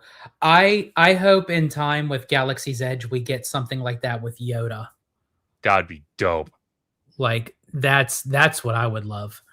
John Make It Rain asks, HaloGelato, have you been on a blimp yet? I have been on a blimp. I was very young when I was on a blimp, so I have very faint memories of it, but I know that I was on one. I also was on a helicopter. Now, the thing with a helicopter is that kind of gets your palms sweating a little bit, sort of like how I am on the Pixar Palaron, the swinging gondola, because a helicopter is very unstable. It rocks and moves. It's not very stable like an airplane. So, Okay, so let me further clarify something. When he mentions Pixar Pal Around, George cracks me up because I kid you not, this guy. So we're sitting there, we get on the Pixar Pal Around. It's just me and him, and two other ladies with us because Abigail didn't want to go on it. And I understand heights is not for everybody. I don't yeah, even she did not hesitate. She was like, "Oh hell no, you two go ahead, have fun." Yeah, exactly. And I don't like heights either, but I'm doing it for content purposes because actually we got the inspiration from David from Fresh Baked. So I told George, okay, let's go on it. And we went on the non-swinging one. And George is trying to focus his camera through the screened in wired fencing, basically the cage to enclose you in to the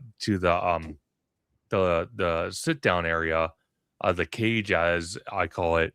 And George kept saying, as we're going higher and higher, right? George kept saying, I hate this goddamn freaking fence thing. I wish they didn't even have one and it was just a bucket, or I wish there was netting here. And literally every time he mentioned something like that, it was driving me nuts because my anxiety was getting so bad because I hate heights unless I'm like secured in a restraint system. I was literally shaking as I'm trying to, zoom in on the backstage for Coco and trying to zoom in and not impede on the two ladies that were with us in the sky bucket, but I'm trying to zoom into Avengers Campus and George is mentioning these stuff, trying to be a funny guy. And I'm like, damn it. And you'll hear it on his video. I say, damn it, George, quiet. I don't want to hear that. Stop. Because my anxiety was getting out of control.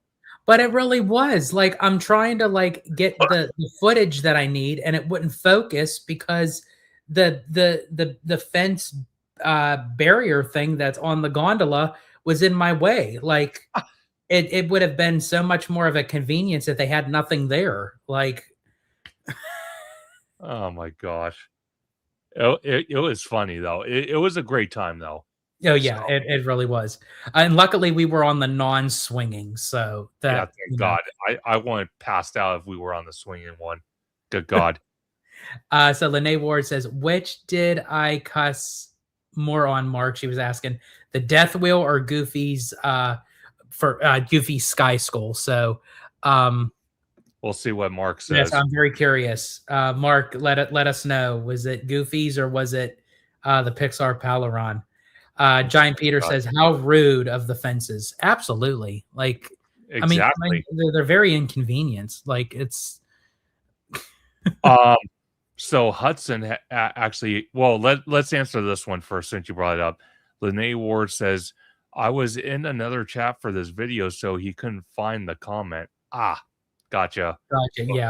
Yeah. There's several outlets of watching this live stream. So if you're both on different ones, then you won't be able to see. Okay. He responded. He said, Goofy Sky School for sure.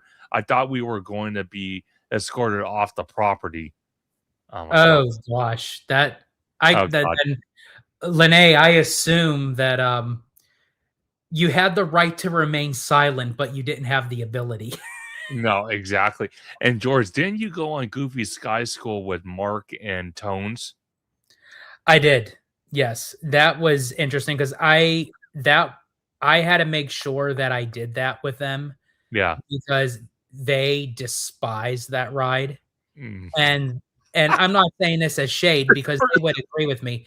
They're big guys. They're pretty big, and you're getting this tight, compacted vehicle that you can't and then they have this thing that's in the center of the seat. Yeah. Does Disney not know what men have down there? I guess not. Like, apparently not, because we all walk out with division signs. So that was, I mean, I think how I was speaking tongues for the D23 tickets, that was tones on Goofy Sky School. Oh my god. Yeah, that was funny to watch because we were I think it was me, Madam Lizelle, and Orange Grove 55. Was he with you or with us? For Goofy Sky School. no, he actually went on with us. So it was me, him, Candid, and Tones. Okay, so me, Madam Lizelle, I think was Tommy with us? Yeah, Tommy was with us, wasn't he? I don't really know. Honestly, once we got into the park, everyone just like dispersed, like I- in different directions. So it was like, yeah. I You- think, no, I thought Tommy was over at Disneyland. He was at Disneyland because he didn't have a park hopper. So it was me, Madam Lizelle, and like 2 other people. I remember it was a full thing. I don't know who else was with us, but me and Madam Lizelle are looking back because George, OG, Tones, and Mark are behind us. And all we hear is Tones. If it wasn't Tones, it was Mark cussing up a storm. Just like I think it was Mark. both of them. Oh yeah, I think just as the same as Mark McHugh and Lene Ward were doing on Goofy Sky. Because I have to tell you, some of the turns on Goofy Sky School, if it like literally, if you if you're not feeling good, I do not recommend that ride because it is rough. Like I Mhm. mean, whipping around corners and it whips around. It's not gentle. It's Mhm. rough. Yeah, I mean it. It's Yeah, not good. it's not a meow, it's a rough. So Pretty much. uh God, so Lene Ward says, I don't remember it at all. All I remember is Mark apologizing to the people behind us. oh God. Oh Lord. I don't blame him either. I hear the Crush coaster in Paris Studios is also rough. I'm very curious about that ride. I do want to try Crush's coaster. I know Kev actually enjoys the ride. I don't know. It kind of has like a where like sort of like how the Curse of the Werewolf does, where the vehicle rotates as you go on the coaster. So I'm very curious. Peter, have you done Crush's coaster? Comment down. There we go. He just answered it. Down. In all caps, I freaking love Crush's coaster. There you go. That's confirmation right there. And then I want to just address the comment that Hudson made. So he said if they get a Gordon Ramsay restaurant, conductors booking Universal Britain. Oh, you better believe it, because I mentioned it on the live stream I did with Tommy Toon World, OG, Cannon Camper, and Cap the Magic last night. And then when I did a video with OG about This Week in Disney series, and we were reviewing David from Fresh Baked actually showed us the building where they kind of had the building semi done with Gordon Ramsay, the Carnaby logo, or the signage on the building, because Gordon Ramsay was there with media, I think the day before or something, or a couple days before David filmed that video, and he was promoting his new restaurant. And I can promise you, when me and George eventually, when we make our way to Universal Great Britain and Disneyland Paris, if we have time, and London is not too far from this park, I could promise you I am going to try one of Gordon's restaurants. I'm going to make that an effort. Yeah, I am actually too. That's actually on my overall things to do bucket list. I always wanted to dine in a Gordon Ramsay, like official Gordon Ramsay restaurant. Absolutely. Xtina Fighter 2000 said maybe Goofy's be replaced with Crush. I don't know if the Crush building is bigger than that area of Goofy's, but I would not be opposed to that because it's the Pixar Pier and you do Crush's Go Coaster. I mean, it's Finding Nemo and it's right by the Jumpin' Jellyfish. So, hey, I'd be cool with that. And Peter says it's a 50-foot drop right at the Oh, beginning. wow. Dang. Nice. My kind That's of ride. excitement. Exactly. Yeah. So while we were still on the topic of the UK park and everything, so then there's this roller coaster, which a lot of people were thinking, could this be Back to the Future? Yeah. Well, let see if you can go towards the front of that building, like to the right. I just want to see what the facades look like. Actually, to tell you the God honest truth, and I know I'm going to go out on a limb here because literally we're only looking from the side of it. But if I had to guess, I'm being honest with you, this kind of looks like the courthouse from Courthouse Square from Back to the Future, and you would enter in. Oh, you're right. That's kind of Holy crap, you're right. It does, because they just filled this greenery in just so it doesn't give off any clues. But this is essentially like the park area with the benches. Yes, and then this part right here is the courthouse. The clock tower. Yeah, the courthouse with the clock tower. And then if you come over here, when you start inside, obviously it looks like there's a launch. Yes, that can represent the 88 miles per hour. I did not even think to look over here, and you put that together. That is, I can see it now. Yeah, and then of course you have like a little amphitheater right here. Like that's where they could play like music and stuff. See, I kind of wait, and you know what they could actually do there? What's that? That's where they can do, if they want to stay in the theme of Back to the Future, they can do the Enchantment Under the Sea dance. Yes. See, I like this idea.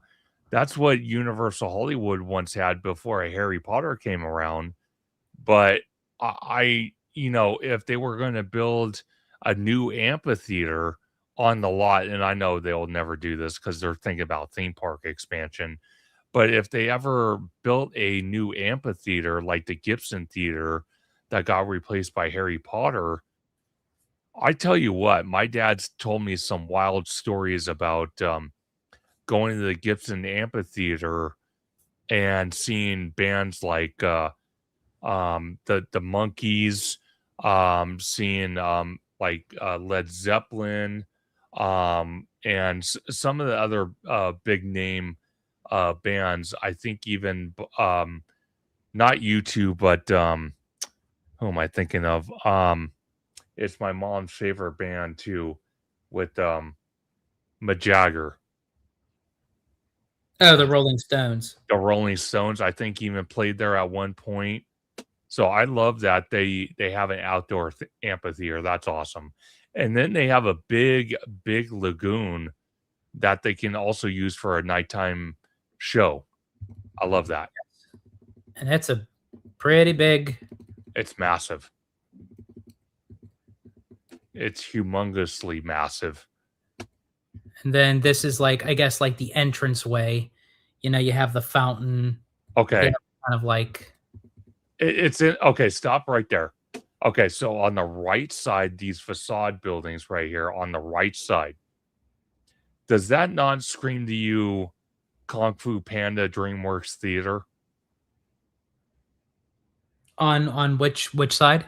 On the right side, this middle tower right here. Yeah, this right here.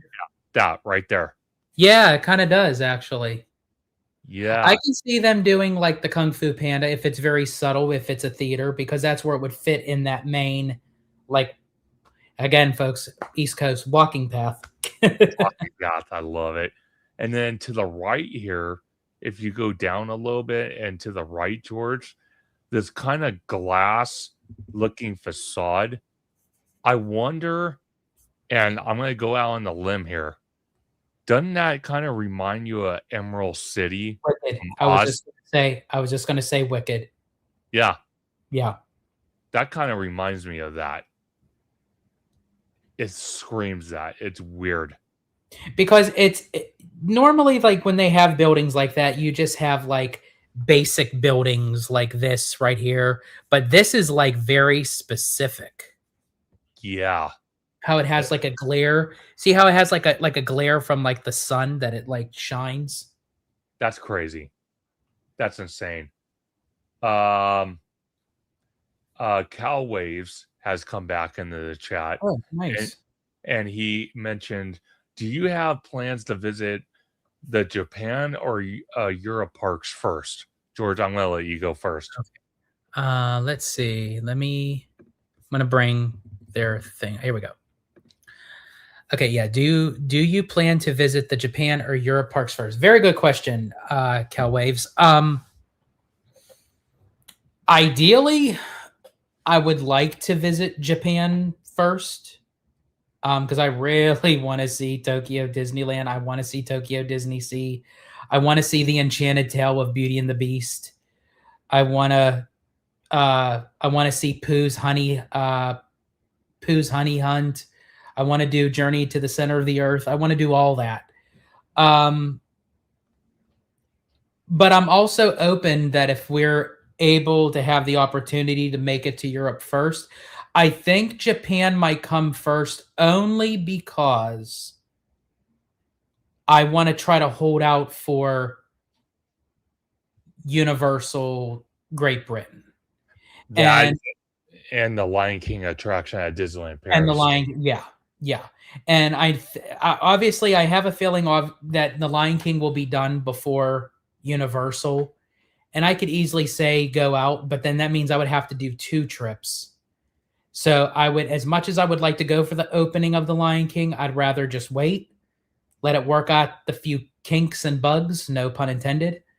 Hakuna Matata.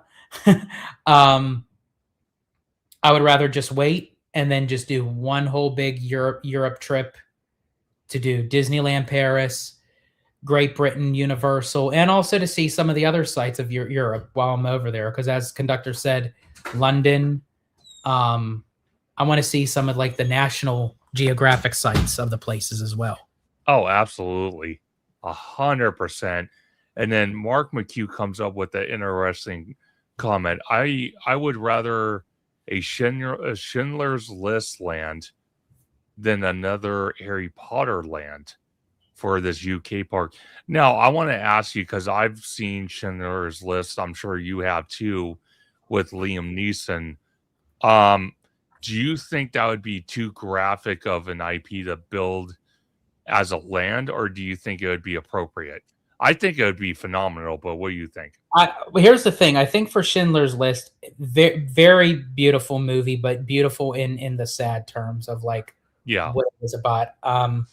Steven Spielberg deserved that Oscar, and the fact that he didn't even ask for a dime, he did that movie for free.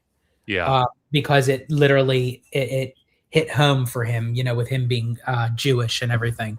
But I think for like Schindler's List, I don't know, would work like in a theme park environment, but I would love for them to do a Schindler's List like exhibit. But I think honestly, I think Mark, I don't know if he was being more like he was kidding. Lene Ward clarified. He was kidding. Yeah. He was joking.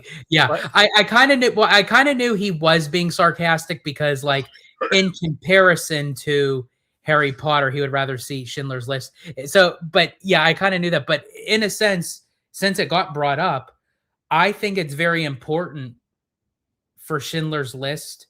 I think would be a really cool exhibit to do, maybe like in a museum of history kind of thing. Or I think that would be actually really cool. And very informative that people know that history. Well, I think that would be awesome. And again, the Holocaust and all that, it's a very serious, touchy subject. But to kind of bounce off what George was mentioning, you know, since Steven Spielberg did earn an Oscar for that, Liam Neeson's role in Schindler's List was amazing. The movie was, like George mentioned, beautiful in a sad way, but it tied in the actual events that happened. I would not mind an exhibit at this park, being that it's in the UK and it's in the Europe country, I wouldn't mind that. But Yeah. for an actual attraction or land, I think that's a little too much. And I know Mark McHugh was kidding around. Lene Ward clarified.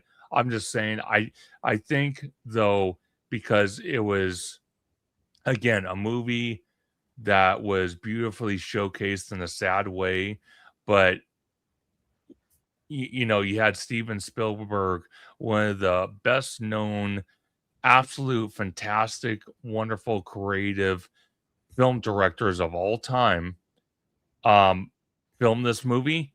I would not mind a museum or historical exhibit incorporated into this park about that. Yeah. With I mean, actual they do everything else, so, like, why not do something as important than that, you know? yeah, and you can have actual props from the movie. So I think that'd be awesome. And he says, the Brody actor has been in a lot of good movies. I'm assuming you mean Chief Brody from Jaws, Roy Scheider.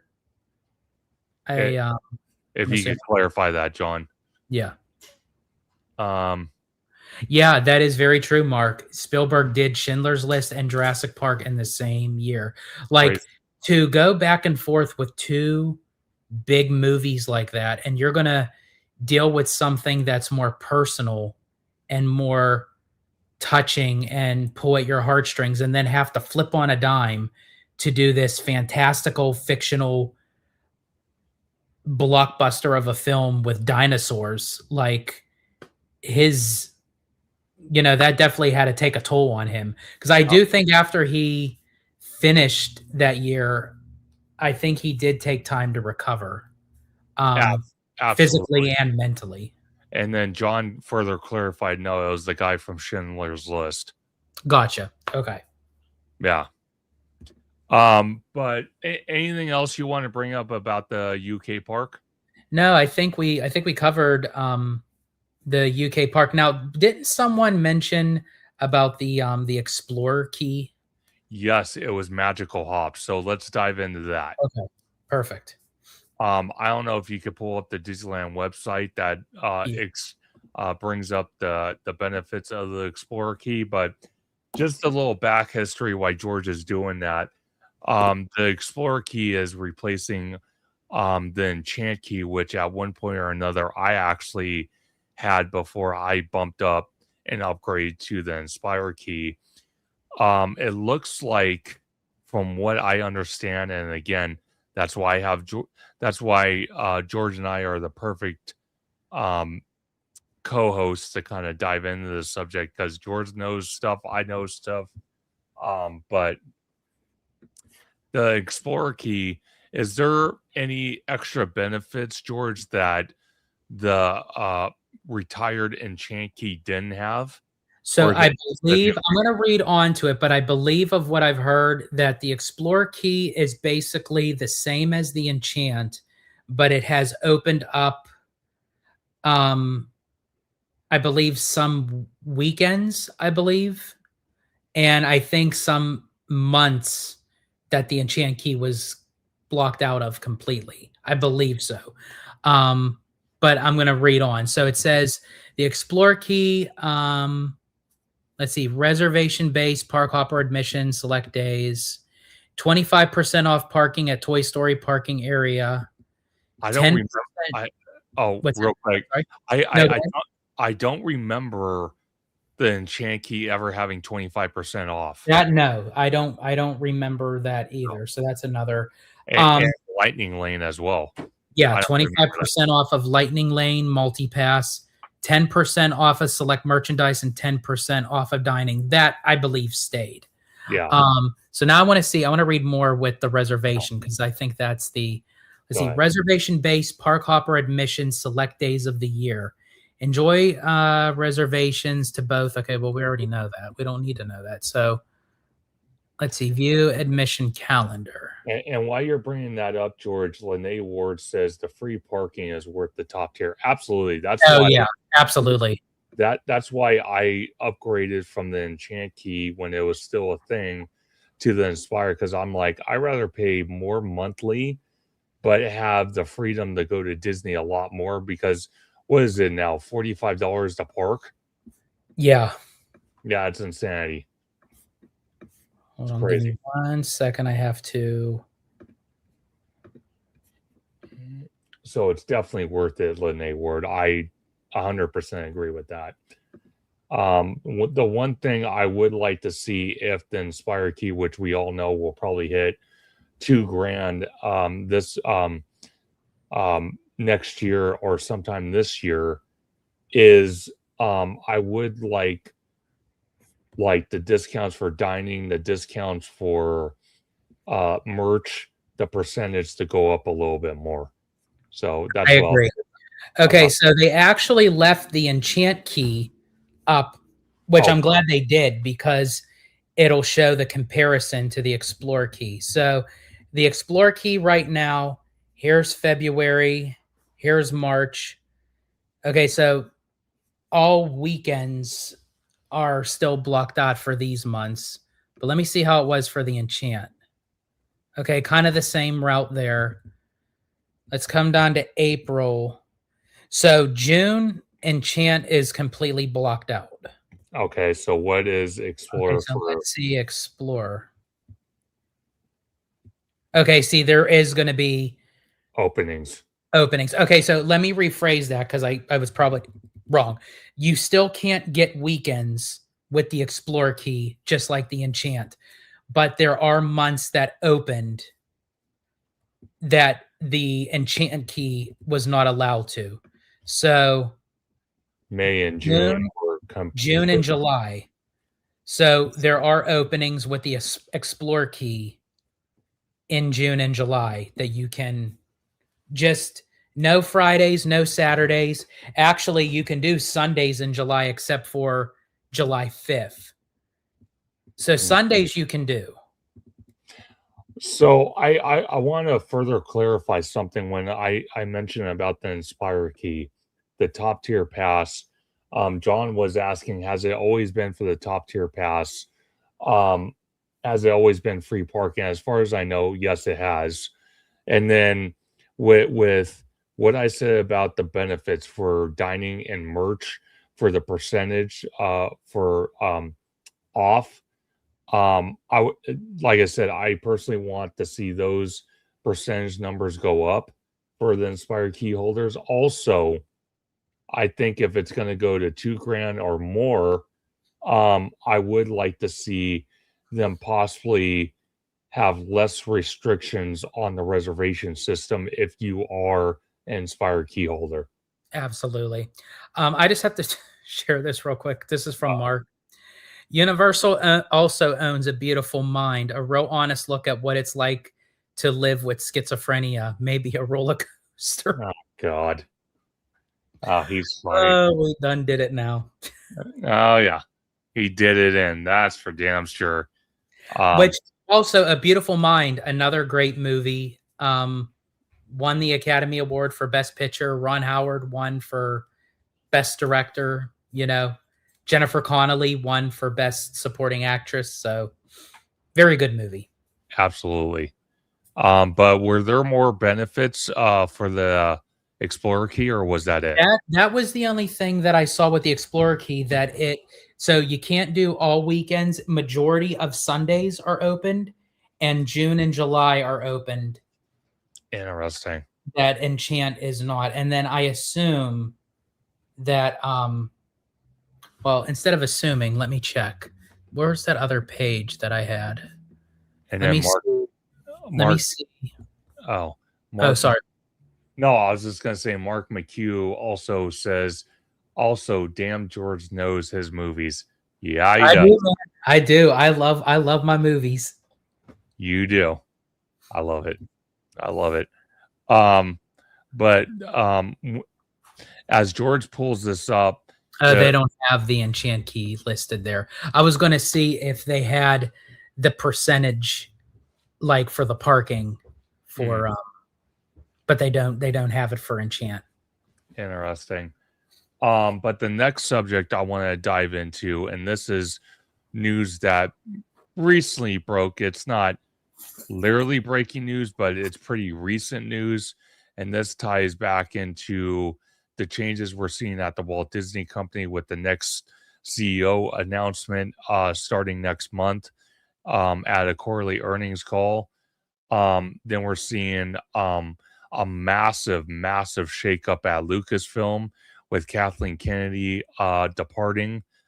And then what we're seeing with all the announcements at Galaxy's Edge at Disneyland with all the changes about the original trilogy characters being incorporated in the Galaxy's Edge and the sequel trilogy characters kind of being shunned away.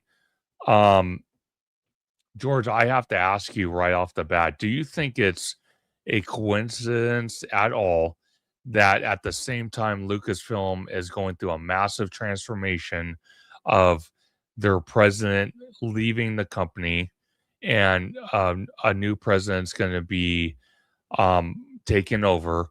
Do you think it's any bit of a coincidence at the same time we got these announcements about the original trilogy characters being incorporated finally in the Galaxy's Edge? I always say with any business, any industry, any company, theme parks, nothing is ever a coincidence. So I think honestly there are some tie-ins that maybe because of the change up with Lucasfilm, they're kind of loosening up their belt buckle a little bit, kind of, letting just some relax, and maybe that's with it. Disney's like, okay, well, since we're going to get a change up at Lucasfilm, can we now like bring in the original characters into Galaxy's Edge? I definitely firmly believe that. Yeah, it's interesting that gets brought up because Lucasfilm, especially for the sequel trilogy movies, with the one exception to Rogue One, I think Rogue One was an absolute success in my opinion. And then you have the Mandalorian series. The first 2 seasons were absolutely amazing. And I'm still going to hold it close to my heart.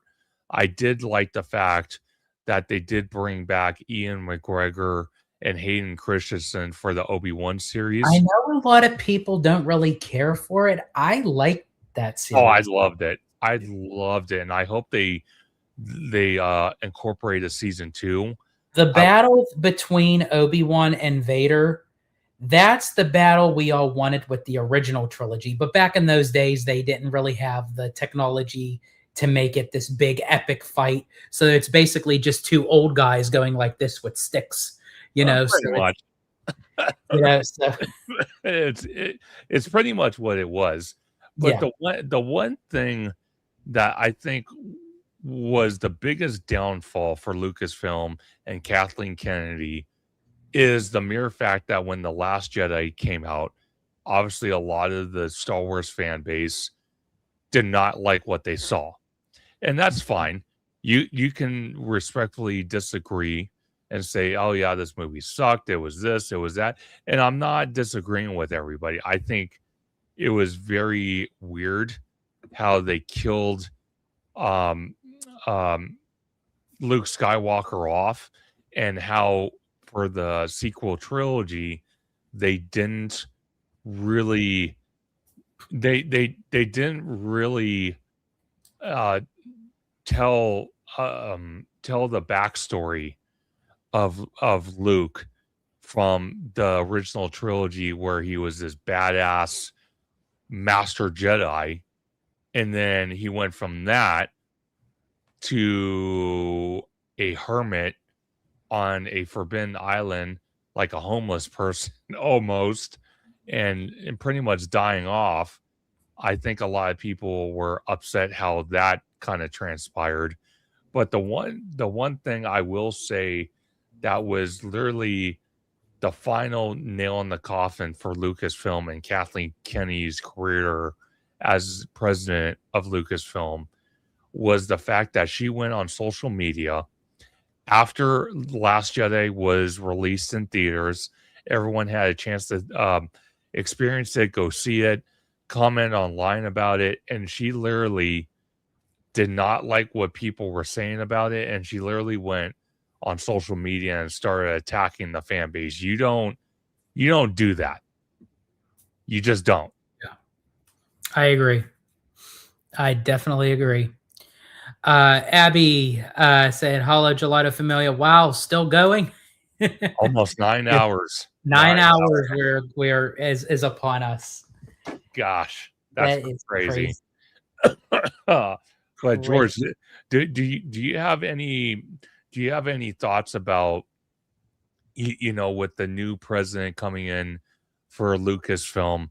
The question I have for you is, because we kind of have our sneaky suspicions that Iger, as CEO of the Walt Disney Company, also meddled with ideas and creativity from Lucasfilm and didn't really let Kathleen Kennedy have the full reins of the company. It's almost like he overshadowed projects and movies that were possibly going to be greenlit but annexed at the last minute.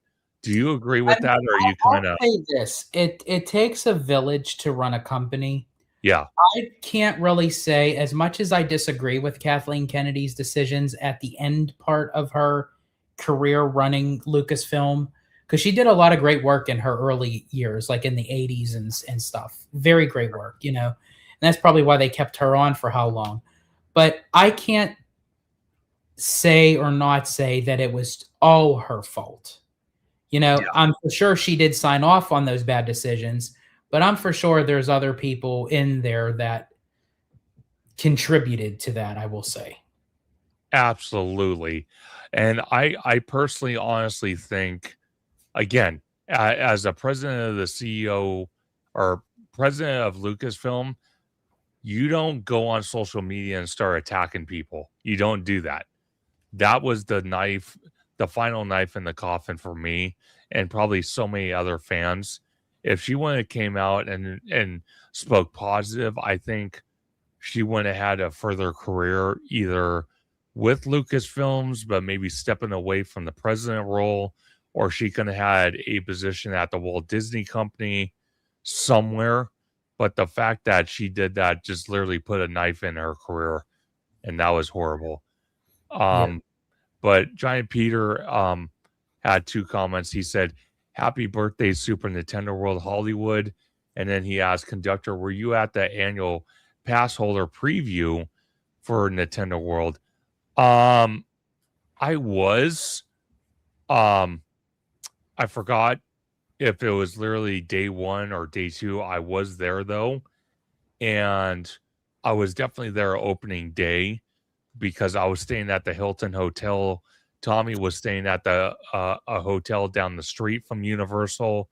And that's literally how I met Tommy, is the first opening day of Super Nintendo World, when we're all hanging out at the entrance gates of Universal at 3 a.m. with JP and several other people. It was fun. But go ahead, George. My voice is starting to get a little weird. I would think so at almost 9 hours. Yeah, a little bit.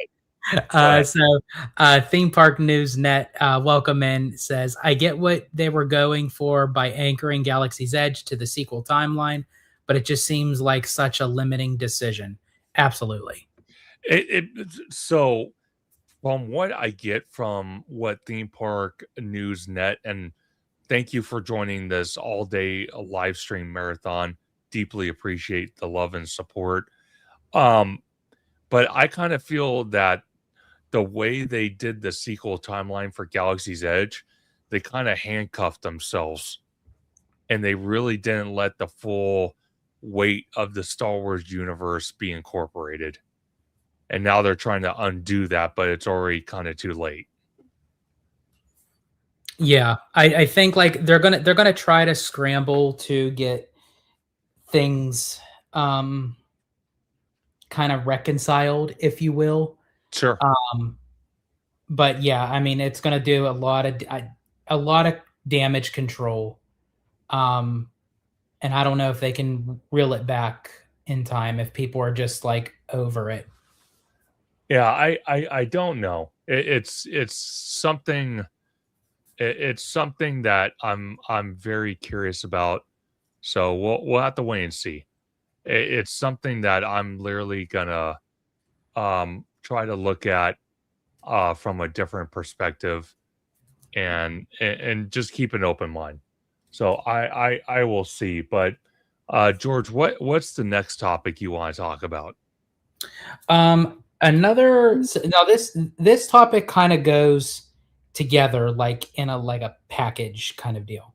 Sure. So this was a topic that you actually brought to my attention when we were discussing topics like over the phone, and you brought something to my attention, and this kind of goes back to way earlier when we were talking about Disney's 10-year plan, and I didn't think to mention it then, but we were just jumping from topic to topic. But the 10-year plan marks at the same time of Disneyland's 80th birthday. Now, was that a coincidence? I think they planned that because there's something big. And someone in the comments a couple hours ago, I forgot who it was, they said, are they going to do a 55-year birthday celebration for Magic Kingdom? I'm not sure. It's possible. I'm just not sure of the scope of that. I think with Walt Disney World, because it's a lot of tourists traveling in and out, I think what they'll do is they'll do like the opening ceremony kind of thing. They'll have something for the day, but I don't think they'll have like a big marketing thing. Now they may do for the 60th. The 60th Disney World, I'm for sure they will. Oh, dude, I'm telling you right. Especially because they didn't get to do what they wanted to for the 50th. Yes, but you know what? One thing that I think we can all agree with, and we'll get back to Disneyland, but this kind of ties into it as well. The one celebration that I think we can all agree that was absolutely phenomenal for the Disneyland Resort and Disneyland, aka Walt's original Magic Kingdom, was the Diamond Celebration, which was the 60th. So if the Magic Kingdom really embraces the Diamond Celebration for Magic Kingdom, I would love to see what they do with that. And honestly, the Diamond Celebration for Disneyland was one of my favorite celebrations that they did for a Disney park. I loved also the 50th. The Disneyland's 50th and Disneyland's 60th, I think, were phenomenal. I might be interested, George, and I know it's still years away, but I would not be opposed to doing another 2-week stay at Walt Disney World for the first 2 weeks of the Diamond Celebration. Oh, we're doing it. Yeah. Oh yeah. See, it's already there in my head. See, see, this is funny because I mentioned something on the whim, just an idea, a theory that I kind of speak out in the public forum with George and all you guys watching, and he's like, "No, hands down, we're doing it. Don't even hesitate. We're doing it. That's it. And, we're doing it." The other thing is, the other thing is about me is that while we haven't even gone on our March trip, while that one is just ending the planning and about to enjoy, again, I'm already talking to Conductor about our 2027 trip and our possible European trip. It's like I always have something like on the back burner that I push to the front burner. I think I took that from Disney. It's like I always have something on rotation. You did. You just know how to explain things better than Disney. So thank you. That's the one up that I see. So Mark McHugh says we're doing the same. Ooh, okay. For Disney World's 60th. Mark, if you could clarify, then that'd be amazing. Then maybe we should, if Mark and Lene Ward are, he said we always need something in the pipeline. If they're gonna stay down there for 2 weeks, George, we should just rent a villa, a 3 or 4 bedroom villa, and split it between all of us. That'd be amazing. That would be cool. As I said, I think for something like that, when you have like a bigger, like a smaller but bigger group of people, yeah, you get like a multiple room like villa and you split it, and it's like, Oh, that'd be awesome. yeah, I mean, because you're then paying the amount that you would for a value resort, because again, you're splitting it how many ways? Exactly. So Mark, Lene Ward, keep that in mind. Me and George are already planned. He's determined. I'm determined. So if you two are determined, then we're gonna have a great time out there. Because, like I So, said, the Diamond Celebration at the Disneyland Resort was one of the best celebrations they've ever had, besides opening Disneyland in 1955 with Walt. So I am extremely curious what the Diamond Celebration has entailed for the Magic Kingdom. so wait, so if I'm trying to do my math here, so if it's going to be, what year are we on for Walt Disney World? I think we're on 51. Well, no, because it was the 50th in 2021. Oh, it was? Are you sure? Because they just Mhm. took. Okay, no, you're right. Was it Yeah, 2021 or 2022? COVID kind of ruined the Oh 50th yeah. anniversary for Walt Disney World. So 50, 51, 52, 53, 4, 55. Okay, so this year is Disney World's 55th. So we're So only in 5 years away. 2031, Mm, okay, now this is interesting. The start of the second part of the 10-year promise sure. is Walt Disney World's 60th. It Interesting. ends at Disneyland's 80th. Ooh, that's going to be tough. Like I have full confidence me and George are going to pull it off, but to be out there for Disney or Walt Disney World for 2 weeks, hopefully with Mark and Lene Ward for 2 weeks for the Diamond Celebration, and then literally a couple weeks from that, then we kick off the 80th Oh, birthday and, for Disneyland. okay. And Rodeo just confirmed that's right. And Disneyland Ooh. 75 is in 2030. Okay, So, we have so time. Disneyland's 75th and Walt Disney World's 60th are really like close, coincide. Mm. And I'm glad Rudio brought that up because I completely forgot about that. That they said, from what we heard, Disneyland's 75th anniversary is supposed to be bigger than the 70th. So that is No, absolutely. So I just had to grab my phone. It was charging. No, absolutely. And that's pretty close. I'm not gonna lie. That is really close. Personally for me though, I'm gonna be extremely honest with you. And I'm just saying if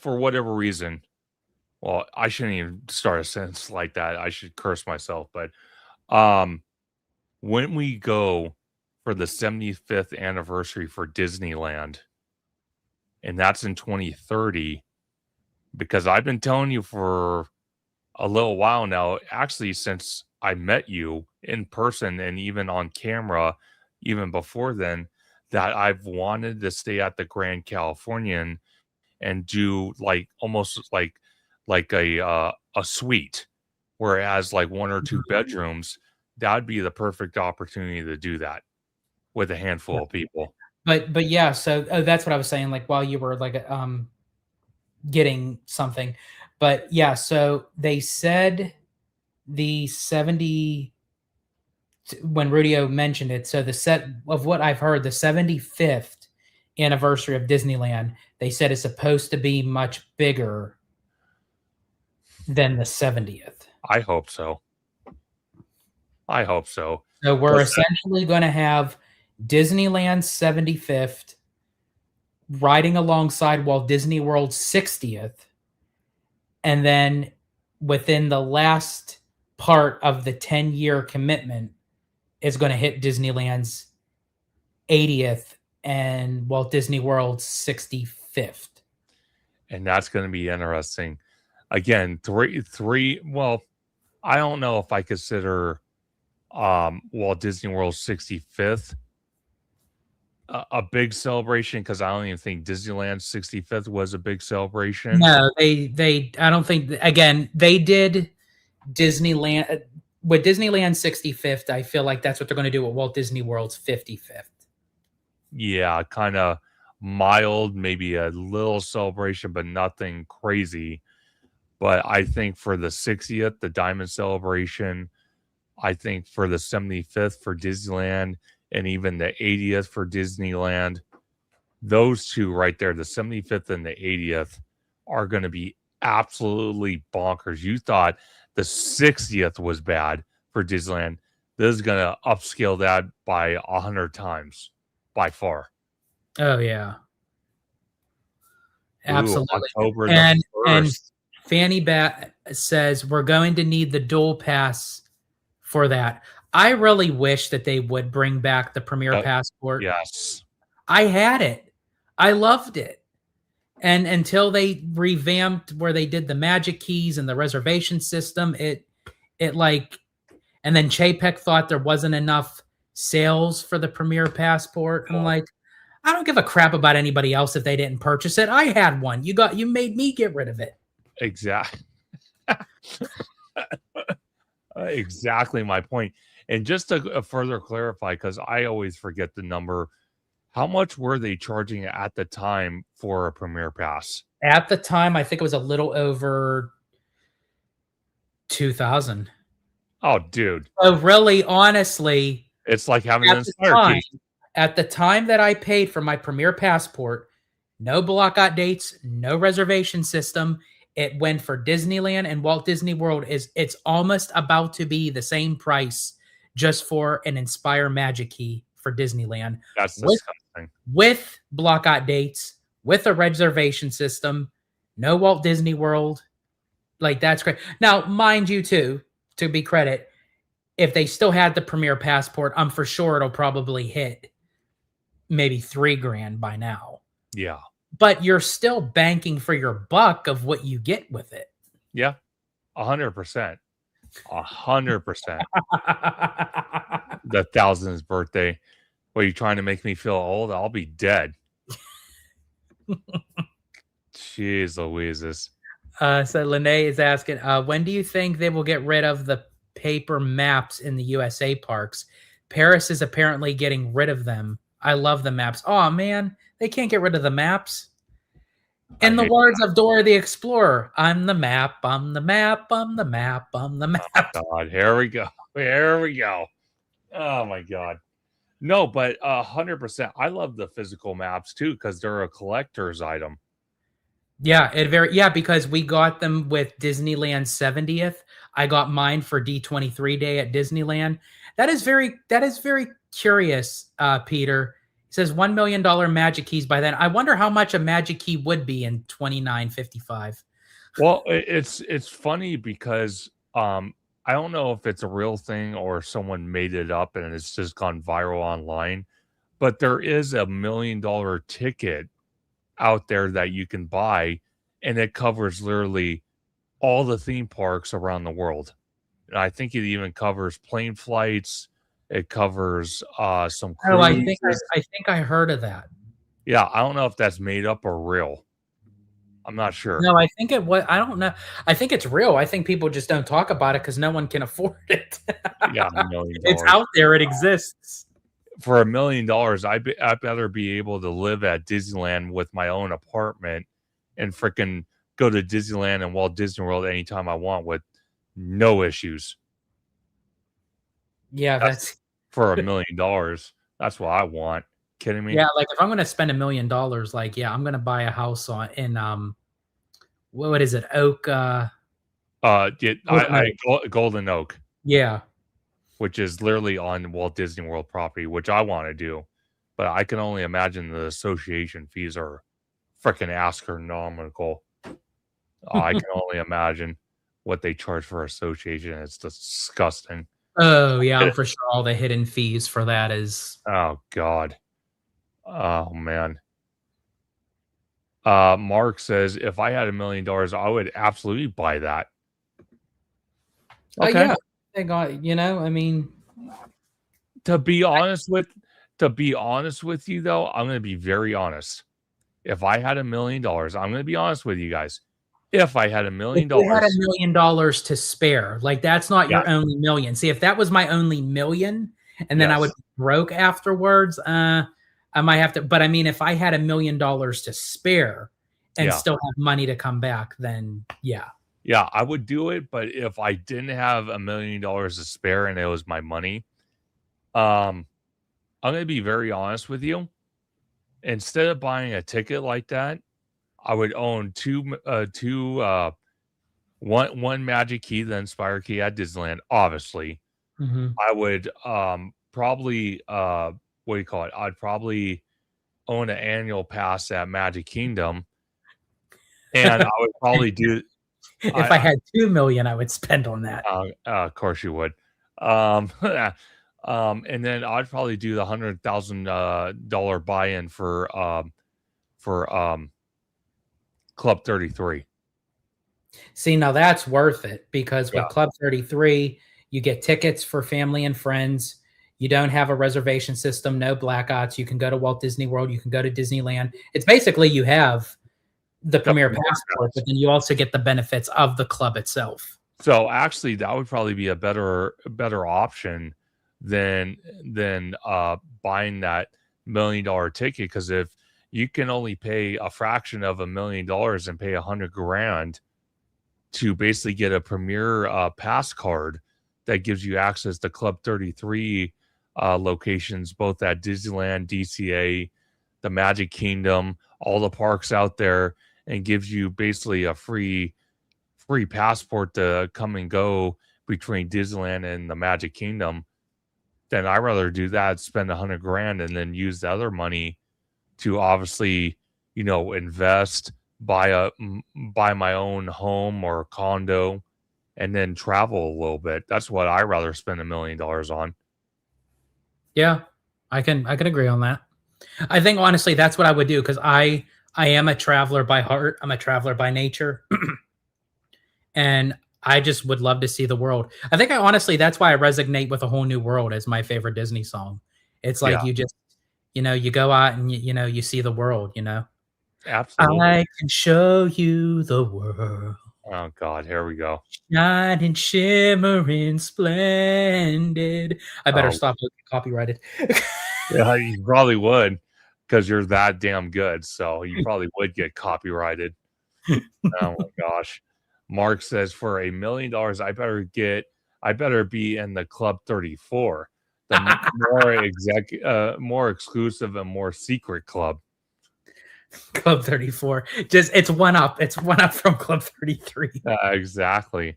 Hey, I'm telling you right now, if I'm going to pay $1 million for a ticket that gives me access to all the parks, and it's a forever ticket, then they better stop they better stop doing the Make a Wish Make a Wish Foundation auctions, where they auction off a free night at the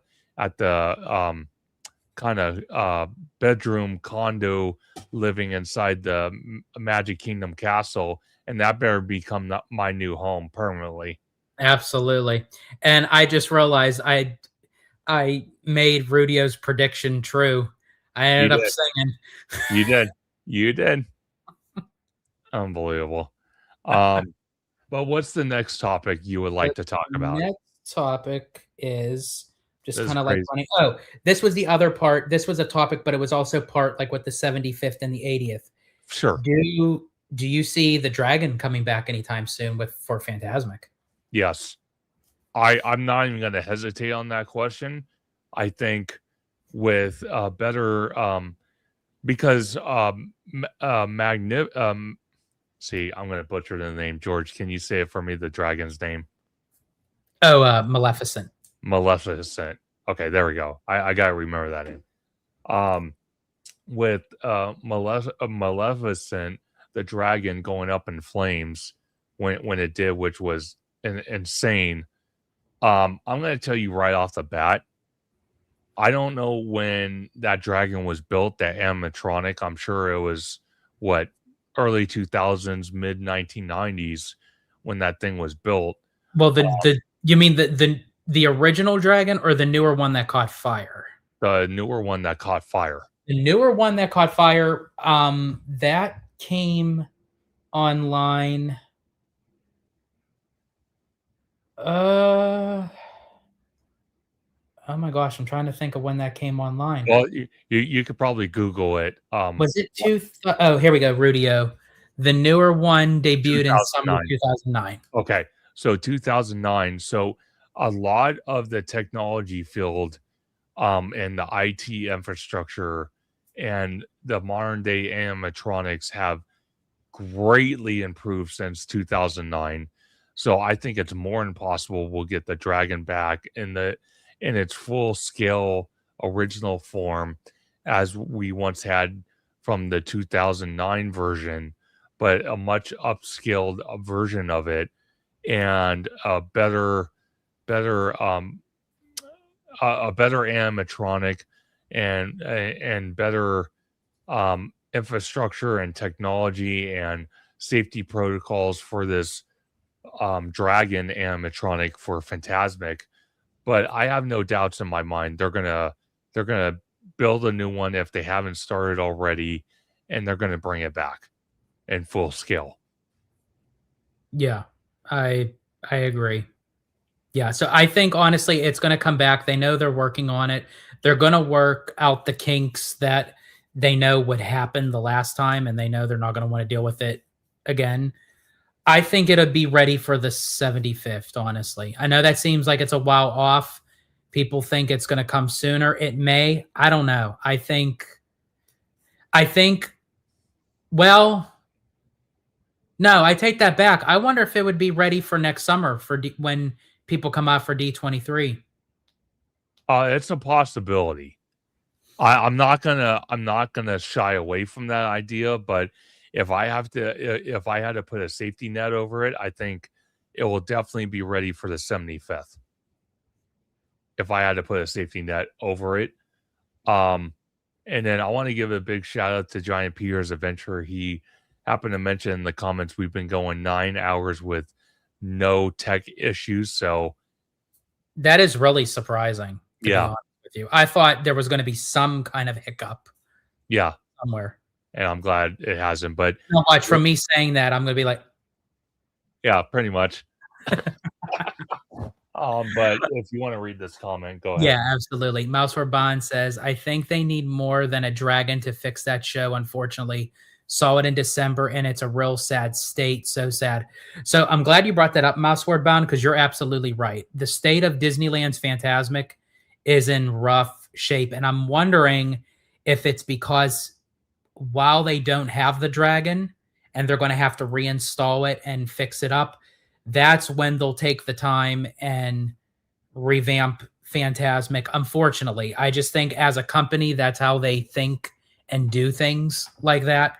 I personally wish that they would just fix things as they go, because if you're a first timer at Disneyland and you never experience Phantasmic and you pay for that premium Phantasmic dinner package and then that's the show you get, I would be very disappointed. I mean, it's bad enough for making me sit on cement brick, looking through a fence, and again, I know they have it blocked because of the water, but then again, it's a fence, you still don't have to have it, Well, 100% your point. And one of the things that I would like to see for the 75th, and I don't think it's necessarily out of the realm, but if they brought the dragon full scale animatronic, fully updated, back to Phantasmic, because right now, since the dragon caught fire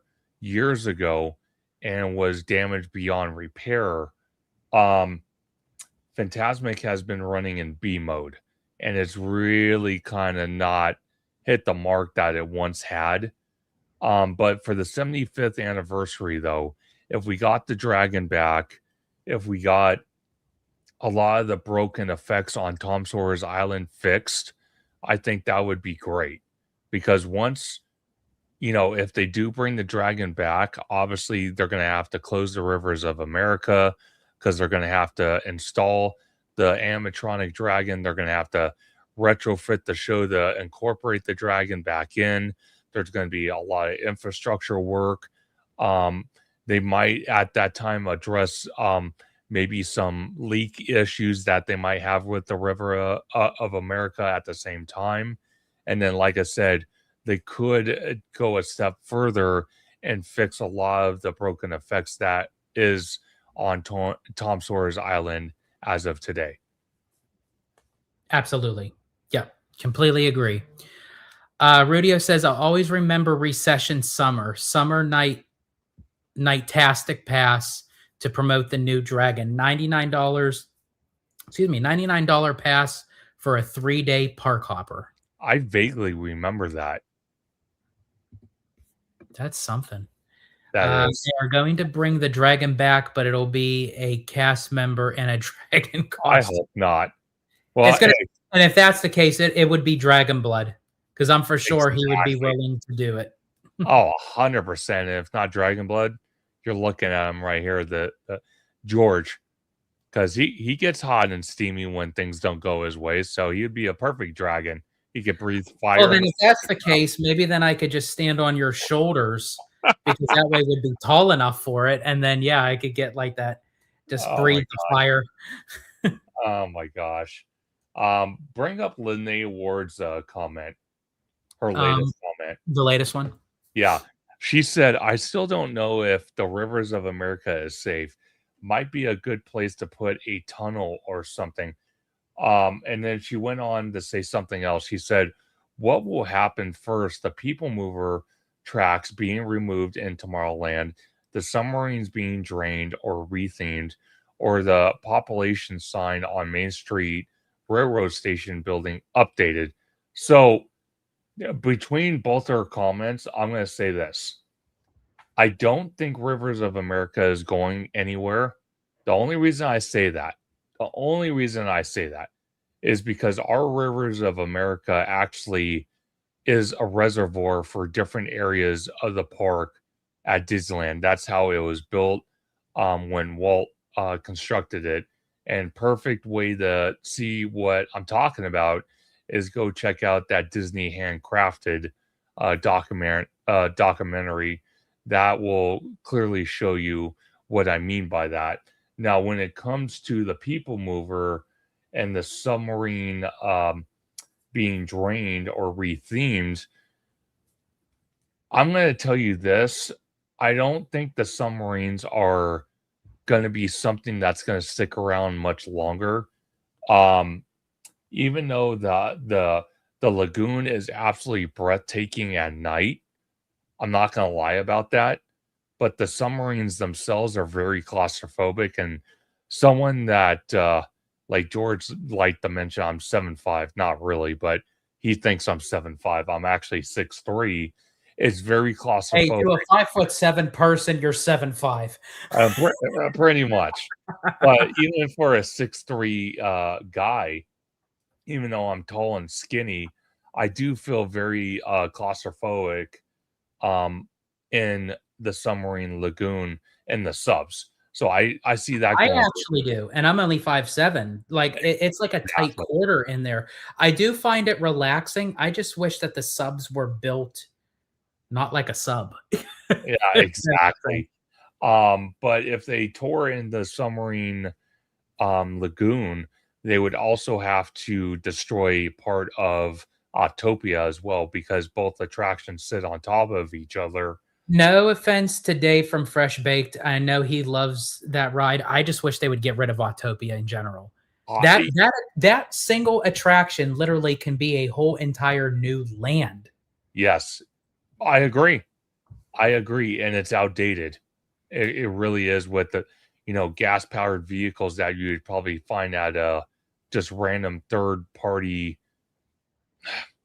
theme park that really doesn't have a brand name, but it's a theme park nevertheless, like K1 Speed or Boomers or any of those places.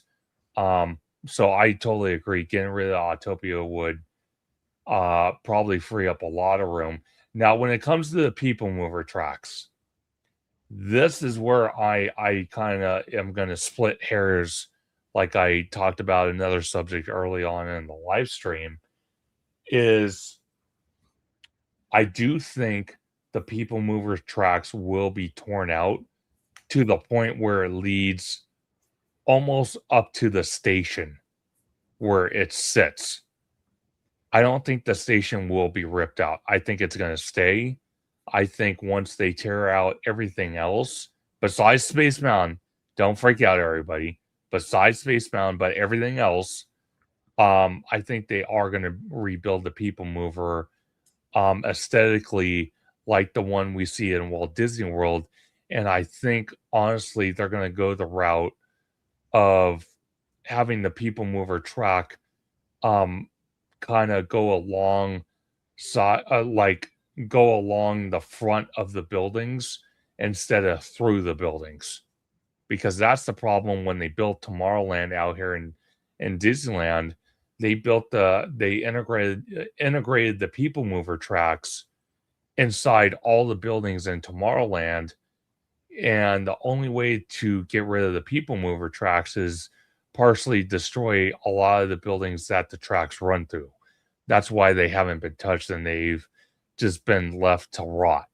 Because if they touch those, they would have to touch other buildings like Space Mountain, Star Tours, Toy Story Mania, or Astro Blasters, the Star Wars Launch Bay, Space Mountain, and all that. So that's why it's a logistical nightmare to touch it. So if they rebuilt it, they would follow what they have in Magic Kingdom and their Tomorrowland and build the tracks on the outside of the buildings. That's interesting. Yeah. Okay. Yeah. So. Okay. I mean, as I said, it's possible. You know, is it likely? Again, possible. It just depends on if Disney wants to go the easy route or the challenging route. I don't want to say easy. Nothing's easy. If they want to make it happen, if they want to make it work, you know, sure. That's going to be the big question. Sure. No, absolutely. But George, anything else you want to add on this topic, or you want to move on to the next one?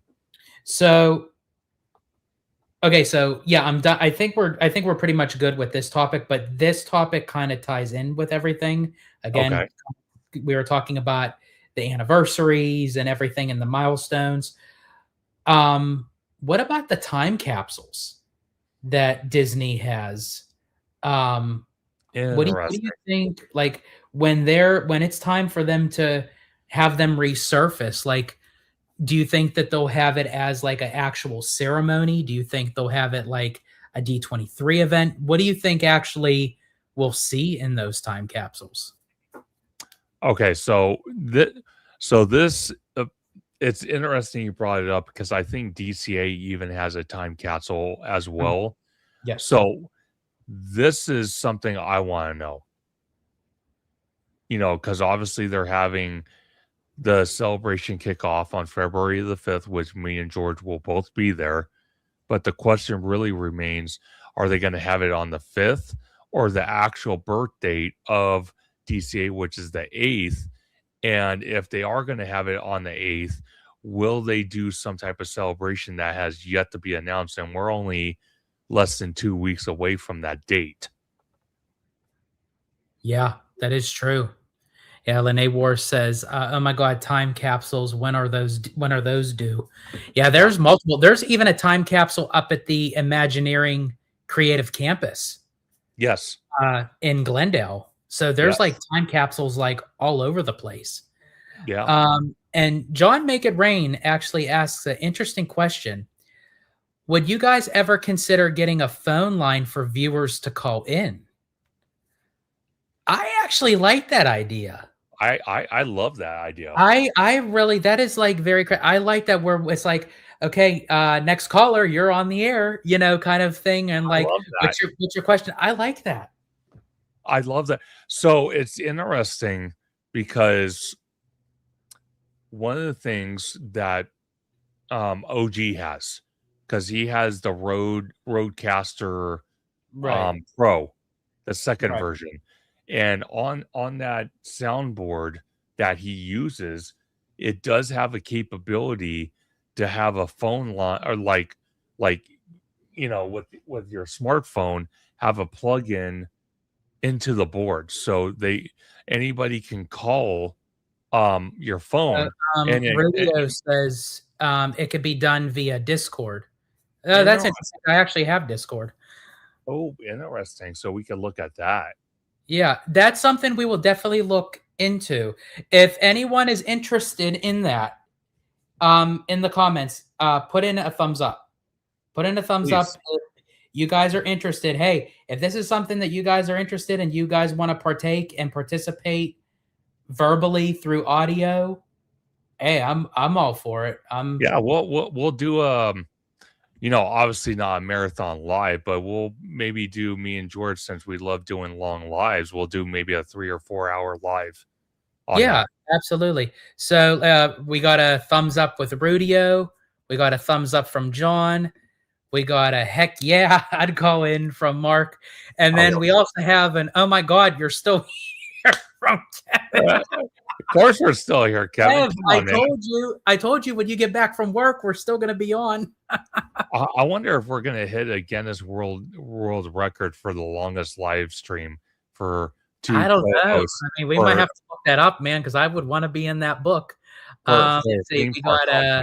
We got a thumbs up from Lene. We got a thumbs up from Mademoiselle. Ooh, okay, so we got pretty much. I think it's pretty much a unanimous decision here. Abby got the thumbs up. Perfect. I'm giving the thumbs up. So absolutely, yeah, I am too. I think we'll definitely look into that for sure, because I would love to be part of that. That'd be awesome. Let's see. We could get advice for all our heart's desires. There you go. There you go. Yeah. Now we're talking. But I love that idea. I really do love that idea, and a big shout out to John for coming up with that idea. So we're definitely going to do that. That was very creative. Because I never really thought of it that way, because there's times where we have guests on, where we actually invite them on, which I'm still not opposed to. If anyone ever would want to come on and have a specific topic you want to talk about, I'm all for it. But to actually have like a phone line that you can reach multiple people within multiple topics when we're doing like our lives, that is very creative. I actually like that. Yeah. So we'll definitely look into that, because I would love to be part of that. And Lene Ward has a request. I want to have a Dear Abby call in line, please. There you go. Abby, for sure, if you see that, that's a request for you. Absolutely. But George, anything else you want to add before the next topic? I think. Oh, really quick. I think it was Lene that actually posted. Wait, where'd it go? Oh, I just wanted to just showcase it. Oh, here it is. The DCA rededication time capsule is to be open June 15th, 2037. Ooh. Okay, so it's not on DCA's 25th anniversary. So hold on. I'm going to take a picture of that and save that in my files, because I definitely want to take that day off and be there for that. Yeah. But no, that's interesting. I wonder what Disneyland's is. I'm not sure. If anyone on the fly can bring up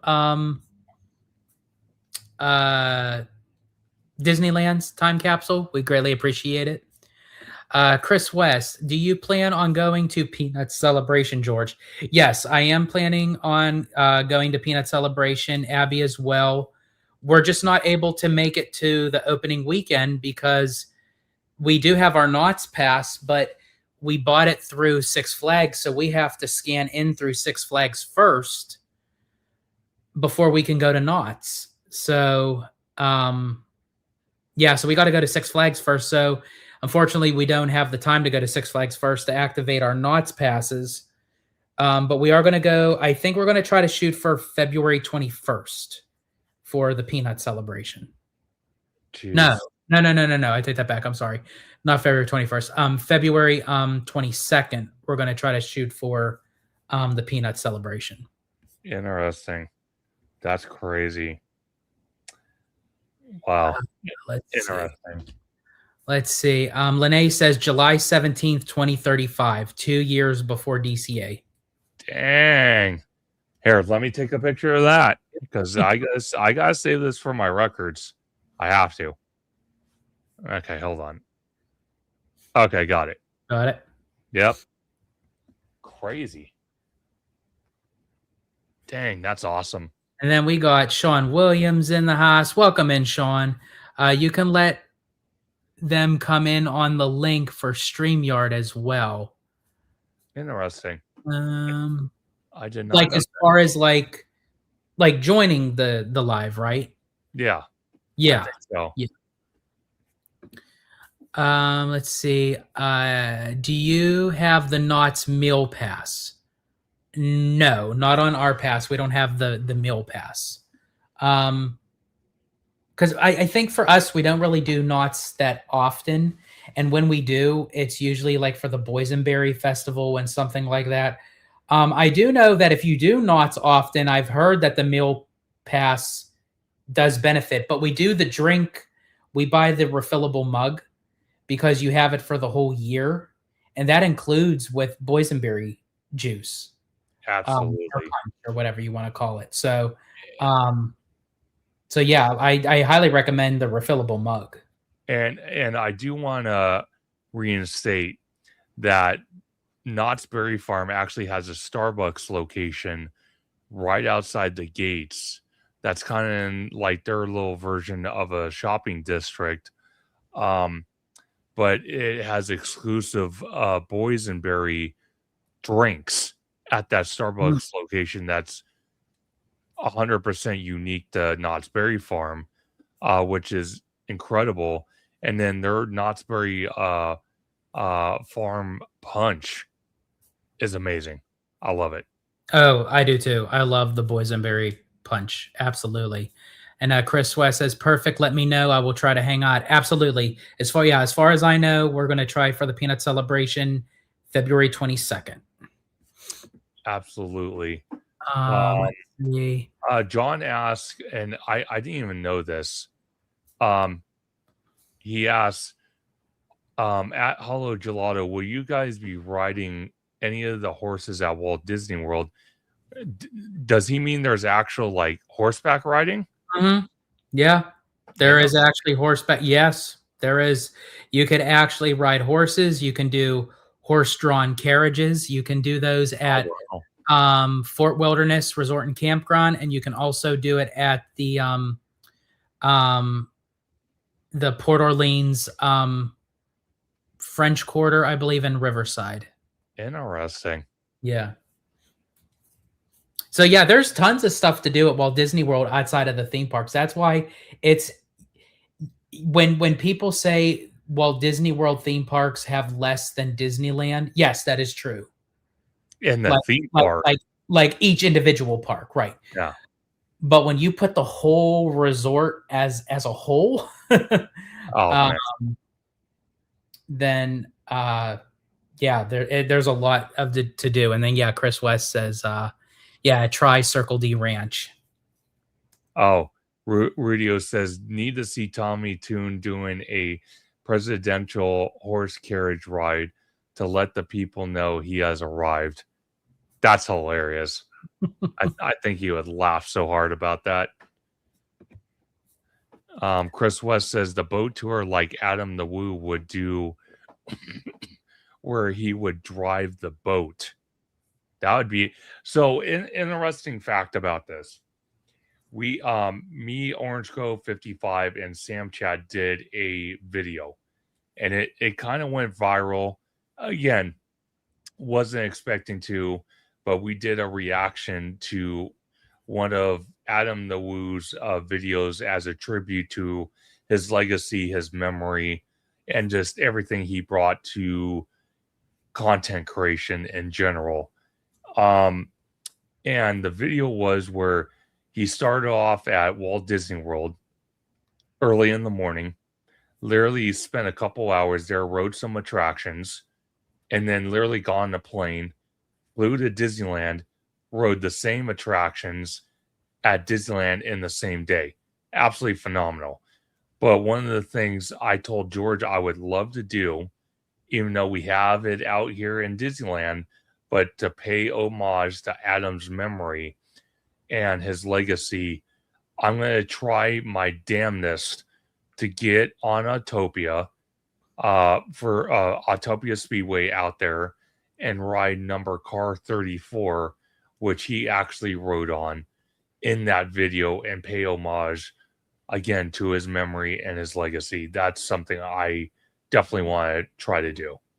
Yeah, absolutely. And I remember you mentioning that to me. And I'm for sure you guys know by now, but just in case if you haven't, just as clarification, this was officially confirmed by Adam's family and what have you, that the cause of his passing was due from a heart attack in his sleep. He had severe cardiovascular disease.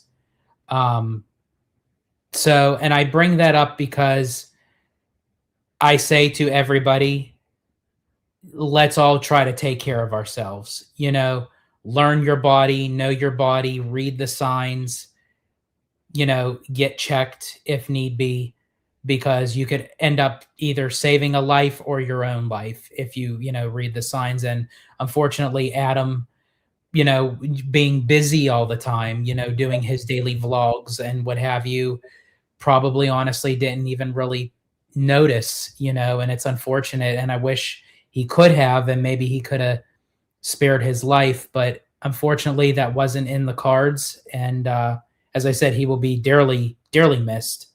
I still, every time I talk about him, I want to talk about him in the present tense because I still can't believe he's not with us anymore. But yeah, I think this is just a lesson for all of us, is to just try to do the best we can to take care of ourselves.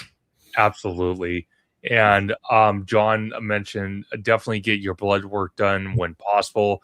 Definitely. I actually just got mine done with Abby's. We both got our blood panels done. Oh, perfect. Literally right before the new year. Perfect. And definitely stay up on your physicals as well. Because if you can catch something that might be detrimental to your body early on, you might extend your life longer if you catch it early. Yeah, absolutely. And then Amusement Park Pirates mentioned, since I had Autopia for a second and honoring Adam's memory, he said also, when do you guys think Autopia might officially go electric? And he's meaning ours at Disneyland. I personally think, I don't know if they will, only because it depends on when they're going to do something with Tomorrowland. Yeah. I think if they do something sooner, they're not going to take the time and the money if they're going to remove Autopia. Yeah. If it's going to stick around, maybe within the next year or so. But I kind of felt, and this is just my prediction, I kind of felt Autopia and that announcement about them being becoming electric, I think that was just a placeholder. I don't honestly think that Disney is actually going to pull that off for an attraction they may rip out in the near future anyway. Why spend the money when you're going to rip it out or possibly rip it out? Yeah. And I think maybe that's why they're delaying it. Yeah. Because I really don't think that they want to. I think they made that announcement to kind of appease the city and the state. Yeah. But I think they're delaying it as much as they possibly can. Sure. And then also Amusement Park Pirates asked, you guys think for the 100th or earlier of Disneyland would have drones? Absolutely. Yeah. I think so. I think it's possible. But one thing I talked about, I think I was within the first hour or two of this live stream.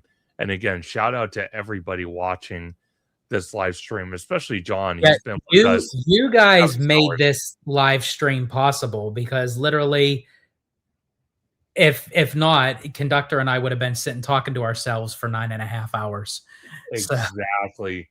And a big shout out to Mount Lizelle, Matthew Murr, and Hen Geek Village for the super chats, the gifting the memberships, and whatnot. Thank you all for the love and support. But going back to what Amusement Parks Pirates said about the drones, I think it will be incorporated at the Disneyland Resort.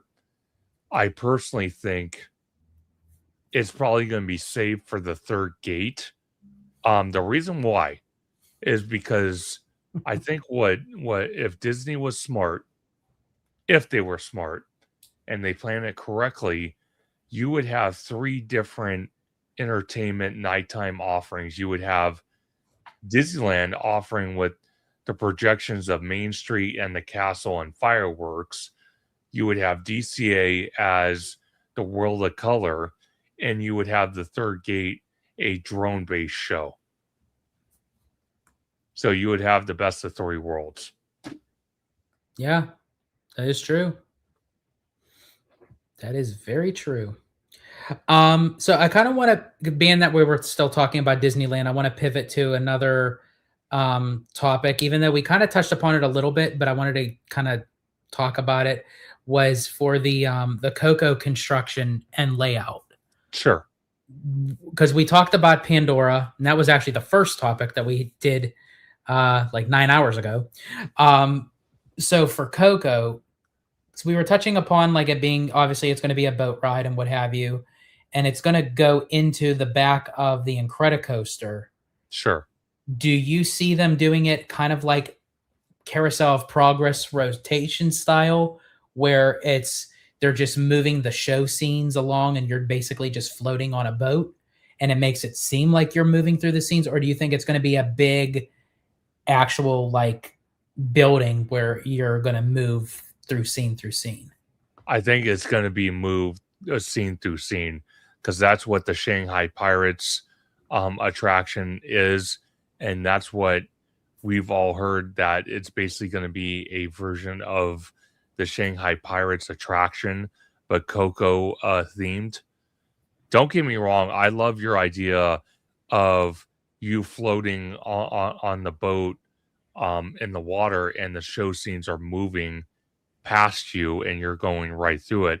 I love that idea, but I think they're gonna. Well, actually, I got that. I think it was from Drew that commented on. I think it was that Park Place that Interesting. that they said there was a possibility because of the amount of room. Sure. That there would be a possibility of a ride system like that. I think it's possible, but I also think the Shanghai Pirates route is more possible. But one thing I think they could really benefit here, and I mean really benefit, if they take up that whole footprint, I mean every square inch of that area, if they got rid of all 3 of those massive big buildings and they built a humongous, and I mean a humongous building that not just only housed the attraction for Coco, but maybe housed for staff break rooms, for possible parade float storage, or maybe the vending cart storage. If they did that, I think that would be a awesome incorporated idea, because not only will get a attraction out of it, but they'll regain some of the backstage area they lost and incorporate it all in one big, massive, humongous building. Okay. And Animaniac 2122 says, I think the Incredicoaster will be replaced in the future and the pier reimagined. Interesting. Because that's not too far off base, because we've all seen the Incredicoaster. The coaster itself has been around since DCA was built. So it's 20. And I believe it's one of the longest roller coasters in the world, I believe. like as far as like length of how long it stretches. I think so, but one of the things I've noticed on the track, I don't think painting it white or keeping it white Oh yeah, I mean is a horrible color. no. I honestly really wish, because they did it for the Incredibles, that they It would w have painted it like red and black. Yeah, Like exactly. make it like it for its keeping it as a white track. I mean, it really shows its wear and tear. And that's why honestly I don't wear white shirts. I don't wear light colors because it shows through. And Yes. it's like it's wear and tear. John asks, well, I wonder what would replace it. What do you Yes. think, George? Oh, if they were to reimagine the whole entire pier, oh boy. I think that's kind of tough because of the placement of the pier. Yes. Because majority of that land is the water area for World of Color. And then you have like it to the side. So I don't really know what you really could. I mean, you could turn it really into anything, but I would think then World of Color would also be on the chopping block. Because I don't know really what you would do with that amount of narrowed area. Yeah, it would be a little weird. I think they would keep World of Color, but they would they would scale it they would scale it well back and make it a smaller lagoon to give more room to Pixar Pier. And I think because someone mentioned it, I saw in the comments, I never commented on it. Since Bob Iger, when he first became CEO, alongside buying Lucasfilm, he bought 21st Century Fox. And since we've all talked about one point or another, DCA being more of a adult park, you could incorporate 21st Century Fox properties. Yeah. Oh, that is, yeah, you can. And DCA is already kind of like a mature kind of park anyway, that you can kind of get away with that. Yeah. So Extina's Fighter 2000 says, ooh, red and black would be so much better. I think so, especially at night with the lights. Yeah. Oh, man, that would be awesome. And Hudson Thomas says, you guys been on so long, George grew a full beard. Yeah. Yeah, it's still going. It's still going. Yeah, and also, too, this is happening right now. Abby just sent me a text. This came from David Vaughn. Disney just released that the same day that tickets go on sale for Star Wars Night on February 5th is also the same day they're releasing tickets for Disney Channel Night. Really? Yes. Ooh, that is highly interesting. Actually, oh my gosh. I know we talked about this subject already, but I'm going to repost this on my page and show you guys real quick. If I can. I'm going to share my screen real quick. Mm-hmm. Again, this is from Scott Gustin. And let me bring this up. Look at this that he just came up with. This is wild. Okay. Oh. This is okay. That's a much better understanding a little bit here. Okay, so let me turn off the volume because it's kind of loud and obnoxious. But this is from actually Mickey Views from Braden, that runs Mickey Views, and Scott Gustin just posted it on X. But this is kind of what we're looking at from Google Earth. It looks like of Cars Land and Villains Land taking over Tom Sawyer's Island. But let me play it for you guys. This is pretty interesting. And there's Thunder Mountain, Haunted Mansion. There's that mystery building. And then there's Villains Land. See, that's why I mean. We're doing this almost 12 minutes to 10-hour live stream and still going, and news is just trickling in. It's crazy, but let me see if I can find that David Vaughn thing real Yeah, it quick. was on Instagram. Here, maybe I can send it to you on your phone. I wonder if he has it posted on X though. I know you said Instagram, but let me see if he posted on X. I don't know if he did or not. I just sent you to it on your phone if you wanted to. Okay, let me see. Okay, so Instagram. Is there any way you can send it to me on Instagram messages so I can pull it up there? Do that, and I'll pull it up there. Unless, let me see. Let me see.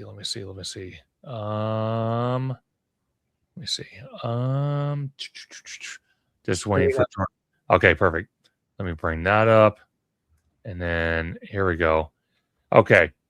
Since my voice is kind of given out, George, you want to read this for all of us? Yes. Let's see.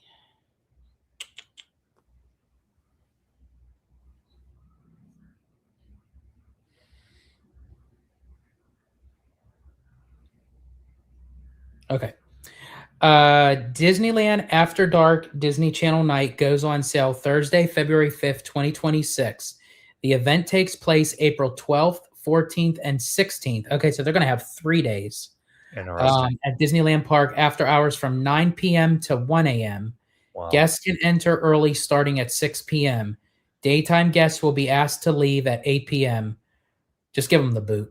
But you'll be able to remain in the park with the wristband and credential provided upon entry. These events are fun, lively, and have limited crowds. I don't know about that one. Yeah. Most rides will be open and entertainment is included, like character meet and greets. Penny Proud makes her debut this year, plus photo ops, dance shows, and more. Specialty snacks and themed items will also be available for purchase. A limited number of pre-sales will be available to Magic Key holders. However, all sales will be refilled, so it can't sell out in the pre-sale. Interesting. I like that. Yeah. And that's something, again, they should definitely look at incorporating for D23 tickets. Oh, and I think possibly Stitch is going to be back with his cousins. There you go, right here. Yep, there it is. And then we also have character meet and greets, Kim Impossible, Lilo and Stitch, DuckTales, Goof Troop, Tailspin, and more. Then we have High School Musical, Zombies Prep Rally. No Darkwing Duck. Yeah, not your luck, unfortunately. It's interesting they use David was in this picture. That's kind of cool. Oh, nice. Yeah, so entertainment. What does that say? Was that Descent Dance Rivers of America? Descendants. Descendants Rivers of America, Disney Channel Rocks, Camp Rock Sing Along. We rock, we rock. Oh Lord, here we go. It looks like they're gonna have some food items, exclusive eats. Looks pretty incredible. Let's see. They have though most rides will be open, some attractions and experiences may be unavailable, including Jungle Cruise, Roger Rabbit, Cartoon Spin, and Buzz Lightyear Astro Blaster, which is like, I don't know why that would be, but okay. Yeah, that's interesting. And then prices and sale dates. So April 12th, $169, April 14th, $159, also April 16th, $159. And anyone that's an Inspire key holder, pre-sales go on for Inspire key holders on February the 3rd. All Magic key holders pre-sale February the 4th.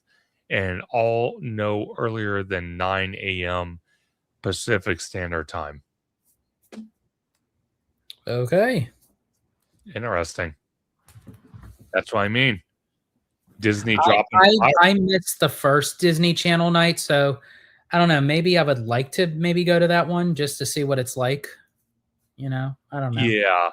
And then I don't think Thrillabee's been in this live stream tonight, but they chimed in. It says George. Yeah, there's Thrillabee, George with a G and Choo Choo.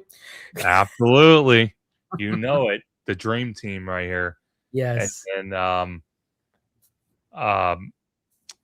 yes, even as Fighter 2000 says Buzz is weird one to close. Yeah, I don't know why. I don't even know why they would have any attraction closed if it's not under refurb. Yeah, I'm not. That's kind of stupid. Kind of weird. It's kind of dumb. But George, what's the next topic you want to hit? Yeah, so there was oh, here we go. This came from Animaniac 2122. If Disney buys the hotels in the corner, they could have a coaster start at DCA proper and extend to that area. Monsters Inc. suspended coaster? Possible. I mean, I don't know if they would do the Monsters Inc. suspended coaster, but I do like that idea of kind of like, and again, I think that's what Disney's plan for Disneyland Forward is going to be regardless. They're going to start slowly buying up businesses and residential areas little by little till eventually they have a monopoly in that area. I don't know. I just think that's the long-term goal for Disneyland Forward. So I honestly think the $60 billion, is it 60? Am I losing it? $60 billion they have to spend in 10 years? Okay. So that's why I said early on when I was showing the Google Map images about the third gate, like George was mentioning, they could buy up businesses. They can have the convention center if the Angels move their stadium to another location. They can move the convention center and all those businesses to that footprint, which would be close to OC Vibe and the Hana Center, and Disney could acquire that other plot of land next to Toy Story and really have a amazing, humongous third gate for the Disneyland Resort. There's endless possibilities they could do. Endless possibilities with $60 billion. Yeah, absolutely. And they can get creative with it too if they really wanted to. So let's see. I kind of condensed it down a little bit for like ones that we can. Okay, so we did talk about Coco. So really, I mean, I only have like a couple more here. Oh, perfect. Which actually that works because we're hitting like literally the 10-hour mark. So crazy, man. Easy to hit the double digit there. I love it.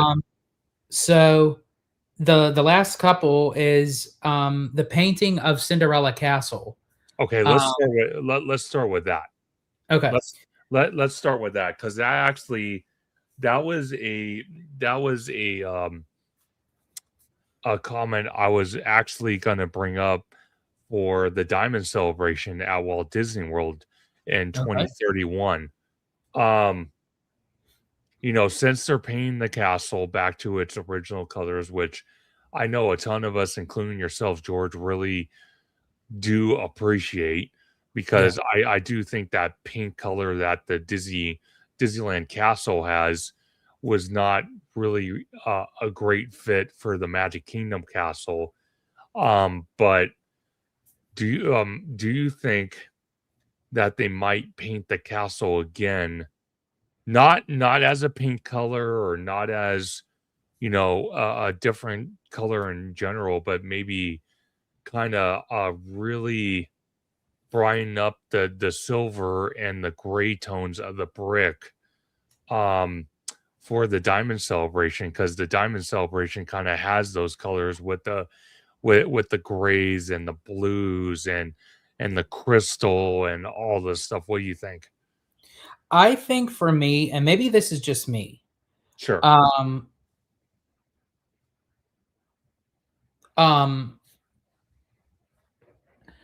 When they do celebrations and stuff for the parks, rather than paint things till they have to paint it back, sure, like I just say decorate it. Make it look nicely. Yeah, give it that shimmer, give her that glitter look, whatever you want to do it, because it's going to be temporary anyway. Just Yeah. like how they, and then remove it. Like, I don't know Yeah. why they go out of their way to like physically like paint things till then you have to like repaint. I gotta understand painting when you want to retouch, it fades in the sun. But yeah, I agree with you. I think like if they give it like a nice shimmer kind of look for like the 60th, like they did like with Disneyland, but give it the shimmer where it's temporary, where you're not actually like painting over the castle. No, and 100%, and you're not wrong on that. But I do. How can I put this? How can I put this very nicely so it doesn't sound mean or rude? I Honestly, it won't. I'm curious as to what it is, so you could just say it. Okay, so I actually do take a different approach. I think Okay. I think painting the castle was not a bad idea, but painting it pink to match Disneyland, that was the wrong paint scheme. I think they kind of chose a better color scheme to kind of tie in with the gold trim and the gold accents of the 50th celebration of Walt Disney World. I just don't think pink was the greatest choice they I don't could know have why used. they always go for pink. They always go for the Pepto-Bismol. I don't know why. Well, you know what? To be honest with you, and I know this is controversial as well, but I'd rather have like they did paint the castle pink with the gold Um, trim hold, instead. Oh, go ahead. sorry, hold your thought right there. I just want to say, folks, we literally just crossed the 10-hour mark for our live stream marathon. We're So still for going. everyone who is still with us at 10 hours, Crazy. thank you so much. And Big Samus, glad you're here. I haven't seen you in a while, but wanted to just say really quick, good point. Just add some gold, silver, or diamond decorations. Yeah, see, that's kind of where I'm at. Sure. But yeah, so anyway, conductor, continue. No, absolutely. So, we've seen different iterations of what the Magic Kingdom castle has looked like over the celebrations. And actually, to tell you the God honest truth, I don't think the castle being painted, as George calls it, the Pepto Bismol color of pink was necessarily the worst thing they've done to Cinderella's castle. I think the absolute worst thing they've done is make it look like a damn birthday cake. And that's exactly what they did for the 25th anniversary. That was They awful. literally turned it into a birthday cake with the Pepto-Bismol colors. Oh, And people who were having their Disney fairy tale weddings, they were so upset because when you get married in the Disney wedding pavilion yeah. and you're in the main altar, they have Yeah. a big bay window behind you, and it's literally angled that Cinderella Castle is in the backdrop. And people wanted to have that $1 million shot for their wedding photo, and they have a giant pink wedding cake. I mean, a giant pink birthday cake for their wedding. And it was just, now a lot of people did like it because it signified, hey, we got married for Disney World's 25th anniversary. But there was a lot of people that were very upset about that. No, But Giant Peter Adventure says, I really went to my college classes, took my sister to the dentist, had IHOP, ran a bunch of errands, went on a walk, went to go have ice cream, took a shower, and y'all are still alive. damn, that's a lot to do, Giant Peter's Adventure. That's amazing we've been on that long. And again, I from theme park conductor myself, I want to deeply appreciate everybody for being on this live stream off and on, or for the entire time. You guys are amazing to be sticking around with us for 10 hours now on a continuous live stream with no issues whatsoever has been absolutely incredible. I knew this was the one thing I've been wanting to check off on my recent list of my bucket list, and the best person to do that with is George the Disney Italiano from HaloGelato. Because I'll tell you what, George says it all the time. When we do lives together, it's at the very bare minimum 2 hours.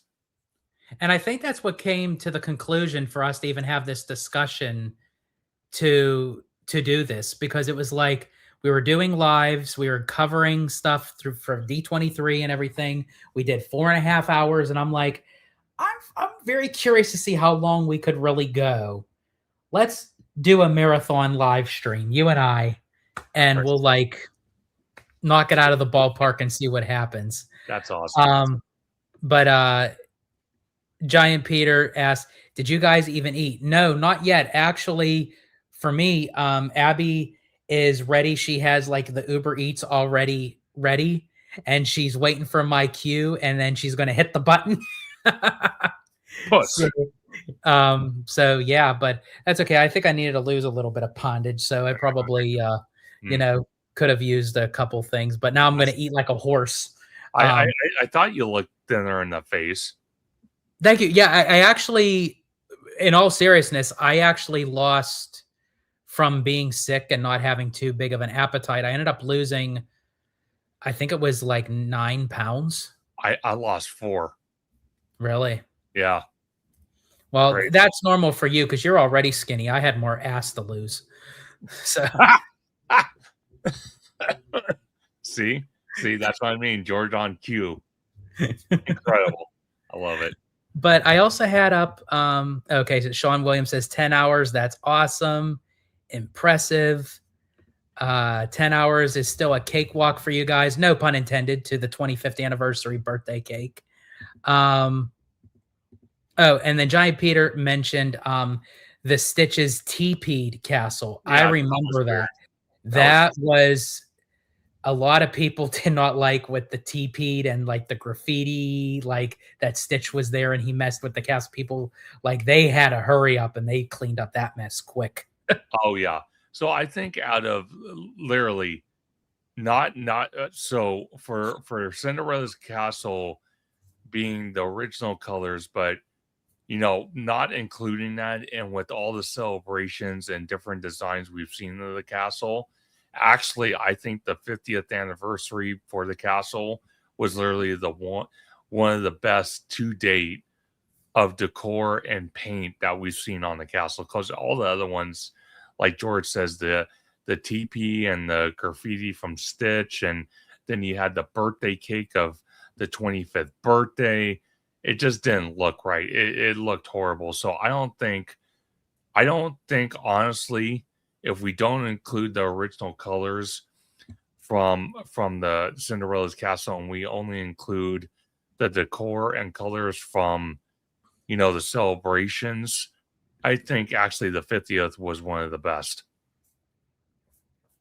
Yeah, I agree.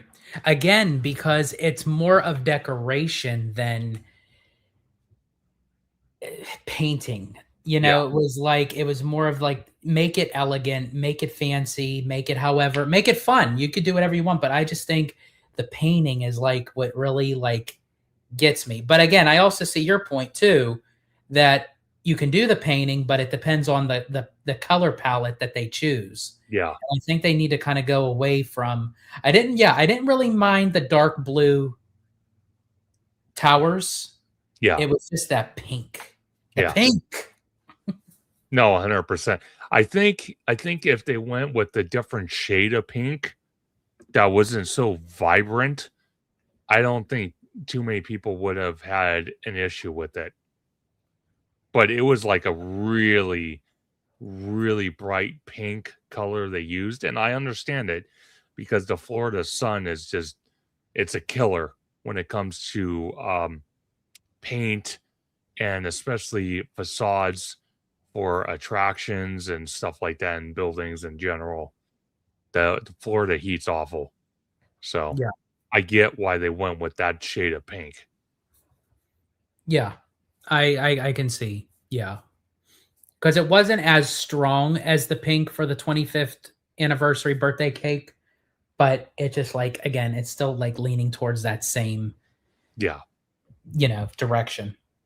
Okay, so what was the next thing you wanted to bring up? Okay, so actually, for me, the final topic, for me would actually be the Avengers Campus direction of like with Doomsday, coming out, it's going to be big. Marvel's even considering splitting up Secret Wars. That Interesting. depending on how well Doomsday does, which I think they already kind of know how Doomsday is going to go. I mean, people are already ramping up for this thing. Oh yeah. They're gonna turn Secret Wars into 2 parts. Oh, by far. They're gonna do it. It's more money. Yeah. Um, Makes sense. how can you see that moving in the direction with Avengers Campus? Because while this is all going on, and we're going to finally get X-Men back in the MCU, we have now the Fantastic Four, and now we're going to be battling King Thanos, But a lot of people have speculation that Thanos will be making an appearance somewhere in between Doomsday and Secret Wars. So, is there still relevance for Thanos? Okay, so when it comes part to Doomsday, I'm going to be honest with you, and then you have Secret Wars. I don't know by the time the e-ticket attraction actually opens. I don't know how relevant King Thanos is going to be at that point. So, because really quick, conductor, I actually have to ask you, and I think do you have tomorrow off? I do, thank God. Okay, cool. Okay, I would have felt freaking so bad. No, I do, thank God. But because King Thanos was actually introduced by Bob Chapek during D23 in 2022. So my whole thing is with Doomsday coming out, and obviously we have Robert Downey Jr. playing Doctor Doom. And then you have Infinity Defense, one of 2 attractions coming to the expansion of Avengers Campus. I wouldn't mind I wouldn't mind seeing a Doctor Doom element in Avengers Affinity Defense. Now do you think with Infinity Defense, because there was a lot of talk of doing like a black box attraction, do you think that would have been wise to do Infinity Defense as a black box attraction? Because essentially you can maneuver of how big and widespread the MCU is. You can add in Thanos, you could take out Thanos, you could add in Doctor Doom, you could take out Doctor Doom, you can add in Galactus, you could take out Galactus. Like whatever like the promotion is for whatever movie that you can kind of do a lot of different stuff with. Okay, so I'm going to be 100% honest with you here. You're not a fan of the black box? No. Well, no. I love the black box idea. I do. The one thing I would say to that, it would totally be beneficial and it would work perfectly if they didn't have Stark Flight Labs there. And that whole building took up the entire footprint for Infinity Defense. I would say 100% I'm on board. Because when you look at when you look at Tony Stark Flight Labs, I know what WDI Imagineering was trying to do is to actually incorporate a Tony Stark attraction, an Iron Man attraction. I honestly just don't think the Kuka arm was the best idea for that, especially sharing the same building as Infinity Defense. I think what they should have done, if they wanted to do Stark Flight Labs with the Kuka arm, they shouldn't have gave the whole building to Infinity Defense, which would fit your theory perfectly about swapping in and out, different characters of the MCU and X-Men and all that stuff. And then have the Kuka arm attraction, which would be a Iron Man attraction as a standalone attraction in this area that would not be connected to the Infinity Defense building, but would be kind of like a kiddie ride, but still be an Iron Man attraction that would still cater to also adults if they want to ride it. But it would be a much smaller scale footprint, kind of like they could take a concept art of, or a concept idea of Knott's Berry Farm and Camp Snoopy and use one of those type of attractions, but with the Kuka arm and a little bit bigger than what one of those attractions would be at Camp Snoopy, and have it Iron Man and leave the entire building for Infinity Defense and really give us the full scale e-ticket attraction that we wanted. Because when you think about it, they just recently mentioned that they're also going to have another quick service, possibly quick service / dining location in this expansion area. And I kind of thought in my mind, I said, well, if you have room to do that, then why didn't you just put a way smaller scale version of the Kuka arm attraction in that footprint instead and give the whole building to Infinity Defense and really truly make it an e-ticket attraction? Because when you look at the construction nowadays, like if you walk in Avengers Campus and you look at the construction of both Infinity Defense and Stark Flight Labs, I'm sorry, I'm going to be brutally honest here. The truss system that they're using for the roof aspect of Stark Flight Labs literally looks like they called Cedar Fair and Six Flags and asked them, hey, where do you guys get the trellis system for your park entrance to Six Flags? We want to know the vendor and we want to incorporate that into Stark Flight Labs because it looks god awful, it looks horrendous. So Yeah, I think Stark Flight Lab will be cool at first because it's like the brand new shiny thing, brand new toy to play with. But I don't know how long in the tooth that attraction is going to hold up. I don't think very long. I don't think so either, because essentially it was a fast, quick decision because they had the Kuka arms that was supposed to be for Infinity Defense, and now they went a different direction, and now they bought all these things, and they're like, well, we got to do something with them. Oh yeah, we'll just make we don't even have to cover them. We don't even have to, we'll just pretend like, oh, it's made out of, from Stark Industries, we could just have them ride it, around. And it was like, okay, there wasn't really too much creativity added there. No. But Cody Anderson, welcome in, by the way, says, I think they need a Marvel coaster next, maybe with X-Men. That would be dope. Absolutely. I think, honestly, they were planning on actually having like a speeder bike roller coaster that was supposed to be either based off of Captain America or the Winter Soldier. And again, that was supposed to go over in the Hollywoodland area when they attempted the Eastern Gateway the first time. So really, Avengers should be where Hollywoodland is right now. Now, that also comes to my other question. And before I do, I have to say, doing X-Men, downright, I would do it.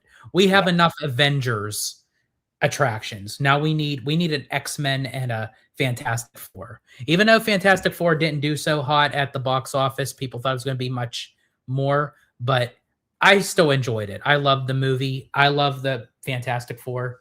I still stick to it. But kind of coming full circle to what we talked about earlier, Avengers Campus is kind of boxed in because it then replaced a Bugs Land. Yes. So when you put Pandora over in Hollywoodland, that's it. That's it. It's done. You cannot do nothing, no more with Avengers or Marvel. Take Avengers out of it. I scratch that. Take Avengers out. You can't do anything more with the MCU. Yes.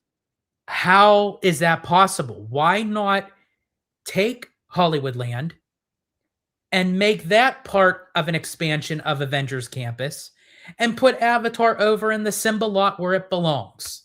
Absolutely. Here's another theory. It's funny you mentioned that. Because Avengers was supposed to go there. exactly. It's funny you mentioned that though, because remember I was talking on early in the live stream, and I said, well, you know that I love how George is leaning his arm on Yeah, nothing. that's fine because there's a chair right here, and I didn't realize it because I have like the green screen. And Yeah, yeah, it does. It looks like I'm just like I just have my arm in the air. jeez.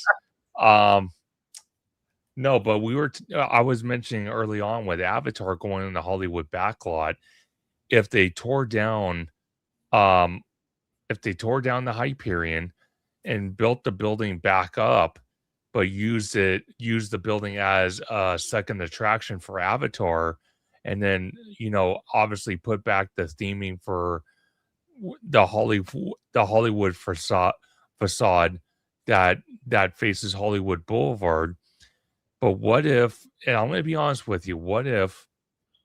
Because if you think about it, where the old Fast Pass area is, that's behind construction walls, that's going to obviously be converted to a sit down area, where Guardians of the Galaxy is and whatnot. But the buildings behind that, which is, facades, and also, what's that one building that we walk into and there's like multiple experiences on Hollywood Boulevard? What is it called? The you mean the animation building? The animation building, which takes up a massive, massive, massive footprint. Um, what if they literally tore those buildings out? I Stay with me because I know it's going to get wild and weird. They tore those buildings out, but they kept the facades and they rebuilt the buildings. But again, instead of the animation building and all that stuff, they kept the facades to keep up with the Hollywood Boulevard. But the building actually that supports the facade would be more attractions for Avengers Campus. And what if we had, to kind of tie in the X-Men, that literally just came out with Deadpool and Wolverine? We have a Deadpool and Wolverine attraction. That'd be dope. And they utilized Deadpool during like the holidays for story time with Deadpool. I do love that idea. That's very creative. There's just one problem, Sure. and if anyone can correct me in the chat if I am wrong, I think those buildings that you're referring to, Avengers Campus shares those buildings on the opposite side. I think Pimteskishin might. Is that the only one? I think that I think literally that's the only one they would have access to, because if you go more towards Cathay Circle and that restaurant, obviously you can't touch that. So the only area of those buildings you can touch is literally where the animation courtyard or the animation building is, and everything headed towards the Hyperion. Okay, which no, I was is still a gonna ask massive you, so footprint. what would you do with the Hyperion? I think the Hyperion is going to be on the chopping block one way or the other. Well, But does that go for Pandora or does that go for Marvel? I think, okay, I think personally, I could go either way with this, but I'm more favored for it to go to Avatar, like I stated. Tear down the Hyperion because it would cost too much to gut the damn thing. Tear down the Hyperion, rebuild it back up to the size it was, put back the Hollywood facade decor that faces Hollywood Boulevard as of today, and put the second Avatar attraction, which Disney can't even confirm there is going to be a second attraction. So personally, for me, that's where I would put the second attraction for Avatar. And then to answer Giant Peter Adventures question, Pim Test Kitchen does not. It just butts up right to those restaurants. Then that's even more perfect, because then you don't have to worry about Pim Test Kitchen as much, and you can tear out those buildings for the animation building, possibly. Maybe not the Disney Junior thing, because obviously you want to keep it for kids, Right. but the animation building and everything headed towards towards the Hyperion building. Okay, you so can he tear said he out. meant the animation building, so maybe not PIMS. Okay, So so maybe the it is connected to PIMS, but it's not the animation building. Okay, so the animation building, as memory serves me correct, it actually takes up a massive footprint.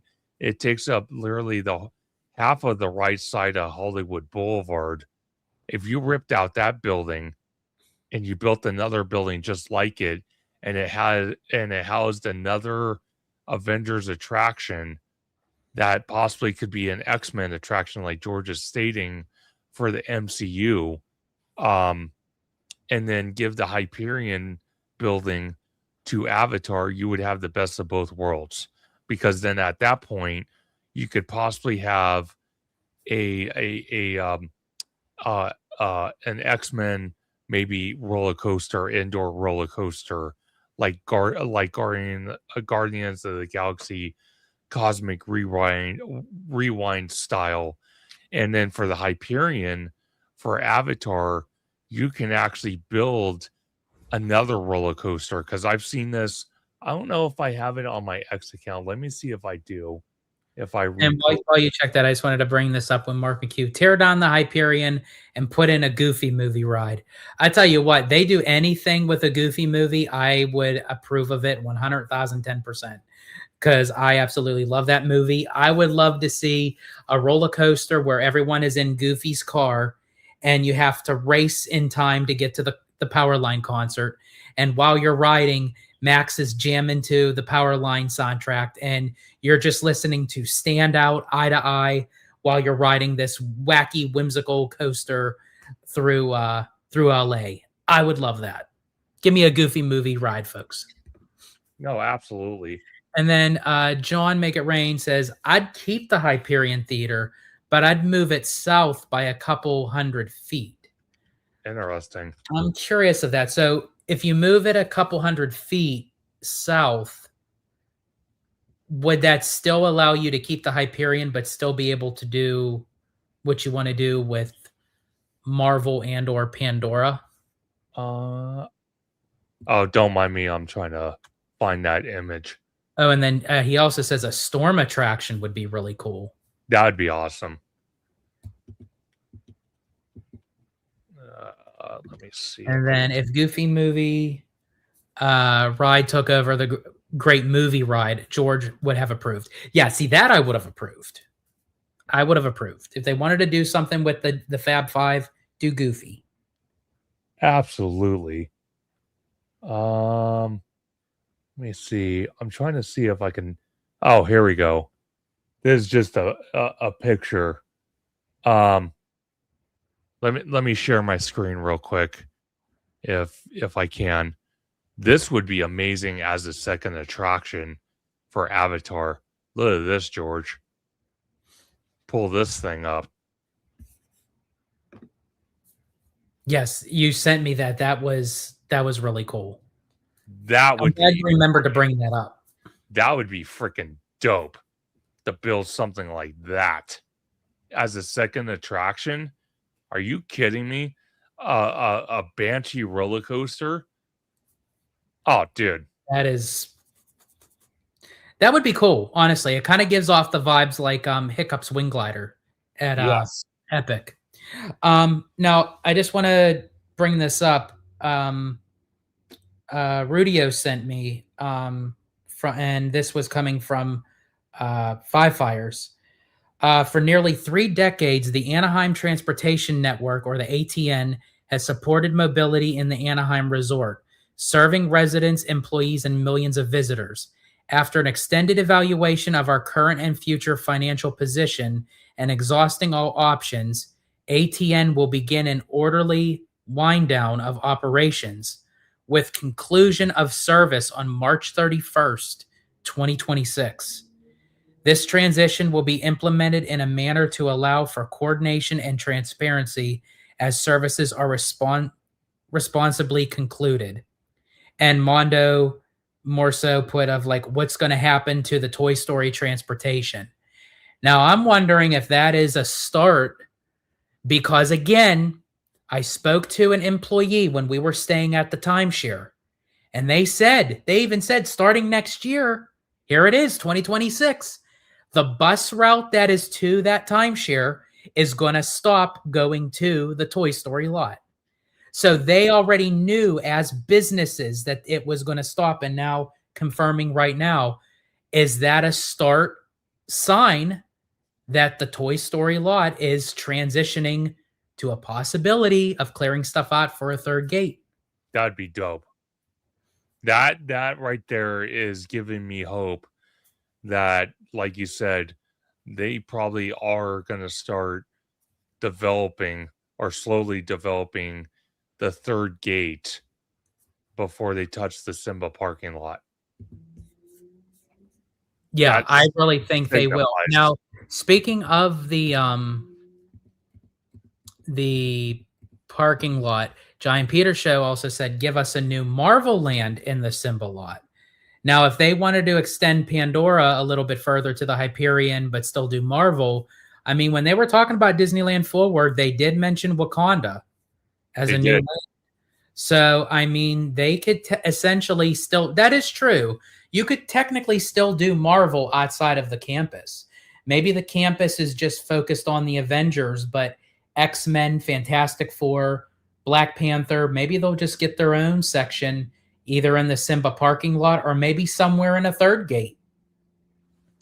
More than possible. More than possible. I'm open to anything at this point. So I'm not opposed to that idea by far. Yeah, see, and Abby confirmed, see, yeah, they told us that in August. That was during my birthday. Yeah. So again, the businesses surrounding the area already knew this. Absolutely. And then again, Hen Geek Village asks, what is the 100th? I think he's mentioning for Disneyland. Oh, What- yeah, and John Mega Rain confirms 100th anniversary of Disneyland. I think there was also a show called The 100. Oh, the 100th anniversary of the Walt Disney Company. I'm Or- assuming, yeah, I think.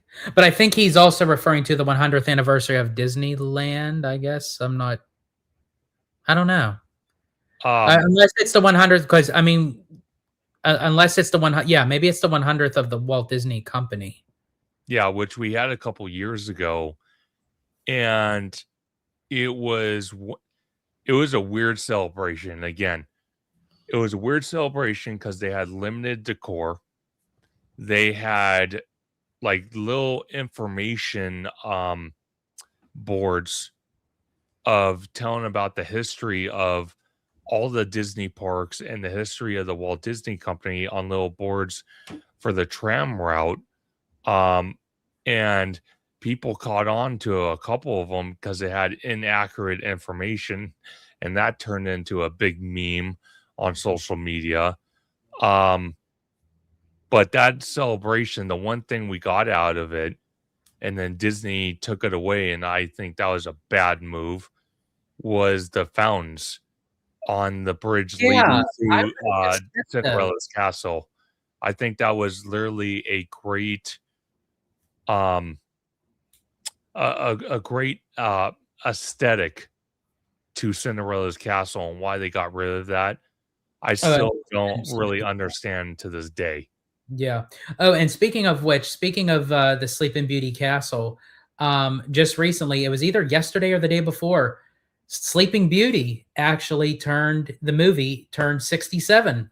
Oh, So wow. it just celebrated its 67th anniversary. Oh my gosh, crazy. So, John, make it rain. Well, I wish you guys a great night, and I hope you guys do a short stream tomorrow. Right. Thank you for this crazy long live stream. We appreciate the effort. John, thank you so much. Literally, you were with us. Literally, I know you stepped away, but it really didn't seem like you were gone that long. And you were with us basically 8 hours. Literally the entire live. Like you were here, you were present. So that's crazy. As much as like we already knew what to expect, that we were going to do this for the long haul, but you guys being the viewers and the listeners, that it means a lot to us that you literally it means a lot to us when you guys stick it out with us when we do an hour and a half live stream. Yeah. Let alone we did 10 and a half hours and you guys stuck it out with us. That is like, it's really a loss for words, to be honest with you. And I really don't usually have a loss of words. No. But I guess we just say we just appreciate you guys. Absolutely. And I think we have a little bit more information. George, I don't know if you want to push it since we're so close already to the 11th hour mark. I was just going to say, like, we are so close. If we can at least that we went this far, if we could hit the 11th hour, I'd be satisfied if we could just hit the 11th hour. Let's do it. So Big Samus says, may we get an announcement at D23?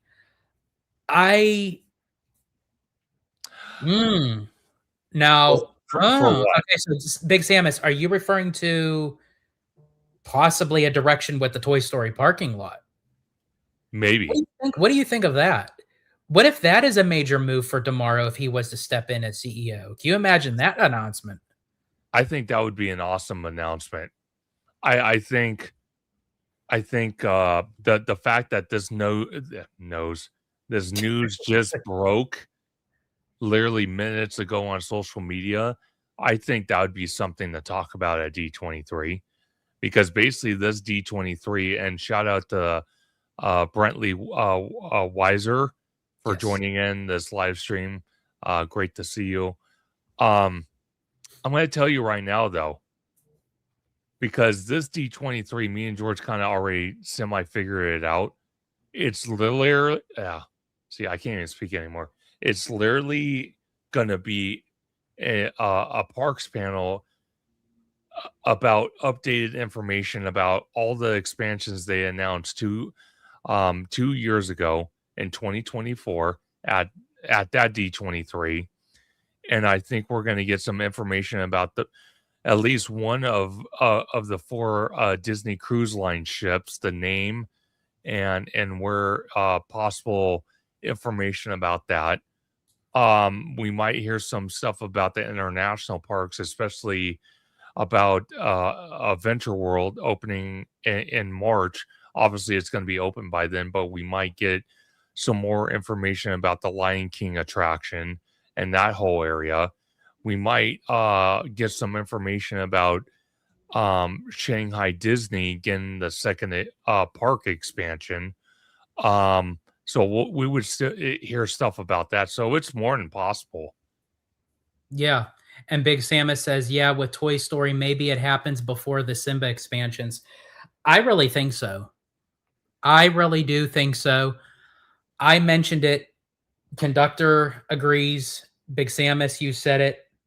Anyone in the chat, give me. Oh, man. I know. It's like you're getting those. No, I'm good. I'm good. It's just... everyone, if you guys could give me a thumbs up if you agree with us that there's a possibility that the third gate into Toy Story Land might happen before more future expansion of DCA over at the Simba lot. Put in the comments. Put a thumbs up if you agree with that. Yeah, no, 100%.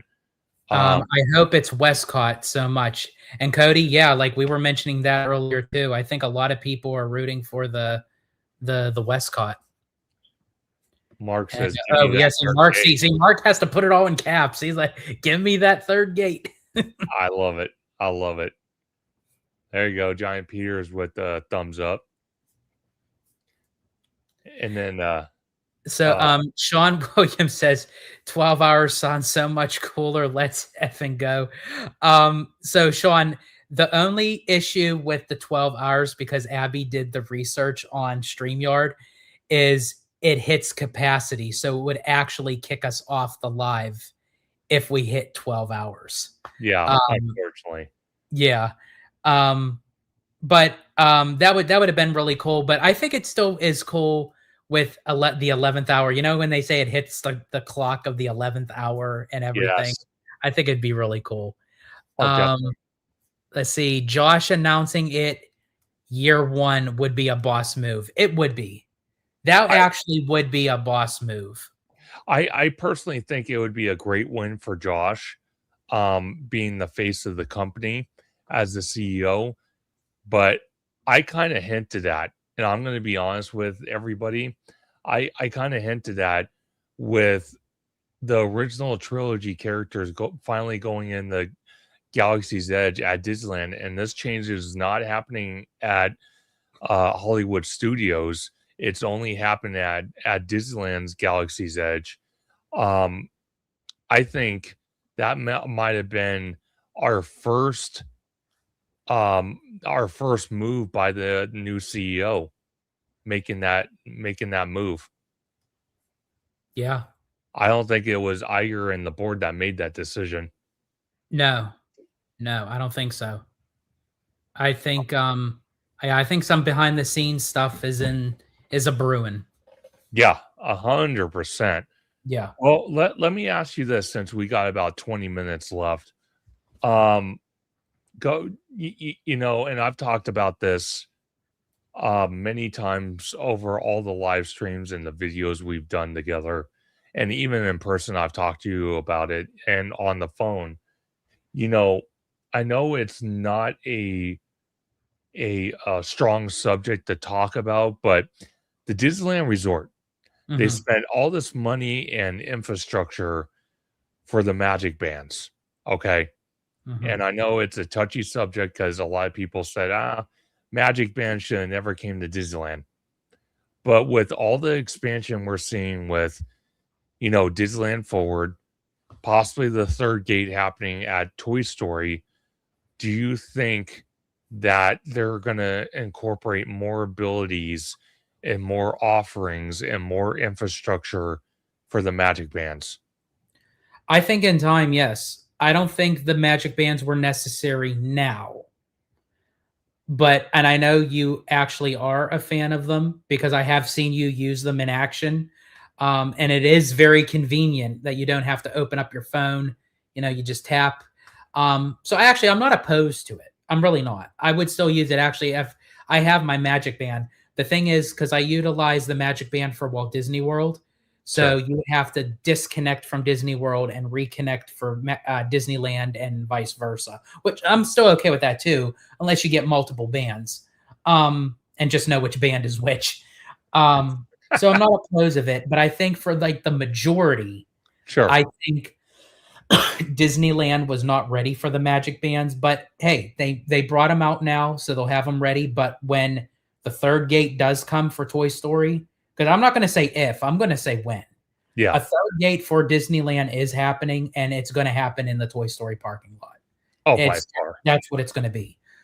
When that does come and they do expansions of Disneyland and DCA more than what they're doing now, then yeah, it's going to be a bigger, full-fledged resort. It's going to bring more capital. It's going to bring more revenue. It's going to bring more tourists, more travelers, more families. That's why Disney is leaning more towards the day tickets rather than the Magic Key California residents, which they still appreciate them, but they're aiming for that. I think that's their long-term goal with Disneyland Forward as well. And yeah, I could see a lot more magic bands selling because that's what tourists do. When you go down to Walt Disney World, I've done it. I've done it multiple times. I've gone down to Walt Disney World and I go into the gift shop and I'm like, okay, let's see what kind of magic bands they have because I use it for Walt Disney World. That is the long-term goal I think they're going to want for Disneyland. And I honestly think that's going to happen. I think, you know, because I've asked Orange Grove 55 this question. I've asked Capture the Magic this question. Even Mr. Webba this question because he actually works at Disneyland as maintenance in the backstage areas. And you know, I've asked one of these gentlemen this exact same question, and Orange Grove and Capture the Magic don't think they will further expand the technology for the magic bands. From what I understand from both gentlemen at the Disneyland Resort, Mr. Webber was open to the idea, I'm 100% open to the idea. You I think already, they will. If they're going to make more hotels, yes. I think, and more parks and more, I think, I don't know, like, why wouldn't they do more with the magic bands? I think that would give them all the more excuse to do with the magic bands. Well, see, it's very interesting, George, because like I was mentioning, you already have the infrastructure there. You already paid the money to have the infrastructure built into the park. And And it cost it $1 billion for that tech. yeah, so you're going to tell me you're going to take a loss on that? No, you expand on it. You develop it more. You already spent the money as well making all these magic bands and different designs and all that. You're going to tell me that you're going to just throw away that idea like you guys threw away the idea of the Galactic Star Cruiser, even though the biggest downfall for that hotel was you guys and your pricing aspect of a 2-day experience? No. Yeah. Well, It's they just did take a hit with the Star Cruiser, but they did get their money back because they left it for a tax write-off, in a sense. So they basically broke even with it, I guess you could say. they did, but again, I think it wouldn't have been a way better I think experience. it's a major loss for us. Oh, a humongous loss. I think the biggest downfall of the Galactic Star Cruiser, quite honestly, was the price point.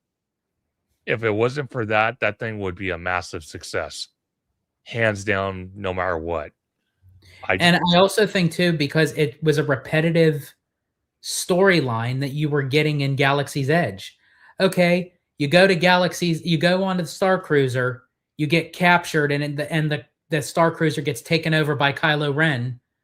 Okay, now the Star Cruisers is going to park in Galaxy's Edge. Go and enjoy your day. Oh, you ride Rise of the Resistance. Oh, we're captured by Kylo Ren again here on Batuu. It's like it's the same thing. It's like, give us a different storyline with it. And again, I think the inside of it, I think they could have done a lot more better with the interior of it as well. They could have. But if they had to work around issues like they're doing with Galaxy's Edge now here at Disneyland with incorporating the original trilogy characters and working with what they got, I don't think they necessarily couldn't have incorporated different storylines with different characters and different villains like a Darth Vader or a Palpatine or something like that. And the Galactic Star Cruiser, like I said, I think the biggest downfall for the Galactic Star Cruiser was Disney pricing people out because it was way too expensive for a limited experience. Yeah. Yeah, absolutely. And Cody Anderson says, don't you think the Galactic Cruiser should have been a traveling cruise ship? See, I think if they would have done that, that would have been awesome. And they would have done a Disney cruise ship that was designed to look like a Star Wars intergalactic Star Cruiser. Oh, dude. Oh, come on. Like, awesome. You kidding me? No, they shove us in the back of these freaking windowless vans and they drive us to this facility that makes it look like a damn starship. And like when they put us in these bunkers, like we're in freaking prison, like it's true though. It's honestly true. When they showed pictures, I'm not even kidding. When they took us to the backstage area where you could see the Spire lollipops. Yeah, exactly. And what's funny is these kind of like box trucks that they shoved you into, and not to get weird, but it almost felt like you're getting captured by the cartel. Yeah. And then you get rescued and then you get thrown into prison. Oh my God. Oh, I'm losing my mind now. Like it was like, and Giant Peter Adventures is asking, what was your guys' favorite hour? Of what, this live stream? Of the live stream. Honestly, I mean, call me crazy, but like, I think just the whole entire live stream. Absolutely. It was perfect. Honestly, it went without a hitch. No technical issues. There None. was not a dull moment. We had great conversations. Everyone, joined in. I have to say, for me, it was all 11 hours. Oh, same here. Okay. Same here. Remy, Remy What D. the hell? Goes, holy crap, just came back from a movie and you're still here. Oh my God. Yep. We're still here for another 12 minutes. We're here for another 12 minutes, Remy D. We're going to hit the 11th hour and we're calling it. Damn. Wow. We should do this. We should do this every month or more often. Well, so that's a little challenging. Yeah. So Big Samus, what we're going to end up doing is we actually mentioned this earlier on. We're going to make this an annual thing. So Conductor and I will do these live marathon at the beginning of each year, because that way we're starting off the new year or around the new year, because it's still the month of January, and basically kind of like kick off with all the news that's going to be coming out throughout the year, all the projects. I think that's very fitting to do at the beginning of the new year. I think absolutely. So I want to address Giant Peter Venture's comment. We need Conductor's thought on, what is that, Cat's Eye? What the hell is that? Cat's Eye. The girl group that sings the song Gabriella. Oh, the all-female girl group? Yeah. I'm gonna have to brush up on that, but just telling me right now it's an all-female musical group. You already have me hooked right there. It's actually, Gabriella is my favorite song of theirs. So, okay. Yeah. I'll have to so George, I just saw a photo of Cat's Eye at the Grammys party. Oh my God. Well, based off of Peter saying, oh my God, I'm for sure that it's, oh my God. Of course. 100%. Oh my gosh. But I know. I know that just kind of like came out. I just realized, a female girl group. It's basically one and the same. Folks, you're going to have to, we've been doing this for 11 hours. We're getting rusty. We're getting off the rails, literally. We're derailing at this point. Wouldn't they be female then? Yeah, it's the same thing. It's either a female group or a girl group, but we had to add in both. It's a female girl group. I don't know what the hell I'm saying. I did it too. I did it. All I could say is I'm in. So that's all that matters. I'm in. I love it. Big Sam says, haha, Peter, we can all help sub for them. Oh God. Oh Lord. Oh God. And as Peter says, hands off, Gabriella. Gabriella, hands off, Gabriella. See, here we go. The last 10 minutes are going to get wild around here. God. Oh my God. Well, being that it is the last 10 minutes, if anybody has any last minute questions, please feel free, throw them in the comments. We'll try to do it kind of rapid fire. That we'll try to answer as many questions as we can as we hit the 11th hour. Yes, but while we wait for these questions, I am going to say, everybody in the chat, imagine George, because we talked about it, George wearing a kimono. Just keep that in mind. Oh, see, I really, honestly, what I'm telling you right now, as I said, I will get the thick white socks that go past the ankle, and I will literally put on those wooden sandals where it goes in between my toes. Oh Lord! I will literally put on the kimono where, God. I don't know. What do you think? Maybe a red one. Maybe I think a red would do with like the golden writing on it and everything. Oh my God!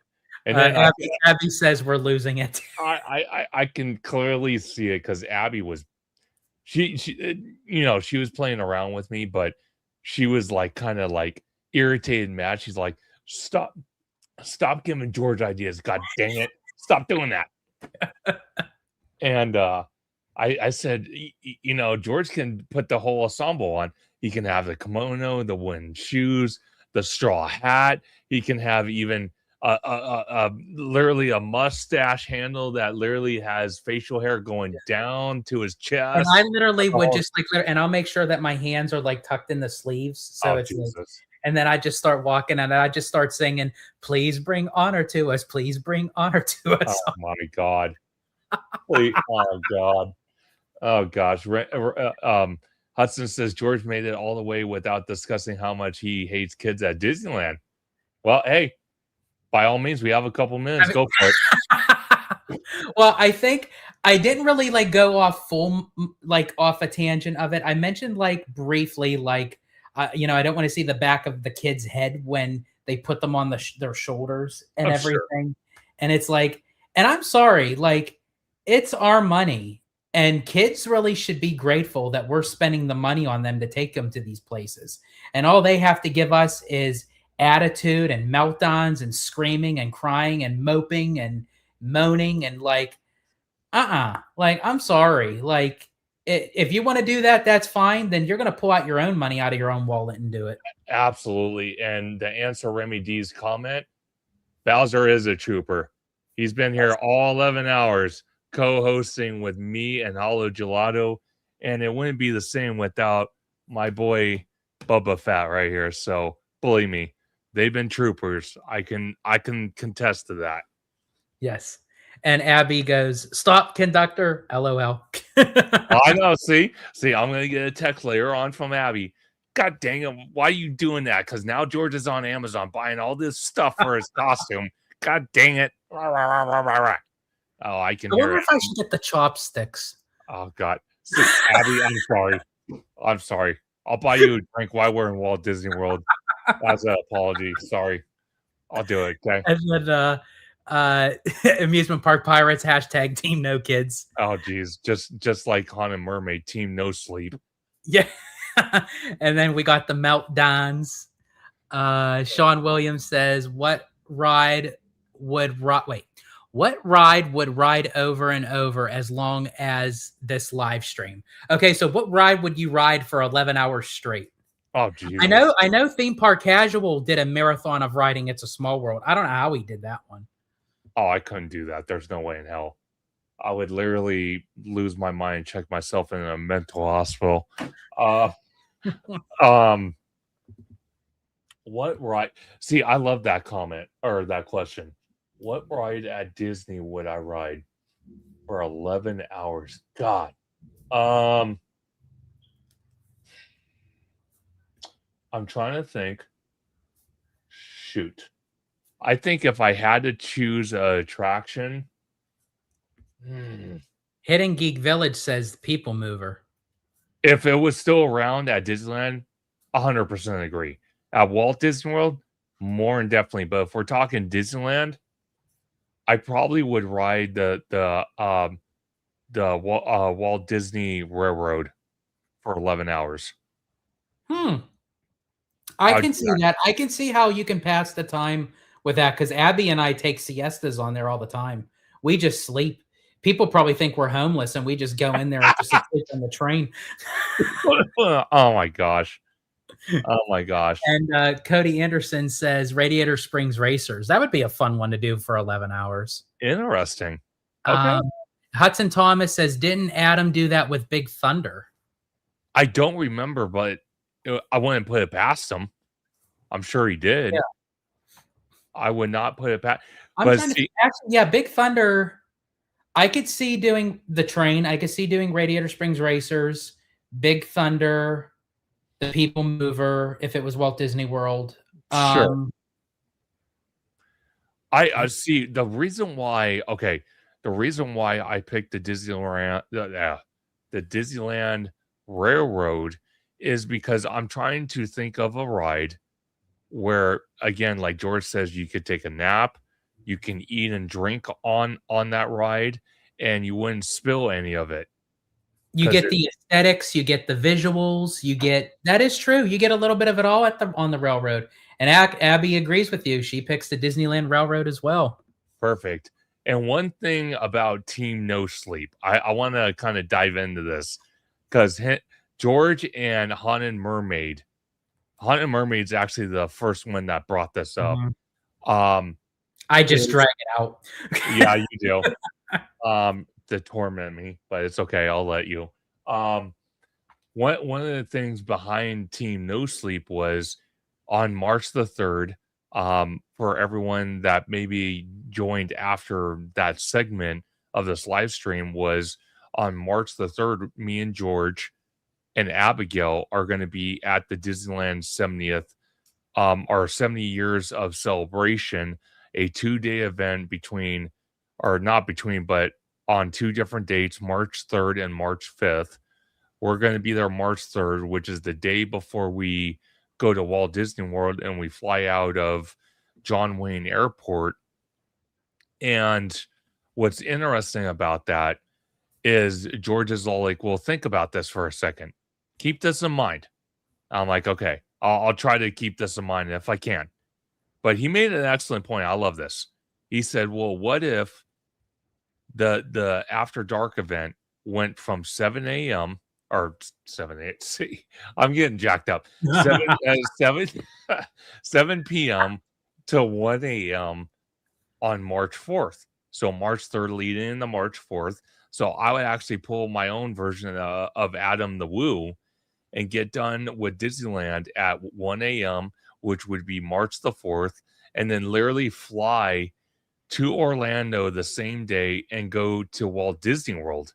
You would officially be in both Disney resorts in one day. Yeah. But George pushed the step further. He's like, you know, the reason why I had you, because for our seating for the flight, Abby wants to, I'm guessing, I don't know exactly, but I think Abby's going to be the window seat. George is going to be the middle seat. I'm going to be the aisle seat. Okay. And George is like, really quick. Boom. We just hit it. We hit the 11th hour. Yes, we hit the 11th hour. Congratulations, everybody. Congratulations, George. Yes, congratulations to you. So sorry, but go ahead, finish your story. Oh no, no worries. And George has almost insisted and promised that he's not going to let me sleep for all 6-7 hours we're flying to Orlando. So it's really Team No Sleep. Yeah, basically. It really is. I think I'll probably start off by singing the song. Okay. I know a song that gets on everybody's nerves, and it'll take a quick half a second to get that on my nerves.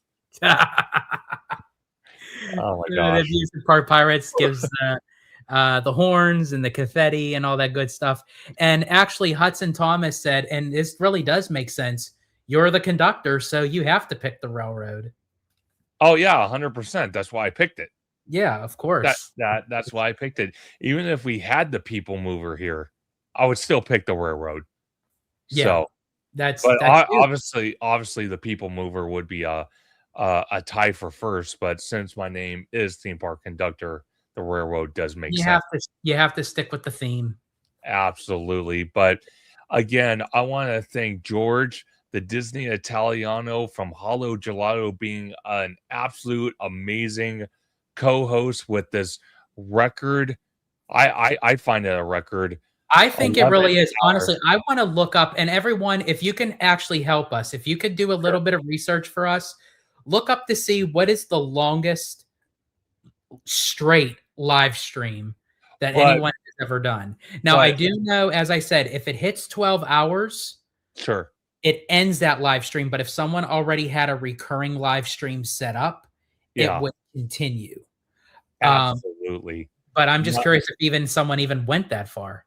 Absolutely.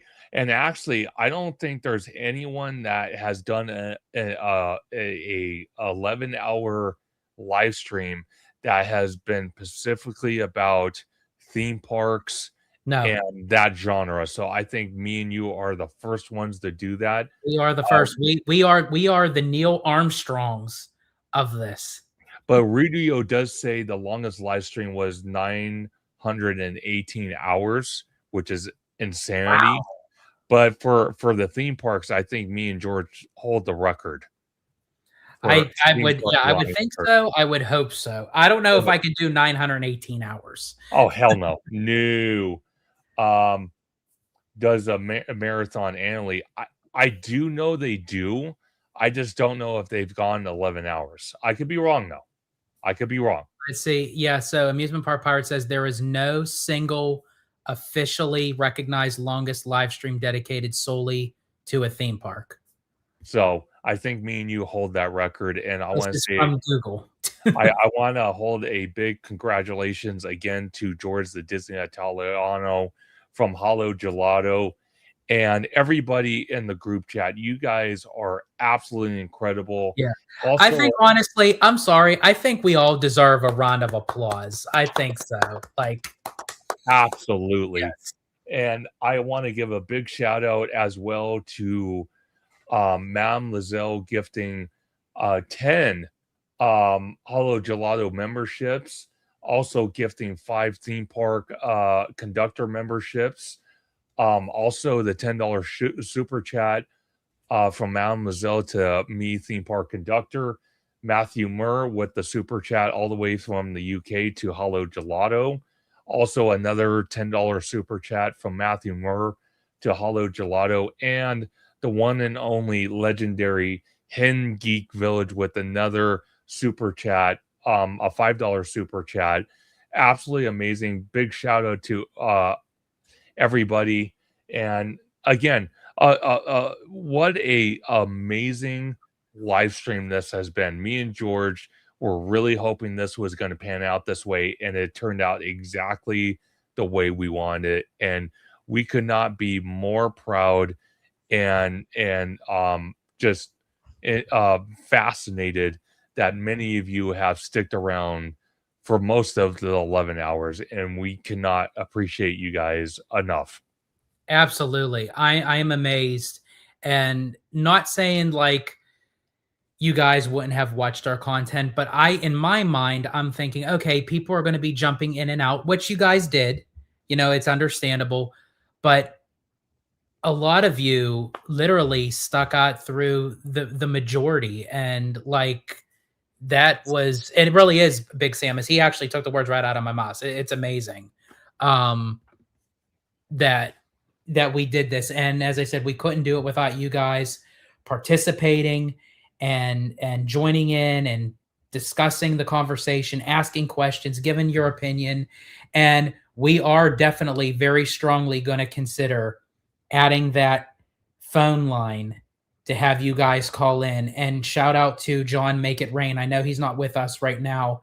He had to leave, but shout out to him for bringing up the conversation of it, because that is a very good idea. And I'm definitely going to consider it for sure, especially when we do these long live streams. Absolutely. And George, I think we should test it out. Yes. Before we go to the fly to Orlando, because one of the things I have been pretty consistent on letting people know that watch Conductor Sunday live stream, even when I've been on your live stream, you've been on my live stream, is that the fact that I'm going to be doing a lot of live streams, not just in the parks, but also from the hotel rooms, or from our hotel room, talking about my experience, Tommy's experience, George's experience, of each park we do per day or every other day. Because George does, again, shout out to George for planning this out. We are gonna do kind of a different style technique while we're out there for 2 weeks.